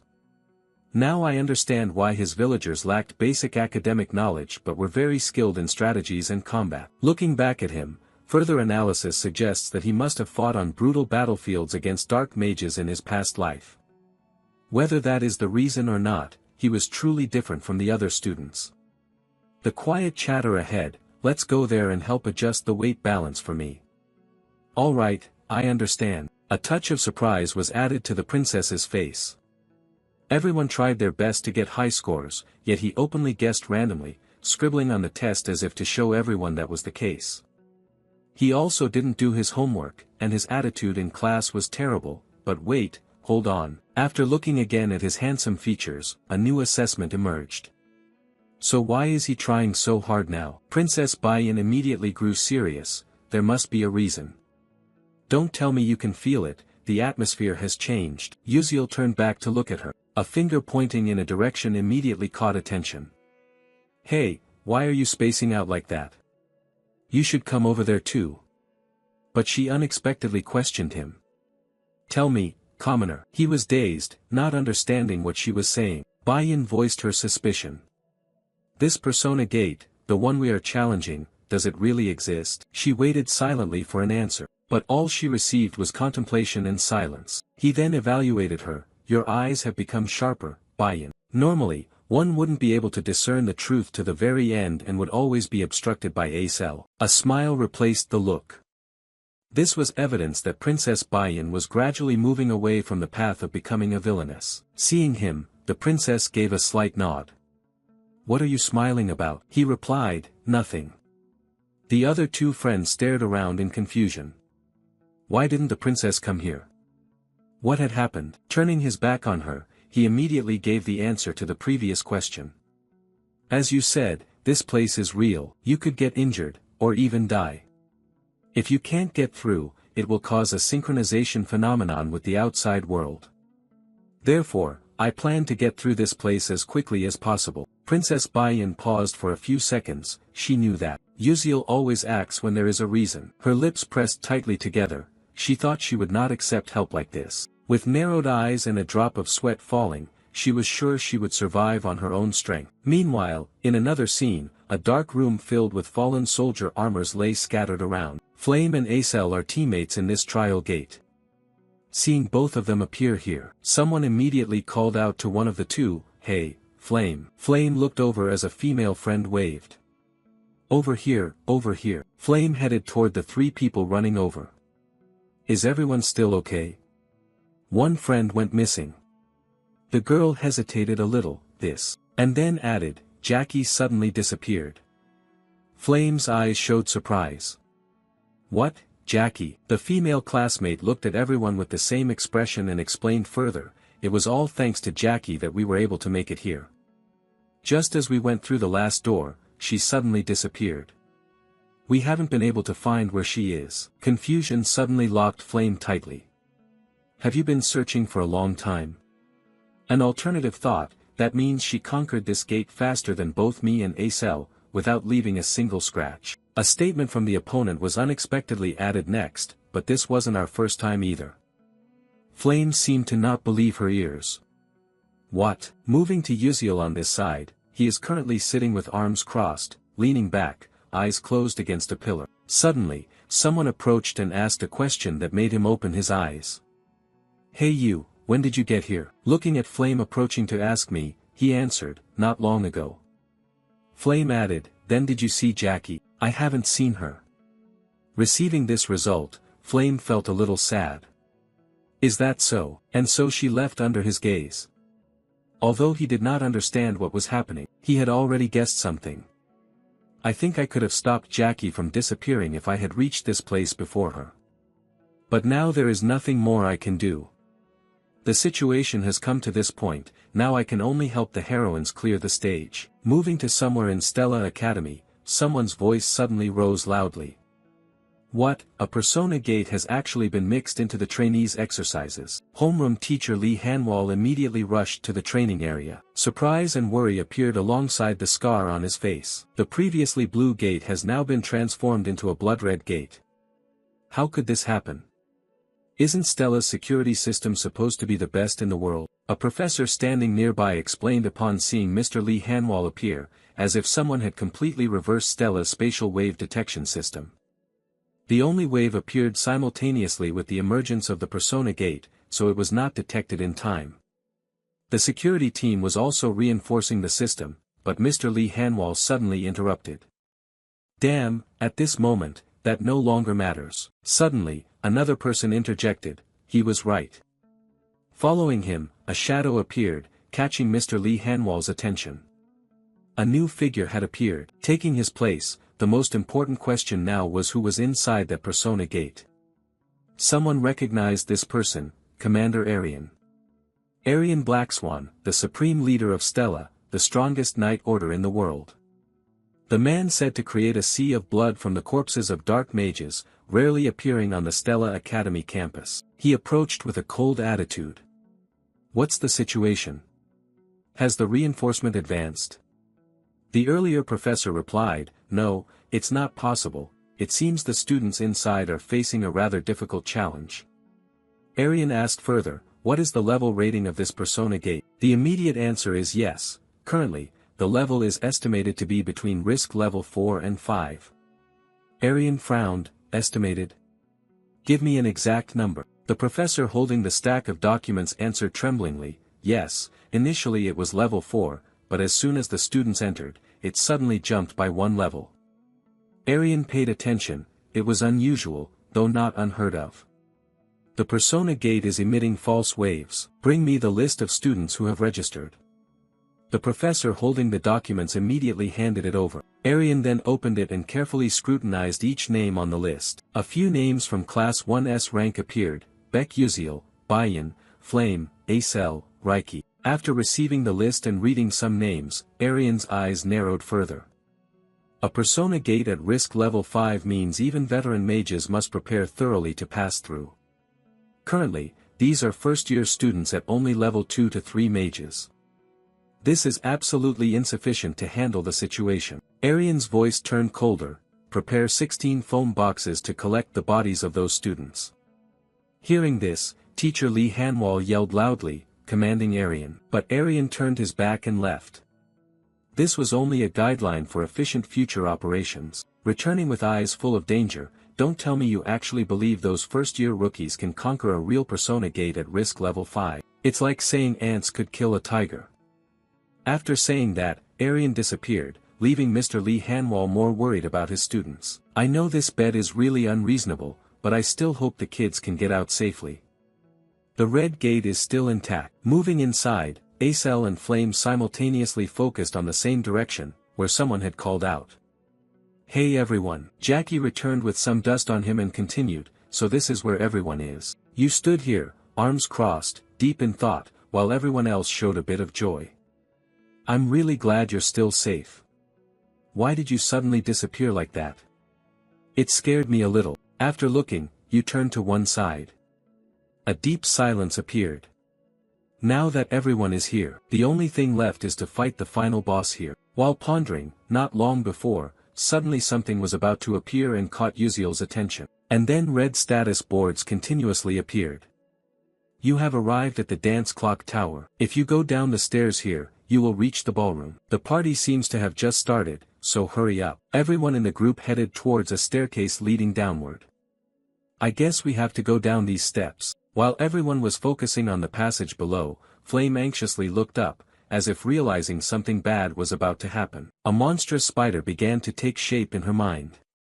Atop this clock tower dwells a great sword spider, the leader, a level 4 risk monster. Its 8 legs can transform into 8 sharp blades. Flame swallowed nervously and took a deep breath. It's very dangerous, and I can't just rely on Uziel forever. Moreover, he has lost his memory, so he has no information about the great sword spider leader. But I've done some research on that great sword spider, so I'll try to stop it myself in some way. And then Flame looked over at Acel nearby. If Acel and Uziel face the final boss together, we might be able to get through without suffering much damage. Alright, Flame resolutely spoke up. Wait, everyone. Just then, someone's voice cut in, startling her a little. Wait a moment, it was Uziel looking up toward a high corner. There's something above us. Flame froze for a few more seconds, then he broke the newly formed silence. You all go down there first, I'll check around here first and come down later. Following his words, no one objected. They all continued going down together, led by Princess Bayan. At the very end and moving slowly, worry still lingered in Flame. Yuziel probably didn't even know about the existence of that great sword spider. The shadow just now appeared, but he could sense its presence right there. That was impossible. Don't tell me. Hesitating to choose an alternative, she thought he didn't know that his senses could be that extraordinary. Well, after all, he did deflect the magic. While she was hesitating, everyone else had moved deeper below. At that moment, a male trainee stopped, as if sensing something. What is this sound sensation? The other trainees shared the same expression. Then, Princess Bayan detected the location of the strange sound and immediately warned everyone loudly. The sound was coming from above. Everyone's attention shifted upward, only to be shocked once again when a giant sword spider charged towards them. It was the sword-tongued spider. Another trainee objected, no, that was the level 4 risk giant sword spider leader. Seeing it appear here, Flame's mood began to worry. What was going on, and what about Yuziel? Thinking about Flame, Princess Bayan suddenly realized that somewhere in that worry, commoners. The expressions of both then turned to Acel nearby. Don't tell me that. But then unexpectedly, a foot of someone appeared on the spider's body. Yuziel jumped down from above, delivering a deep stomp to the spider, with a flash of golden blink light manifesting outward. The sword was already held tightly in hand when someone below called out loudly, Yuziel. Seeing that the people below hesitated a little, he suddenly shouted even louder. I will stay to handle this guy, so everyone else, hurry downstairs. Acel seemed unable to believe what had just happened. She started to seriously doubt him. Could he stop it all by himself? She then clenched her teeth and made a decision, perhaps she should step forward and support him. Just then, someone's voice called out, I don't know what you're thinking, but what we need to do right now is to move to the ballroom immediately, as fast as possible. Princess Bayan suddenly approached Acel and spoke those words. Before continuing forward, Princess Bayan didn't forget to look back once more and added, that is the most helpful thing to do for that commoner. Still surprised by him earlier, now Flame was additionally baffled by Princess Bayan's actions and expression. Curiosity arose as she watched the princess's back disappear. In the original work, was Bayan like this? Flame's curiosity was justified. Normally, Princess Bayan would have been jealous of Izel's battle prowess and likely have some conspiracy. But instead of jealousy, this time the princess helped Acel. After that, no one stayed to bother him. The door of the room below was then thrown wide open. Everyone proceeded toward a new dance venue. The sound of instruments and music spread throughout the room. As everyone stepped further into this place, someone exclaimed in amazement. Oh, that was completely understandable. It was far more magnificent than what they had expected from this special dance party. The crystal chandeliers cast radiant light in the air. The masked nobles held hands and danced amid that brilliant atmosphere. The red carpet stretched along all the stairs here. It was truly enchanting. While the atmosphere was lively, suddenly, the lights here abruptly went out, along with the music stopping accordingly. Everything became silent. All the nobles were quiet as if waiting for a main character to appear. And in that darkness, a slow step emerged. Once again, everyone was stunned. Princess Bayan immediately spoke, diverting attention. Someone was coming down the stairs. Flame began to make a small guess, maybe the final boss, Duchess Ihiran. Everyone should be cautious. But then something broke the view and surprised Flame on the spot. At the position where the spotlight shone, someone was standing under this light. Hello, pleased to meet everyone, I am Jackie Ihiran. And no one else but Jackie, who had split off and gone missing from the previous group. Her current smile seemed somewhat off. Contrary to the expressions of the trainees, the nobles here were very excited by her appearance. Duchess, you are so beautiful today, please give me a bright smile, and I will give you my heart. Although Flame had read the original novel, she still had no way of knowing this plot development. How could this happen? This development does not exist in the original romantic novel's storyline. In fact, the character Jackie didn't even exist from the start. Judging by Princess Bayan's worried expression, it's impossible for an ordinary person to become an NPC in the Persona Gate.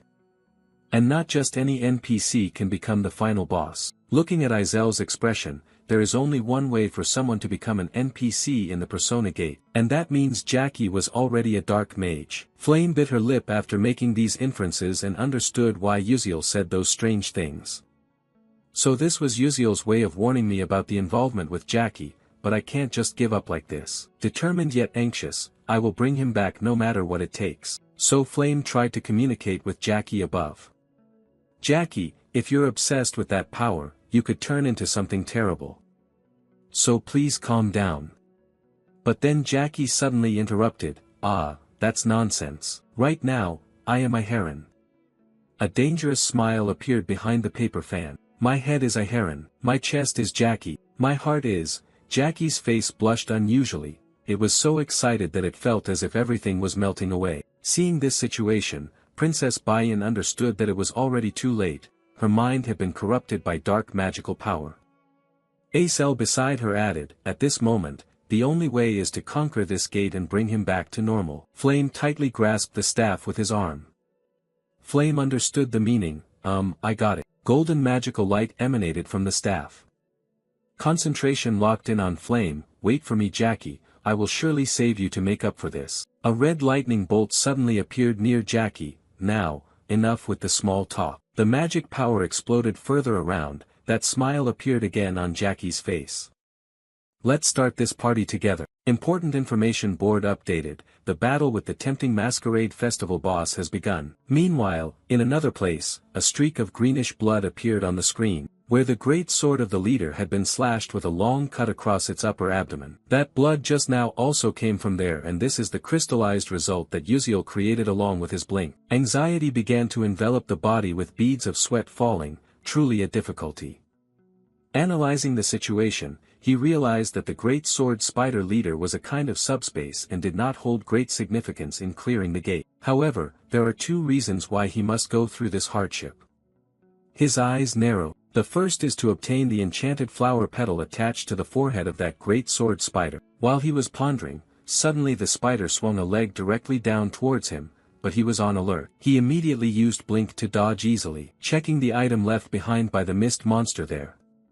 At the same time, during this charge, he also threw out 3 types of potions with 3 different colors forward, orange for spark potion, green for slippery potion, purple for oil potion. And then a result immediately appeared, the spider was electrocuted, its body numbed in waves, lightning struck straight down the body, white light shone outward. The second reason is Uziel swung his sword fiercely. He charged straight toward its energy shield. In just a short time, that shield miraculously began to crack, and his aim focused directly on the rose petal on the forehead. His expression suddenly changed with these developments, revealing the hidden strategy to surpass episode 6 of Jackie's dark magic path. Additional information suggested that the enchanted flower petal, when absorbed, significantly boosts mental power. This is an item for effective use, accelerating perception, increasing critical points, and providing supplementary abilities to slow mana flow. It's a mandatory item to use, and there are some intriguing details in this story. The spider struck forward once more. He launched an additional attack based on his earlier assessment. The enchanted flower petals were connected to the final boss, the Duchess Aheron. As the opponent lunged, he blinked upwards to avoid it. His main focus was on the fight, but distractions still divided his thoughts. In fact, the great spider leader was actually the husband of Duchess Aheron. However, I didn't really pay much attention to these things since I had pressed skip to bypass the storyline, concentrating on important reflections even as the monster kept attacking continuously. His face immediately showed frustration. He continuously used Blink to move around and decided to shift to a position above it. In any case, because of that reason, whenever I attacked the barrier appearing in front of the flower's wing, the Duchess also showed a similar sign. Therefore, the main characters would be able to carry out their strategies more easily. It is precisely because of this concern that he also felt another kind of worry, but I wasn't sure whether my attack would be effective at the right moment. However, a slight smile appeared on his lips, so I decided to attack it as much as possible to defeat it outright. In all previous battles, the spider sword had charged the attack first, so this time he decided to go all out by acting himself first. Blink was continuously deployed. As soon as he appeared in a new position, he used Blink once more. Thus, we could only see the afterimages along the path he left behind. The ability to blink 3 times consecutively allowed him to do all that, turning this place into a stage for his performance. Before this transformation, the spider emitted a series of strange sounds. As for him, after that performance, he has now settled down. If I continued to maintain this state, before I could think further, he was suddenly surprised, and the expression on his face shifted to astonishment. The spider below has moved unusually along with some kind of greenish substance, and you know where the problem lies. I threw so many slippery potions, yet it's still not over. There was no other choice, he was forced to rush at it once again. When Yuziel saw the spider below moving oddly without anywhere to cling to, he immediately felt uneasy. Damn it, below was the dance hall, and his speed was increasing due to inertia. Rushing down there was a snap decision to change his course of action. Alright, think about this. I need to check the direction that spider is moving toward. Moving at a rapid pace, he finally caught up with its position. They collided, their eyes met, sweat dripped down his face along with angry gritted teeth, and he adjusted himself. His pupil flashed with a special color, blink. A few minutes earlier. Just as the large bulletin board appeared, the battle with the Masquerade Festival boss Temptation had begun. Following that announcement, Princess Bayan's entire group gathered together into a fighting cluster. Meanwhile, Jackie's hand grasped a part of her black dress. Blood-red music sounded, and Jackie's dance immediately began. All attention was focused on her movements. Each step she changed triggered new flashes of red lightning, and beneath her feet, a strange magic circle had formed. Once again, Jackie changed her steps according to her dance. The red lightning bolts began to alter the situation around, and everyone stepped aside. But the announcement seemed too slow, and then all the previous lightning bolts converged on one spot to attack. The nobles standing nearby were also knocked away. Back with the others, Princess Bayan, after seeing that powerful strike land, turned back to look at everyone and asked if they were all right. A male trainee behind replied, yes. Calming down to analyze the problem, the worry became clearer moment by moment. I don't have time to hesitate or delay, now is the time to fight. She personally took out the azure staff and planted it. The upper part of the staff began to emit light because this time the opponent was a black mage. Meanwhile, above, Jackie continued her dance moves while the fire elemental magic attacks began to target her lock-on. Noticing this, Jackie looked back with a contemptuous glance, and of course, there was reason for that. It wouldn't be that easy. After that speech, a strange black formation appeared right in front of Jackie. All fire magic attacks were easily stopped by it, but the attacks did not stop there. Acel formed 3 small ice formations, from which large ice pillars shot out. The other students were not without thought either, they all simultaneously launched spells rushing toward the target. But unfortunately, all those attacks were blocked by the similar magic circles from before. The students were taken by a huge surprise. All the magic we created, is it completely ineffective? While everyone launched their attack, Jackie made a new move. Red lightning bolts formed in the sky, and a slight startle was born. Ah, she's attacking once again, be careful. At that moment, by some miraculous way, Flame created a complex magic formation right in front of her. Jackie looked over and seemed to realize something. Mirroring her previous gesture, Flame also grasped a part of her own skirt. The sound of music began to play. Flame held her staff with an indifferent expression and started the requested dance. Those watching her action didn't know when it happened, but were greatly surprised. Why are you suddenly dancing here? But Flame didn't answer and continued her dance. After a while, Flame stopped, her eyes half lowered, staring straight at the opponent. Following the previously formed magic formation, Flame immediately unleashed an attack outward. A golden light swept past Jackie's side, who, holding a fan and with wide eyes, could only stand there watching. Seeing it succeed, Flame silently rejoiced, all right, it's exactly like what I read in the novel before. Then she raised her voice loudly, everyone, let's dance. The eyes of Princess Bayan and Acel looked on in astonishment. And with the explanation continued by Flame, we already had hints from the previous episodes. In this episode, not only does it open with a magical confrontation, but it also includes a dance. We can only use magic through our dance movements. Quickly understanding, Princess Bayan grasped the issue. So that's it, the dance of Duchess Iharan cannot be broken by ordinary magic. Acel also formed some ideas.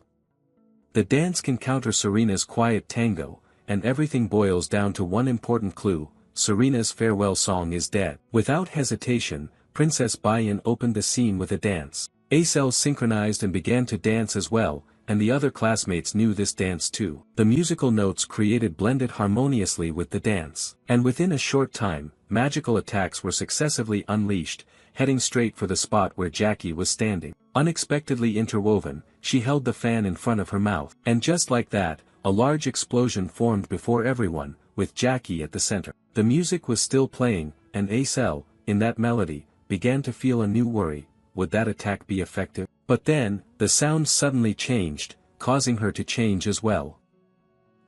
Wait a minute. As the blood-red music played, and from the smoke born of the previous explosion, a black shadow slowly appeared, contemplative in posture.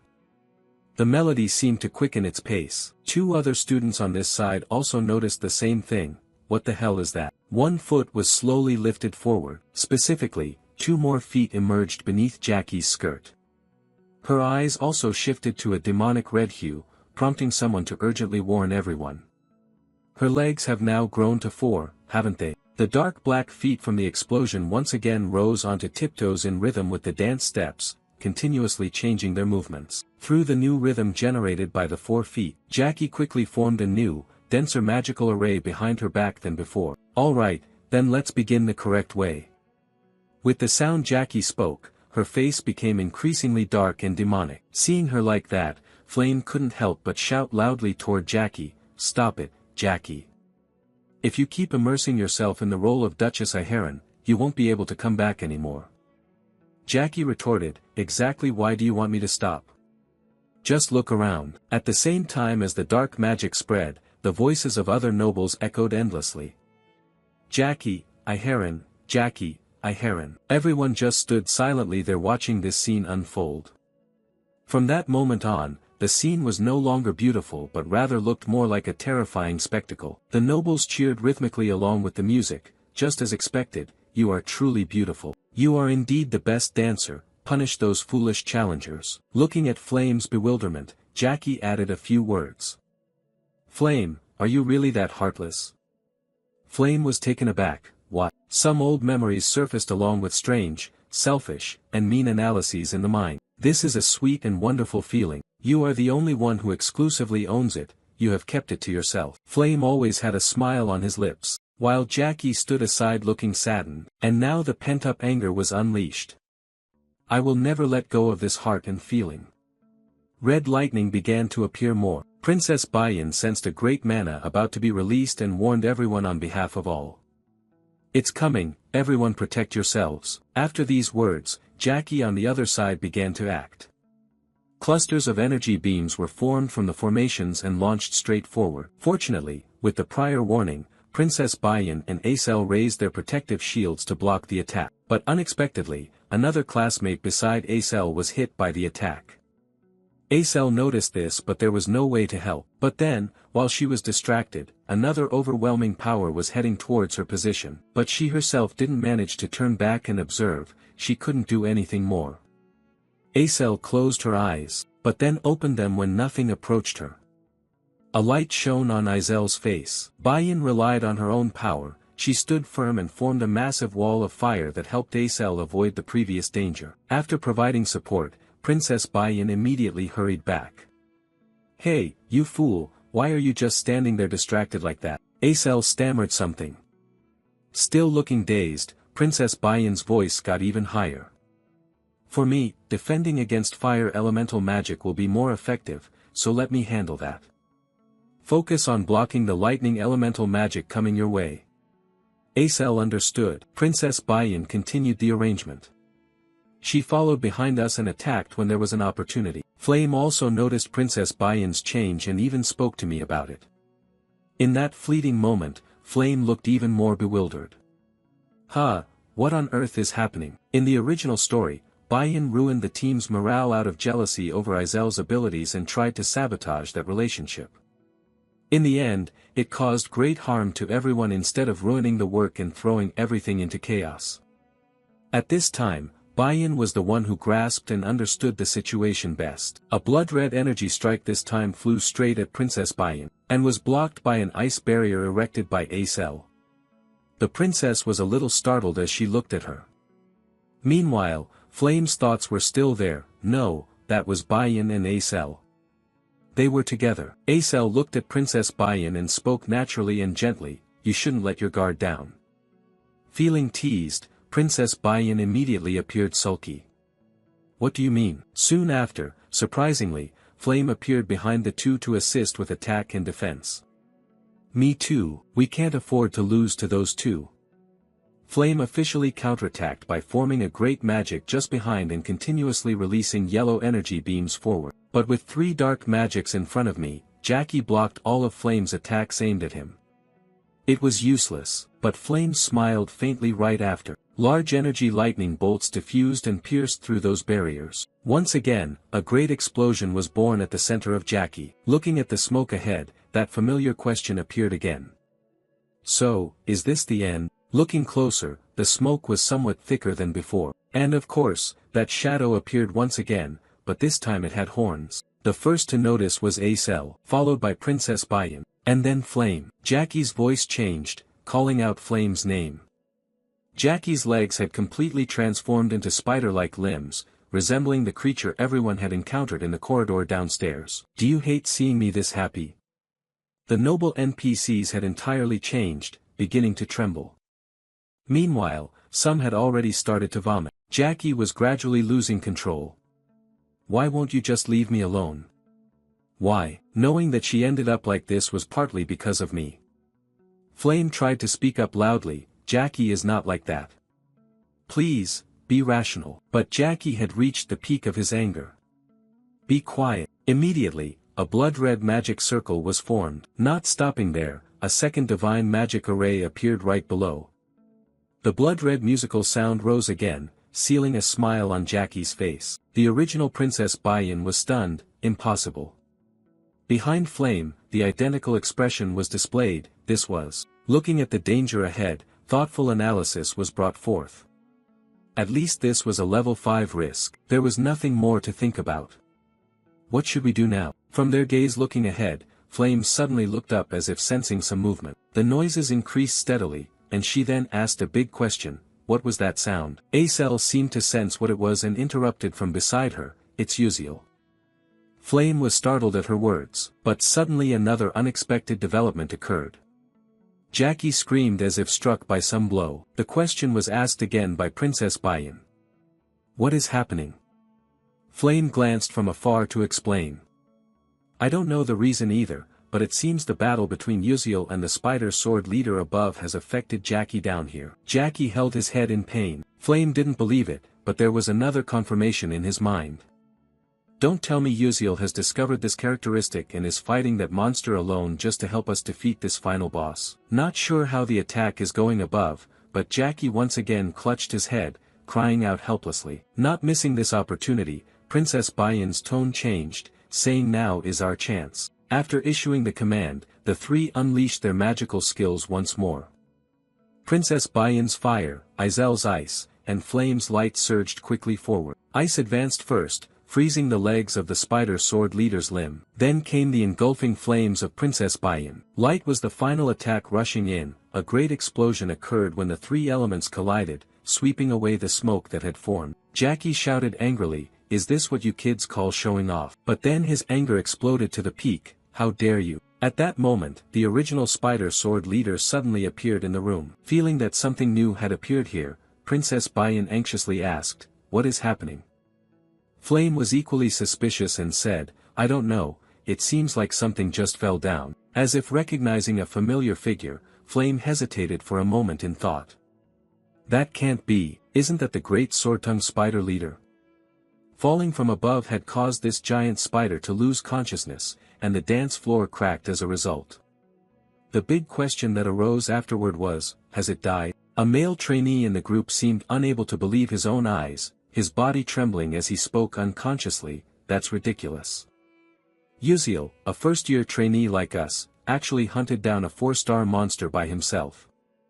Not only the spider but also other similar beings fell. This male trainee suddenly turned around in shock, to see you lying there completely unconscious. In front of everyone present, a large spider fell right on the exact spot where Jackie had been standing before. From below, someone stepped up these stairs, one of her friends. Flame was the first to ascend, but she carried a sadness within. Jackie was now pinned under the giant spider, struggling to rise but trembling as she questioned Flame, who was moving forward. Why do you always bother me so much? Anger grew on her face. I will never forgive you. But then, another thought arose in this situation here.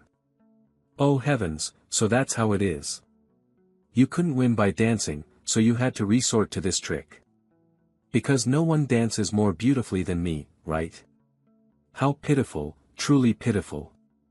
In the end, you're just like me, also jealous of someone more beautiful appearing, wearing an additional foolish smile.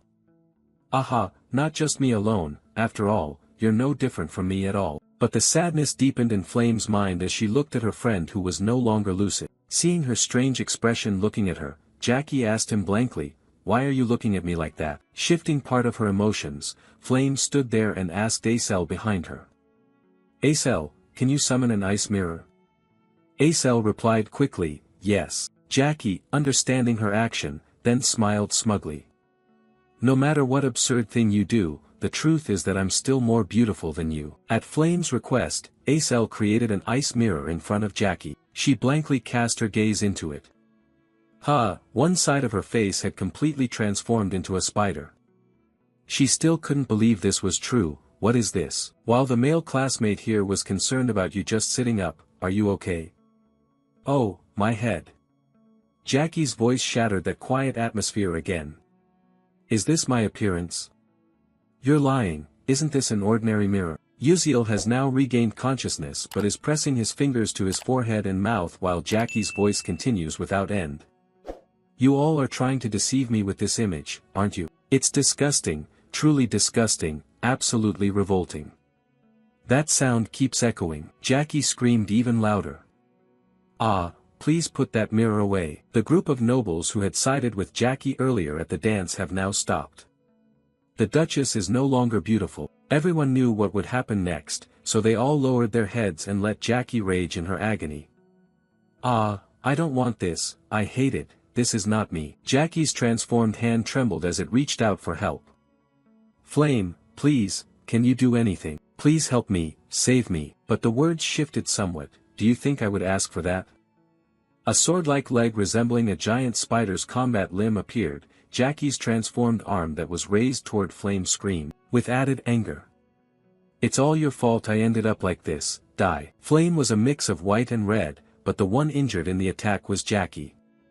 Something emerged beneath Flame's feet and pierced through Jackie's body. Her dazed eyes opened. For a moment, Jackie recalled the happiness she felt standing beside Hei Wonriang. Jackie could not be saved. Everyone could only help her escape this situation through sacrifice.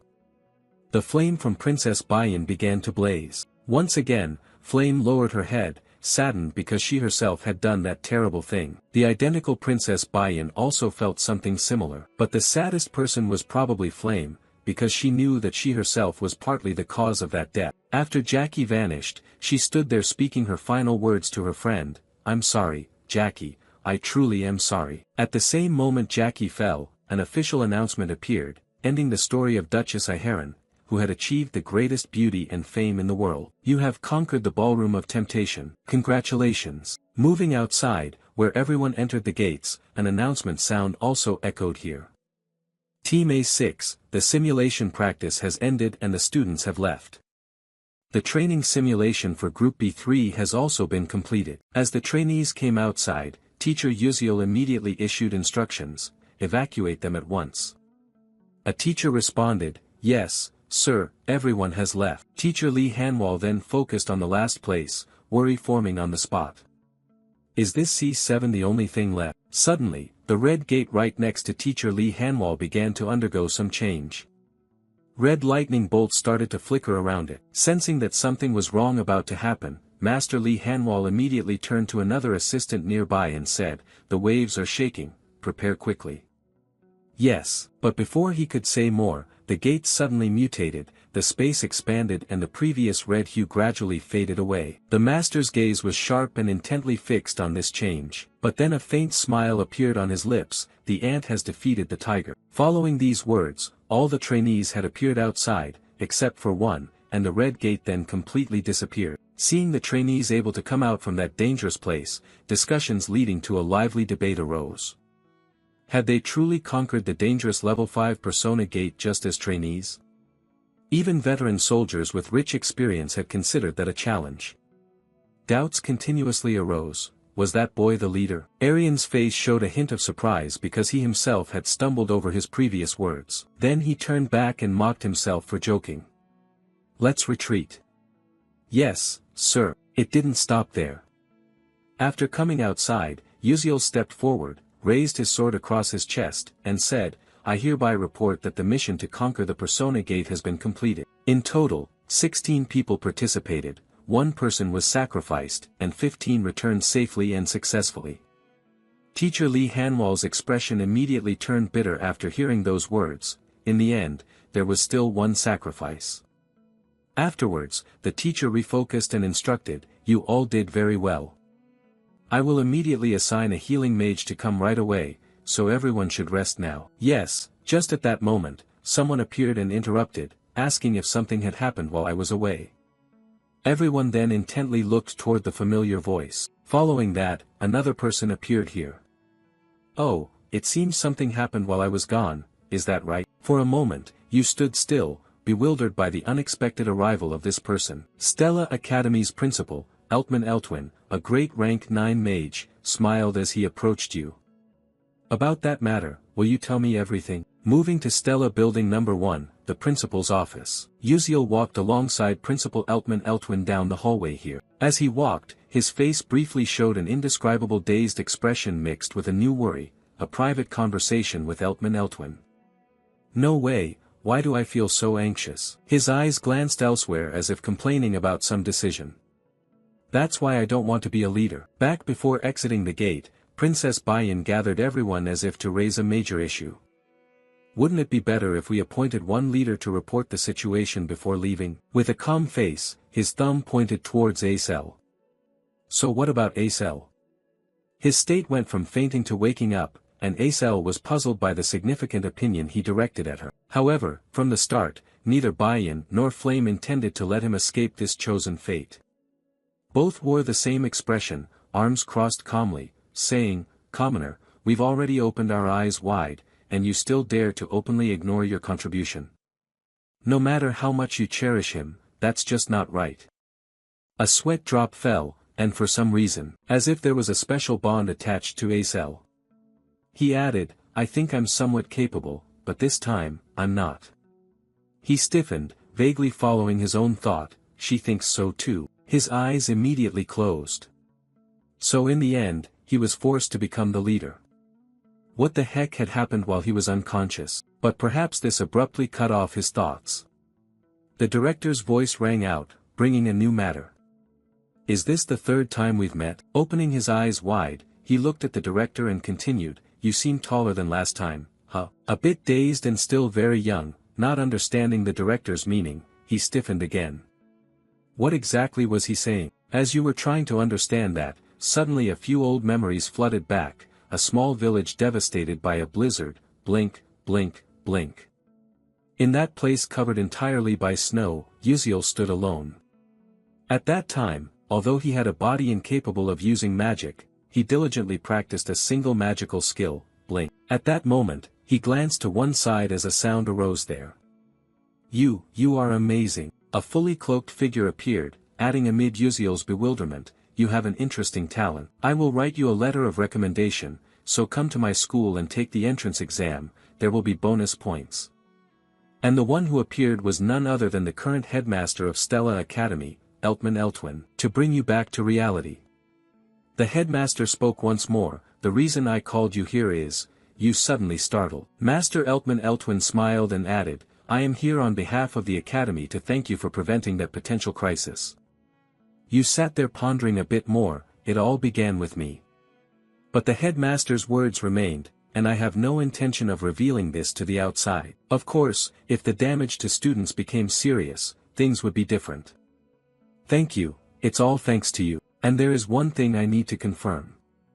You instinctively paid close attention to these words. In an instant, the headmaster's expression turned cold.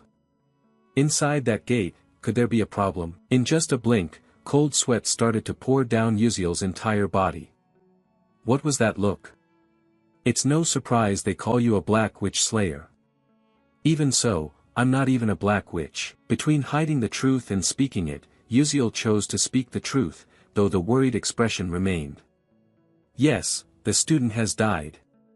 Jackie showed signs of black magic corruption. With a face devoid of sympathy, the dean replied, I see.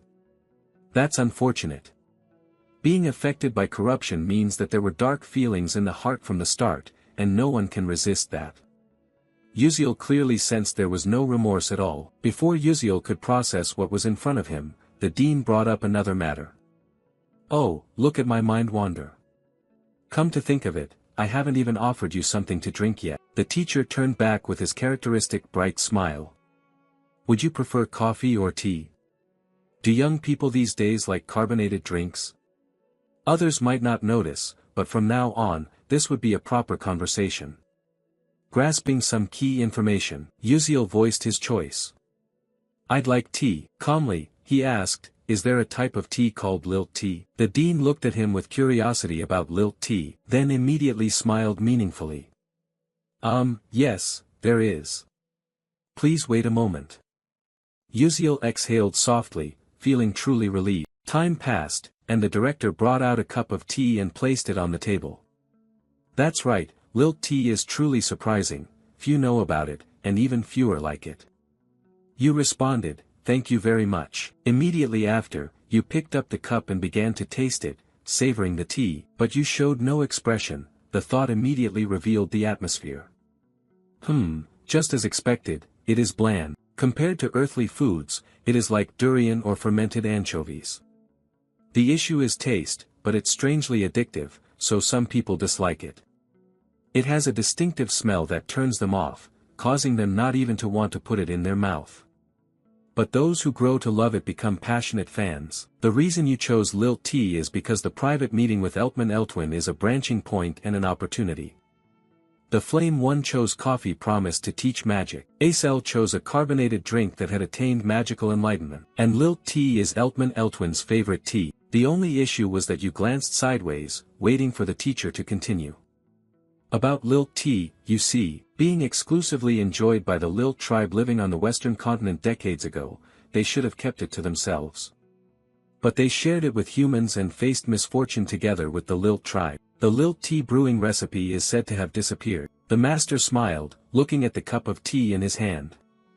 This must be one of the few lilt teas left in the world. If humans weren't foolishly greedy, we could still enjoy it to this day. Truly, it's a pity. But the next words from you brought the director a sense of surprise. Is that so? But it's also strange, because even now, I'm still drinking it. Seeing you put down the teacup, the master hurriedly asked, so, do you still have any left? You replied briefly, no. Hearing this, Eltman Eltwin's expression changed, showing disappointment. I thought so, however, it's still too early to be disappointed, you cut in, but I know about it. The recipe for lilt tea. The director's eyes widened. The quiet atmosphere was shattered as the master could no longer contain his calm. What? Really? How did you get that recipe? Uziel knew he spoke hastily and looked somewhat dazed. The thought quickly took over, this was somewhat difficult to explain. I can't say exactly that I got it from a game. In the director's expectation, you slowly said, my late mother taught me, so that's why I know about it. Wearing a somewhat sad expression, you expressed that. The final gesture, the nurturing from a mother swept away. Your emotions. The master felt sad too. Sorry, I probably shouldn't have asked that. You tried to shake off that sadness, it's alright, no need to apologize for that. The thought occupied again. It's truly a relief that everything went smoothly. Regain calm as usual. The director cleared his throat and asked for your opinion, so would you consider selling that formula to me? I will pay you generously. Eltwin couldn't contain his eagerness, but you waited for this moment. Finally, the moment I had been waiting for arrived, and you said immediately, actually there is something I want from you even more than money, director. The master asked again, oh, and what is it? To be the director once again surprised. You stated, the space enchantment technique of the headmaster. I want your help, even if only once. Surprised by your choice, the director asked again, what? Why don't you reconsider? The Lilt tea formula has now ceased production and could be sold for a much higher price than that. But my magical technique is completely impractical. You understand what that means, don't you? You sat there silently. I understand very well about Eltwin's space magic and Alterish's alchemy technique. And finally, by using a mana vessel captured by a soul mage, I can create a magnificent multidimensional space. It will be a space that can only be created when a mage masterfully controls the level 8 space attribute. That is why very few people in this world can achieve this. But with the help of level 9 mage Eltwin, I can create the most advanced storage facility in my mind. He smiled brightly and continued, more than just a few coins. As an alchemist mage who seeks the truth of matter, understanding the nature of magic and the original lilt used, you can consider it the most precious gift in your life. So please, I am asking for your opinion. After hearing everything you said, time and again, I was surprised. A smile and a sigh soon followed. Expecting an answer from him, the teacher replied immediately, all right, if that is truly what you desire, then let's make a deal. Yuziel looked clearly delighted. Wonderful. Meanwhile, in the first tower, Vice Principal Aki Haydn was sitting across from someone. Clenching his hands tightly, he addressed the other party. I've heard a story. The Persona Gate is very difficult, and you just opened it, but already failed, right? Raiden. As the Vice Principal had said, the person speaking to him was Professor Raiden from the New Moon Magic Department. Professor Raiden closed his eyes and replied, yes, I fear the sect leader will be furious if he learns the truth about this matter. The Vice Principal adjusted his coat and said, you're too rigid and inflexible by nature, that's the real issue causing trouble. I'm not too sorry about your failure, but there are still many other ways. Professor Raiden appeared indifferent, as if he had guessed something. Under Vice Principal Aki Haydn's threatening gaze, Professor Raiden voiced his speculation, are you planning to make Professor Maizen Tiran lose control? The atmosphere was unusually silent, and the exchange ended with Professor Raiden's departure.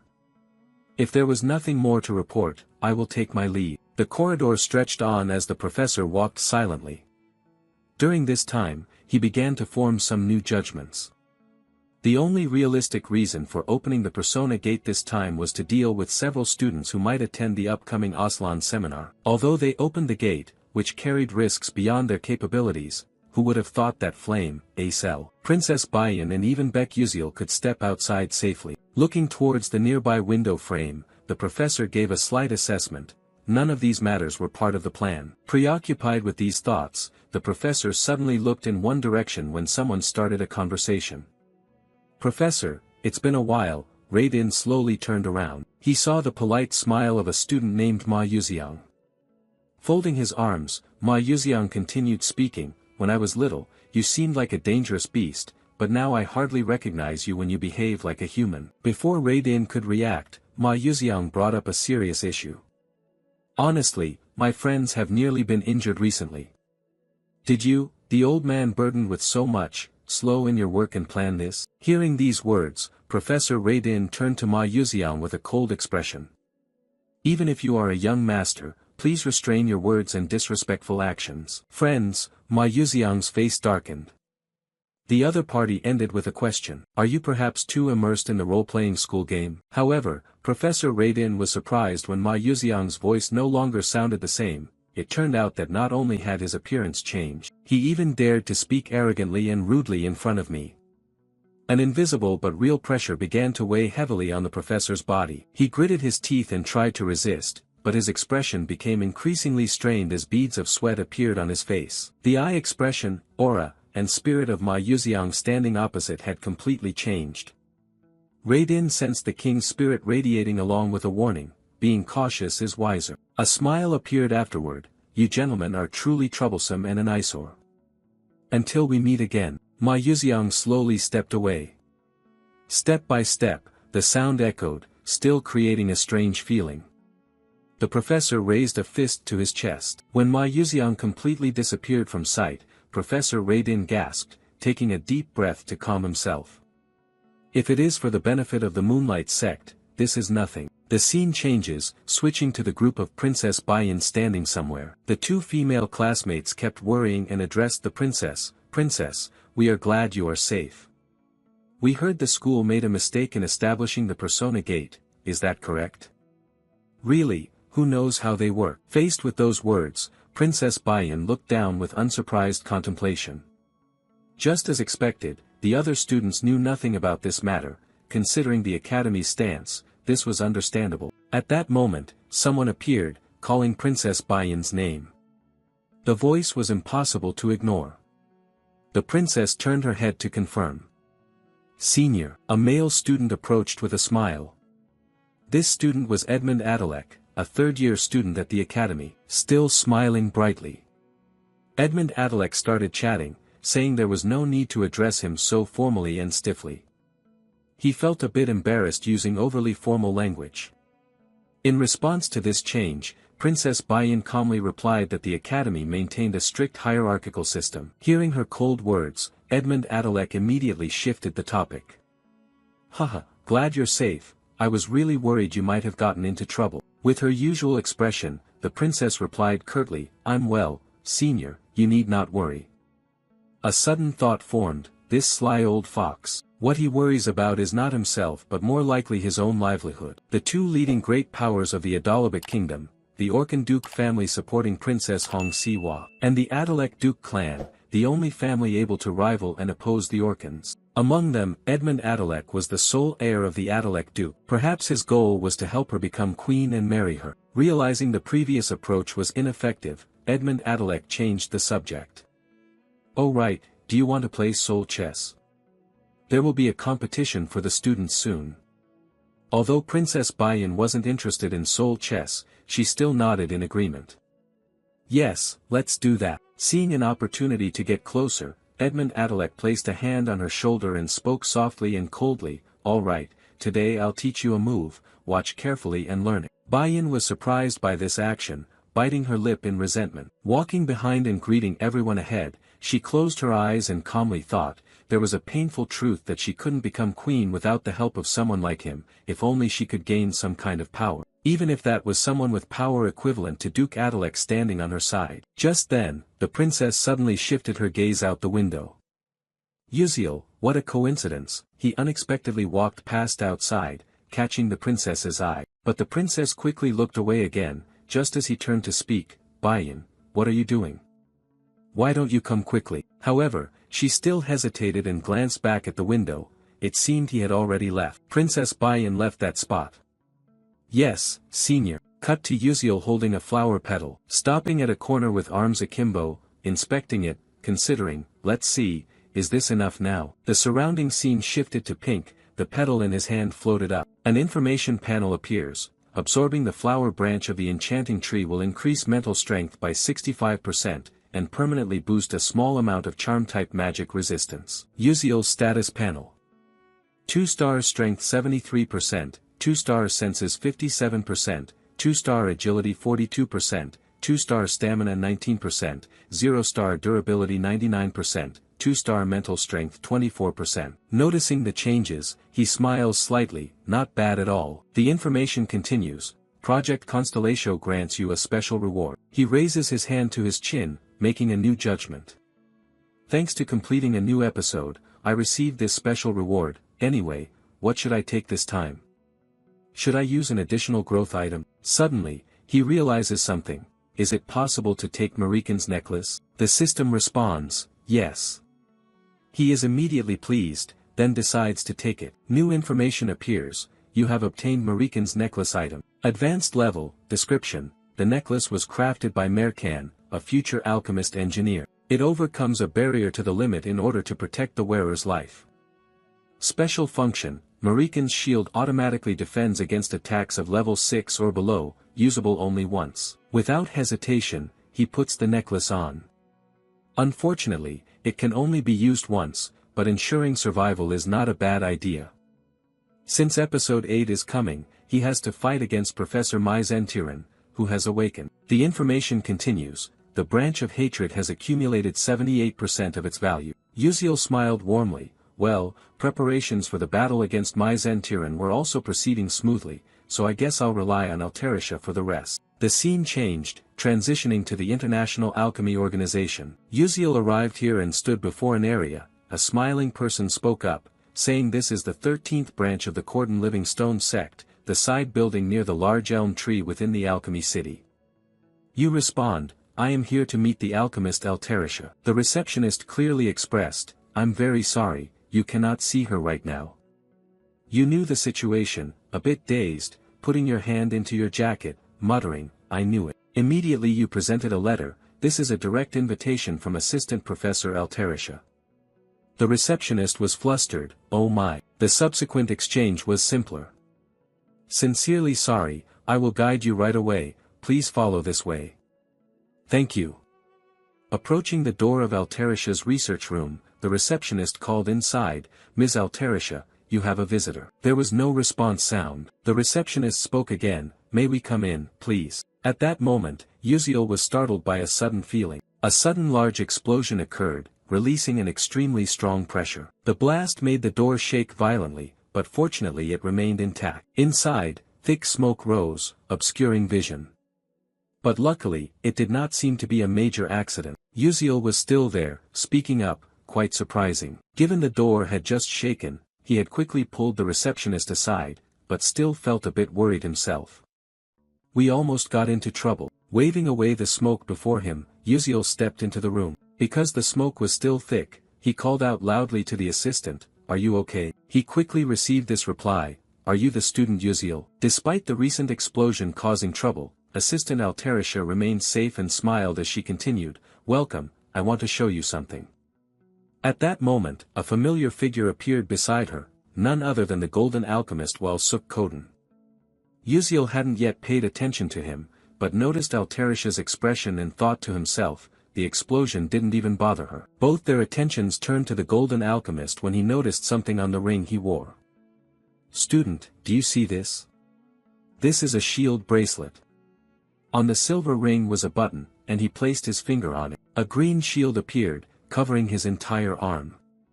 He joyfully explained with enthusiasm, if we press this button twice, in this state alone, it boasts third-level power. Uziel was surprised as the effect didn't stop there.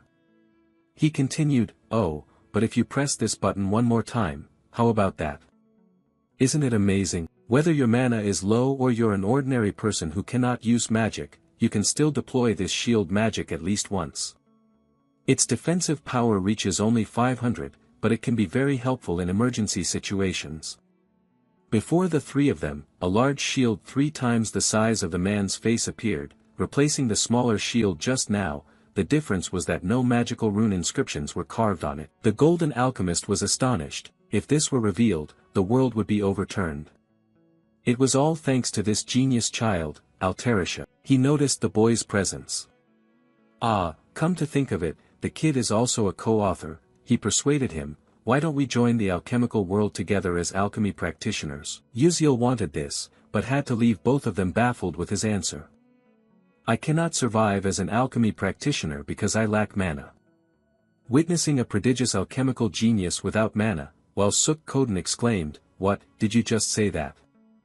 This secret, up until now, seems to be unknown to anyone at the academy, but it is not exactly a secret. He explained that a congenital constitution incapable of absorbing mana slows down the process of mana leakage. The Golden Alchemist pushed up his glasses, still in disbelief.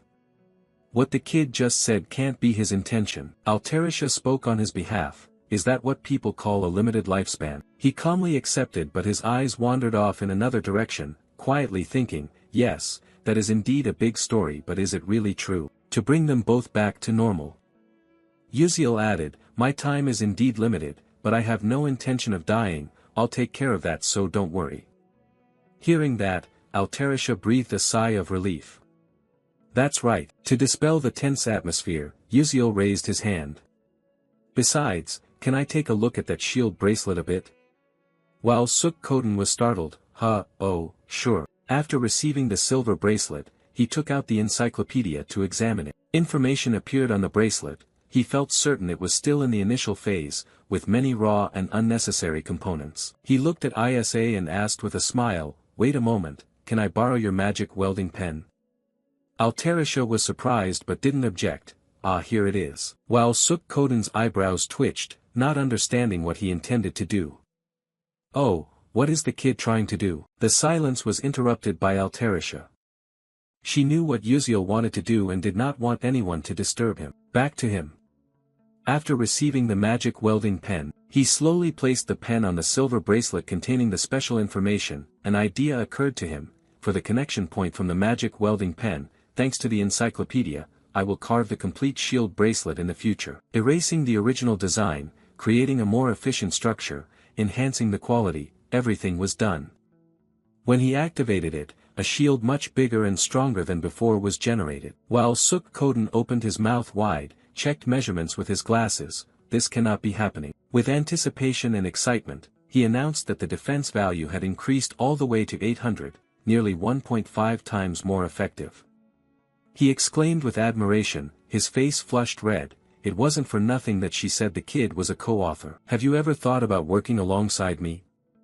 Don't worry about not being able to use magic. I will assign some alchemists to craft magic shuttle missiles for you. Uziel felt grateful but declined, laughing. Sorry, I have my own reasons for continuing to pursue the dream of becoming a magic warrior. He was regretful. Oh, that's unfortunate. You added an intention, but I still have something I want to ask you. You held up the purple orb. Altarisha, can you create an item with this? Altarisha took it and asked, a kind of charm, Don't rush. Uziel surprised both of them. It's spatial magic. Principal Sella also said she would lend a hand. Both froze. Altarisha remained calm, first. Oh, it's the principal.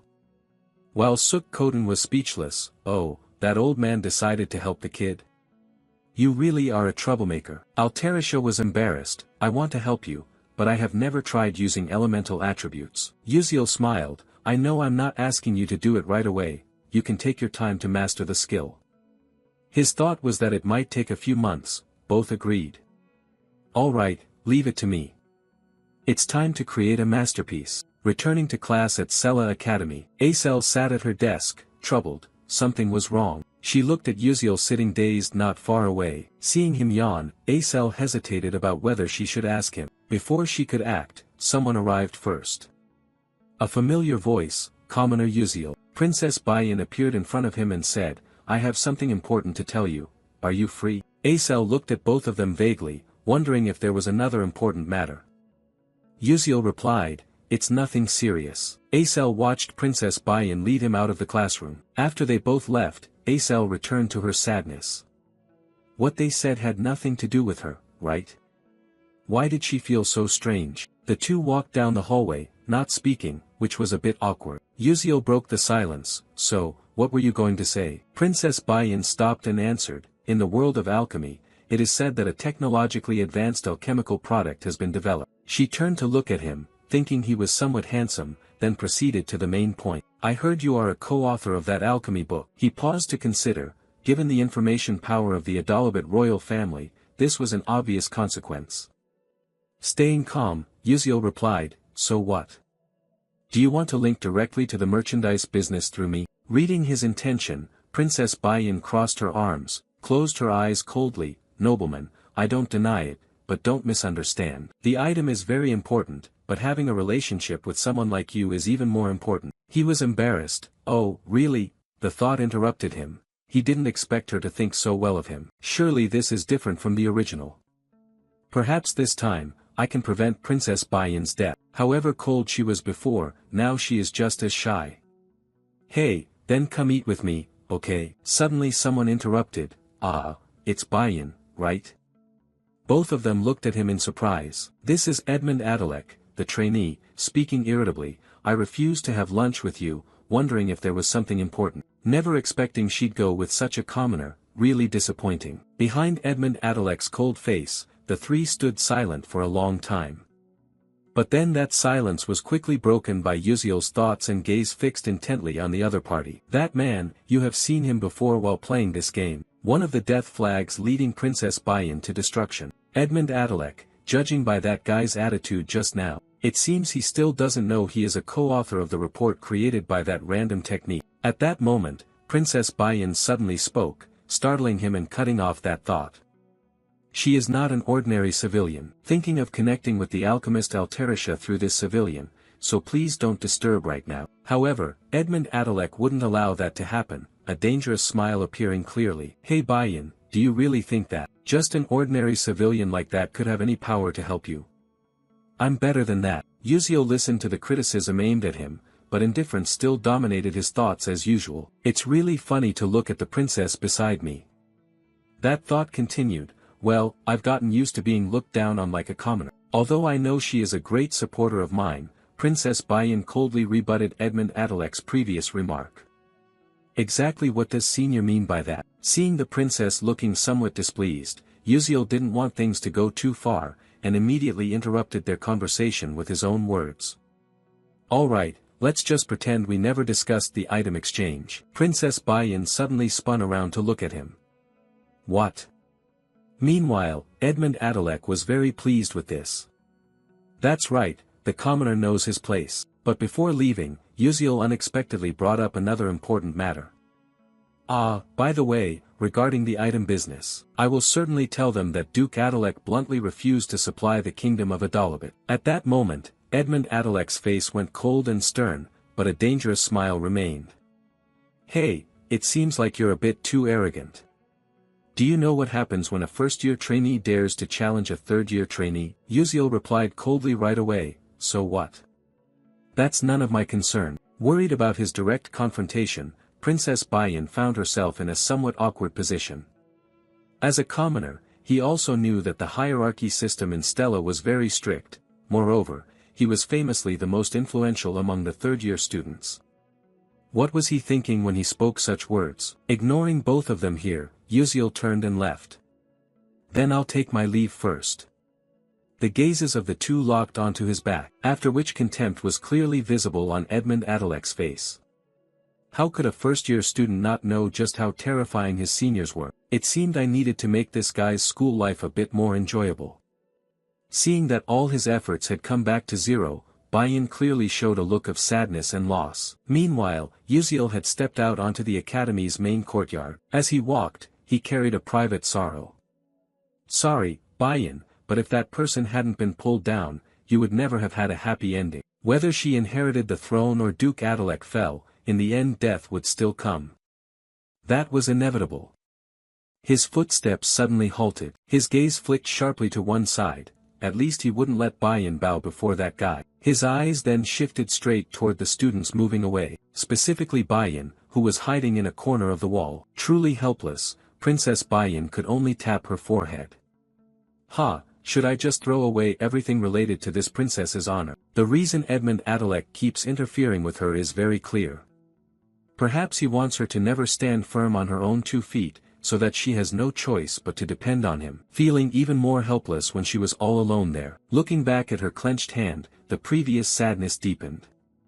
She had missed a good opportunity. Was she really incapable of doing anything on her own? At that moment, Princess Bayan's eyes suddenly widened as if realizing something.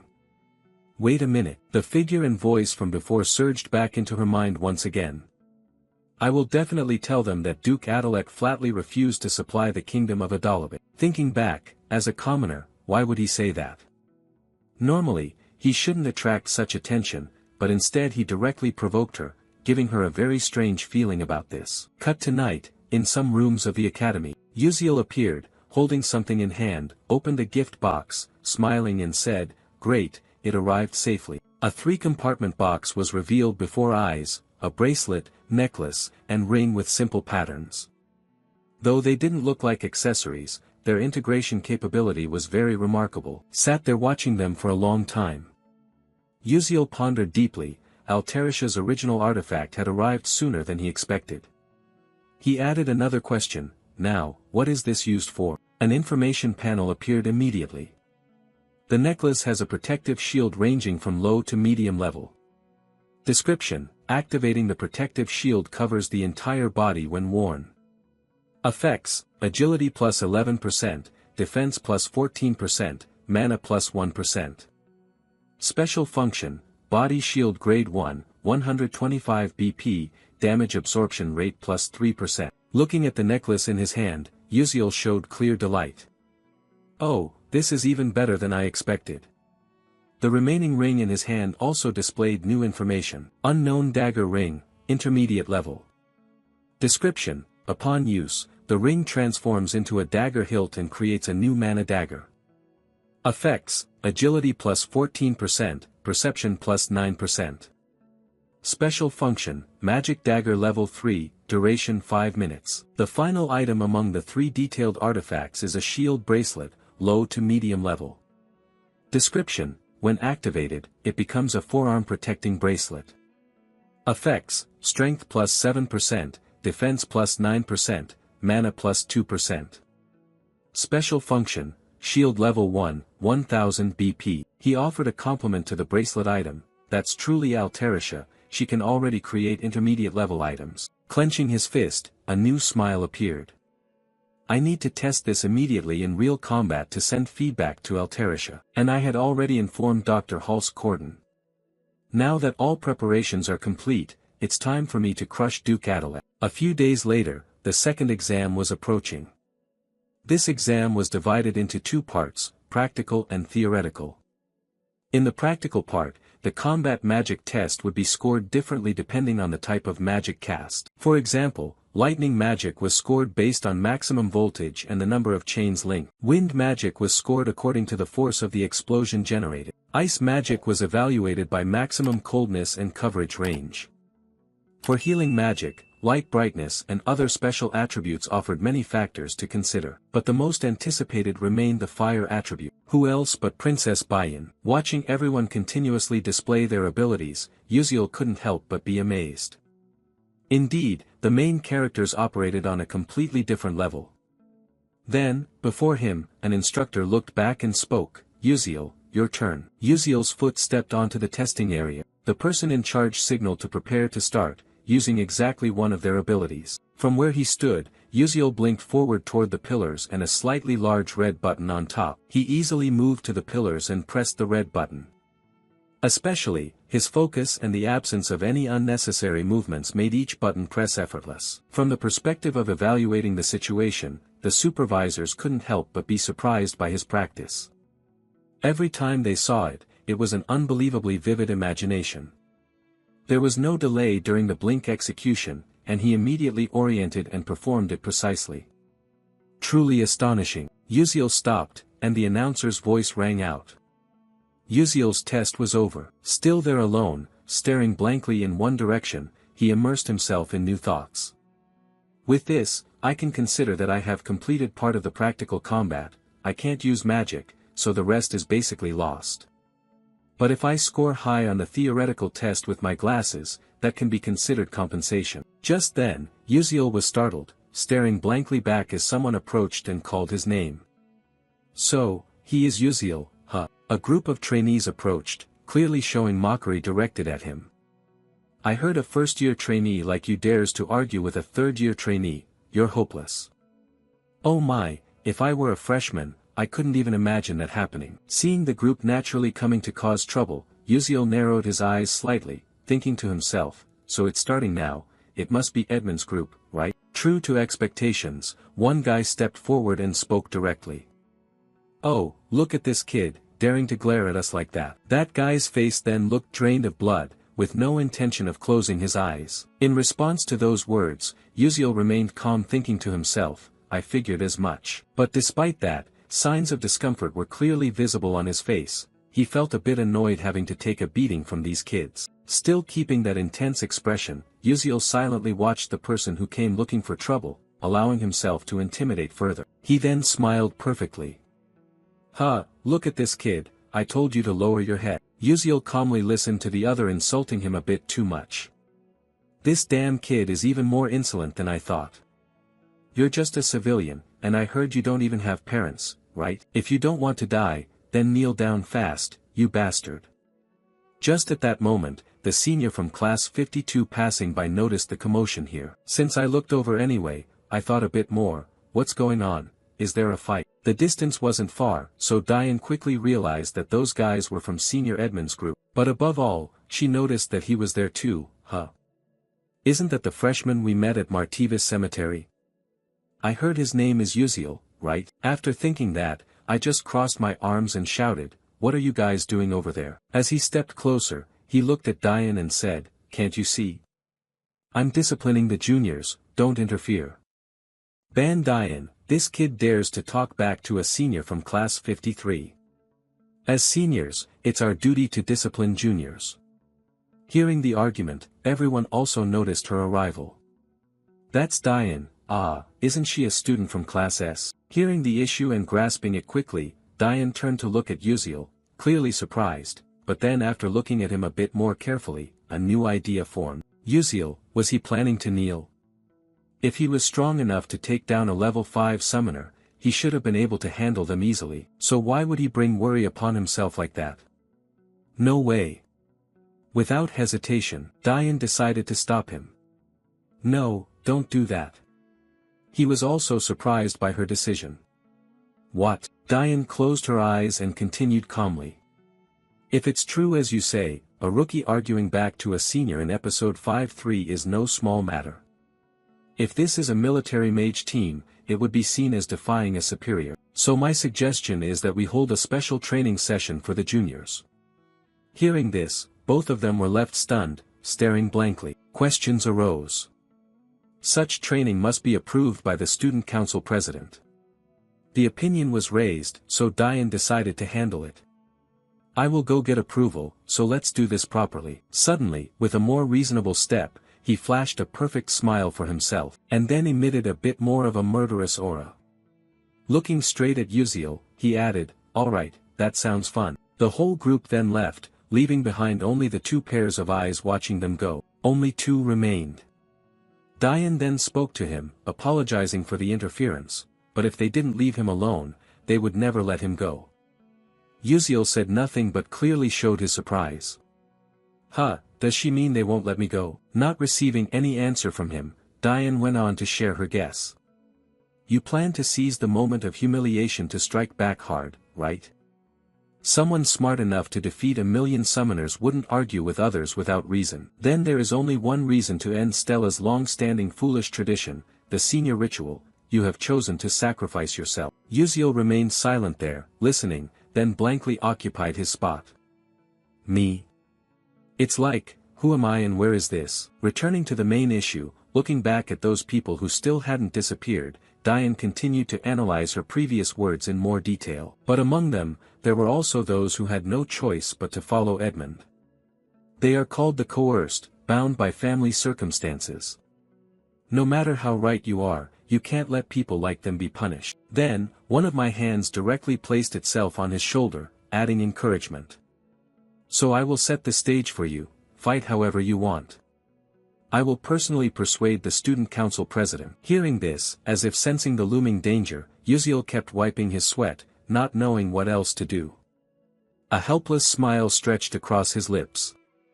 What exactly has she been saying all this time? Time passed hurriedly, and some green drawings were depicted in detail. It was another type created by some professor. This was precisely the magical protocol interpretation exam. The students below accordingly began their written test. Among them were those who couldn't help but express complaints. Yeah, I don't understand a thing, can I really solve all of it today? However, standing out among them was someone who stood up and left their seat. That was Uziel. When putting on his encyclopedia glasses, his knowledge surpassed that of forgetful professors combined. I'd like to submit my test, he said. The exam supervisor, a bit confused, took the paper from him. It's only been 20 minutes, you're giving up the test. How is that possible? Uziel turned as he was leaving to explain, no, I've already finished it. It sounded a bit illogical, so the supervisor looked again at the results he had completed. What? You mean? And from the earlier confusion, it turned into immediate panic. This, putting his glasses away inside his jacket, Uziel calmly walked off, saying, I didn't study at all, but finishing it feels incredibly refreshing. However, things gradually became somewhat complicated when I had to stop and look to one side as someone was gossiping about me. "That's Uziel, right? I heard he's just a freshman but dares to talk back to Edmund Adalek. It seems like he's about to be properly taught a lesson." Standing there dazed, you know something bad is about to happen, looks like the whole school already knows. His gaze dropped, and on top of that, Diane had to come out in the open. Special training for juniors simply means a place where seniors who want to teach a lesson can directly challenge juniors. They duel one-on-one at Stella. Seniors are forbidden to insult or hit juniors. But within the training organization, seniors can legitimately punish juniors, called a challenge, though in reality it's seniors using magic to beat juniors, so this must be approved by the student council president to prevent abuse. However, S-class students can submit proposals directly to the council. I just intended to kneel down and get it over with, yet things ended up like this. Thinking back to that moment, well, just kneel quickly and then go sleep. Throughout the process of going back to my room, Uziel gradually came to a decision. Things had come to this point. A certain box was opened, inside was an item placed in it, something special like a stuffed bear. Holding it in his hand, a confident smile appeared. If it can't be avoided then so be it. Just relax and slowly enjoy it. Move to the Stella Student Council meeting room. Inside, someone was checking documents and had noticed the movement ahead. This student was Stella Student Council President, second year, Class S, Mi Royun. And as expected, the person who had spoken to Uziel earlier was now here, showing a serious demeanor. The president quickly asked, "Ban Diane, what brings you here?" Without hesitation for even a second, Diane placed a piece of paper on the president's desk. But then his tone softened a bit. "I want to request approval to open special training for the juniors, targeting Uziel, the new student from Class S." The president was surprised by the statement, then said, I thought you hated such ridiculous matters, so why are you doing this now?" Showing no emotion, Diane replied, "It's precisely because I hate it that I'm doing it." Since this was an important matter, the president gave a slight warning, "I don't know what you're planning, but no matter how talented, a new student can't possibly defeat a second-year student. The gap created by experience is not something stats can compensate for, yet you still want to request to open a training group." Waving the paper in his hand, Diane now smiled and said, "If you want to know why, just come and watch. It'll be really fun." Seeing her sudden change, the president narrowed her eyes slightly and exhaled, saying, "Really, what are you scheming?" Meanwhile, outside, the sound of someone preparing to enter was heard. "Oh, student Mi Royun." The figure of the person in charge of checking earlier, Uziel, was holding a paper as he entered this room.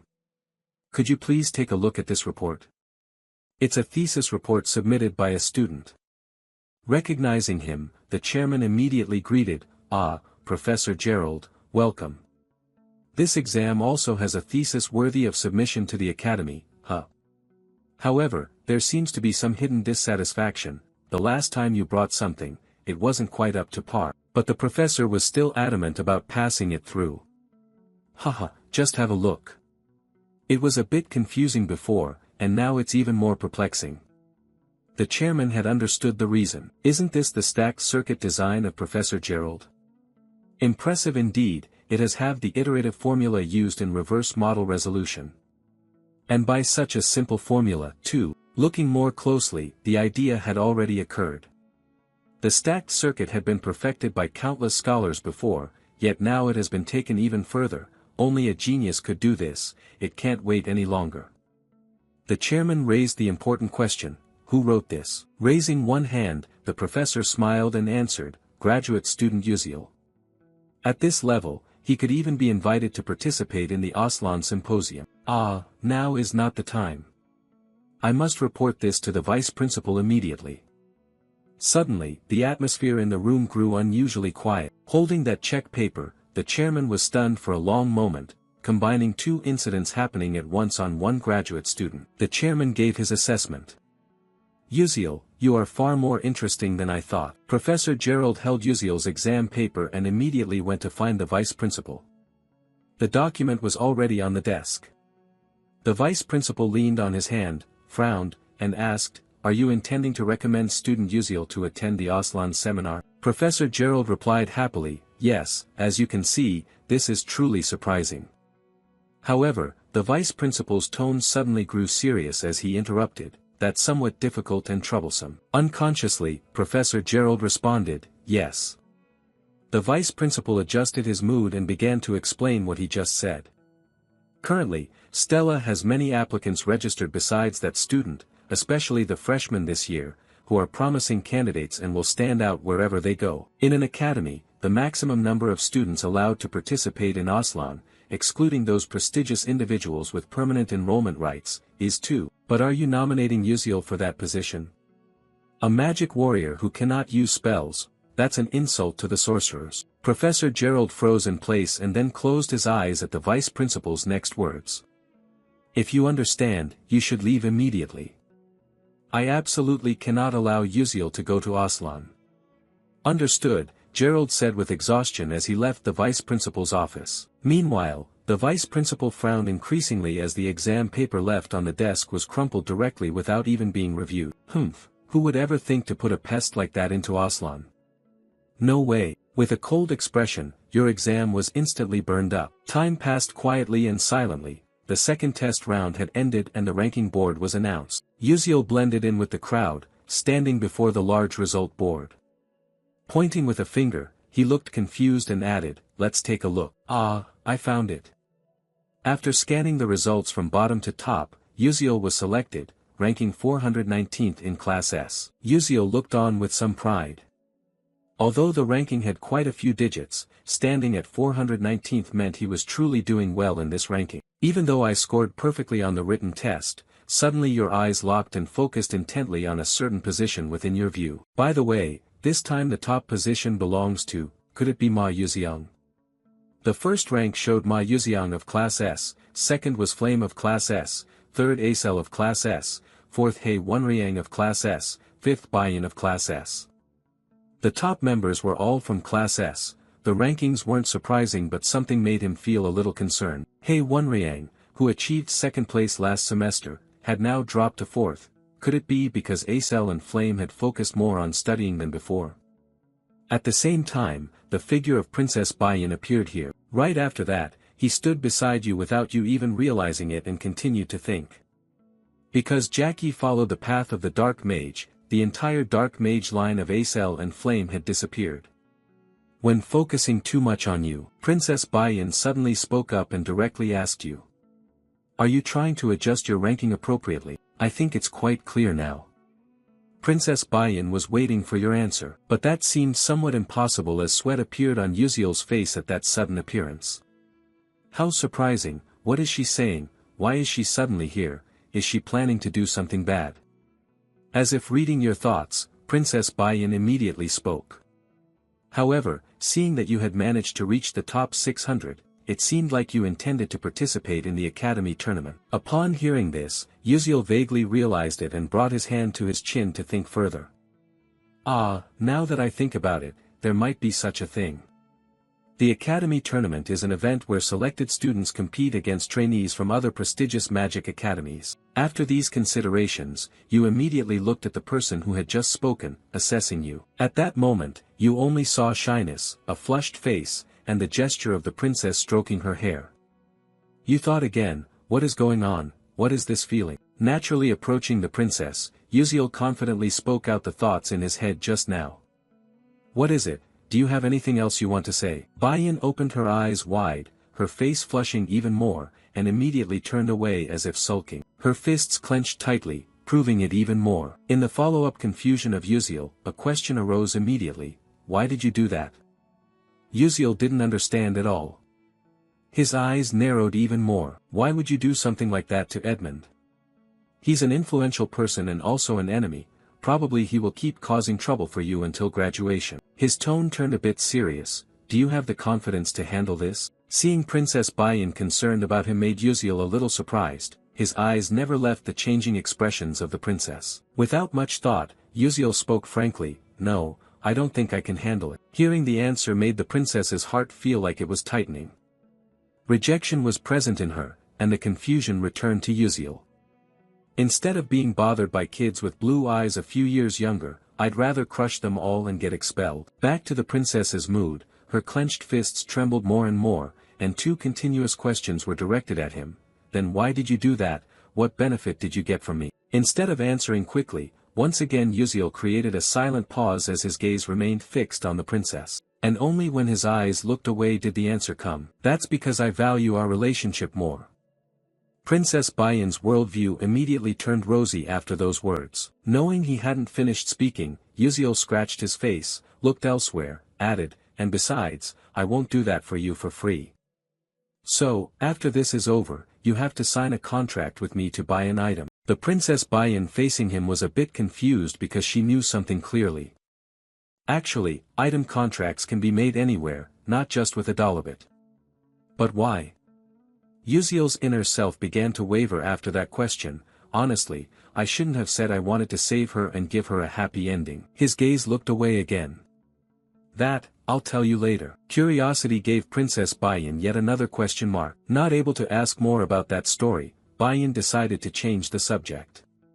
Okay, by the way, do you have any plans for the new recruit training session? This time, he replied quickly. Yes, somehow I have to do something for this. The unexpected advice came from the princess. You don't need to hold back. Uziel was puzzled. Princess Bayan had her confidence and burst out a string of words. Yes, you can fight the senior to some extent with your innate ability. It's alright, I will do my best to deal with the consequences. Uziel was slightly sweating. Okay, thank you. Another thought arose, it seemed she was trying to appear considerate to help me. But why would she think she could win? While the two were exchanging words, in a hidden corner of the hallway someone was standing there listening to everything. This person was none other than Arzhuang. A fire magic talent, she had left, then transferred to a special training place. A large fire suddenly flared up high at this location. Right at the magic practice class site, Arzhuang was here and was under the training of Professor Hong Yil. Praise along with a smile was given. Your control ability is truly wonderful. Arzhuang lacked firepower, but this can easily be compensated by precise control. And you will pass this test. It will work well against sensitive enemies or when performing missions quietly. Right after that, the gaze shifted elsewhere to compare. But your magic is still not enough. Princess Bayan lowered her face and looked down sadly, while complaints from the opponent kept ringing out. Fire magic, how many times must I say that destruction is not everything? Yet I was ranked first in the fire attribute compatibility. It's really unreasonable. Now I'll try once more. Arzhuang glanced at those criticisms, and a hint of dissatisfaction began to show on her face. The magical flames were continuously created and blazing. The training dummies in front were increasingly engulfed by the flames. Arzhuang kept practicing her specialty in fire magic. However, the dissatisfaction had not left her expression. This time I lost again. If it comes to effort, I did not lose. So why is it like this? She let go of her magic staff. Looking at the destruction she caused ahead, Arzhuang still couldn't understand why she couldn't win. Back with Acel, she now heard the chatter of a few students nearby. Thinking back, isn't it today? I'm talking about the sparring matches between first and second years, shall we go watch together?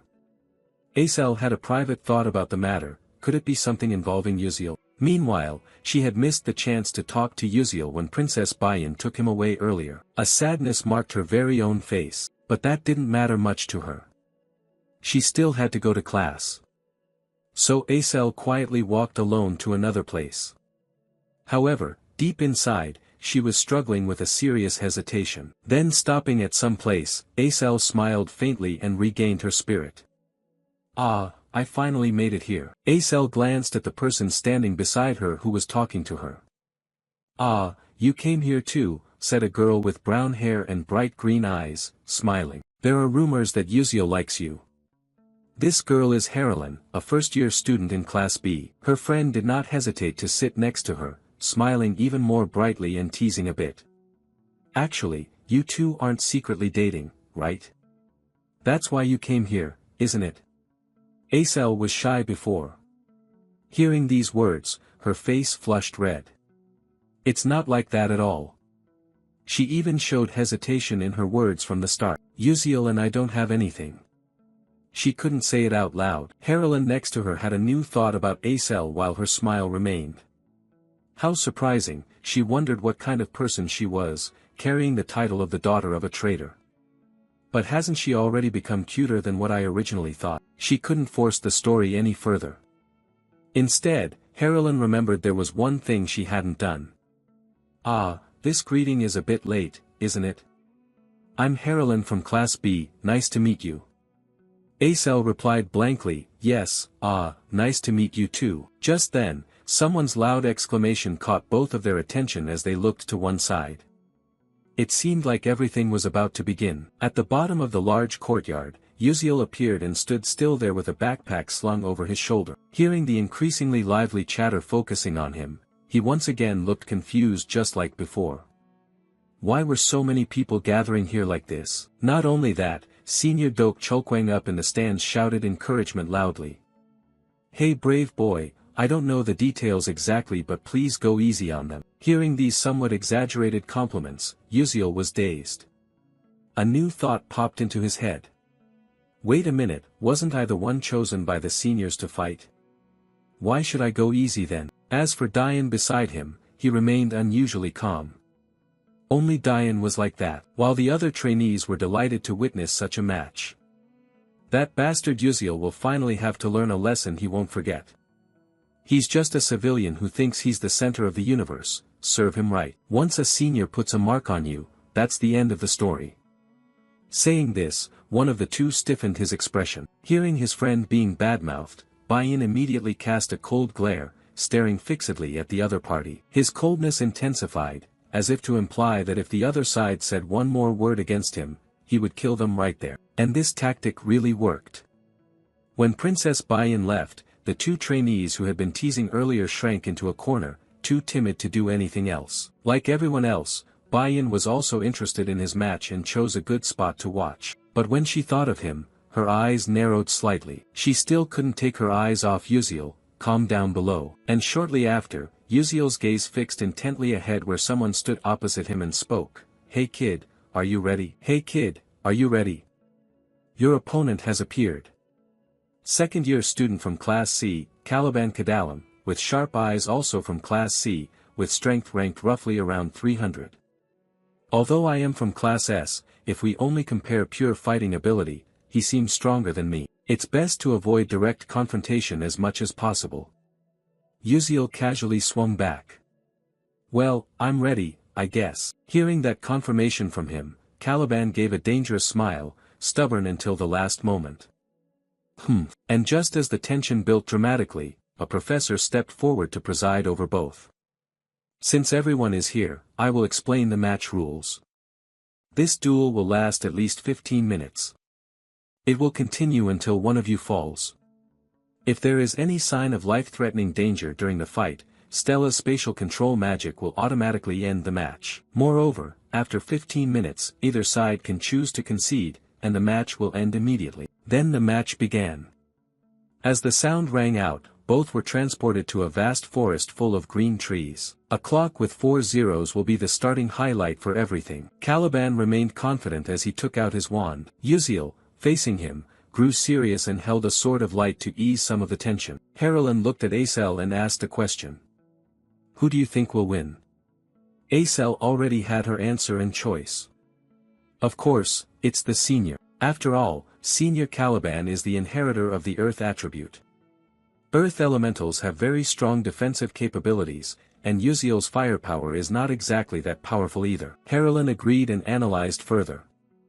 Not to mention, Earth elementals specialize in terrain control and can dominate the battlefield's terrain, making their attacks even more diverse. Could Uziel's sword pierce the defense of a third-level Earth mage? Although I previously expressed that opinion, Acel still felt more sadness.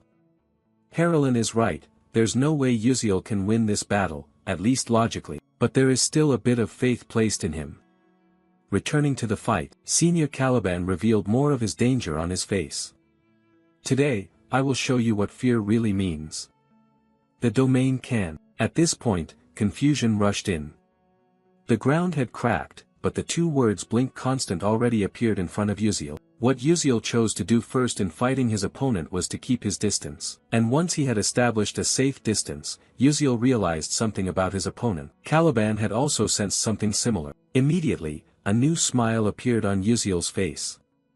After smiling, he thought, I'll run as far as possible. Caliban stayed behind, unable to believe that he could act so quickly. What is this? Sharing the same impression, Harlan stiffened and spoke up, observing. Oh, running from the start without keeping face for himself at all. Aisel beside him shared the same view. That's true. However, Izel's worry for Uziel remained, but in this situation, that might be the right move. Back to the battle, Caliban kept chasing behind with anger continuously showing on his face. Shouting, hey you bastard, come back here quickly. Usually, if you were to turn back, that would be strange. Who would listen to that and actually turn back? Once enough frustration builds up inside, it's time for it to be released. Caliban clenched his teeth. Then from his current position, 3 simple green formations were created. Throwing stones. Uziel was surprised as his opponent quickly shifted the situation. And realizing that, the attack struck ahead and dust flew everywhere around. Princess Bayan, Aisel, Senior Dok Chulkwang, and Dian had to suppress their emotions and waited anxiously. Stopping at a bush, Caliban smiled again and thought, good, that move definitely hit. When the pride is pushed high, the features and face become even more pronounced. Caliban stiffened. What is this? Right before my eyes appeared a monkey hanging upside down by its tail, swaying. Could it be a monkey doll? Because when startled, people lose their sharp judgment. What the hell is that? Why is it here? Just as I didn't know what to do, the 2 claws on its hands showed signs of closing in on each other. A dangerous pressure quickly transmitted into the opponent's senses. Boom! A burst of light exploded, forcing him to raise his hands in defense. True to his earth mage nature, a greenish light enveloped Caliban's entire body. He stood motionless, but a sense of unease increased. I almost died there. Lucky I increased my body's weight to match the Earth's gravity. But that no longer mattered when his senses detected a strange change. An earth blade formed right behind him, and as Caliban expected, the sound of slicing wind rang out. Bek Uziel appeared at that spot and swung a slash with his blade of light. A crisp tearing sound echoed, but unfortunately the sword couldn't pierce it. Caliban turned back with a smug grin and raised his wand high. Die. Shatterstone, the earth blade he had created vanished in an instant, replaced by the energy of a new explosion forming. Caliban was certain he wouldn't miss again this time. But the slap in the face slowly changed his perspective. Right where the explosion formed, nothing appeared there, not even strange lotus-like traces, nothing at all. Caliban looked around. Hey rookie, is that all you can do? Just run away? Are those words about knightly spirit just empty phrases? The slap updated again when he stepped on something strange. Oh my god. His body reacted oddly. What had been heavy as a lump of earth was now lifted up, unsteady. Why is my body so stiff? Losing balance, he staggered and tilted to one side, his gaze fixed forward. Hidden in the bushes from afar, Bek Uziel watched everything intently. A smile that boosted his confidence. But when it caught Caliban's eye it felt like a provocation. That kid, he's smiling. Exerting all his strength to cast magic, Caliban bent down and gritted his teeth. Earth's gravity. His wand pointed once toward where Bek Uziel had been, but the boy had vanished. Irritated, furious, completely annoyed, Caliban had to use his senses to find him again. This brat wants to play peekaboo, come out now. Whether by choice of angle or not, a strange thing like a tennis ball flew from afar. Sensing the motion, Caliban sidestepped and slid it in 2 with his wand. Stop those cheap little tricks. From the split of the ball a somewhat intense light shone out. Instead of an explosive bomb it was a smoke bomb. Thus Caliban was temporarily blinded, tears fell, the game was over. But no, Caliban was still there, albeit looking a bit messy. Ugh, is this a CS gas grenade? Though not badly injured, Caliban's attention accidentally hit a bell lying and swaying on the ground that he hadn't noticed before. And as expected, that light was shown for everyone to see. Instead of affecting only Caliban in combat it now affected everyone watching outside. Harlan wondered, what is that? Aisel squinted and replied, it looks like a flashing device that temporarily blocks sight and sound. From CS gas to dazzling attacks, this senior seems completely disoriented. Princess Hong Bayan stood aside, curled her lip, and judged, that's it, now if one can approach slowly and deliver the finishing blow, that commoner will be the victor. Suddenly something changed that made the princess widen her eyes, looking below. What now? Below, Baek Yuziel calmly produced more round objects to prepare to throw. The first one hit the side of his face and deformed it, accompanied by a spreading pain. The rest couldn't be wasted either. Baek Yuziel continuously used his blink skill to redirect the attacks. From another viewpoint, Senior Dok Cholkwang and Senior Dian voiced their doubts. Is it CS gas again this time? It seems there's just a bit of simple smoke mixed in. What should I say now? Baek Yuziel's attacks aren't lethal. He has at least inflicted light wounds. Instead of just tears this time there's also spit. Cursing is the only way to vent for now. Damn you, Baek Yuziel. Drawing most of his mana, Caliban pulled up a chunk of earth from beneath his feet straight toward the sky. Baek Yuziel below was somewhat surprised by the impact. His earlier insults apparently weren't enough. Caliban raised his voice in the following words. Enough with this so-called training. I don't need it. I'll fight you seriously right here and now. Baek Yuziel couldn't help but look bewildered, unable to avoid what was coming. A massive green magic array with countless characters layered atop one another enveloped the area. From his previous days, Baek Yuziel froze solid with a fresh bead of sweat. Still, a meteor shower isn't too much to expect from a first-year student, is it? Already pissed off about the stakes, and now hearing impermissible words, Caliban's eyes went red as he ground his teeth. Are you out of your mind? I don't know about others, but you shouldn't say that. Both Dok Cholkwang and Dian sympathized with those words. Fair enough. When words couldn't change things, small sharp stone pillars began to sprout from the array. Time started to slow count. 14 minutes 47 seconds, 14 minutes 49 seconds. Caliban's wand-bearing arm rose straight up, preparing to strike. The moment his arm came down and pointed forward, he gathered more strength and shouted, Die. The timer kept running. 14 minutes 55 seconds. The dense meteor shower surrounding the sky was inching closer to Baek Yuziel. Time reached 14 minutes 57 seconds and he still stood there without any motion to move. Not only that, Baek Yuziel seemed sleep-deprived, so his eyelids gradually drooped. Time slowly passed. 14 minutes 58 seconds, 14 minutes 59 seconds, and the crucial moment arrived. 15 minutes. A smile stretched at the corner of his mouth. Just as the earth pillars were only a few spans away, Baek Yuziel raised his hand and declared, I give up. Instead of saying it might stop before him, you could say all magic halted under the push of Stella. The entire square suddenly fell into an unusual silence. Because of one thing, they all couldn't believe he would utter those words at such a critical moment. And it seemed the most pitiful person now was Caliban, since from the start he'd been the only one taking hits constantly, staggered, eyes burning, coughing and hacking. One bout of annoyance after another. After a while he finally regained some composure. The announcement sounded, training match over. Both returned to the real world and stood facing each other. First-year student of Class S, Baek Yuziel, surrendered, therefore the winner is Caliban of Class C Year 2. Caliban still couldn't believe this was real. Is it over? Contrary to that expression, Baek Yuziel felt his body lighten considerably.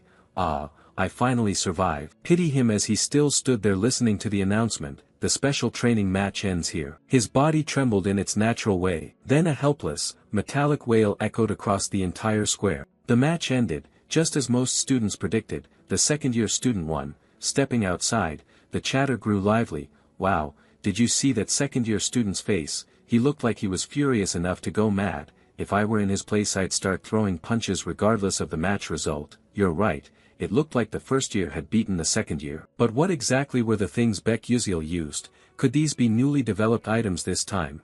Baek Yuziel did very well, but I found myself more drawn to those tools. Senior Dian was also swept up by those comments. Is it really because he likes using magical tools? While ordinary alchemists fight by using terrain features, Baek Yuziel planned the placement of his magical tools from start to finish thanks to his superior mobility. He created advantageous terrain by installing items in his area. As expected, that kid really is remarkable. Senior Dok Cholkwang beside him unexpectedly interjected a few words. Oh, Mi Royun said you requested this training, so did you achieve the result you wanted? Dian once again observed those around her. The result I wanted, yes. Now second years won't be able to hassle first years so easily, and sometimes even a second year could lose to a first year. With a bit more murmuring from other students, I'm in a bad mood. I can't stand seeing that arrogant first year humiliated. What a pity. Me too. Senior Dian concluded at this level. I suppose this is the relative outcome I wanted. This situation has become really interesting. Things are going well. Moving to the Red Falcon Club room, someone slammed their fist on the desk. It was Edmund Adalek, clenching his hand with a contorted face. Caliban, that stupid brat. Not far from there, Princess Hong Baiyan was also sitting and reading some newspaper. It contained information about Assistant Instructor Altarisha, Alchemist Altarisha developing new magical engineering technologies in the future, amid outside discussions about Baek Yuziel. Princess Hong Baiyan sank into thought with a series of battle images. Is this the ultimate result of surrendering the win to the opponent? Throughout the 15-minute duel, Baek Yuziel didn't even properly use his sword and merely humiliated his senior by using various magical tools. In other words, that means if he wanted to win he could have at any time. However, he chose not to, and intentionally surrendering has a clear reason. It would be odd for a first year to defeat a second year. Isn't he indicating that not everything is solved by strength alone? Princess Hong Baiyan thought Baek Yuziel would be enraged and crush his senior. But she never expected he would humiliate the opponent before withdrawing. Seriously, he's a hard-to-read commoner. In a nearby corner, Edmund and his faction members were still discussing what to do about Baek Yuziel. So what are the second years doing now? Didn't we say they should teach Baek Yuziel privately? Actually the second years still haven't handled Baek Yuziel separately. What? A student awkwardly scratched his face and explained carefully. Contrary to rumors, Baek Yuziel greeted seniors politely and treated them very kindly. I was going to scold him, but because he's so good at starting conversations I ended up buying snacks for him instead. An absurd situation occurred. What the hell? Edmund was speechless and seemingly couldn't believe it. Just as they began to plan how to deal with it, someone's hurried voice suddenly rose. Young master. Startled, both looked in the same direction. It was one of the people who had accompanied Edmund to the academy. Her appearance made Edmund feel uneasy. What's the matter? She stammered but managed to say clearly, it's that I just received a call from the Duke. I think you should contact him. A phone appeared at the needed spot. Edmund made the call as he'd planned before the connection. Oh my, this is a bit big. Father is the one contacting me first. When connected he replied, yes father, this is Edmund. The son's voice responded, I just received a call from the Alchemy City, from the Alchemist City. He held up a newspaper and said, I've received extremely important news. The alchemists of the Altarisha Research Institute have stopped shipping items to the country because Duke Adalek refused. Do you know anything about this? He answered, yes, of course not. How could you say that to the Altarisha school? Although Edmund denied it, the reality was reiterated by him. But it's true, a co-author of the Delta Enhancement Technique said so himself. In an instant he fell silent. Something strange immediately occupied his mind. A co-author. It didn't take long before he became utterly alarmed. Wait father, I really don't know, I've never met anyone like that before. Then another thought flashed through his head, his heart began pounding. A familiar figure appeared. Could it be Baek Yuziel? Where he was, a chill ran down his spine and sweat formed on his face. He couldn't speak until a peculiar hope began to flicker. One issue, he said bluntly to his father. Still it's absurd to refuse the kingdom of Adalabit. Father, do you know how much influence we have on the Alchemy Council? Not letting his son continue, he cut in with a cold tone. This is a scientific and technological revolution. This is a new technology that has never existed before. It's the ability to create objects equivalent to ancient artifacts. Even the Golden Alchemist is collaborating with Altarisha. Edmund gritted his teeth as he fell into danger. The Golden Alchemist always is. This is much bigger than I thought. Right? He interrupted, as you said, the country will soon restore trade routes, but Adalek's name will not be among them. He brought up the previous matter seriously. I'll ask again whether you are involved in this incident. Edmund had no answer, and that was enough to form a complete response. Back to Princess Hong Baiyan. The princess was surprised when someone called her name, Hong Baiyan. Can you speak like that? Who else but Edmund Adalek? Confusion showed on her face and Princess Hong Baiyan replied, yes senior. With no other choice Edmund could only rely on Princess Hong Baiyan. Can you arrange a meeting with Baek Yuziel? Princess Hong Baiyan couldn't believe Edmund himself uttered the name she found disgusting and hateful. After a moment's thought she narrowed her eyes. Yes, I'll do that. To the southern continent, the Hull Plain, the lower Moon Prairie, a magnificent scene appeared before everyone's eyes. A girl with long red hair was looking out over the vast expanse ahead. That was Jeliel. Without any expression Jeliel said to herself, land prices are rising. At that moment another figure trembling approached her and knelt. Lady Jeliel, please I beg you. Just this once, please show mercy. A strange number 3 panel appeared above his head. Jeliel saw the info panel containing the special number 3. A new knowledge update, scoring the value of all things. This feature allows one to perceive every creature, person, animal, or object as a number. The lowest value is none and the highest value is 100. She sat down near him, but this person had only 3, that value was equivalent to a street rock. Then she spoke to him, "See, why are you bankrupt like this? I warned you not to expand into useless businesses." However, he gritted his teeth thinking otherwise, lying, "This business was supposed to succeed, and you ruined everything, but it seems beyond saving now." "Bury him, yes," that voice rang out as the clearest expression of stunned disbelief. The guards rushed in and dragged him away amid his piercing screams. "Ah, please spare me, Lady Gelliel, Lady Gelliel." Gelliel glanced at him one last time.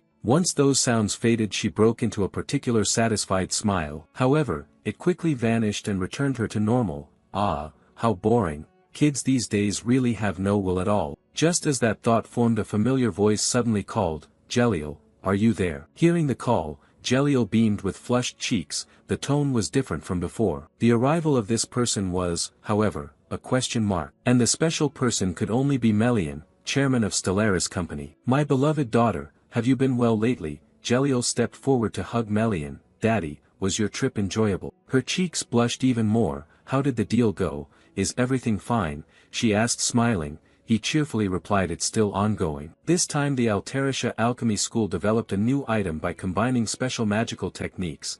There is a video of an actual battle using the jointly developed alchemical item. Would you like to watch it? The smile remained on her face. Gelliel replied, "That would be delightful." A thought intruded. "Honestly, I wish I had more time to talk with father," but she couldn't say that. "Then shall we go to my room?" "Yes." Entering the new room, a purple orb emitted a brilliant light. I'll give a brief introduction before the video. He's a first year at Stella Academy. He fought a second year using that item. Gelliel was slightly surprised by her father's introduction. Alchemical technique. The co-author of Metallomagic is only a first-year student. Gelliel began to feel a curious interest in him. What kind of person might that boy be? When the screen played, Gelliel snapped out of her surprise. Oh. The image of Beck Uziel appeared clearly, yet through that screen, like her father, he also had an information panel marked with a question mark. How strange, why can't I read his value? This has never happened before. Even the Emperor of the Scalvan Empire, the King of Adalabit, I've seen that everyone has one.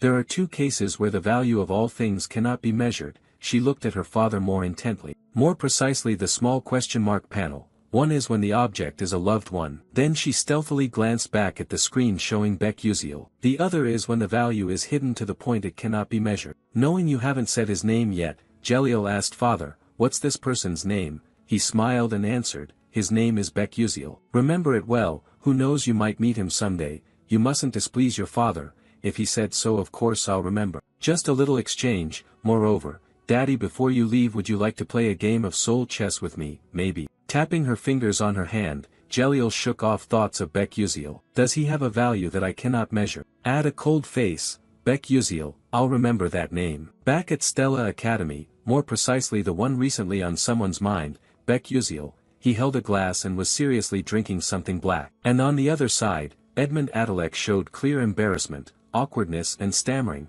He couldn't let time be wasted in silence. Beck Uziel spoke first as he set the glass down. "I've finished my coffee.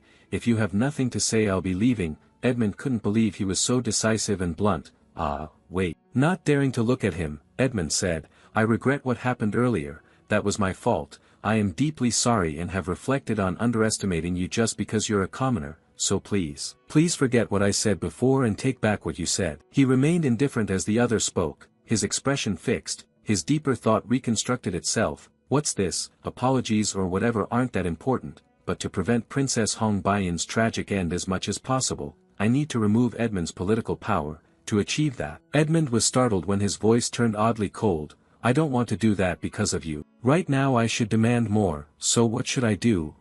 Let's see." Beck Uziel put his hand into his coat. "What if I do it like this?" A paper with writing on it was revealed. This was no ordinary paper but magic paper, a mysterious sheet on which anything can be miraculously created just by drawing. Beck Uziel continued, "This is a magical oath written on magic paper." "Bet with me then." Edmund grew puzzled. "Bet." He explained in more detail, but nothing changed. "The game will be soul chess. If I lose here, I'll withdraw what I said.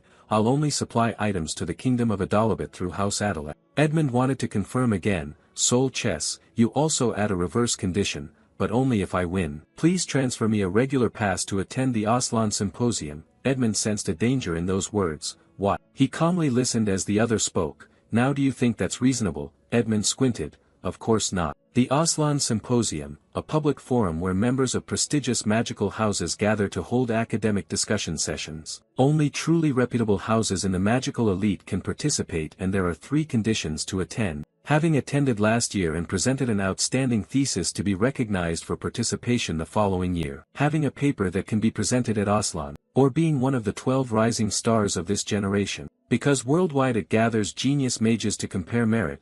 Participating in Aslan and even maintaining that status proves one's ability. House Adalek, the Dukes have attended Aslan for decades. This is a key factor sustaining their power. I'm thinking of targeting that. He put the paper back into his coat.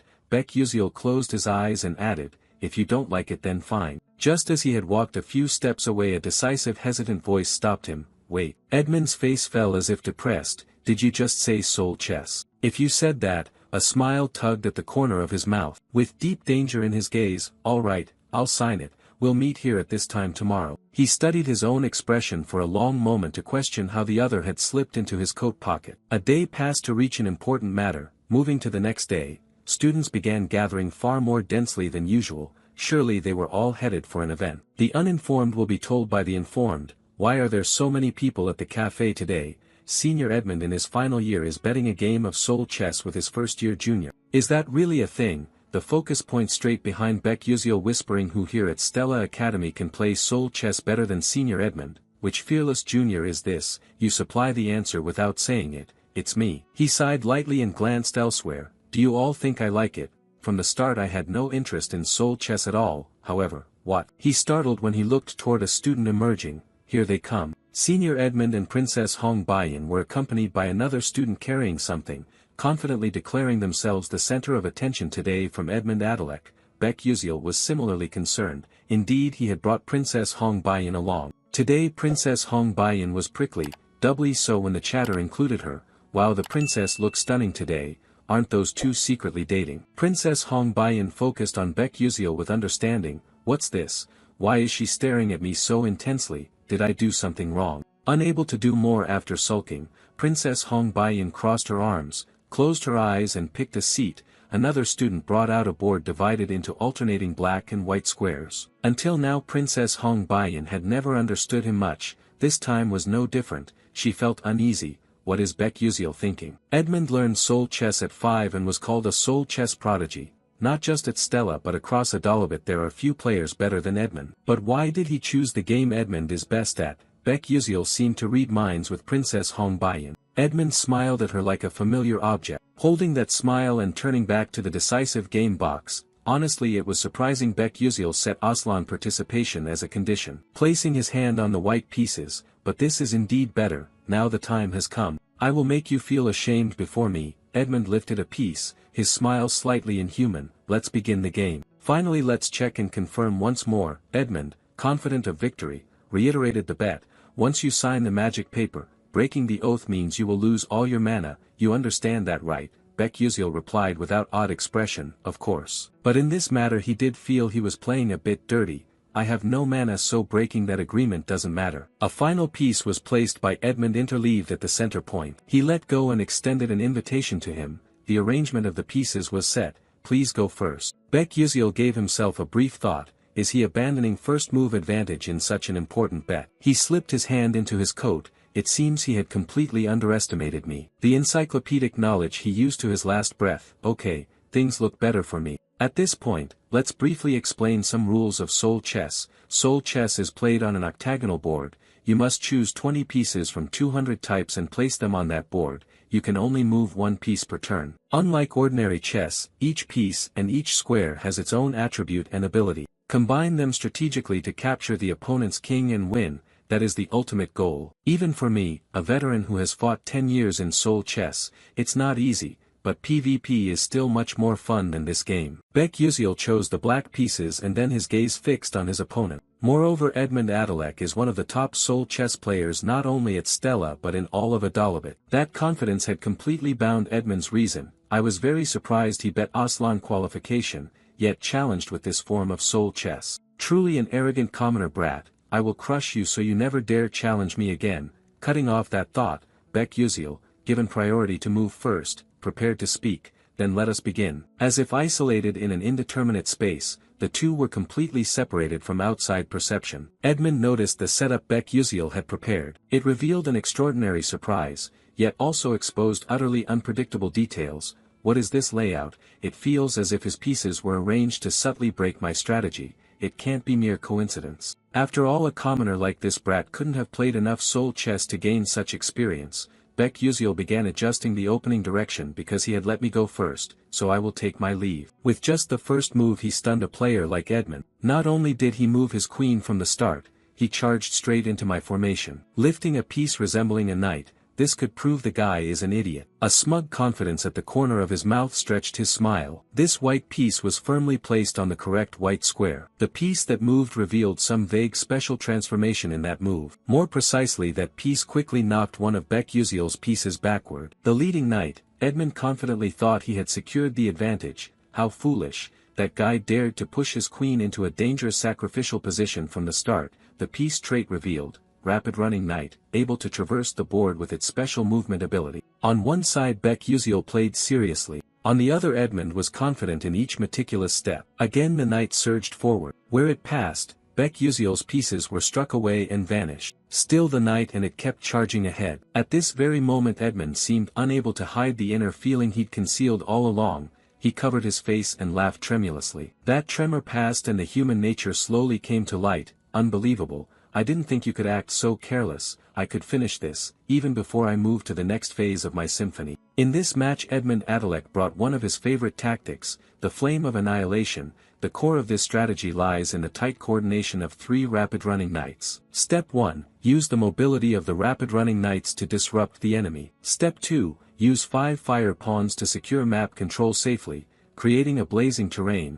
Blazing terrain is a special map that reduces defense of weak fire-affiliated units and increases damage for fire-aligned units. If it reached that stage Baek Yuseol would have no chance, although the plan was like that. The moment Baek Yuseol moved his arm for a new step, Edmund seemed to have found where the mistake was. It should have been like that. In a white square on the black side, a piece suddenly appeared without any warning. Edmund knew where the error was, a hidden pawn. It also had its own characteristic info. Iron shackle trap creates a prison in the designated range. Any piece trapped cannot move for 5 turns. The 3 white knights that had rampaged earlier were now imprisoned by red shackles when aligned on the same rank. The worry began for Edmund. Damn, my rapid running knights, the stealth effect should have ended after 3 turns, so why like this? And then the surprise was not over even for himself, because the next piece of information was mentioned. Stealth pawn. The pawn remains invisible in the match. The stealth effect ends after 3 turns. However, if the queen dies before this effect ends, the effect is extended by 7 turns.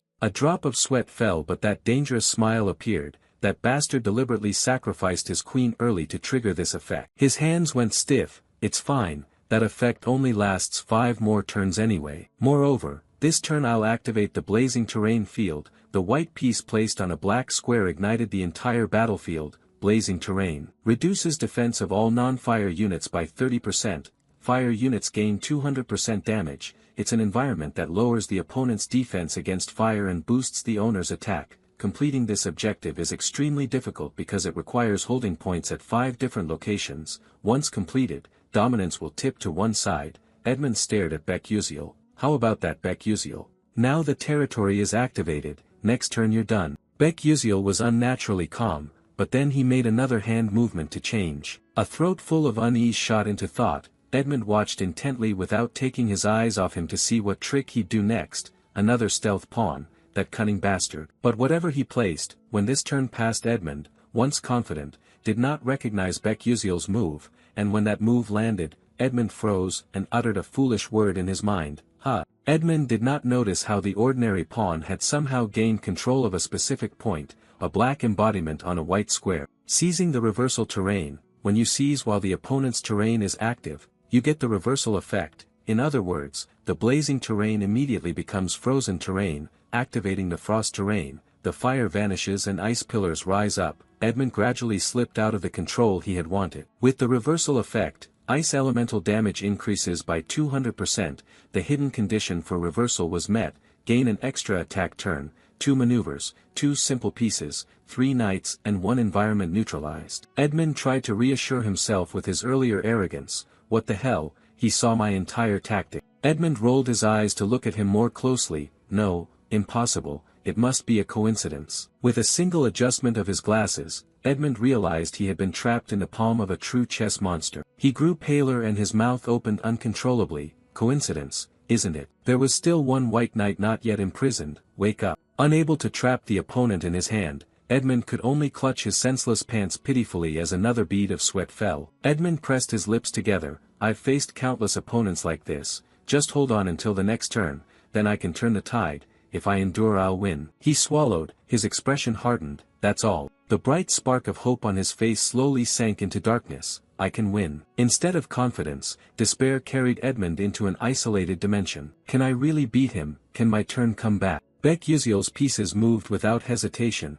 Edmund gradually shrank in that scene. He crossed his arms in the chair and switched to serious mode, and a few words of praise for his opponent entered his thoughts. Edmund's skill was indeed not bad, even strong. Moreover, in this world, beating Edmund in Soul chess has always been one of the toughest challenges. But after 10 years, mad veteran players appeared. This one truly was insane. A veteran who'd played thousands of games with Edmund finally wrote a perfect strategy. No longer hidden, Beck-Yuziel smiled brightly, and that strategy was stored right in these glasses. In other words, I'm playing Soul chess with an entire encyclopedia of detailed instructions in hand. The next black piece was chosen to be placed on a black square. It differed from the characteristics of the pieces I knew. Bishop of Thunder unleashes a lightning strike, dealing 200% damage to enemies that are frozen. If frozen targets are linked, the attack becomes spreading lightning. Under the piece's hood a lightning-shaped gap was revealed. The yellow of the lightning and the energy beams gradually converged. The blue of the snow and ice covering the field completely changed to the yellow of lightning bolts. Edmund stood in despair, stunned by that rapid transformation. One move, the entire white side vanished. Now only the black pieces remained there. Ha ha ha, the previous coldness had shifted. Edmund bitterly had to accept a truth he voiced. I lost, Beck-Yuziel. The tone ended with a phrase. Yes, thank you for this match. Absolute silence. On the board now there is only one color, black and dark. Very soon after, the students repeatedly voiced astonished exclamations. One of them had the courage to speak up directly. Wait. A first group of 3 formed and turned to make a commotion. Are you crazy? Did you see that just now? Senior Edmund actually lost. How did that happen? Was that a tactic or a joke? Was his strategy really always this insane? Edmund sat rigidly without any movement, ignoring those disruptive noises. For the first time facing an opponent who moved pieces coldly and with extreme logic, those things turned an arrogant Edmund into an emotionless Edmund. And then his unwanted scene unfolded. Hong Baiyan was conversing and standing beside the male lead. The thought kept circling in his head. Have I lost? And it was Soul chess besides. Edmund couldn't accept this truth as they both left. The product contract was also lost. I even lost the right to attend the Aslan Symposium. Hands trembling, thoughts growing more tangled. What should I do? If my father finds out about this, will my life end here? The student in charge of the board, while rearranging, noticed the change from Senior Edmund. With his decisive motion the board remained intact after Edmund's dangerous slam on the table. The anger that had been suppressed immediately erupted. Damn it, truly damn it. Because of that action a few students outside did not dare to intervene deeply. They could only leave the place before things got worse. Very quickly the quiet space left only Edmund covering his face and trembling. What should I do? Just as he seemed about to fall into despair a familiar voice rose and untied that annoying knot. Senior, look up. Edmund was not mistaken that it was Hong Baiyan. When she had noticed him, Hong Baiyan adjusted and spoke in the calmest voice. I will try to persuade that commoner on your behalf. We will secure the commercial rights to the product. I will ask him to retract the statement he made about the Adalek ducal family. Edmund was astonished as if he couldn't believe his ears. A thrill of excitement welled up, making him more open in his next words. Really? Is that really true? Thank you, Hong Baiyan. Thank you so much. How can I repay you for this help? A gentle voice. The princess interjected a bit. You say repay. I was born destined to be a queen. After another round of emotions, Edmund returned to the feeling he had when he first lost the game to Beck-Yuziel. It had been a long time since Hong Baiyan showed that dangerous expression, therefore caring for someone who would become my vassal is natural. Hong Baiyan turned and left coldly. Next I'll go meet Beck-Yuziel. Edmund's voice suddenly dropped unusually. A vassal. Hong Baiyin had only just walked away when Edmund's heart-wrenching scream shattered the last semblance of silence. That's right, at first their relationship was like king and vassal. Edmund used his power to manipulate their bond, trying to change it, but now that the balance of power has been broken, they returned to their original positions and roles. Hong Baiyin's confident smile dispelled all the tension she'd carried for so long. The narrative shifted back to the protagonist Baek Yuziel. Stella Academy actually has a phone booth. Baek Yuziel was contacting the person on the other end. Hello, yes, please postpone all transactions with the merchant in Adalabit for about a month. He smiled and moved to another option. Currently we plan to distribute only through royal channels. Is that possible? A quick reply came back to him. Of course I will do that, anything you want, thank you teaching assistant. After finishing what he had planned, he disconnected, stretched several times to breathe the fresh, comfortable air. Finally it's done. Luckily everything ended safely, but the Aslan participation ticket isn't really that useful, so what should I do now? Anyway, the protagonist will automatically be placed among the 12 rising stars. As he sank into those thoughts, someone cut in. Commoner. Who else can call you that so bluntly besides Hong Baiyin still being here? That said, Hong Baiyin hoped you were still nearby. As she stepped closer, Baek Yuziel put his hand inside his jacket to take something out. Ah, you arrived just in time. He held a sheet of paper up in front of her. Here, a new contract. Hong Baiyin's eyes went wide in bewilderment. He didn't hide his plan and spoke it immediately. The Alterisha school will be distributed only through the Adalabit royal family for 1 month. How it is used is up to what you want to do with it. Hong Baiyin studied the new contract's details closely and then gripped the paper when he unexpectedly spoke in a slightly sad tone. Well then, I'll take my leave. I don't want you to go so quickly. The princess mustered her courage and spoke anew. This time I owe you. Her cheeks flushed and her voice grew soft. Thank you. Sensing the clear change in her behavior, Baek Yuziel looked back slightly embarrassed and replied curtly, okay, a passing thought. How lucky to receive thanks from her. Knowing he wasn't good at managing emotions, Hong Baiyin blushed but chose her words more carefully. Hey, you said there'd be a price for helping me. If you tell me what that price is, I'll answer right away. It seemed Baek Yuziel hadn't considered that. He touched one cheek and looked away. The price.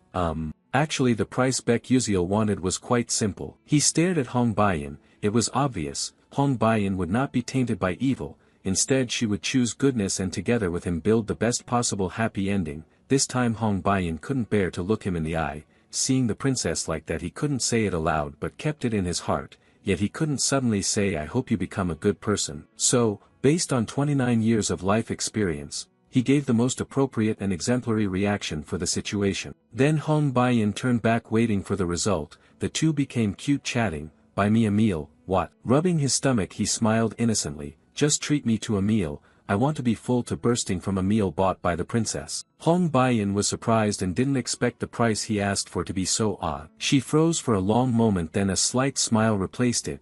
Her cheeks flushed once more. All right then. Then come with me.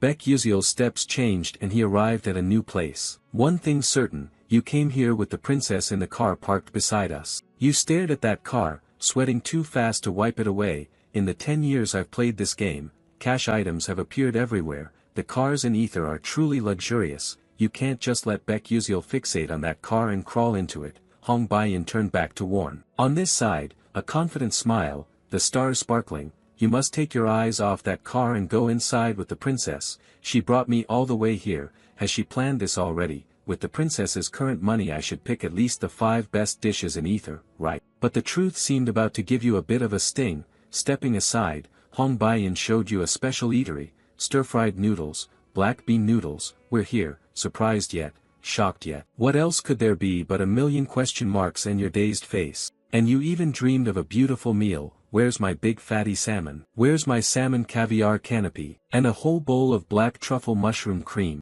When the two sat at the same table, the atmosphere clearly split into two opposing sides. The bright stars shifted to Hong Baiyin and the collapse. The server remained waiting for them to order. Despite gaining many stars, the princess's expression was oddly serious. These dishes look unfamiliar to me.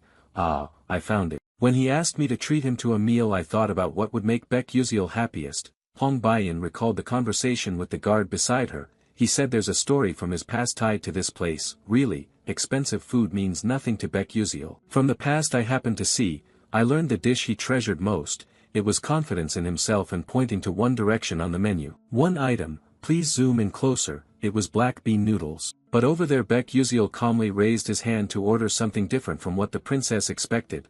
"Ah, I'll have 3 bowls of jampong and an order of tangsuyuk pork cutlets." Hong Baiyin was embarrassed, his round eyes asked, "What's wrong, can't I order 3 bowls?" Hong Baiyin flustered, "No, that's not the issue." This time Hong Baiyin forced herself to change her thinking. Why didn't he order black bean noodles? Isn't that his memory with his mother? And it seemed Hong Baiyin realized her mistake. Impossible, right? Why would a commoner write about his mother and black bean noodles in a school assignment? He hadn't overcome the past, he still regretted those things. Because he couldn't repay his mother's kindness that he didn't understand as a child, the server brought the requested dishes, the food arrived, "Thank you." Hong Baiyin bowed her head and slowly felt ashamed for bringing him to this place. For him black bean noodles weren't a memory, they were a symbol of regret, and I hadn't even realized that. Though belatedly realizing it, the princess chose to tell him at once, "Sorry for treating you to a meal at a place like this." Baek Yuziel didn't notice what the princess was thinking and his mouth moved a little loudly. It's fine." His hand rose, his round eyes continued, "Life's surprises sometimes make your wallet act up, but since she's a princess adding a bit more food is fine, right?" he said. "Sir, we need more fried dumplings." Meanwhile the Seoul chess match between Edmund Adalek and Baek Yuziel was widely spread by the students present. A big rumor quickly circulated throughout the academy, growing uncontrollably. What, Senior Edmund lost to Baek Yuziel? Of course the question why was raised too. The reason was revealed by many students who eavesdropped on the cafe conversation at the time. The truth was even more shocking than the rumor. "Sorry, I heard this from Archon, a retainer from the Adalek family. In fact, it seems Senior Edmund Adalek did that because Baek Yuziel co-developed the alchemic magic technique. Just the rumor that Edmund Adalek apologized to a first-year student, and that Baek Yuziel co-authored the Delta Enhancement Technique, shocked Stella Academy. His name spread not only to Arcanium but also to the Dark Mages." Arriving at the first tower, Tower 1, in the Vice Principal Aki Hayden's office with arms crossed and a face devoid of expression, "That guy really is quite annoying, just a commoner, and didn't he interfere with Mai Zentiran's plan?" The mysterious figure opposite, identity concealed, asked, "Should we handle this quietly and discreetly?" Aki Hayden's face hardened as he rejected the idea.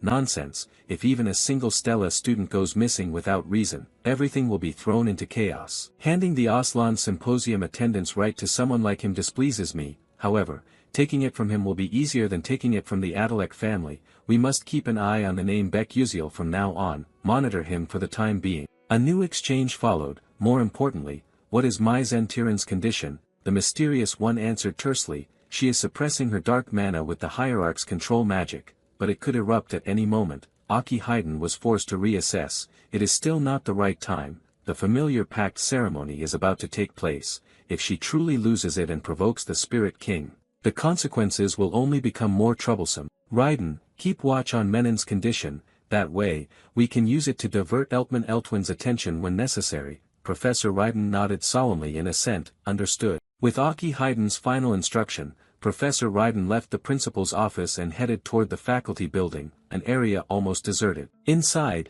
the lights were out, forming a dim laboratory. A rack of glass tubes lay shattered. The lab equipment, including the microscope, had been dismantled into a wretched state. Only a few sheets of paper remained in acceptable condition. In the room, Professor Raiden clenched his fist and looked at something on the floor, exuding dark miasma, groaning with anger. Since this is a mission, the points of concern should be prioritized. Right before him stood the transformed form of Professor Mai Zentiran. Unable to keep her footing amid what was happening, Professor Raiden thought to himself, "This has gotten quite serious." Mai Zentiran, now with bloodshot eyes, asked in a hoarse voice, "Did you come here to tell me to wait longer? If I endure and wait, can I return to my original position?" Raiden, outwardly calm but inwardly revealing great contempt, "How ridiculous, after a lifetime of stealing what belonged to others, you still dream of getting back the position that was truly yours." However, Raiden still chose to show mercy. "Your usefulness is over. Once the plagiarism investigation begins,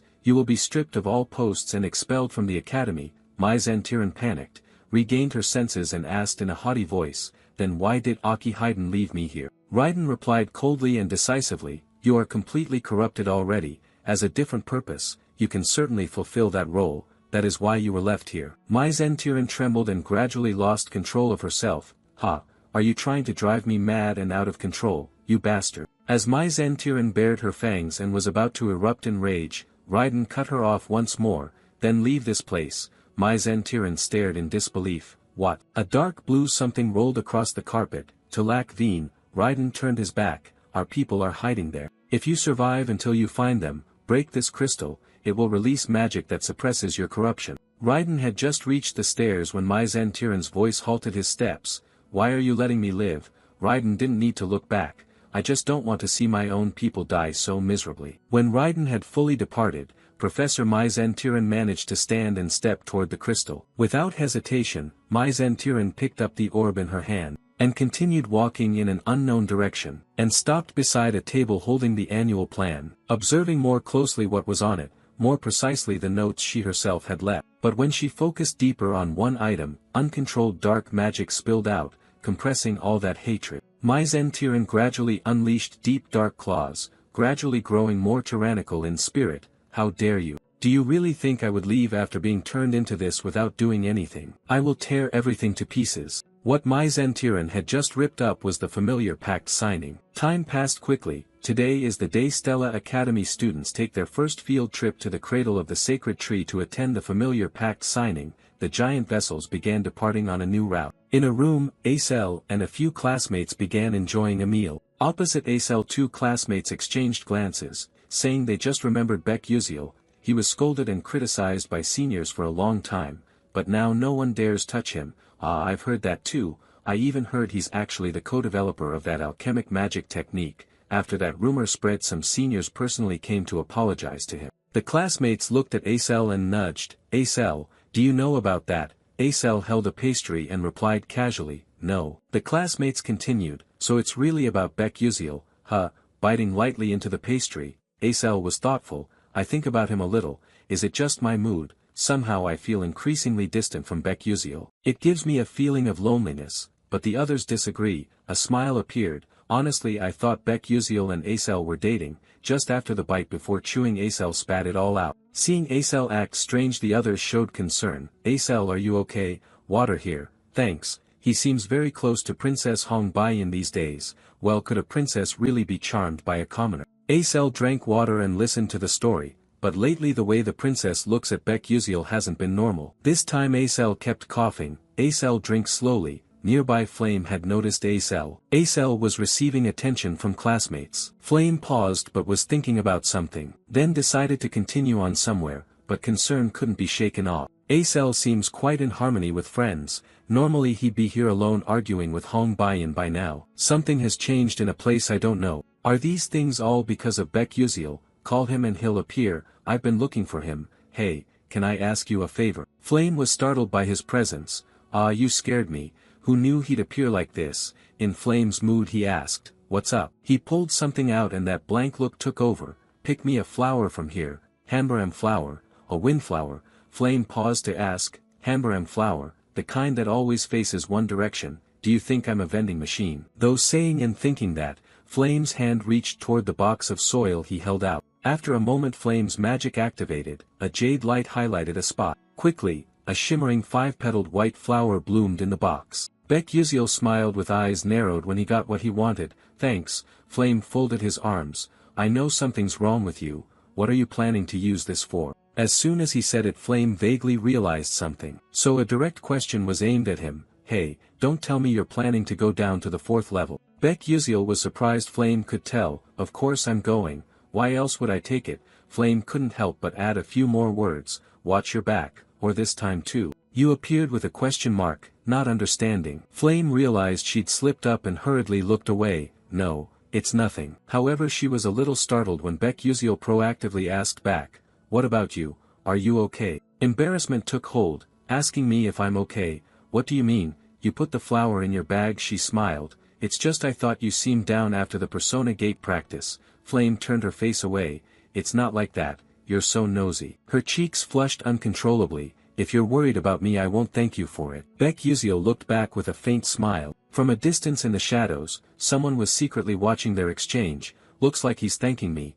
I told you it's not that. You're really not honest at all. Oh, give me back my flower. At that moment near Menon Tower, 2 figures in uniforms like the 13th Legion watched the lights ahead, the residents of Mai Zentiran, who had disappeared and was no longer known under the Stella name. Starting today, first-year research majors will begin their field activities. Men in Tower, 13th Legion, Commander Kane, special activities related to dark magic will commence there. Myzentiran may participate, so please pay attention. The isolated space and the volume of that news quickly dissipated and returned them both to the boundless plane. Additional info, blink space displacement. A unique Menon Tower technique allows rapid travel across long distances, a type of magic only high masters in the world can use. However, even with that astounding magic, the two set out without any special sign. And then standing beside the commander, Deputy Commander Hazen Macaron, who was complaining about the news. Oh my, why is the owner of Ivory Tower so obsessed with Stella? Commander Kane, displeased at the remark, straightened his tone seriously. The tower owner possesses prophetic ability. Stop spouting nonsense and follow me. Deputy Commander Hazen Macaron couldn't stand that tone and immediately snapped back. Right, prophecies, more than half of them are always wrong. Although that's true, Kane held his ground. In most cases it's because we address the issue before those disasters occur, or maybe it was prevented by other factors before we arrive. Hazen Macaron yielded that way, a light magic appearing in her hand. Anyway, our captain is overly obsessed with the Tower Master and seems troubled by those words too. Kane didn't want time wasted here on back and forth. Alright, move quickly then. Immediately the linked magic circles formed, and the two vanished in an instant. Back to the main topic. Stella Academy frequently has more field trips than expected during its development.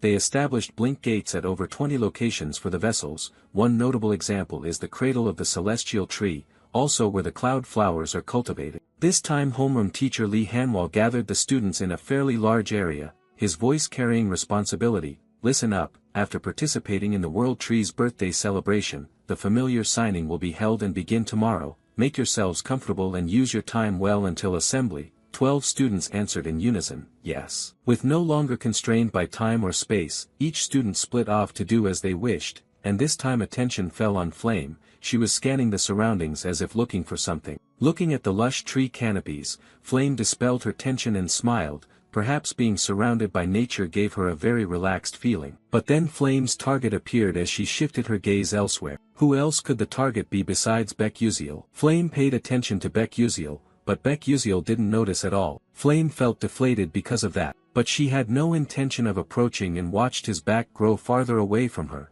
Is he wandering alone? Lost in thought, Flame completely failed to notice someone. Jeremy Scalvin smiled and radiated a brilliant light. Hello Flame. Immediately Flame's face began to crease. Of course she was very annoyed. She stepped past lightly without bothering to look at that handsome smiling face. Jeremy kept that expression even though he was briefly ignored. Just as Flame was about to leave, Jeremy hurriedly stopped her with his words, "Aren't you going to show me that expression again?" Teased while she was annoyed, Flame looked back in confusion. What are you talking about? Jeremy stepped closer step by step. If you have time, could you walk with me for a bit? Flame stood still. I don't have time. A pause formed, but quickly Jeremy revealed a not-so-good boy nature. Rather like a killer denied what he wanted. Once again, why don't you think it over? Flame realized she was stunned, unable to believe Jeremy could wear that expression now. Very quickly it matched her thought. This guy is truly dangerous. Jeremy didn't simply want just that. In the situation where she didn't know what to do, suddenly someone else stepped in to block for Flame. Flame could hardly believe this person had appeared too.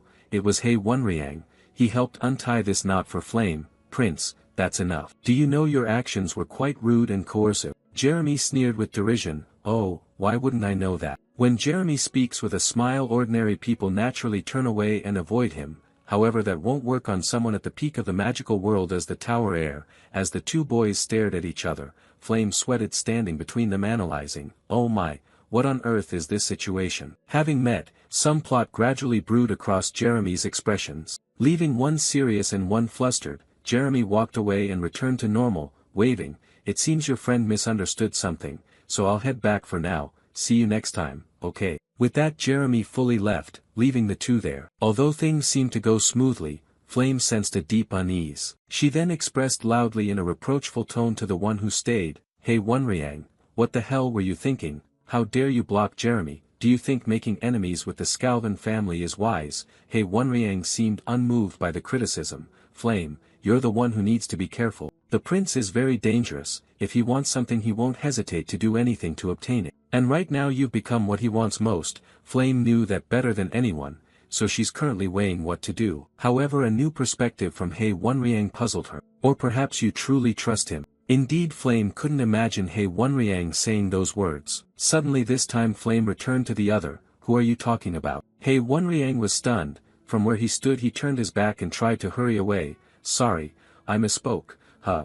Flame looked on blankly with suspicion. Hey, who is he? He Wonriang suddenly realized his body was gradually losing control for a very strange reason. Immediately he pressed his hand to his forehead and dropped to one knee. Flame knew something was wrong and hurriedly called his name. He Wonriang. Flame rushed closer in concern. Are you okay? However, He Wonriang quickly raised his hand to stop her. The headache flared up again. He Wonriang still stood up and continued to leave. I'm fine. How could Flame possibly believe that? Find my foot. As he walked away the way Baek Yuziel had earlier, Flame tried to hold him back. Wait, He Wonriang, and that cannot happen. After he left, Flame still didn't know what on earth had happened. He Wonriang, unease once again engulfed his already frail mood. Something's off. He forced himself to leave. He Wonriang moved into an alley that attracted little passerby attention and leaned against the wall. He supported his body and re-examined his thoughts. He didn't know when this unexplained symptom had been getting worse. His vision blurred. Damn it, at this rate how can I complete the familiar signing ritual? Just as confusion peaked he was startled by a familiar voice saying, Oh, who do we have here? Although He Wonriang had only heard that voice a few times during their encounters. But as he slowly turned his head he confirmed who it was, Professor Mai Zentiran. Half his face hidden by a black cloak, his appearance sinking into shadow, Professor Mai Zentiran stepped closer with surprising calm. I've been wondering where my seed has gone. So it turns out there's a seed right here. Perfect. I didn't expect the level of infestation to have advanced this far. He Wonriang panicked at those words. Professor, what are you saying? The professor's hand and dark magic reached forward. The danger escalated to a high level. Now, don't resist, for from this moment you will become my subordinate. He Wonriang, do you understand what situation you've fallen into? He tried to push himself to stay awake. Don't come near. He Wonriang's consciousness began to darken. The memory fragments of standing beside and talking with Flame surfaced. They kept filling that memory. However, they gradually diminished and merged into the darkness, leaving at last the photograph of Flame waving goodbye. In the kingdom of the elf people, where a magnificent and grand castle hides amid lush, poetic forests. Inside the castle, an aide approached a large door. He knocked to report to the king. It was Orenya, the king's aide. He respectfully reported, Your Majesty, if you do not appear at this year's natal festival, the Council of Elders will seize on that pretext to cause trouble. Inside, Elf King Katsirin stood leaning against the door. Orenya continued anxiously, They will surely intend to seize control of the entrance to the sacred grove. Katsirin, the elf king with long white hair and authoritative golden eyes, frowned slightly, the burden of a king weighing on her slender shoulders. She replied calmly, I know, I will go out soon, you may withdraw. Orenya could only obey. When alone, Katsirin's expression sagged, revealing fatigue and melancholy. She walked in solitude, thinking to herself, when was the last time I truly felt free? She raised her hand slightly, preparing for an important task. Katsirin donned a white hooded cloak and mask, completely concealing her identity. She looked in the mirror and told herself the cloak can only hold for 1 hour. Determination shone in her eyes. Even if only a short hour, she had to make use of it. After disguising herself, Katsirin and the escorting knights entered the sacred forest. She silently prayed that today would pass peacefully. She stood amid a garden of pure white flowers, the scene peaceful and quiet. Other elves bowed in prayer, the atmosphere of the ceremony solemn. Everyone reverently performed the rites of the sacred tree festival. By right, Katsirin stood among the brilliant flowers, as if merging with nature. She continued across a wooden bridge, proceeding deeper into the place of the ritual. The final destination was a majestic waterfall, the most sacred spot in the forest. The ritual was nearing its end. Katsirin thought if she could complete the prayer safely and return it would be enough. But suddenly she flinched, sensing something amiss. A dark energy, faint yet unmistakable, someone bearing dark magic had appeared. Katsirin's golden eyes flashed in the gloom. Katsirin realized immediately, a dangerous dark mage has infiltrated this holy land. She glanced at her knights, including Orenya, but none of them seemed to notice. She understood that only she could sense this dark power. By decree the elf king must remain silent throughout the festival, but she could not stand idly by while a dark mage defiled this sacred place. Katsirin clenched her hands, her gaze steady. she resolved inwardly, there is no other way. Katsirin affirmed, I will have to deal with this myself. Meanwhile, in another scene, Flame was rushing off somewhere. She panted and thought, I followed He Wonriang because he looked strange, but, Flame anxiously looked around, where did he go so fast? Suddenly she found He Wonriang, he stood in a dark corner, motionless. Flame froze at the sight of He Wonriang, he was enveloped by a dark aura, his eyes completely obscured, she gasped his name, He Wonriang. Flame immediately sensed the terrifying energy radiating from him, this dark energy, don't tell me. He Wonriang looked up, his eyes had turned pitch black, Flame realized in horror, a dark mage. However, Flame quickly calmed herself, she noticed his corruption by dark magic was not complete yet, if I act now, I can bring him back. Thinking that, she spoke up, trying to reassure him, calm down, He Wonriang, the emotions you're feeling right now aren't yours. Flame continued to persuade, you hate losing, don't let the darkness win, but He Wonriang remained silent. He Wonriang slowly stepped toward Flame, without a single reply. He came very close, pressing up against her with a terrifyingly blank expression. Flame was truly frightened, sweat beginning to pour down. He Wonriang's soulless eyes stared at her, without any emotion. He Wonriang suddenly spoke in a cold voice, why, are you avoiding me? Flame was flustered and didn't know how to answer. She was struck dumb, her eyes wide with fear and confusion. As if sensing something, He Wonriang stepped back, Flame hurriedly cried out, ah wait. He Wonriang was lost in his own chaotic thoughts, wondering, does he hate me, am I, unreliable? Flame frantically waved her hands, no, don't think that, but a powerful burst of dark magic suddenly erupted from somewhere and struck across, cutting her off. She had no time to react, only able to stare in shock at the pouring dark energy. A violent explosion of dark energy engulfed the space. Flame hurriedly raised her hands to shield herself from the sudden attack. The smoke and dust from the blast slowly cleared, Flame still stood stunned, unable to believe her friend had attacked her. Just as she was bewildered, a classmate appeared, Flame exclaimed in surprise, Ma Yuxiang. Ma Yuxiang rushed over and asked anxiously, are you okay? Flame looked at Ma Yuxiang and said, that dark lightning just now. But Ma Yuxiang brushed it off with a smile, sorry, please forget it. Ma Yuxiang's expression turned serious, he looked at He Wonriang immersed in dark magic and asked Flame, still, why didn't you fight back? You almost died. Flame explained, I tried to resolve it by talking, Ma Yuxiang asked in surprise, by talking? He couldn't believe her explanation, but remained silent. Flame drifted into her own thoughts, she recalled that in the original story, Acel purified countless dark mages with mere words. That person was dubbed the penitent saint, Flame had believed she could do the same. So I thought maybe I could bring He Wonriang back too. But reality was far harsher. She despairingly thought, but perhaps, my power can't save anyone.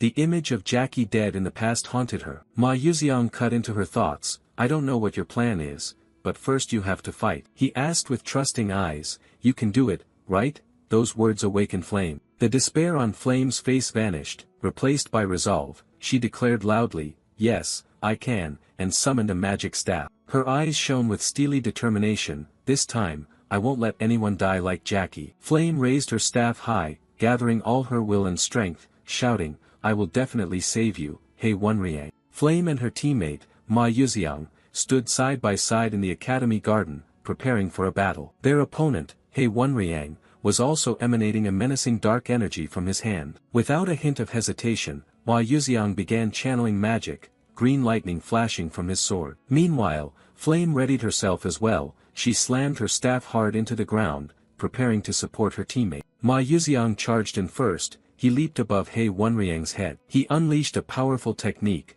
concentrating a large amount of thunder mana into his weapon. The technique, Earth Whip, was cast, from above countless vine whips streaked down to strike He Wonriang. But He Wonriang calmly looked up without a trace of fear. A large explosion erupted as Ma Yuxiang's technique collided with the ground, kicking up a thick cloud of dust. He Wonriang swiftly dodged and sprang into the air to counterattack, which made Ma Yuxiang a little surprised. He Wonriang launched a strike of dark arts, razor-sharp currents of shadow energy flew toward Ma Yuxiang. Right after, he continued to rush in to attack, leaving Ma Yuxiang astonished at this recklessness. Seeing her teammate in trouble, Flame stepped in, her eyes gleamed gold, she began chanting a support spell. She used Binding Light, a blazing beam shot straight out and wrapped around He Wenriang, locking his movements tight. He Wenriang was bound by Flame's magic, creating a perfect opening for Ma Yuxiang to finish the fight. Flame held the line, her eyes full of resolve, focused on maintaining the binding spell. While the enemy was being held back, Ma Yuxiang dashed in from behind,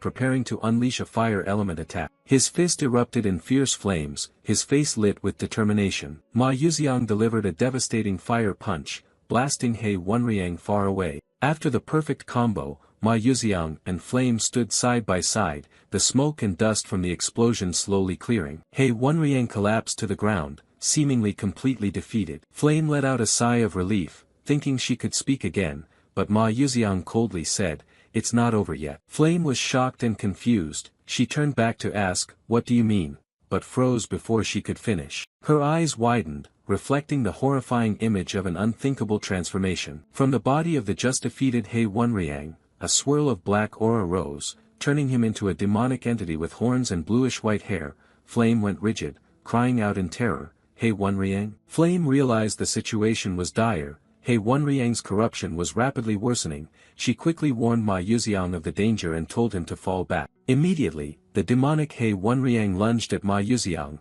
his bluish-white hair bristling, sharp horns and razor claws swinging to seize Ma Yuxiang's head. Witnessing this made Ma Yuxiang's pupils flare wide in shock at the terrifying speed. Then He Wenriang hurled him with such force that Ma Yuxiang's entire body slammed into the back, triggering a massive explosion. In a panic, Flame could only scream Ma Yuxiang's name in despair. She stood frozen, sweat pouring, completely overwhelmed by the strength and speed of her corrupted teammate. The demonic He Wenriang was right before her, his shadow engulfing the small girl. Unable to believe her eyes, Flame stammered her friend's name, He Wenriang. For a moment a spark of He Wenriang's consciousness flashed up, he was trying to resist. Suddenly, a familiar figure appeared.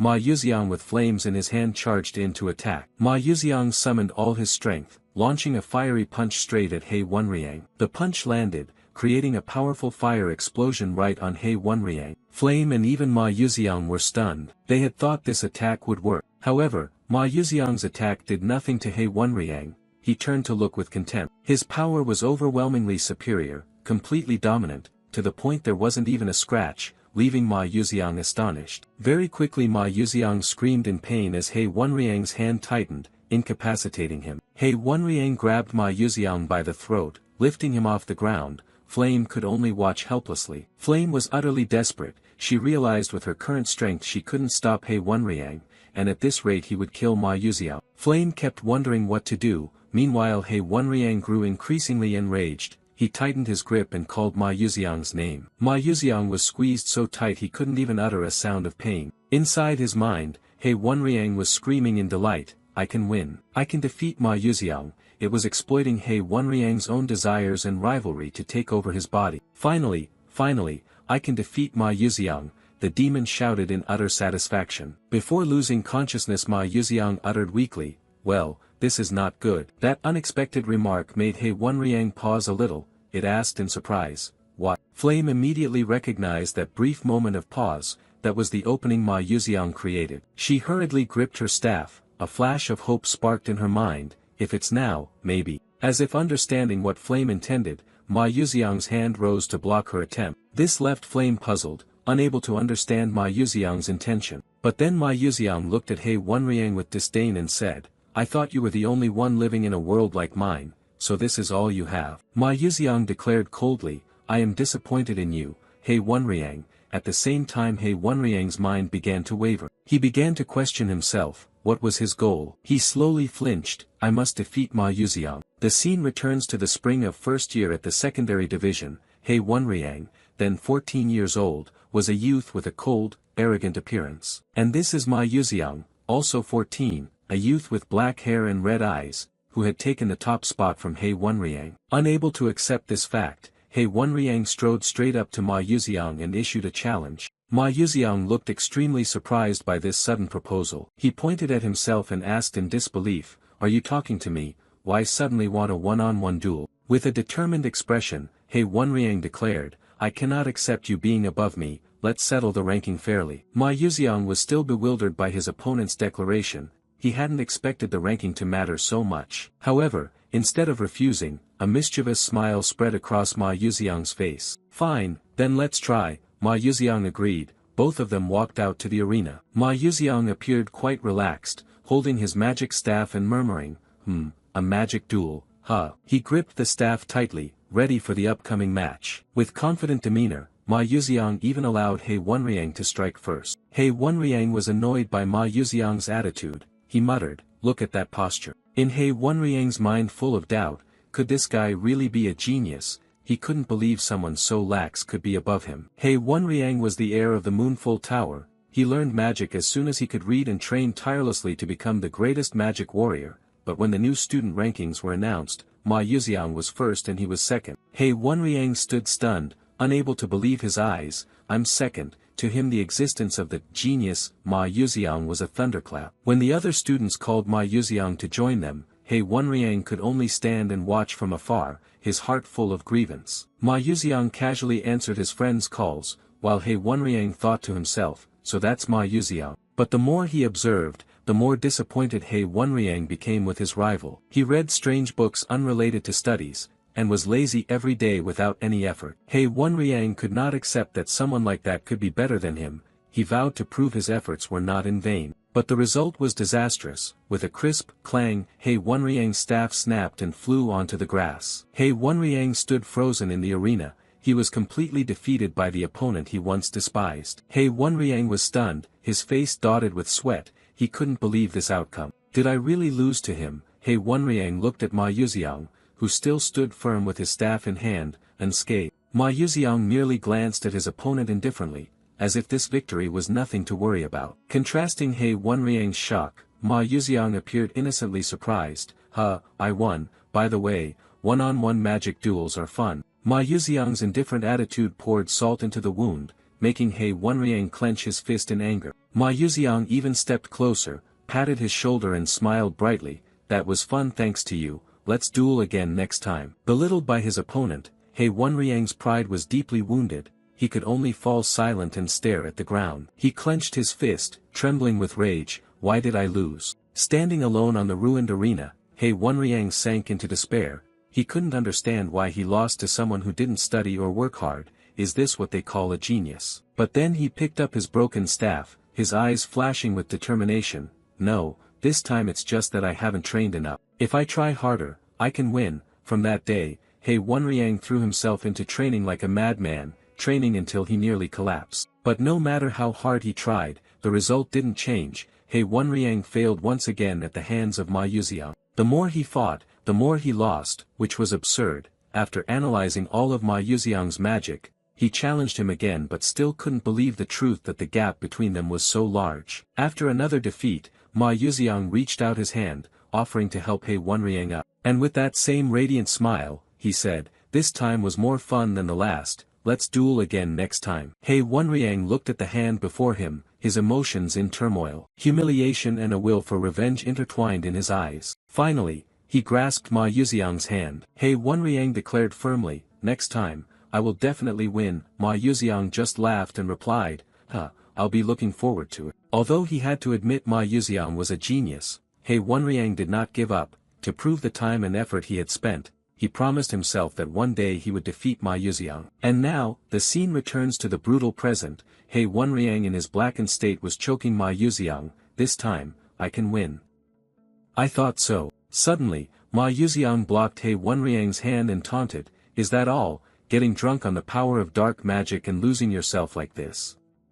I'm disappointed in you, He Wenriang. He Wenriang roared, madness seeming to have clouded him. I trained hard just to face you. Ma Yuxiang only sneered. Trained, you say. Do you remember? Ma Yuxiang recalled a memory from the past, about a fierce battle during a practice in the dungeon. It turned out that the two of them had once been evenly matched rivals in the past. Ma Yuxiang admitted, that really shocked me. It turned out I was more competitive than I thought. After that, I trained properly for the first time. I always waited for a challenge from you again. Ma Yuxiang continued to provoke. You've never beaten me even once.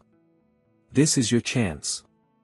So, kill me. He Wenriang's red eyes flashed with inner conflict. Would he accept this offer to get the victory he had longed for? Ma Yuxiang curled his lips in a savage smile, touching his chin. use that power to drive it through my heart and enjoy your victory. And regret that this is our final match." Ma Yuxiang's provocation stunned He Wenriang. For a moment, the demonic light in He Wenriang's eyes suddenly went out, returning to their clear gray. He had found himself again. Flame also watched the two of them with extreme tension. Ma Yuxiang's gaze was steady as he looked at his friend who was gradually returning. The hand that had been gripping Ma Yuxiang's throat slowly released. He Wenriang declared loudly, "I won't kill you. Winning this way would deny all the effort I've put in." Flame rejoiced inwardly. Thank God, He Wenriang's emotions have almost returned to normal. She believed she could save He Wenriang, but at that moment, a powerful green magic surge suddenly struck, attacking all three of them. He Wenriang screamed in pain as the surge of magic struck him. Ma Yuxiang was not spared either. He and He Wenriang were both knocked away at the same time. Flame was also affected by this tremendous power. She wondered, what is this energy? A gentle voice sounded, "Oh my," from within the light, a mysterious figure appeared. The footsteps drew nearer, a woman in elegant attire was approaching. Golden earrings glittered on the ears of the mysterious woman. A tall woman with reddish-brown hair, wearing glasses and holding a spear appeared. A voice rang out, asking her, "You are Maizen Tyran, aren't you?" Hazin Macaron gently held the wand standing there, invisibly creating a great pressure that kept Flame from moving and forced her to kneel. Slightly annoyed, Flame squinting vaguely realized exactly who the opponent was. I saw that character in the original novel." The identity of the mysterious woman was finally revealed. It was Hazin Macaron, Vice Commander of Destruction Squad 13, which meant. At the same time, the sound of another person's footsteps approached. Hazin turned and complained with her usual dazed manner, "After all, the prophecy was completely wrong, wasn't it?" The captain tightened his cold fist and walked on, his expression unchanged, only his words changed. Kane spoke, "Stop the nonsense, Hazin." "And this is Kane, Commander of Destruction Squad 13, he had long black hair and a sharp gaze, radiating a very strong and decisive aura. Flame also recognized the presence of that man here. Kane looked down at Ma Yuxiang and the blackened He Wenriang kneeling on the ground. It seemed the squad's target was one of the two of them. Without saying more, Kane silently used a talisman to detect a special dark fluctuation. Hazin's gravity illusion was perfect, merely that restrained movement. Kane commented on the opponent, "The faint fluctuation waves were so real it was surprising they could emit such power." Hazin confirmed, "Indeed, what do you intend to do?" After confirming the target, Kane hesitated not at all, his hand tightened on his weapon, a stream of blue mana began to activate. Not giving the opponent a chance, Kane ordered an immediate execution. The target Kane aimed at was the blackened He Wenriang. Just having regained some consciousness, He Wenriang along with Ma Yuxiang and Flame fell into an awkward situation, rather they were surprised by that decisiveness. Hazin seemed to disagree with the captain's hasty decision. She thought they should observe more, but Kane immediately retorted that if this entity were allowed to erupt it would become a disaster. Kane reaffirmed his decision firmly, that killing the target now was completely correct. Kane's conduct was not wrong. Once those tainted by dark magic have been corrupted once they are prone to be corrupted a second or third time, even if temporarily purified the corruption remains and eventually they will be affected by dark magic and cause a massacre. A decision made must be carried out immediately. Just as Kane prepared the finishing blow, a voice rang out demanding a halt. Hazin Macaron was surprised and turned to see who had dared intervene. Unexpectedly it was Ma Yuxiang. While speaking he had gathered his remaining strength to stand up. Hazin recognized Ma Yuxiang, the top scholar of Stella Academy. She was quite impressed by his ability. However, the smile on Hazin's face quickly changed to a dangerous expression.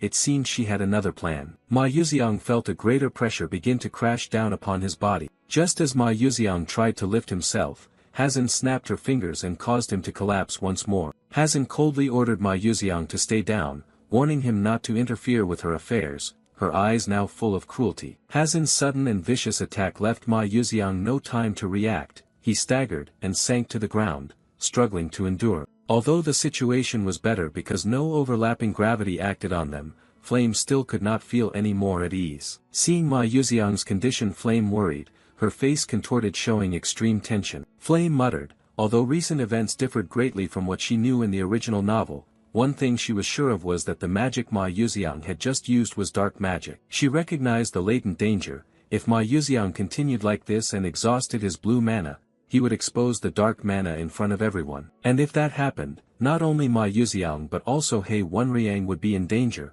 an image of the worst-case scenario flashed through her mind. In desperation, Flame screamed inwardly, she could not lose both of them here. She tried with all her strength, begging her body to move. But it was too late. Cain had already pointed his wand at the top of He Wonriang's head. Now it was over. Facing death, He Wonriang seemed to have resigned himself to his fate. But Flame still wished for some miracle to appear, her eyes squeezed shut. Please save us. The mana surging from Cain's wand showed no hesitation. Die, Dark Mage. At that moment, a voice called out demanding he stop. Cain paused slightly and turned his head toward the sound. He turned to confirm the direction the sound had come from. You are the only one who can change the situation. The supporting character from the novel Beck Uziel, Cain vaguely remembered him by that unmistakable face. You are. The scene shifted back 10 minutes, where Beck Uziel was now patting the head of a little fey boy. But his main purpose was to buy food, so he patted the head because it was cute.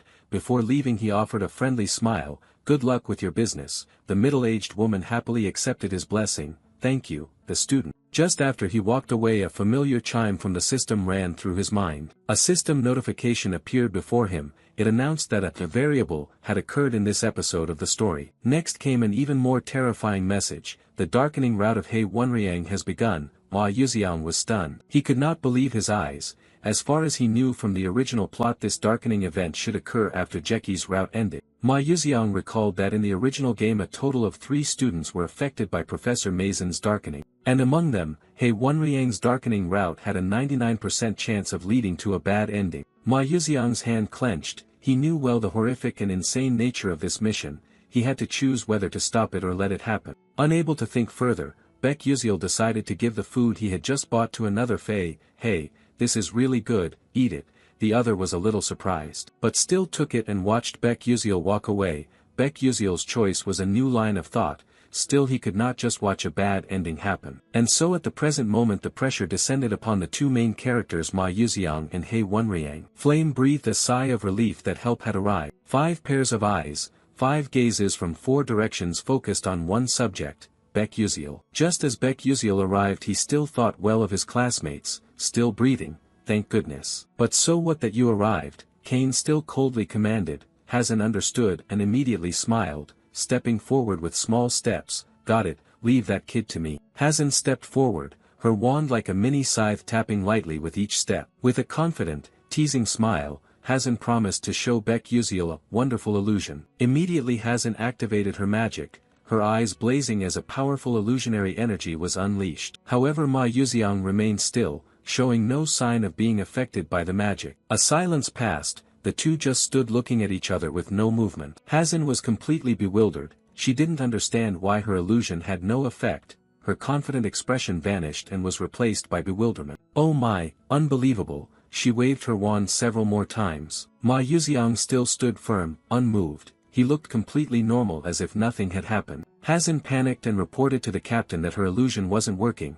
Cain grew annoyed, thinking she was joking and demanded she do it properly. Hazen strained to argue, insisting she had been serious. Hazen looked at Ma Yuxiang with disbelief. Why would someone be immune to her illusion? Reassess the issue, need to analyze the problem more thoroughly. The basic illusion magic is to disrupt the opponent's mana. Hazen recalled how the magic worked. She only needed to scramble the opponent's mana and make them feel crushed by gravity. But for some reason this kid gave her the impression he had not a drop of mana in his body. Attacking him was like trying to lock a slime's joints, utterly useless. This shocked Hazen greatly. Her magic was at least level 5, a very high tier. Hazen stared at Beck Uziel, her head full of questions. What kind of ability did this kid have that could completely nullify her magic? After a series of changes that had no effect on Beck Uziel, Hazen forced herself to get serious again. Her magic was at least level 5. What exactly can that child do? Because that illusion was completely nullified, she had no choice but to withdraw. Just then, Cain ordered Hazen, stand down, Vice Commander. He exuded the bearing of a commander. Cain demanded Beck Uziel reveal his true identity. Beck Uziel calmly answered he was a first-year student in the combat magic department at Stella Academy. However, Cain did not want to hear that known story. No, he meant tell your real name. Beck Uziel was flustered, insisting he really came from Stella Academy, but Cain remained suspicious, thinking he was hiding something and refused to accept the truth. Cain decided not to press further about Beck Uziel's identity. instead he warned him not to interfere in their affairs. Baek Yuziel immediately understood their intent. He challenged, "That's a problem, you intend to kill that student, don't you?" Kane did not hesitate and bluntly admitted, "Yes. We will kill him." He Wonryang in his blackened form. Those who can feel it clearly know what that means. Baek Yuziel broke out in a cold sweat, telling himself if he had to fight these people now he wouldn't last more than 5 seconds. But despite knowing the gap in strength, Baek Yuziel still decided not to back down. He took a decisive step forward. Baek Yuziel drew his sword, eyes full of resolve. He declared he would not leave He Wonryang here and had no reason to walk away when they planned to kill a classmate. Kane coldly warned, "If you fight us, you will surely die." Baek Yuziel then used a psychological tactic, pointing out that this group was acting secretly and if he caused a scene, even if he died, it would draw attention and ruin their plan. Baek Yuziel's threat seemed to work. Kane was silent for a moment then asked, "What do you want?" Baek Yuziel looked straight at them and made his request, "Just once. Let her purify him." Baek Yuziel suggested giving someone else a chance to save He Wonryang.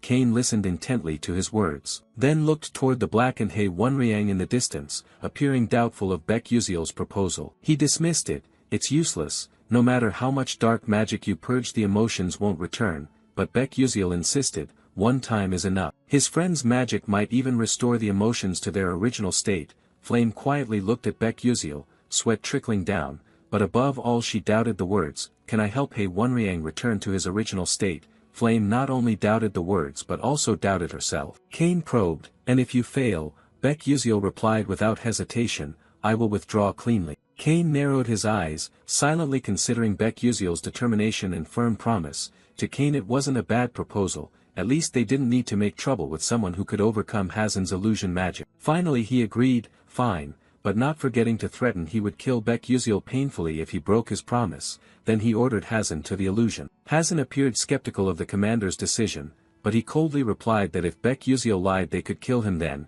"It's not too late." Hearing this, Hazen relented. She sighed and tapped her staff on the ground, beginning the process of dispelling the shrouding illusion barrier. The illusion was dispelled. Both Ma Yuziang and He Wonryang were able to regain their freedom and gasped for breath. Flame, though under less pressure, still reluctantly managed to steady herself. Eyes half open, Flame realized someone was standing before her. Or rather Baek Yuziel had approached and sat down opposite her. "You know what state He Wonryang was in, right? If it were you you could bring him back to normal." However, Flame bowed her head, voice full of guilt, "I'm sorry, but I don't have that kind of ability." A painful memory surged back of when she failed to save someone named Jeki. Baek Yuziel asked if she intended to repeat that past mistake, leaving her stunned. For a moment Flame wavered. She spoke what she truly wanted. "No." Baek Yuziel observed that change. Then he broke into a smile full of trust, as if to lend her strength and confidence. Baek Yuziel once more affirmed, "Save He Wonryang, you can do it." His encouragement lit a spark of hope in Flame's eyes. If someone else had said it she wouldn't believe it, but this is Baek Yuziel, so it's a different story. Regaining determination and a familiar feeling, Flame picked up her mystic staff. If Baek Yuziel said she could do it. She slowly stepped forward and stood before He Wonryang for a moment as Baek Yuziel had claimed, meaning she truly possessed that ability. There was still someone nearby. Flame glanced and instructed, "Step back a little, Ma Yuziang." Flame's eyes no longer held fear, instead they bore firm resolve and steely determination. When the preparations were complete, Flame looked again at the blackened He Wonryang and the haunting memory of Jackie turning dark resurfaced. But this time was different. Her hair began to emit a brilliant golden light.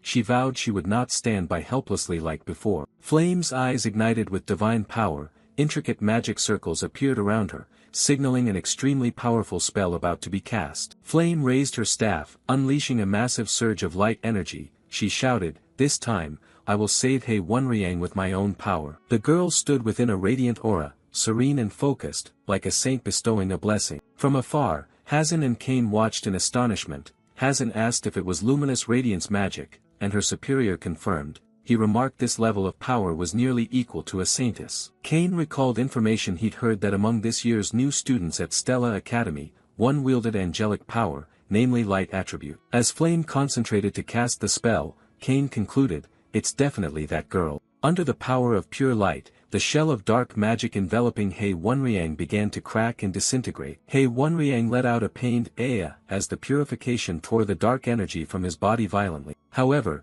Kane remained skeptical as he observed. He reasoned that using angelic power to purify and completely removing the seed of dark magic were different matters. He believed this spell at best could only suppress it temporarily. Kane's eyes then widened in shock, fixed on the center of the radiance. When the dazzling light faded, He Wonriang had returned to human form. He knelt on the ground coughing, wisps of white smoke still lingering around him. He Wonriang stared at his hands in bewilderment, seemingly not understanding what had just happened. He could only utter, "Huh." Then He Wonriang heard a slightly choked voice from the person standing before him, "Thank goodness." Flame smiled radiantly, tears welling with happiness. She rejoiced that he had finally returned to normal. But the joy did not last long. He Wonriang suddenly shouted, "Flame," and immediately after, Flame collapsed exhausted to the ground. Immediately a pitch-black blade pressed against He Wonriang's throat, leaving him frozen in terror. "The one who acted was Kane," he said coldly. "Then, to be sure, check it out." Very quickly they formed into 2 teams of 3,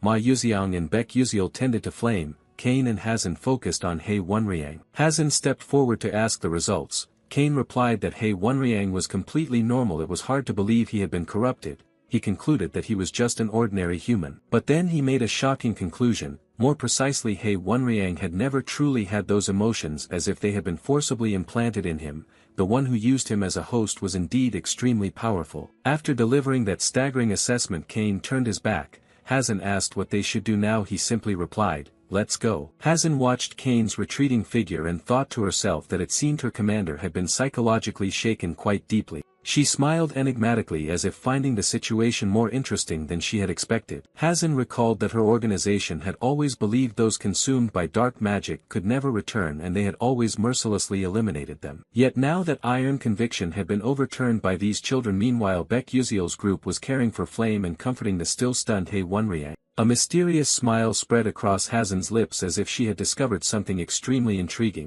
Before leaving, Hazan waved goodbye. "See you later, kids." In complete contrast, Baek Yuxiel silently hoped he would never have to meet these troublesome people again.